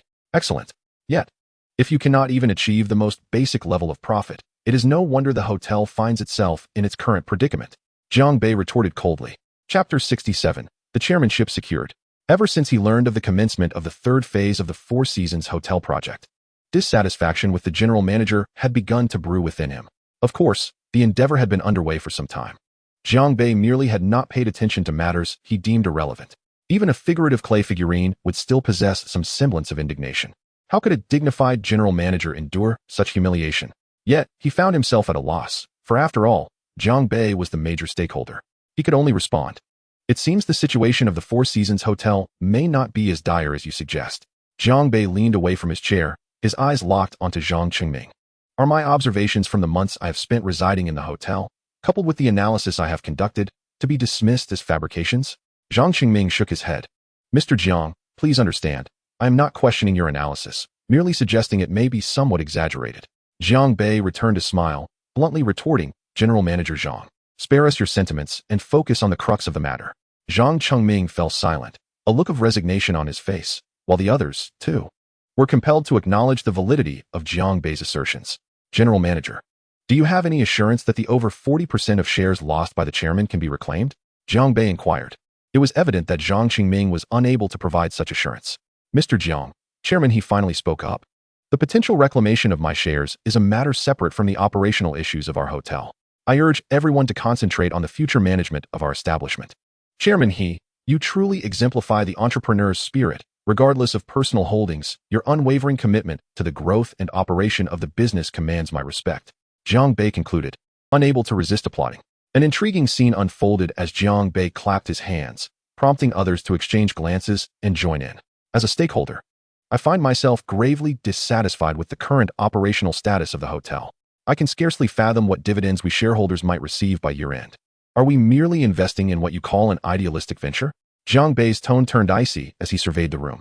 It is not as bleak as you portray. The third phase of the project and the hot spring village. Zhang Qingming began to retort, but was abruptly interrupted by Jiang Bei's dismissive gesture. Oh, do not mention your interminably delayed hot spring village. I have heard about it since my arrival, yet there has been no sign of progress. And what of the third phase villa project? Jiang Bei's tone grew increasingly severe. He conceded that the hotel's construction cost was high and that it could eventually be profitable. But at present, the funds were simply lacking. Thus, in light of the Four Seasons Hotel's current circumstances, decisive action was imperative. The third phase project is still underway. Zhang Qingming insisted with a forced bravado. It would be better for the general manager not to deviate from the topic. All your actions are conspicuously apparent, Jiang Bei remarked. Turning to the other shareholders. Are you all satisfied? These shareholders were minor, lacking the stature to garner Jiang Bei's attention. Yet their vested interests compelled them to adopt a serious attitude toward the hotel's affairs. Each exchanged glances, their expressions reflecting discontent. Jiang Bei was pleased with their reaction. Their dissatisfaction provided him with an avenue for maneuvering. General Manager Zhang, you must have noticed that regarding the hotel's current condition and ongoing projects, I require a comprehensive and detailed plan. All shareholders share my sentiment. We seek returns on our investments. Jiang Bei paused, observing the shareholders nodding like chicks pecking at grain, and continued, currently, Chairman, he does not possess full ownership of her shares, and ideals must be realized incrementally. Therefore, I am willing to exert myself to safeguard the interests we have lost. Rising from his seat, Jiang Bei thrust the document before He Xiefeng, declaring, now, as a holder of 53.8% of the shares, I propose the replacement of the chairman. Do you have any objections? Zhang Chengming's jaw dropped in disbelief. While chairman, he appeared utterly stunned. 53.8%. Absolute control indicated that when Zakai had successfully completed the acquisition, how had it happened so swiftly? Yet, faced with such a shareholding, could they possibly refuse? Clearly, that was out of the question. Chairman, after our discussions, we have decided to appoint Mr. Jiang as the new chairman, and he, as the majority shareholder, possesses the absolute authority to do so. The chairman seemed to age a decade in an instant, rendered speechless. Jiang Bei, disinterested in her plight, dismissed her with a wave. General Manager, please review this and prepare a streamlined structural report. Additionally, I require a list of potential layoffs. Mr. Jiang, we currently have no plans for layoffs, He Xiefeng protested, her tone laced with dissatisfaction. You may be the chairman, and we accept that. But such an abrupt approach is intolerable. How dare you usurp the chairmanship and propose layoffs? She was visibly agitated. Reform in state-owned enterprises invariably commences with streamlining the organization. Our company requires vitality, and only through such measures can we ensure steady development and secure funding for the unfinished projects. Indeed, this was part of Jiang Bei's grand design. He intended to inject the funds generated by his daring venture directly into the Four Seasons Hotel, as his residence, if it appeared unseemly to him. How could he continue to dwell there? Mr. Jiang, you have only resided in the hotel for a few months. How can you be so certain your plan is correct? Zhang Qingming interjected. My decisions are mine to make, and you have no authority to interfere. The correctness will be judged by the outcomes. And your only options are to accept or depart, Jiang Bei replied with a smile, his icy words piercing Zhang Qingming's heart. Meanwhile, Wen Zikai remained silent, his gaze fixed on his documents. He had grown fearful of Jiang Bei. Today's scenario was beyond his capacity to manage, and he lacked the confidence to confront such powerful individuals. Nevertheless, he found Zhang Qingming's naivety quite astounding. Zhang Qingming fell silent, letting out a weary sigh. As Jiang Bei rose to his feet, fastening the buttons of his coat, he spoke slowly. Please continue. We have conveyed all that we needed to say. We shall take our leave now. Wen Zikai, too, stood up simultaneously, nodding at the assembled crowd, before turning to follow Jiang Bei out. However, just as Jiang Bei reached the doorway, he seemed to recall something suddenly and turned back.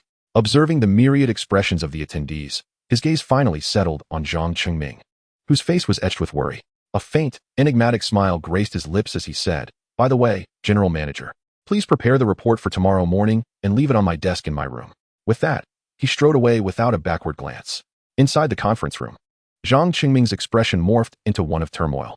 Clenching his fists tightly, as if ready to strike, he abruptly stood up and hurriedly took a few steps to catch up with Jiang Bei and Wen Zikai. Wait, Zhang Qingming called out, looking at Jiang Bei's retreating figure. Zhang, I am unclear about your intentions. If you wish to make things difficult for me, I will gladly accommodate your requests for reports, no matter how many you require. However, the matter of layoffs is far from straightforward. Jiang Bei inhaled deeply, his hands slipping into the pockets of his tailored trousers. He halted, turning his back to Zhang Chengming as he replied, The reduction of personnel is the first step towards streamlining organizational structure, especially now, when the hotel faces financial constraints. As he spoke, he turned to face Zhang Qingming, his eyes blazing with intensity. For a company, a conglomerate, or indeed the Four Seasons Hotel, Jiang Bei's strategic vision remained unchanged. One must employ judiciously. Wen Zikai found himself unable to oppose Jiang Bei's viewpoint, for he was indeed the proprietor. As for Wang Xian, Wen Zikai had not misled her. It was Jiang Bei's influence that allowed the Four Seasons Hotel to flourish. Zhang, you might be underestimating the gravity of this situation. Zhang Qingming's tightly clenched fists and the veins bulging on his hands betrayed his fury. Why should an outsider dictate layoffs? Is it merely because of their wealth? Nevertheless, Jiang Qingming could not refute Jiang Bei's words. The hotel was indeed grappling with formidable challenges. Although the Four Seasons Hotel maintained an excellent reputation, the ongoing financial strain could not alleviate the difficulties posed by the third phase of the construction project. The villa project they had painstakingly developed was on the brink of being halted. Seeing Jiang Qingming's distress, Jiang Bei couldn't help but smile. A hint of derision in his expression. Jiang Qingming was even less capable than Jiang Zhenxiong, who, at least, had risen through the ranks and understood the fundamentals of development. General Manager Jiang, I acknowledge that layoffs are not a simple matter, yet I am resolute in my decision. I did not come here to engage in frivolities. Jiang Bei asserted. Otherwise what? To undermine our hotel? Jiang Qingming's smile was a bitter one, revealing the depths of his helplessness. I apologize. But you hold your hotel in too high regard, General Manager Jiang. Jiang Bei's smile widened as he concluded, turning to leave. This left Jiang Qingming at a loss. Uncertain of his next steps, he did not return to the conference room, but instead hurried to his office to prepare the hotel report.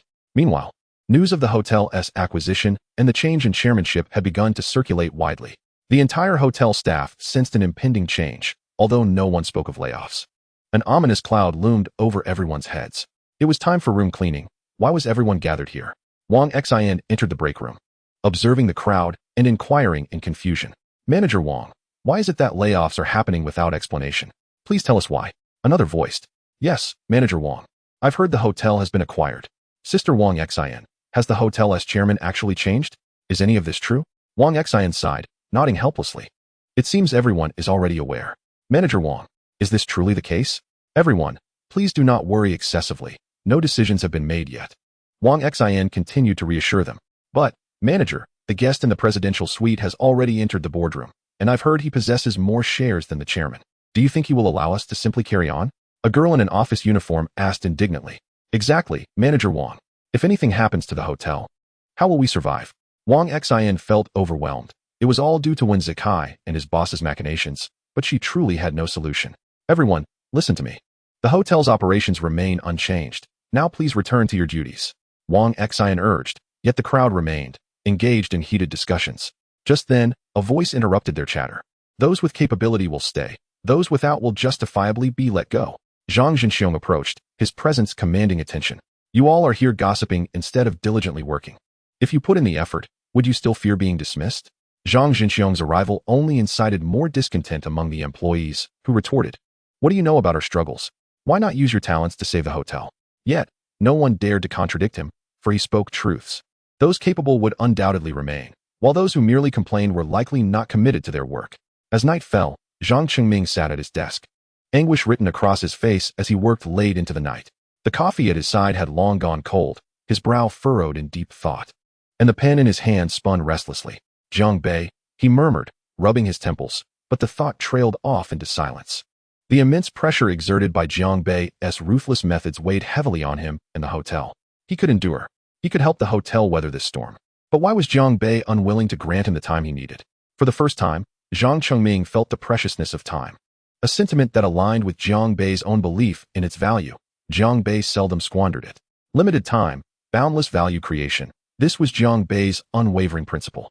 Meanwhile, in his room, the presidential suite of the Four Seasons Hotel, Jiang Bei lay in bed, gazing out at the night view. The streetlights casting reflections on the moonlit lake underscored the hotel's opulence. Yet now, it belonged to him. A smile crept upon Jiang Bei's lips as he turned his attention towards the third phase construction site, still a mere construction zone. Soon, he envisioned an outdoor swimming pool and a grand villa built in a prime location. Once realized, he too would join the ranks of those in Yangcheng with both car and residence, albeit the residence would be part of the hotel, because the hotel was his. Chapter 69. The general managers that night, Jiang Bei fell into a fitful slumber, while Wen Zikai also succumbed to rest, having completed most of their work. Nonetheless, they needed to stay until all hotel matters were fully resolved. The following morning, Jiang Bei awoke slowly, sharing breakfast with Wen Zikai in the presidential suite's dining area before settling onto the sofa to continue reviewing materials. He was also awaiting a certain individual, the general manager of the Four Seasons Hotel, Jiang Qingming. Before long, a gentle knock at the door broke the silence. Jiang Bei glanced at the bodyguard stationed by the entrance and gestured towards the door. The bodyguard, though not human, was an intelligent robot and promptly opened the door. The figure standing outside was none other than Jiang Qingming, whom Jiang Bei had been awaiting. Jiang Bei raised his hand to check the time. It was precisely 8 o'clock. A perfectly acceptable hour for a typical workday. At the very least, it aligned with his own expectations. However, unlike the conventional 9-to-5 routine, Jiang Bei, as the owner, had the luxury of choosing his own schedule. He could opt for a day on, a day off, or even take a week off after a single day of work. Yet, whenever he decided to work, he inevitably found himself staying late. This was simply in his nature. He would not leave until everything was completed and every document thoroughly reviewed. Zhang Qingming approached Jiang Bei directly, retrieving a folder from his briefcase and delicately placing it on the coffee table in front of Jiang Bei. "What is this?" Jiang Bei inquired, picking up the folder to peruse its contents. "This is the document you requested yesterday," Zhang Qingming sighed, continuing. "I hope this can serve as the optimal timeline for the completion of the villa project in the third phase of the hotel." However, he was abruptly interrupted as Jiang Bei closed the folder with a decisive snap and discarded it onto the table with a thud, leaving Zhang Qingming utterly speechless. Jiang Bei leaned away from the back of the sofa, a slight furrow in his brow revealing his displeasure. After taking a deep breath to regain his composure, he addressed Zhang Qingming in what he believed to be a relatively courteous tone. "General Manager Zhang, did you retrieve this from the trash? The contents are nothing but grandiloquent plans that yield no profit. It's sheer garbage. What I requested was a list of layoffs. You are to provide me with that list. Nothing more." Jiang Bei was taken aback by the unexpected insubordination he faced for the first time during his tenure of authority. "I'm sorry, I simply cannot do that." Zhang Qingming replied with a sigh, finding the prospect of executing layoffs at the hotel as daunting as leaving the establishment itself. Jiang Bei chuckled, gazing at Zhang Qingming. "You cannot. Is that truly your response?" His tone carried a hint of surprise, as Zhang Qingming's reply was indeed unexpected. Zhang Qingming nodded, revealing that he lacked any justification. He simply could not bring himself to terminate any employee. Despite their current ineffectiveness, he found it impossible to carry out what Jiang Bei perceived as the simplest of tasks. "If you cannot manage this, you may as well leave," Jiang Bei remarked with a smile, rising from his seat to face Zhang Qingming. The mirth in his expression vanished abruptly. "If you wish to remain, then you must comply with my directives." The atmosphere grew tense, rendering even Wen Zikai, who stood nearby, drenched in cold sweat. What would Zhang Qingming do in this situation? After exiting the presidential suite, Jiang Bei reclined on the sofa, closed his eyes, and retrieved his phone to send a succinct message. "Come to my room now." 3 minutes later, a knock echoed at the door of the presidential suite, and the bodyguard opened it to reveal Zhang Zhenxiong, the deputy general manager of the Four Seasons Hotel, who could be considered one of Jiang Bei's own. He was wholly supportive of the layoffs, having ascended from the lower ranks and possessing a keen understanding of the character of the staff beneath him. Jiang Bei nodded to Zhang Zhenxiong, gesturing for him to sit. Without hesitation, Zhang Zhenxiong took a seat opposite Jiang Bei and stated, "Zhang Qingming will not carry out layoffs." Had he acted sooner, the hotel would not be in its current predicament. Upon hearing this, Jiang Bei reopened his eyes, fixing a scrutinizing gaze on Zhang Zhenxiong as he inquired, "If he cannot, then can you?" "I can," Zhang Zhenxiong answered resolutely, his tone devoid of malice yet brimming with determination. Jiang Bei relished the company of such individuals. If he were the king of wolves, Zhang Zhenxiong would undoubtedly be the fiercest wolf, leading the charge. Jiang Bei smiled, addressing Zhang Zhenxiong. "I require a list of 200 layoffs by tomorrow." Zhang Zhenxiong's expression was inscrutable, but the tightness of his brow indicated he was contemplating the request seriously. He nodded at Jiang Bei, stating simply, "Understood," before taking his leave. Seated in his office, Zhang Zhenxiong perused the documents in hand, including the layoff list on his computer. At that moment, a figure stealthily approached him. "Manager Zhang, everything is taken care of." The sudden intrusion startled Zhang Zhenxiong, leaving him with a look of disbelief as he recognized the speaker as one of his subordinates, who would naturally address him as Manager Zhang rather than Deputy General Manager Zhang. "All those with whom we have had strained relations are on the list." "You startled me," Zhang Zhenxiong exclaimed, casting a disdainful glance at his subordinate as he snatched the folder from his hands to review it independently. He then turned to his assistant, Manager Liu, and asked, "Can you check if there is an available conference room right now?" Manager Liu, looking somewhat troubled, glanced at his watch and replied, "At this time, Manager Zhang, I will need to inquire." However, Zhang Zhenxiong brushed him off, rising and turning to leave. "Never mind, just come to my office." Manager Liu followed closely behind, adopting a sycophantic demeanor as he trailed after him. The layoff list for Jiang Bei needed to be finalized promptly. 200 individuals were not an insignificant number, and any dissatisfaction from Jiang Bei would certainly lead to repercussions. Meanwhile, Zhang Qingming, who had already vacated Jiang Bei's room, found himself on the hotel rooftop. He did not intend to leap from the ledge. He merely sought to admire the view of the hotel, appreciating the beauty of the Four Seasons Hotel. Though named for all four seasons, in reality, the climate in Yangqing bore little distinction between them, with summer merely being excessively hot. Was he truly going to leave? Zhang Chengming pondered, feeling exhausted after the last few weeks of grappling with the challenges he faced, acutely aware of his own limitations. The hospitality industry seldom afforded joy. Even the meager happiness he experienced was derived from serving others, a reality that persisted even in his role as general manager. Chapter 70. The Layoff List. Zhang Bei was indifferent to the nuances of service departments and the service industry. He was willing to engage in high-tech industries as well, but above all, profit was paramount. Despite his wealth, he had no qualms about accumulating more. Once, he believed that earning a mere 100 yuan per second or tens of thousands in a day was substantial, but now, it felt insufficient. Even with an infusion of 150,000 euros daily, he still felt as though he was merely treading water. That evening, Zhang Jinxiong dispatched a list of 500 layoffs to Zhang Bei's email, clearly detailing the positions, names, and previous misconducts of those involved. Zhang Bei could not be bothered to review it and instructed him to post it the following day. He appreciated Zhang Jinxiong's efficiency. As for his perceived ruthlessness, he believed that the incompetent must be let go. A hotel was not a place for idleness. Employees could not expect to draw salaries from Zhang Bei while contributing nothing. For the Four Seasons Hotel, with its vast employee base, 200 individuals were hardly significant.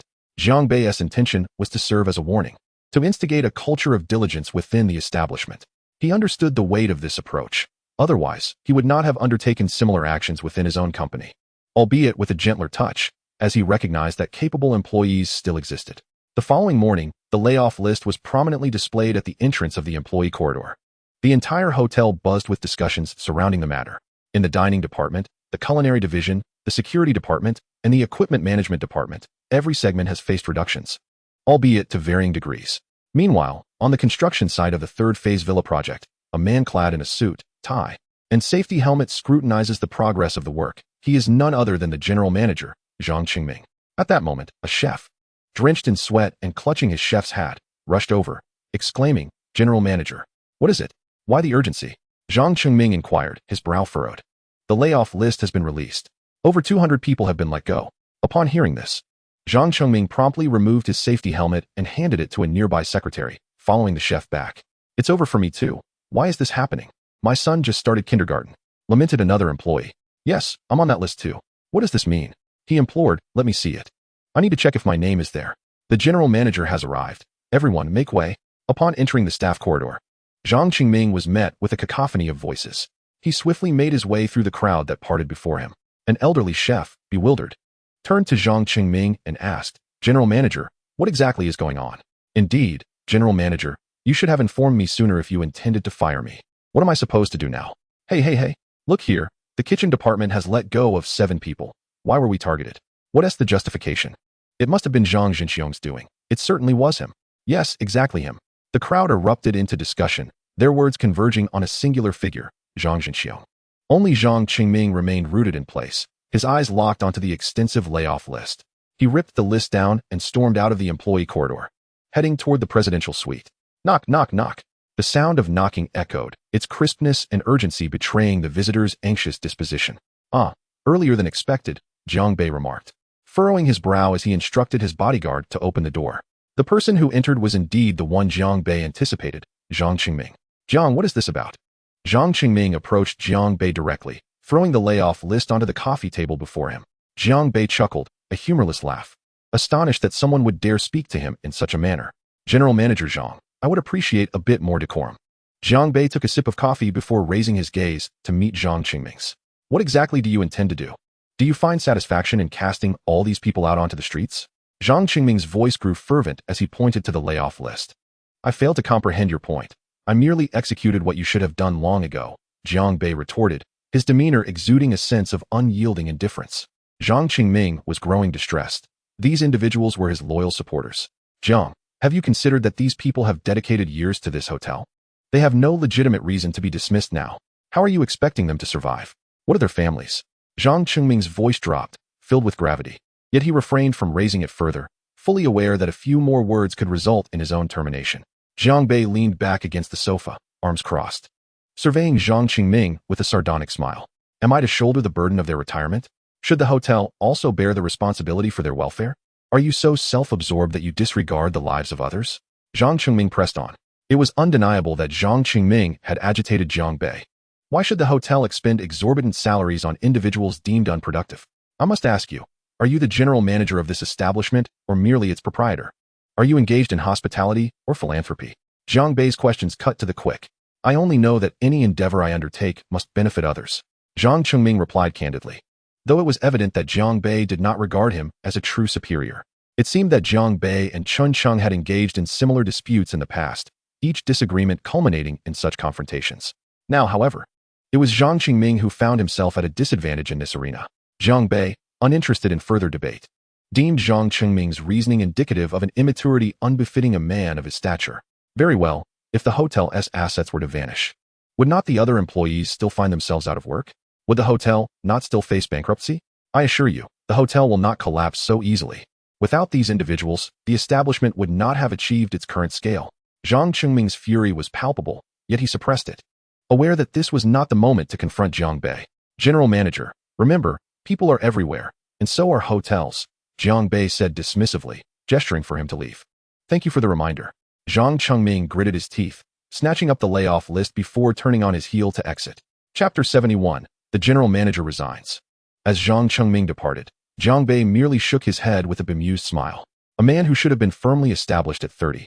Yet here he was, successful as the general manager of a four-season hotel, boasting impressive qualifications, but his ideals were laughable to Jiang Bei. A question lingered in Jiang Bei's mind. Was this man pursuing profit or charity? To such individuals, he felt a deep disdain for their idealism. Jiang Bei's pragmatism led him to believe that monetary value could measure anyone. Indeed, he acted upon this belief, yet Jiang Qingming was worthless to him. For the position he occupied dictated many crucial decisions. No matter how fervently he wished to work for Jiang Bei without compensation, it was impossible. As dusk fell, Jiang Bei's phone rang. It was an unexpected call from the hotel's general manager, Jiang Qingming. Jiang Bei answered promptly, General Manager Jiang, what can I do for you? Jiang, I wonder if you have time tonight to meet with me? Jiang Qingming's voice came through the line, surprising Jiang Bei. All right, 8 o'clock tonight. You choose the venue. Jiang Bei replied. Understood, Jiang. I'll come to see you at 8, Jiang Qingming confirmed, and Jiang Bei acknowledged with a brief response before ending the call. Checking the time, it was just past 6. After finishing dinner, he swam for a while in the indoor pool and then jogged for 20 minutes. Considering it a workout, after all, one's health is one's true capital. After a refreshing shower to wash away the sweat, as Jiang Bei dressed, a knock echoed at the door. The bodyguard opened it to reveal Jiang Qingming entering promptly. Excellent, right on time. Actually, a few minutes early, Jiang Bei remarked. Follow me, he instructed, leading Jiang Qingming to a small conference room within the suite. Rather than taking the primary seat, Jiang Bei casually chose a spot and gestured for Jiang Qingming to sit across from him. What brings you here at this late hour? Jiang Bei asked directly. Instead of answering immediately, Jiang Qingming began to speak of his past. I grew up here. Back then, it was still a state-run guest house. I watched it transform into the grand hotel it is today, and thus my life's goal became this establishment. Jiang Bei's gaze remained fixed on Jiang Qingming's eyes. Was this sentimentality? Perhaps not. But what was the purpose behind his words? In this place, I encountered the woman I love, and countless memories were forged here. Everything I hold dear belongs to this location. You may find it difficult to fathom the depth of my feelings for this place, which is why I cannot bear to witness the employees who have toiled alongside me facing such unfortunate circumstances. Please show them mercy. I do not wish to see them lose hope in life. Jiang Qingming's words were laden with emotion, almost to the point of tears. As he finished speaking, he rose slowly, opened his briefcase, and extracted a document, placing it before Jiang Bei. It was a letter of resignation. Goodbye, Jiang Qingming said, turning to leave. Jiang Bei, still somewhat stunned, could hardly believe he had actually departed. Undeniably, he was an exceptional talent, yet his indecisiveness was not to Jiang Bei's liking, so he did not feel a sense of loss. However, the eloquence of Jiang Qingming's speech compelled Jiang Bei to ponder seriously. Jiang Bei stood up slowly, poured a glass of red wine from the decanter, grasped the stem of the goblet with one hand, brought it to his lips, and took a thoughtful sip while gazing at the resignation letter before him. The following morning, he summoned Wen Zikai. Hey boss. Wen Zikai greeted Jiang Bei. Jiang Bei directly handed the document he had been toying with to Wen Zikai, who opened it with a look of skepticism. A resignation letter, signed by Jiang Qingming? Wen Zikai was taken aback. He personally handed it to me, Jiang Bei replied with a smile. Is the game over? Wen Zikai found himself momentarily dazed, sensing that everything had concluded rather swiftly. With Zhang Chengming's departure, the subsequent arrangements for new personnel would become significantly easier. This game ended too quickly, Jiang Bei remarked. You didn't leave him with many alternatives, my boss. Resigning is certainly preferable to being fired, Wen Zikai chuckled. But why did Zhang Chengming personally deliver his resignation to me? Jiang Bei expressed his confusion. Was this his way of conceding? Who knows? My job here is done. Wen Zikai laughed. There's no rush. Let us wait until everything is thoroughly resolved. Jiang Bei felt in high spirits. At least now, his plans had been fully realized, and the Four Seasons Hotel could seamlessly transition to his chosen personnel. Those more capable or compliant would be Jiang Bei's preference. Indecisive individuals were unworthy of the general manager's position. As for Zhang Chengming's request to cancel the layoffs, Jiang Bei accepted it. This was also one of the reasons why Jiang Bei and Chun Cheng could maintain a pleasant working relationship. He often embraced decisions beneficial to him, unless they were something he truly wished to do and Chun Cheng sought to obstruct. The cancellation of layoffs was merely a trivial matter for Jiang Bei. Since Zhang Chengming had resigned, his departure had secured the continued employment of many, ensuring they would strive for better performance. It also spared Jiang Bei the hassle of hiring anew, as veteran employees were more familiar with the workings of the hotel. Regarding their complacency, Jiang Bei chose to disregard it for the time being, confident that no one would dare to continue in such a manner. He then dismissed Wen Zikai, as there was no further utility in him remaining. What the future held for him remained uncertain, but he could not leave until matters at the hotel were entirely resolved, especially since his salary had yet to be settled. That afternoon, Jiang Bei consolidated all his shares, amassing nearly 54%, thus obtaining absolute control. Though he had not yet been officially appointed as chairman, the previous executive meetings had served little purpose. They merely hinted that a change in chairmanship was imminent.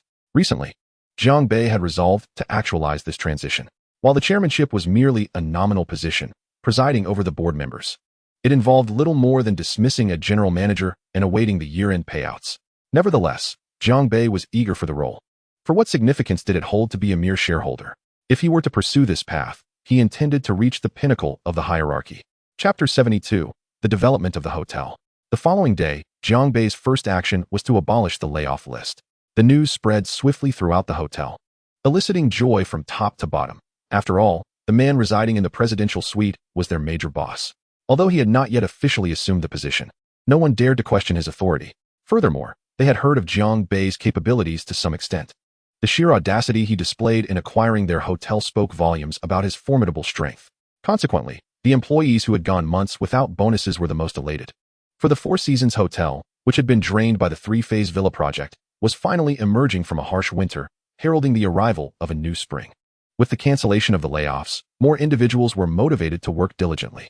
After all, the Four Seasons Hotel was a five-star establishment with reasonable compensation. Losing such a job was no trivial matter, and the chairman's ironclad methods instilled a sense of urgency among them.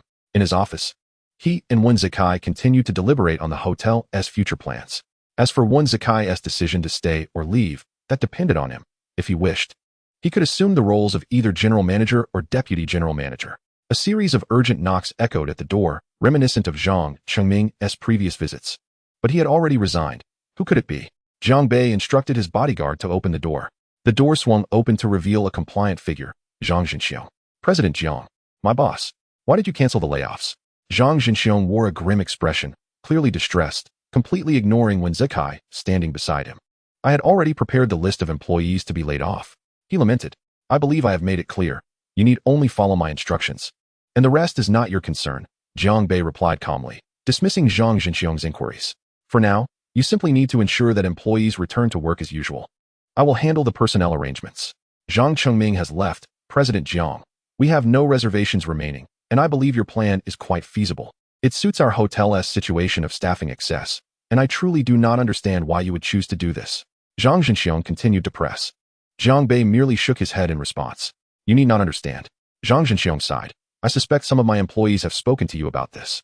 This statement caught Jiang Bei off guard. What was going on? How was he unaware of this? What do you mean?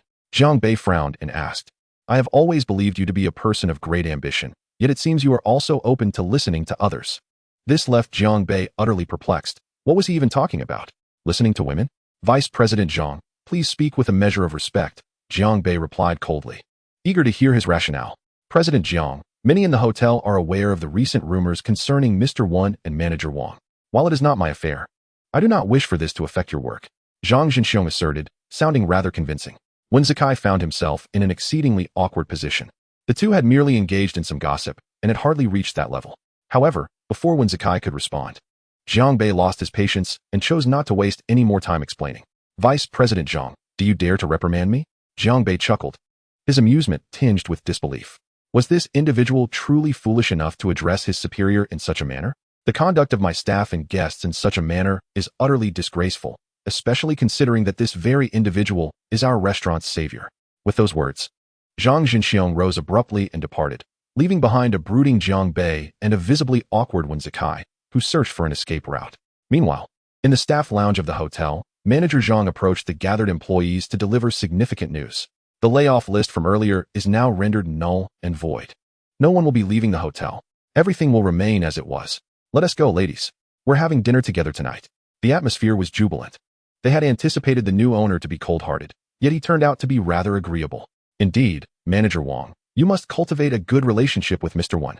Manager Wang blushed, remaining silent, as he hadn't even begun to establish rapport with Wen Zakai. The commotion in the staff lounge reached Zhang Jinxiong downstairs, who cast a gloomy glance upward. Vice President Zhang, why don't you join them? There are no layoffs now. Everyone should celebrate, exclaimed one of Zhang Jinxiong's eager subordinates. Come here. I need to remain close to Jiang Bei and Wen Zakai to shift their focus. We cannot allow the hotel to continue as is. Eventually, everyone will recognize that the true hero capable of transforming the hotel's fate is none other than me. Layoffs are the best solution, Zhang Jinxiong asserted, his confidence misplaced, for he ought to be called Zhang Jinxi instead. Jinxiong, a voice from behind interrupted. Zhang Jinxiong turned, stunned, as he recognized the current chairwoman of the hotel, He Xiefeng. Chairwoman, he quickly straightened and addressed her formally. You must be mindful of your position. If the truth serves the hotel's best interests, then unity with everyone is essential. Yes, Zhang Jinxiong nodded, lowering his head in compliance as he ascended the stairs alongside the chairwoman. The announcement of the cancellation of layoffs brought immense joy among the staff, as the hotel faced numerous challenges, and the chairwoman proclaimed her intent to cover the bill. Employees exchanged excited glances, reveling in what felt like an unexpected delight. Yet two individuals were notably absent, Jiang Bei and Wen Zakai. Their absence remained a mystery to the others. However, the decision to retain staff had little bearing on Jiang Bei's situation. Zhang Jinxiong, on the other hand, wore a sullen expression, seemingly frustrated by his own limitations. That evening, many indulged in revelry, eschewing lavish dining elsewhere, opting instead for the opulent confines of the Four Seasons Hotel itself, where renowned chefs prepared meals. It was a rare occasion for mid-level management to gather, and the chairwoman personally footing the bill was a significant event. Meanwhile, Jiang Bei spent the afternoon at a golf course, engaged in the refined sport, albeit with little skill, as his private coach observed him sending balls flying. Nevertheless, he found it quite enjoyable, despite the expensive nature of the game. Chapter 73, The Development of the Hotel Project. Over the course of a week, both the Four Seasons Hotel and the Ganwei Group progressed steadily. However, hastily injecting Ganwei Group's funds into the Four Seasons Hotel did not seem to be a prudent strategy. Despite both being Jiang Bei's enterprises, the disparities between them were considerable. The entirety of the Ganwei Group was firmly under Jiang Bei's control, rendering any financing impossible. Conversely, the Four Seasons Hotel, as a publicly traded entity, required financing to facilitate greater growth, which led to a dilution of shares, causing Jiang Bei some minor inconveniences, nothing more than a trifling issue. Thus, he resolved to devise solutions from within the hotel itself, turning to Wen Zakai for assistance.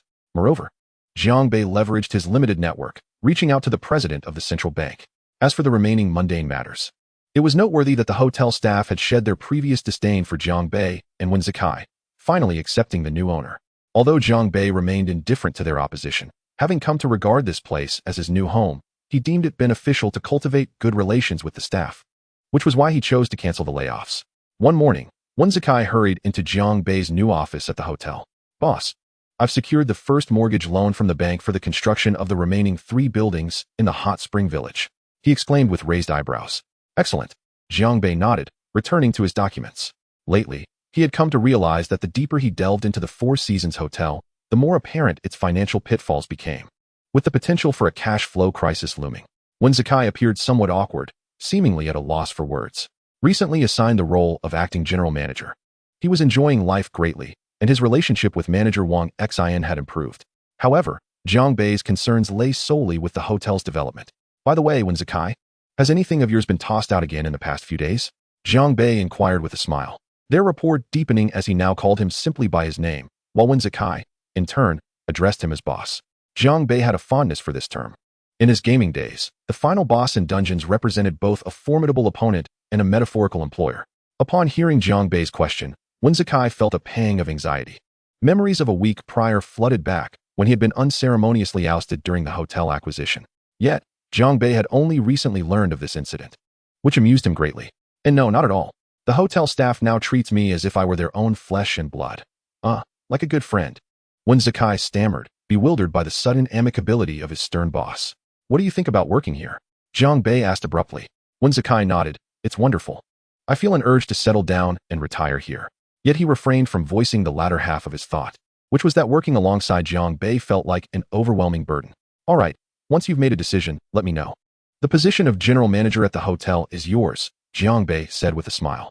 Over the past few days, although Wen Zikai lacked formal training in hotel management, his extensive experience in acquiring hotels rendered him far more capable than any graduate lacking practical knowledge.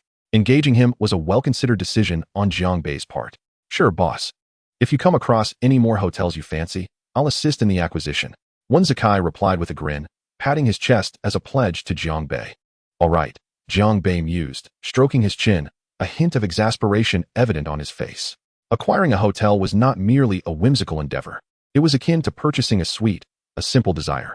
As for venturing into the hotel industry in the future, he would cross that bridge when he came to it. In truth, Jiang Bei had already formulated a plan in his mind to devote his utmost efforts to the development of his gaming and animation subsidiaries. Other notions were still in their infancy, such as creating merchandise, figurines, cosplay outfits, or even novels, but those seemed tedious for now. He resolved to first ensure the success of his gaming venture. The midsummer heat in Yangcheng was still palpable, with temperatures soaring to 30 degrees Celsius in mid-July, while the northern regions, including northeast China, had already cooled to around 25 or 26 degrees. However, after several years of residing in Yangcheng, Jiang Bei had grown accustomed to the climate. He no longer discerned the differences between the early, mid, and late summer seasons, as the weather felt perpetually spring-like. By mid-July, Jiang Bei's vacation had coincided, yet this year, he found himself troubled. What to do? His wealth seemed a mystery to his father, mother, younger sister, and uncle alike. It was a conundrum. Should he work? That felt inappropriate, given the infrequent family gatherings. But returning home posed its own challenges. How could he manage his company? Jiang Bei was engulfed in a dilemma. Shaking his head lightly, he decided to play golf instead. Grabbing a club and striking the ball randomly brought him immense satisfaction. Beyond money and the system, Jiang Bei finally recognized another significant capability of his. In the past, when he had no money, he harbored no aspirations, merely focused on monthly expenses like credit cards and such, dismissing any other considerations. He was determined never to become a sycophant. He was not worried about relationships. Now that he had wealth, he felt liberated to pursue whatever he desired without hesitation, dismissing bothersome thoughts and adopting a mindset of taking one step at a time. In the afternoon, donning a cap and a custom t-shirt equipped with air conditioning, he enjoyed a round on the expansive green. Observing Jiang Bei's enthusiasm for golf, his secretary contemplated gifting him a small version for the office, a gadget designed to be gradually inserted into a hole, but Jiang Bei swiftly dismissed the idea. The mere thought of that trivial object, poking and prodding, lacked the thrill he derived from swinging the club. Thus, Jiang Bei spent an exhilarating afternoon, hitting hundreds of balls. Pure bliss. Chapter 74. Jiang Bei's solution. For Jiang Bei, moments of respite were fleeting. Countless tasks awaited his attention. And while no one dared to assign him duties, as the boss, his mind was perpetually cluttered with unfinished business, evident from his late-night study sessions. After an afternoon of golfing, he returned to his penthouse suite, took a shower, changed into a fresh outfit, including a new pair of boxers, and styled his hair to his satisfaction before heading to the construction site. From a distance, he spotted several men in suits, each wearing safety helmets, gathered around, scrutinizing blueprints with animated gestures, seemingly engrossed in their discussions. Jiang Bei's keen eyesight, honed by years of training, allowed him to see a bewildered Wen Zikai among them. Jiang Bei chuckled. Indeed, the disparity between professions was striking. While Wen Zikai was preoccupied with acquisitions and stock manipulation, now he found himself on site, not to labor with bricks, but to oversee the entire Hot Spring Village and Phase 3 Villa project. Jiang Bei had little interest in these projects, primarily because the monetary returns were sluggish. Life was too short to engage in ventures that resembled idleness. Yet, halting progress was not an option. Having already acquired the land and a plethora of materials for various hotels, He could not simply abandon the endeavor and declare bankruptcy. With a sigh of resignation, he gazed at the remnants of gravel at his feet. Just then, when Zakai, distractedly surveying his surroundings, recognized Jiang Bei, noting his somewhat familiar attire. Workers did not don casual clothing, nor did leaders forego their suits. Why was he here in a t-shirt and shorts? Hey, you over there, come here. When Zakai commanded, exuding authority, Jiang Bei was taken aback, scanning the area to confirm whether Wen Zakai was addressing him. Wen Zakai, startled, thought, please don't come over. He rushed toward Jiang Bei, who could only think that Wen Zakai would excel at international athletics with that speed. He could easily outpace sprinters. Upon reaching Jiang Bei, Wen Zakai gasped for breath, grateful for his years of fitness training, even if he had never practiced sprinting. He nervously addressed Jiang Bei. You can't be here without a hard hat. Put this on. He thrust a helmet into Jiang Bei's hands. Jiang Bei frowned, contemplating how the helmet would ruin his carefully styled hair. Nevertheless, prioritizing safety, he complied. Fastening the straps under his chin, Jiang Bei, towering and imposing, suddenly resembled a foreman, albeit in his casual attire. Wen Zakai naturally fell into step behind Jiang Bei, explaining the villa project. Although Jiang Bei didn't grasp every detail, he understood the gist of it. How much more funding is needed? Jiang Bei inquired. Wen Zakai hesitated momentarily before responding. Well, approximately 1.8 billion. Surprised, Jiang Bei pondered the affordability of such a substantial project. Sensing Jiang Bei's thoughts, Wen Zakai clarified, this is an ongoing project, with land already secured and midway through development.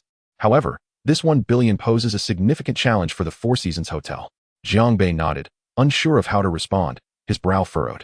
1 billion was not an insignificant amount, but he wasn't about to be taken advantage of, especially regarding financing. Fine, tonight I will contact Sister Chun to arrange for 1.2 billion from the Ganwei Group, Jiang Bei declared. Boss, if I may be so bold, this isn't your personal hotel. Wen Zakai hesitated. I am aware. Have Sister Chun directly contact the chairman of the Four Seasons Hotel to negotiate a 10% equity pledge from each shareholder, Jiang Bei replied with a smile. Boss, you are the chairman now. Wen Zakai was taken aback. The previous chairman, He Xiefeng, was currently hospitalized. Jiang Bei paused, stroking his chin. Well, now that the chairmanship had been transferred to him, matters would be considerably simpler. He could merely relay these instructions to Qin Cheng, as the Ganwei Group belonged to him, aside from the 1% owed to Qin Cheng. At 7 in the evening, after dining, Jiang Bei returned to his penthouse suite, intent on indulging in a bath, not forgetting to bring along a bottle of red wine. Life was meant to be enjoyed, now that he had wealth. It was essential to savor it. After all, who was he exhausting himself for? With a gentle sip, she found herself enveloped in a luxurious milk bath, and she reached for her water-resistant Virtu phone to dial Qin Cheng. Sister Chen, are you busy? Jiang Bei inquired, raising an eyebrow. Qin Cheng remained silent. Her foot had barely crossed the office threshold before she hesitated, astonished. Did the big boss really have a habit of monitoring the surveillance? How did he know she wasn't working overtime? Indeed, with the recent ample funds at the group's disposal, the gaming and animation subsidiaries were stagnant, awaiting Jiang Bei's directives. While other projects progressed steadily, though there was no need for her as CEO to oversee every detail. President Jiang, I was just about to leave, Qin Cheng said, a hint of nervousness in her tone. The company hasn't been particularly busy lately, Jiang Bei remarked with a smile. Indeed, Qin Cheng replied. I plan to inject part of the funds from Ganwei into the Four Seasons Hotel, approximately 1.2 billion, exchanging it for 10% of their shares. Please draft a contract by tomorrow. I intend to convene a shareholder meeting the day after to announce the share contraction, Jiang Bei stated. What? Inject funds into the Four Seasons Hotel? Qin Cheng was taken aback, setting down her bag and opening her laptop, her right hand swiftly navigating the latest financial reports to assess the Group's available funds. Precisely, I expect the contract by tomorrow, Jiang Bei affirmed. Chapter 75, Capital Injection. Since the acquisition of shares in the Four Seasons Hotel and the recent repayment of the bank loan, Ganwei Group's funds had dwindled significantly. President Jiang, if I may speak candidly, following the Four Seasons acquisition and the normal growth of our company, we are left with only 8.3 billion, Qin Cheng frowned, expressing concern that this amount was insufficient for developing new projects to sustain the company's operations. After all, Ganwei Group was still expanding, and their monthly repayments to the bank were astronomical. For instance, this sum would only sustain them for a few months, and that was under the condition that the entire group ceased operations. Thus, Jiang Bei remained audacious, spending with confidence. It's fine, Qinjia. There's no need for alarm. I understand your concerns. I will double the capital injection on my end, approximately 1 billion, Jiang Bei smiled. Very well, President Jiang. I will draft the contract immediately, Qin Cheng replied, preparing to continue her work.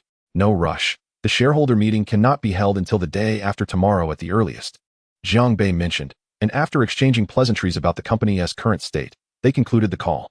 Chen Cheng, left in astonishment, was taken aback by the prospect of a doubled investment. Just half a month prior, she had already been astounded by the daily influx of over $700,000. Though modest, it amounted to 15 million yuan monthly. Suddenly, the funds had transitioned from dollars to euros, with a 10% increase. And now Jiang Bei was suggesting yet another doubling. That would mean over 300 million yuan monthly. While this sum may not seem vast for the overall operations of the group, it was undoubtedly stable. She understood well that no company could grow fat overnight, though it appeared Ganwei was attempting just that. Chen Cheng sighed inwardly, increasingly perplexed by her enigmatic boss. The more she interacted with him, the more mysterious he seemed. How could he so nonchalantly apply for bank loans while rejecting any corporate financing? A successful entrepreneur, without exception, is born from financing, yet Ganwei had not pursued this avenue, further affirming Jiang Bei's confidence. Chen Cheng found herself unable to escape. Whether shocked by Jiang Bei's words or overwhelmed by work, she needed to draft a rough contract. 12 billion in exchange for 10% of the shares was a fair trade. Meanwhile, Jiang Bei was thoroughly content as he emerged from the bath. Feeling slightly lightheaded from the alcohol, he grabbed some ice cream from the refrigerator, indulging in a few bites before returning it. Knowing that as long as it wasn't left out too long, it would retain its flavor. Thus he wished to avoid any unnecessary wastage. In a few strides, he made his way to bed and lay down. His mind was a chaotic whirlwind, filled with thoughts of home, the newly built house, his younger sister who had just entered high school, and his parents who had worked tirelessly for a lifetime. Jiang Bei soon drifted into a deep slumber, dreaming of his childhood. Though his family was not affluent, they were relatively well off in their village. He had never truly endured hardship. When his sister Jiangyu was born, the entire household rejoiced, and he too was overjoyed. From childhood, whenever his parents worked in the fields or sprayed pesticides on the fruit trees, it was he who stayed home to care for Jiangyu, spending his meager pocket money on treats for her. She had always been a little glutton, and growing up, she hadn't changed a bit. Memories of his childhood surged through Jiang Bei's mind. He slept soundly, occasionally smiling in his dreams. The following morning, at 9 o'clock, he roused himself from a hazy slumber, first attending to his hygiene. After taking a rejuvenating wash, he consumed a revitalizing pill, instantly feeling more alert. The remnants of last night's wine were still lingering, but the revitalizing pill worked wonders, prompting a sigh of relief from Jiang Bei. The dreams of the previous night lingered vividly in his mind, as they were genuine recollections, akin to scenes from a film, relived through a third-person perspective. Jiang Bei felt a restless yearning for home. He longed to return. The last time he had been home was during the winter break. Had it not been for the new year, he might have chosen to work at a local fast food establishment in Yanqing. Unfortunately, he had been plagued by illness and poverty, driving him to madness. In just a few months, Jiang Bei had achieved everything he had today, yet he hesitated to return home. Much like a child who had erred and could not face their parents, hiding the truth of his dropout status and his ventures into entrepreneurship. The outcome had been promising. He shook his tousled hair, resembling a bird's nest, and washed it simply before blow-drying it, adopting a carefree demeanor. However, once he donned his tailored suit, his aura transformed, exuding the essence of a successful individual, with a depth in his gaze that was hard to confront. Jiang Bei stepped into the exclusive elevator for presidential suite guests, descending to the ground floor, and then walked into the hotel's office building, arriving at his designated office. Everything was pristine and spacious, stretching over 70 square meters. Though it paled in comparison to his office at Ganwei, it sufficed for a small establishment like this. Jiang Bei merely found the presidential suite too informal for work, constantly distracted by the urge to rest. He called for Wen Zikai, who had already been working for 2 hours despite having no permanent residence and was currently residing in the previous executive suite. Jiang Bei summoned him for 2 reasons. Shortly after, Wen Zikai arrived, knocking on the door. Upon hearing Jiang Bei's invitation, he pushed the door open and entered. "Boss, you called for me?" Wen Zikai inquired. "Yes, 2 matters." Jiang Bei rubbed his temples to organize his thoughts before continuing. "First, as the chairman and largest shareholder, I wish to convene a board meeting scheduled for tomorrow. Unless there are significant issues, I expect everyone to attend, including you and the senior executives of the company." "Understood." "No problem." Wen Zikai nodded in agreement. "The second matter concerns your annual salary during your stay at the hotel, which is provisionally set at 5 million. In addition, you will be granted the right to reside in a villa upon the completion of the 3-phase villa project, with the choice left entirely to you. As for the duration, you may inhabit the villa for as long as you are employed at the hotel, and should you continue until retirement, it shall be yours." "What, boss?" 5 million. I'm in. When Zakai exclaimed, nearly leaping from his seat. Working here in Jiangbei is far more comfortable than the chaotic experience of acquiring hotels. Although the earnings are lesser, the workload is significantly lighter. Prior to this, he was preoccupied with the acquisition of a hotel in Xiaoli Nation, which nearly pushed him to the brink of exhaustion. Chapter 76. The shareholders' meeting reconvenes. When Zakai is immensely satisfied with the conditions presented by Jiangbei, not to mention the 5 million annual salary, and a villa within the Four Seasons Hotel, situated in such a prime location. Over the past decade, he has primarily resided in hotels without investing in real estate, only dabbling in stocks and futures, where his expertise lies. With Jiangbei as the owner, the villa community can only be of the highest quality. It is simply unthinkable that Jiangbei would continue to dwell in that presidential suite once the villa community is completed. This sentiment aligns with Jiangbei's own thoughts. He perceives Wen Zakai as a reliable individual whose decisiveness and ruthless approach towards competitors resonate with Jiangbei's philosophy. Hence, having such a person as a neighbor is indeed advantageous, for otherwise, Jiangbei would have little to offer him. Granting shares in the Four Seasons Hotel is out of the question. Despite his wealth, Jiangbei is not one to distribute money frivolously, let alone shares. He firmly believes in clear rewards and punishments, a principle he has consistently upheld. However, should Wen Zakai truly strive diligently, future considerations may be entertained. After leaving, Wen Zakai immediately sent emails to the major shareholders. As for He Xiefeng being hospitalized and unable to attend, a representative will suffice. For as a holder of 31% of the shares, her position cannot remain vacant. Early the next morning, Jiangbei rose early, accompanied by a designer who crafted a bespoke hairstyle for him, striking a balance between flamboyance and seriousness, which Jiangbei greatly appreciated, for he is still a young man. After consuming the day's rejuvenating pill and completing his morning routine, he departed from the presidential suite, heading towards the large conference room of the office building. The doors to the conference room stood ajar, seemingly welcoming every arriving dignitary. However, one individual caught Jiangbei's attention, a youth dressed as a bellboy. Jiangbei recognized him. Yet he was now seated in the position previously occupied by Jiangbei, adjacent to the main seat. Jiangbei paused momentarily, but said nothing further, simply taking his seat at the head of the table and casting a somewhat stern gaze at the nearly assembled attendees. Good day, Chairman Jiang. I am Lu Xueqing, the representative of the board and the son of the late chairman. The young man stood to introduce himself. Jiangbei nodded in acknowledgement, greeting him, another scion of wealth. Yet this one possessed an intriguing disposition, serving as a bellboy at the hotel, likely a familial endeavor for practical experience. To be honest, Jiangbei was unaware of the previous chairman's true character, but the hotel's development under his stewardship is commendable. However, his chief assistant, Zhang Qingming, along with his successor, He Xiefeng, have seemingly brought the hotel to ruin with their inaction and idealistic tendencies, which Jiangbei finds quite distasteful. Glancing at his watch, it was a minute shy of 9 o'clock, precisely the time for the shareholders' meeting. Apologies, Chairman Jiang, I hope I'm not late, exclaimed a middle-aged man in his 40s, who Jiangbei vaguely recognized as a shareholder possessing 3% of the shares, having previously acquired Lu Wen's 12%. The shares originally intended for acquisition were disregarded by both Wen Zakai and Jiangbei. Shares, after all, do not necessarily need to be amassed excessively in the near term. With the hotel's growth, they can be further consolidated. Otherwise, Jiangbei would essentially be paying for his own shares. 9 o'clock sharp. The time has come. Secretary Wang, please lock the doors, Jiangbei commanded. Chairman Jiang, Director Chun has yet to arrive, one director remarked, somewhat apprehensively. Those who do not adhere to time have no right to enter here. Everything I say must be heeded, otherwise, they may leave, Jiangbei coldly responded, rising from his seat and clicking on his laptop. Moments later, a vast projection screen illuminated, displaying a series of photographs and data analyses. The shareholders' meeting is now in session. The sole matter requiring discussion today is the three-phase villa project, Jiangbei announced, his gaze sweeping over each individual present. Chairman Jiang, please speak plainly. We are all here to listen to you. The last to arrive, Director Wang, felt somewhat embarrassed for being tardy, reflecting a need for flattery given his insignificant 3% share, which was hardly regarded by the others. Very well. Let me be straightforward. All board member shares will be reduced by 10%, myself included. This is necessary to facilitate the infusion of capital from my group, Ganwei. Does anyone have an objection? Jiangbei inquired, indirectly revealing a piece of information about Ganwei Group, the hottest enterprise in the high-tech sector, which is Jiangbei's own. No wonder he possesses such formidable leverage to acquire the Four Seasons Hotel. The others began to grasp the implications. though they could not fathom how this would relate to the impending dilution of their shares. The atmosphere fell into a heavy silence until, finally, a bold voice broke through.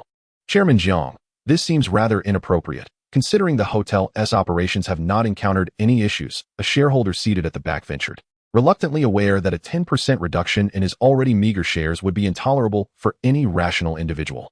Indeed, Chairman Jiang, the hotel continues to operate normally and profitably, chimed in another, echoing the sentiment, while a group of directors began to voice their concerns. Only Director Wang remained quietly observant, seemingly perplexed by Jiang Bei's intentions. Upon noticing this, Jiang Bei couldn't help but smile inwardly. Not acquiring his shares had proven wise. Otherwise, he would indeed be burdened by their incessant complaints. Director Wang, what are your thoughts? Jiang Bei disregarded the murmurs and turned his attention to Wang. Very well, since this is Chairman Jiang's proposal, we shall listen. However, I do hope you can provide us with an explanation for this sudden 10% reduction, Wang replied softly. A faint smile curled at the corners of Jiang Bei's mouth. Appreciating the young man's initiative. Trust that you all remain puzzled, but it seems you did not pay close attention to what I previously stated, Jiang Bei remarked, gesturing towards the projection screen behind him, where images of the three-phase project reappeared before the audience. Expressions of confusion spread across the room. Had the three-phase villa project not already commenced? And was it not progressing effectively? Chapter 77, The Plan Succeeds. At this point, Jiang Bei was left dumbfounded. Were these individuals truly incapable of understanding? Had they simply relied on luck to profit? Yet, a few began to exhibit expressions of sudden realization. One of whom was the young Lu Xueqing beside Jiang Bei. Representative Lu, what is your perspective on this matter? Jiang Bei turned to the young man beside him and spoke. Such matters, he absolutely could not voice, yet others could. If, in the end, everyone remained oblivious, then there was no choice but to summon Wen Zikai, for he had ample experience dealing with these shareholders. Very well, Chairman Jiang, Lu Xueqing nodded at Jiang Bei, subsequently rising to address the assembly.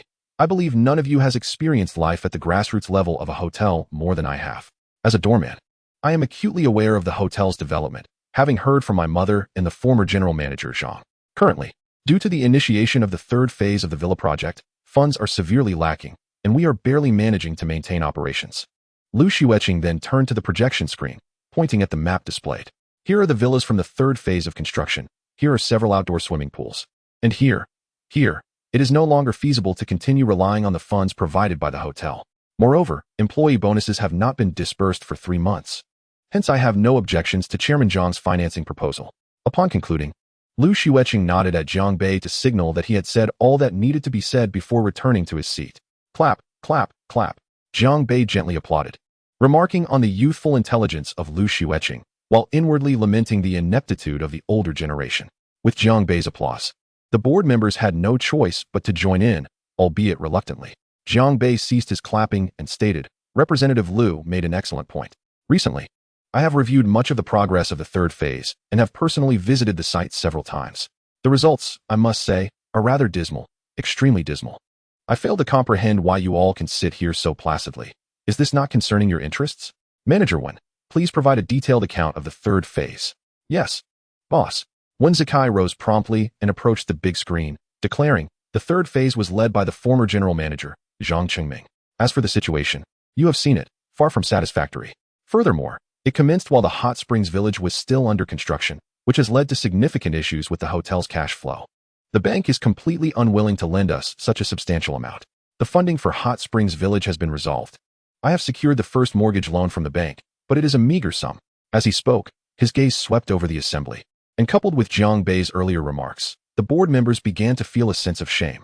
The remaining senior hotel executives wore expressions of embarrassment, as it became evident that the issues stemmed not from Zhang Qingming alone, but from their own leadership as well. Wen Zikai's words dispelled any lingering doubts among the board members regarding why they should seek funding through share reduction rather than bank loans.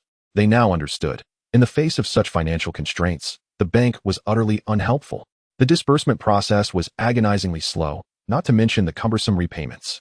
The analogy of a drop in the bucket was not far from the truth. However, when Zikai continued, further articulating the strategy he and Jiang Bei had meticulously devised. But will the completion of Hot Springs Village truly yield sufficient profits? I trust you have some inkling of the circumstances at hand. Thus, we face one of two choices. Either abandon the third phase or continue soliciting financial support. The decision is yours to make, and it does not concern me. Of course, if you wish to prolong the hotel's existence, I can responsibly inform you that by the time the third phase villa project is completed, the hotel may very well be on the brink of collapse. Wen Zikai's words were piercing, striking directly at the shareholders' hearts. How the hotel operated was not his concern. They were only responsible for collecting dividends. Yet, the prospect of the hotel potentially failing was alarming. Although they recognized that Wen Zikai's words might be tinged with hyperbole, they could not help but consider the gravity of the situation. Did you hear that? Jiang Bei inquired, his tone firm. The shareholders nodded in unison, unable to deny the truth. Excellent. Now, let us begin to express our positions. As for the current 10% reduction in shares, I believe that in the future, they will yield greater value, especially with Ganwei Group poised to inject 12 billion in funds to assist the hotel in completing this project. 12 billion. This figure left the shareholders utterly astonished. Jiang Bei's implication was clear. Ganwei Group was not akin to a bank, dispersing funds in stages. Rather, it was a direct infusion of 12 billion. At this moment, the shareholders comprehended the magnitude of Jiang Bei's influence. If he could secure 12 billion, then Ganwei's remaining liquid assets must exceed 50 billion. Yet, they underestimated the situation. Even after recently resolving their own financial struggles, Ganwei Group would still have 70 billion in reserve after the 12 billion was allocated. Understand this. Sign here. If you do not comprehend, I would not mind acquiring your shares at 10% above market value. Jiang Bei stated as he tossed two file folders onto the table. One contained the shareholders' consent for this collaboration, while the other was a share transfer agreement. Only one individual signed the latter, and Jiang Bei felt a sense of satisfaction at this outcome, indicating that many board members had finally become more reasonable. He had not been overly burdened by those present, the most sensible among them. At this juncture, Jiang Bei's shareholding, having recently increased by less than 3%, along with previous holdings, had now reached a total of 56%. A slight contraction in shares would likely dip just below 50%. But once those contracted shares were transferred back to Jiang Bei, his ownership could rise to 60%. Thus, this reduction in shareholding served as a boon for Jiang Bei. As why relinquish a profitable venture? Using hotel assets as collateral was too cumbersome. It was far more advantageous to secure a mortgage directly with the bank, demonstrating to the shareholders that such measures were inconsequential. Reducing shares to acquire substantial capital without the burden of repayment was far more appealing. A plan that served two purposes, combined with a dual-pronged approach, was a strategy Jiang Bei had not formally studied. Yet in this commercial battlefield, he possessed ample confidence. His confidence stemmed from Ganwei Group and its robust financial chain, which could afford to allocate a portion to the Four Seasons Hotel. And that portion was sufficient to save the day. Chapter 78, Final Matters. A person as exceptional as I ought to have shown brilliantly throughout life. How is it that after 2 decades, I find myself still adrift in the sea of humanity? A mind as sharp as mine. In the early morning, the sound system of a Rolls-Royce gradually awakened, playing a piece by Mao Bai that resonated deeply within Jiang Bei's heart, stirring emotions long dormant. Indeed, he was a remarkable individual, a brilliant mind. A bittersweet smile graced Jiang Bei's lips as he slowly lit a cigarette, rolled down the rear window, and savored the midsummer breeze, which was stifling yet still carried a hint of warmth. Jiang Bei frowned slightly. Fortunately, this bubble cigarette offered a touch of coolness. After taking a final puff, he gradually closed the window. In truth, those who had just learned to smoke would often justify their habit by citing health concerns. But as one continued smoking, the experience grew less pleasant, leading to a tendency to smoke only half a cigarette. For an old smoker like Jiang Bei, this was utterly inconceivable. How could one casually discard half a cigarette? What once lasted him a day or two now seemed inadequate when he only smoked half.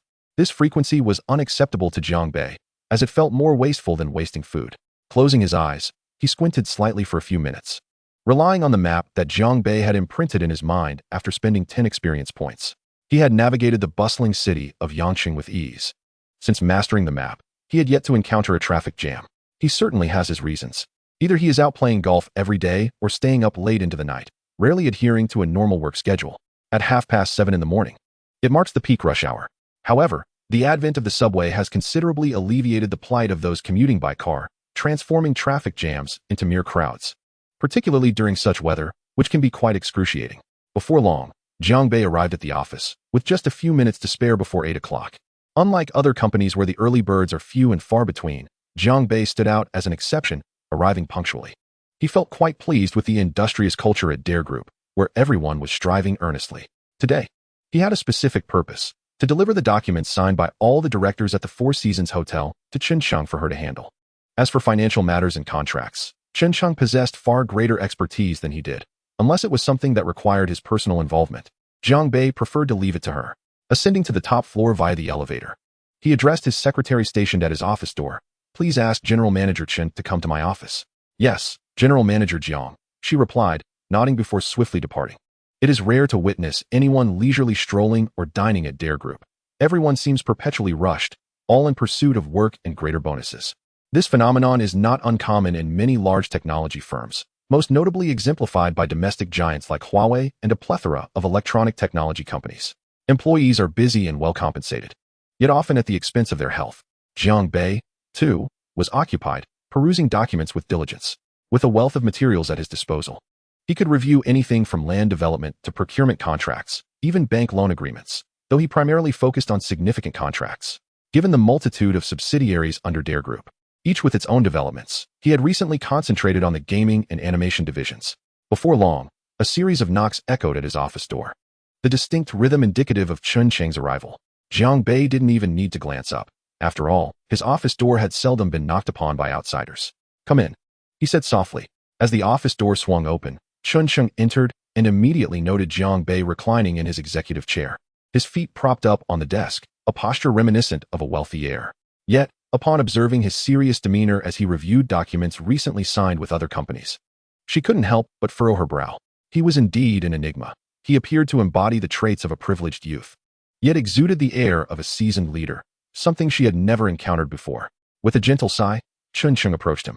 You called for me, General Manager Jiang? She inquired directly, eager to avoid unnecessary small talk, fully aware that he might assign her some unexpected task. Please take a look at this document, Jiang Bei replied, gesturing toward the folder on his desk. Chun Cheng's expression turned quizzical as she picked it up, scanning through the lines. She was taken aback. Was the efficiency truly this remarkable? Just the night before, he had informed her about the funds being injected into the Four Seasons Hotel. She had drafted the contract the previous day, and now, here was the document already. Well, Jiang Bei could have delivered it yesterday, but he had wished to afford Chun Cheng a pleasant weekend. Besides, he had felt quite lethargic that afternoon, opting instead to spend the day lounging at the indoor swimming pool of the Four Seasons Hotel, a decision that had proved delightful. After a prolonged examination, Chun Cheng concluded that since Jiang Bei had made his decision, there was no further discussion needed. However, she still pondered whether the acquisition of 10% of the shares for 12 billion was genuinely worthwhile. Chun, have you finished reviewing it? Jiang Bei asked, bemused that it had taken her so long to glance over a mere document. Ah, yes, I'm done. No issues, Chun Cheng replied, setting the file down. Jiang Bei chuckled. I didn't inquire if you had any issues. I asked when we could inject the funds into the Four Seasons Hotel. I might have some matters to attend to soon and won't be in Yang City. Tomorrow then? Are you going on a trip, General Manager Jiang? Chun Cheng questioned, somewhat puzzled, for Jiang Bei's demeanor hardly suggested a penchant for frequent travel. No, just a trip home. Jiang Bei shook his head and casually added. You can liaise directly with Wen Zikai regarding the funds. By the way, have you heard about his intention to stay at the Four Seasons? Chun Cheng nodded, acknowledging that while the role of hotel general manager might not yield the same profits as his previous endeavors in hotel acquisitions, it offered stability and comfort. I've heard. Wen Zikai has been dealing with various hotel executives for a long time. He is quite experienced in hotel management and should be capable of fulfilling this role, Chun Cheng stated flatly, as if Wen Zikai were nothing more than a stranger, analyzed solely for his qualifications. Jiang Bei was pleased with Chun Cheng's attitude. He firmly believed that the selection of personnel should be based on capability rather than connections. Chun Cheng understood this implicitly, refraining from inquiring about the salary Jiang Bei intended to offer Wen Zikai.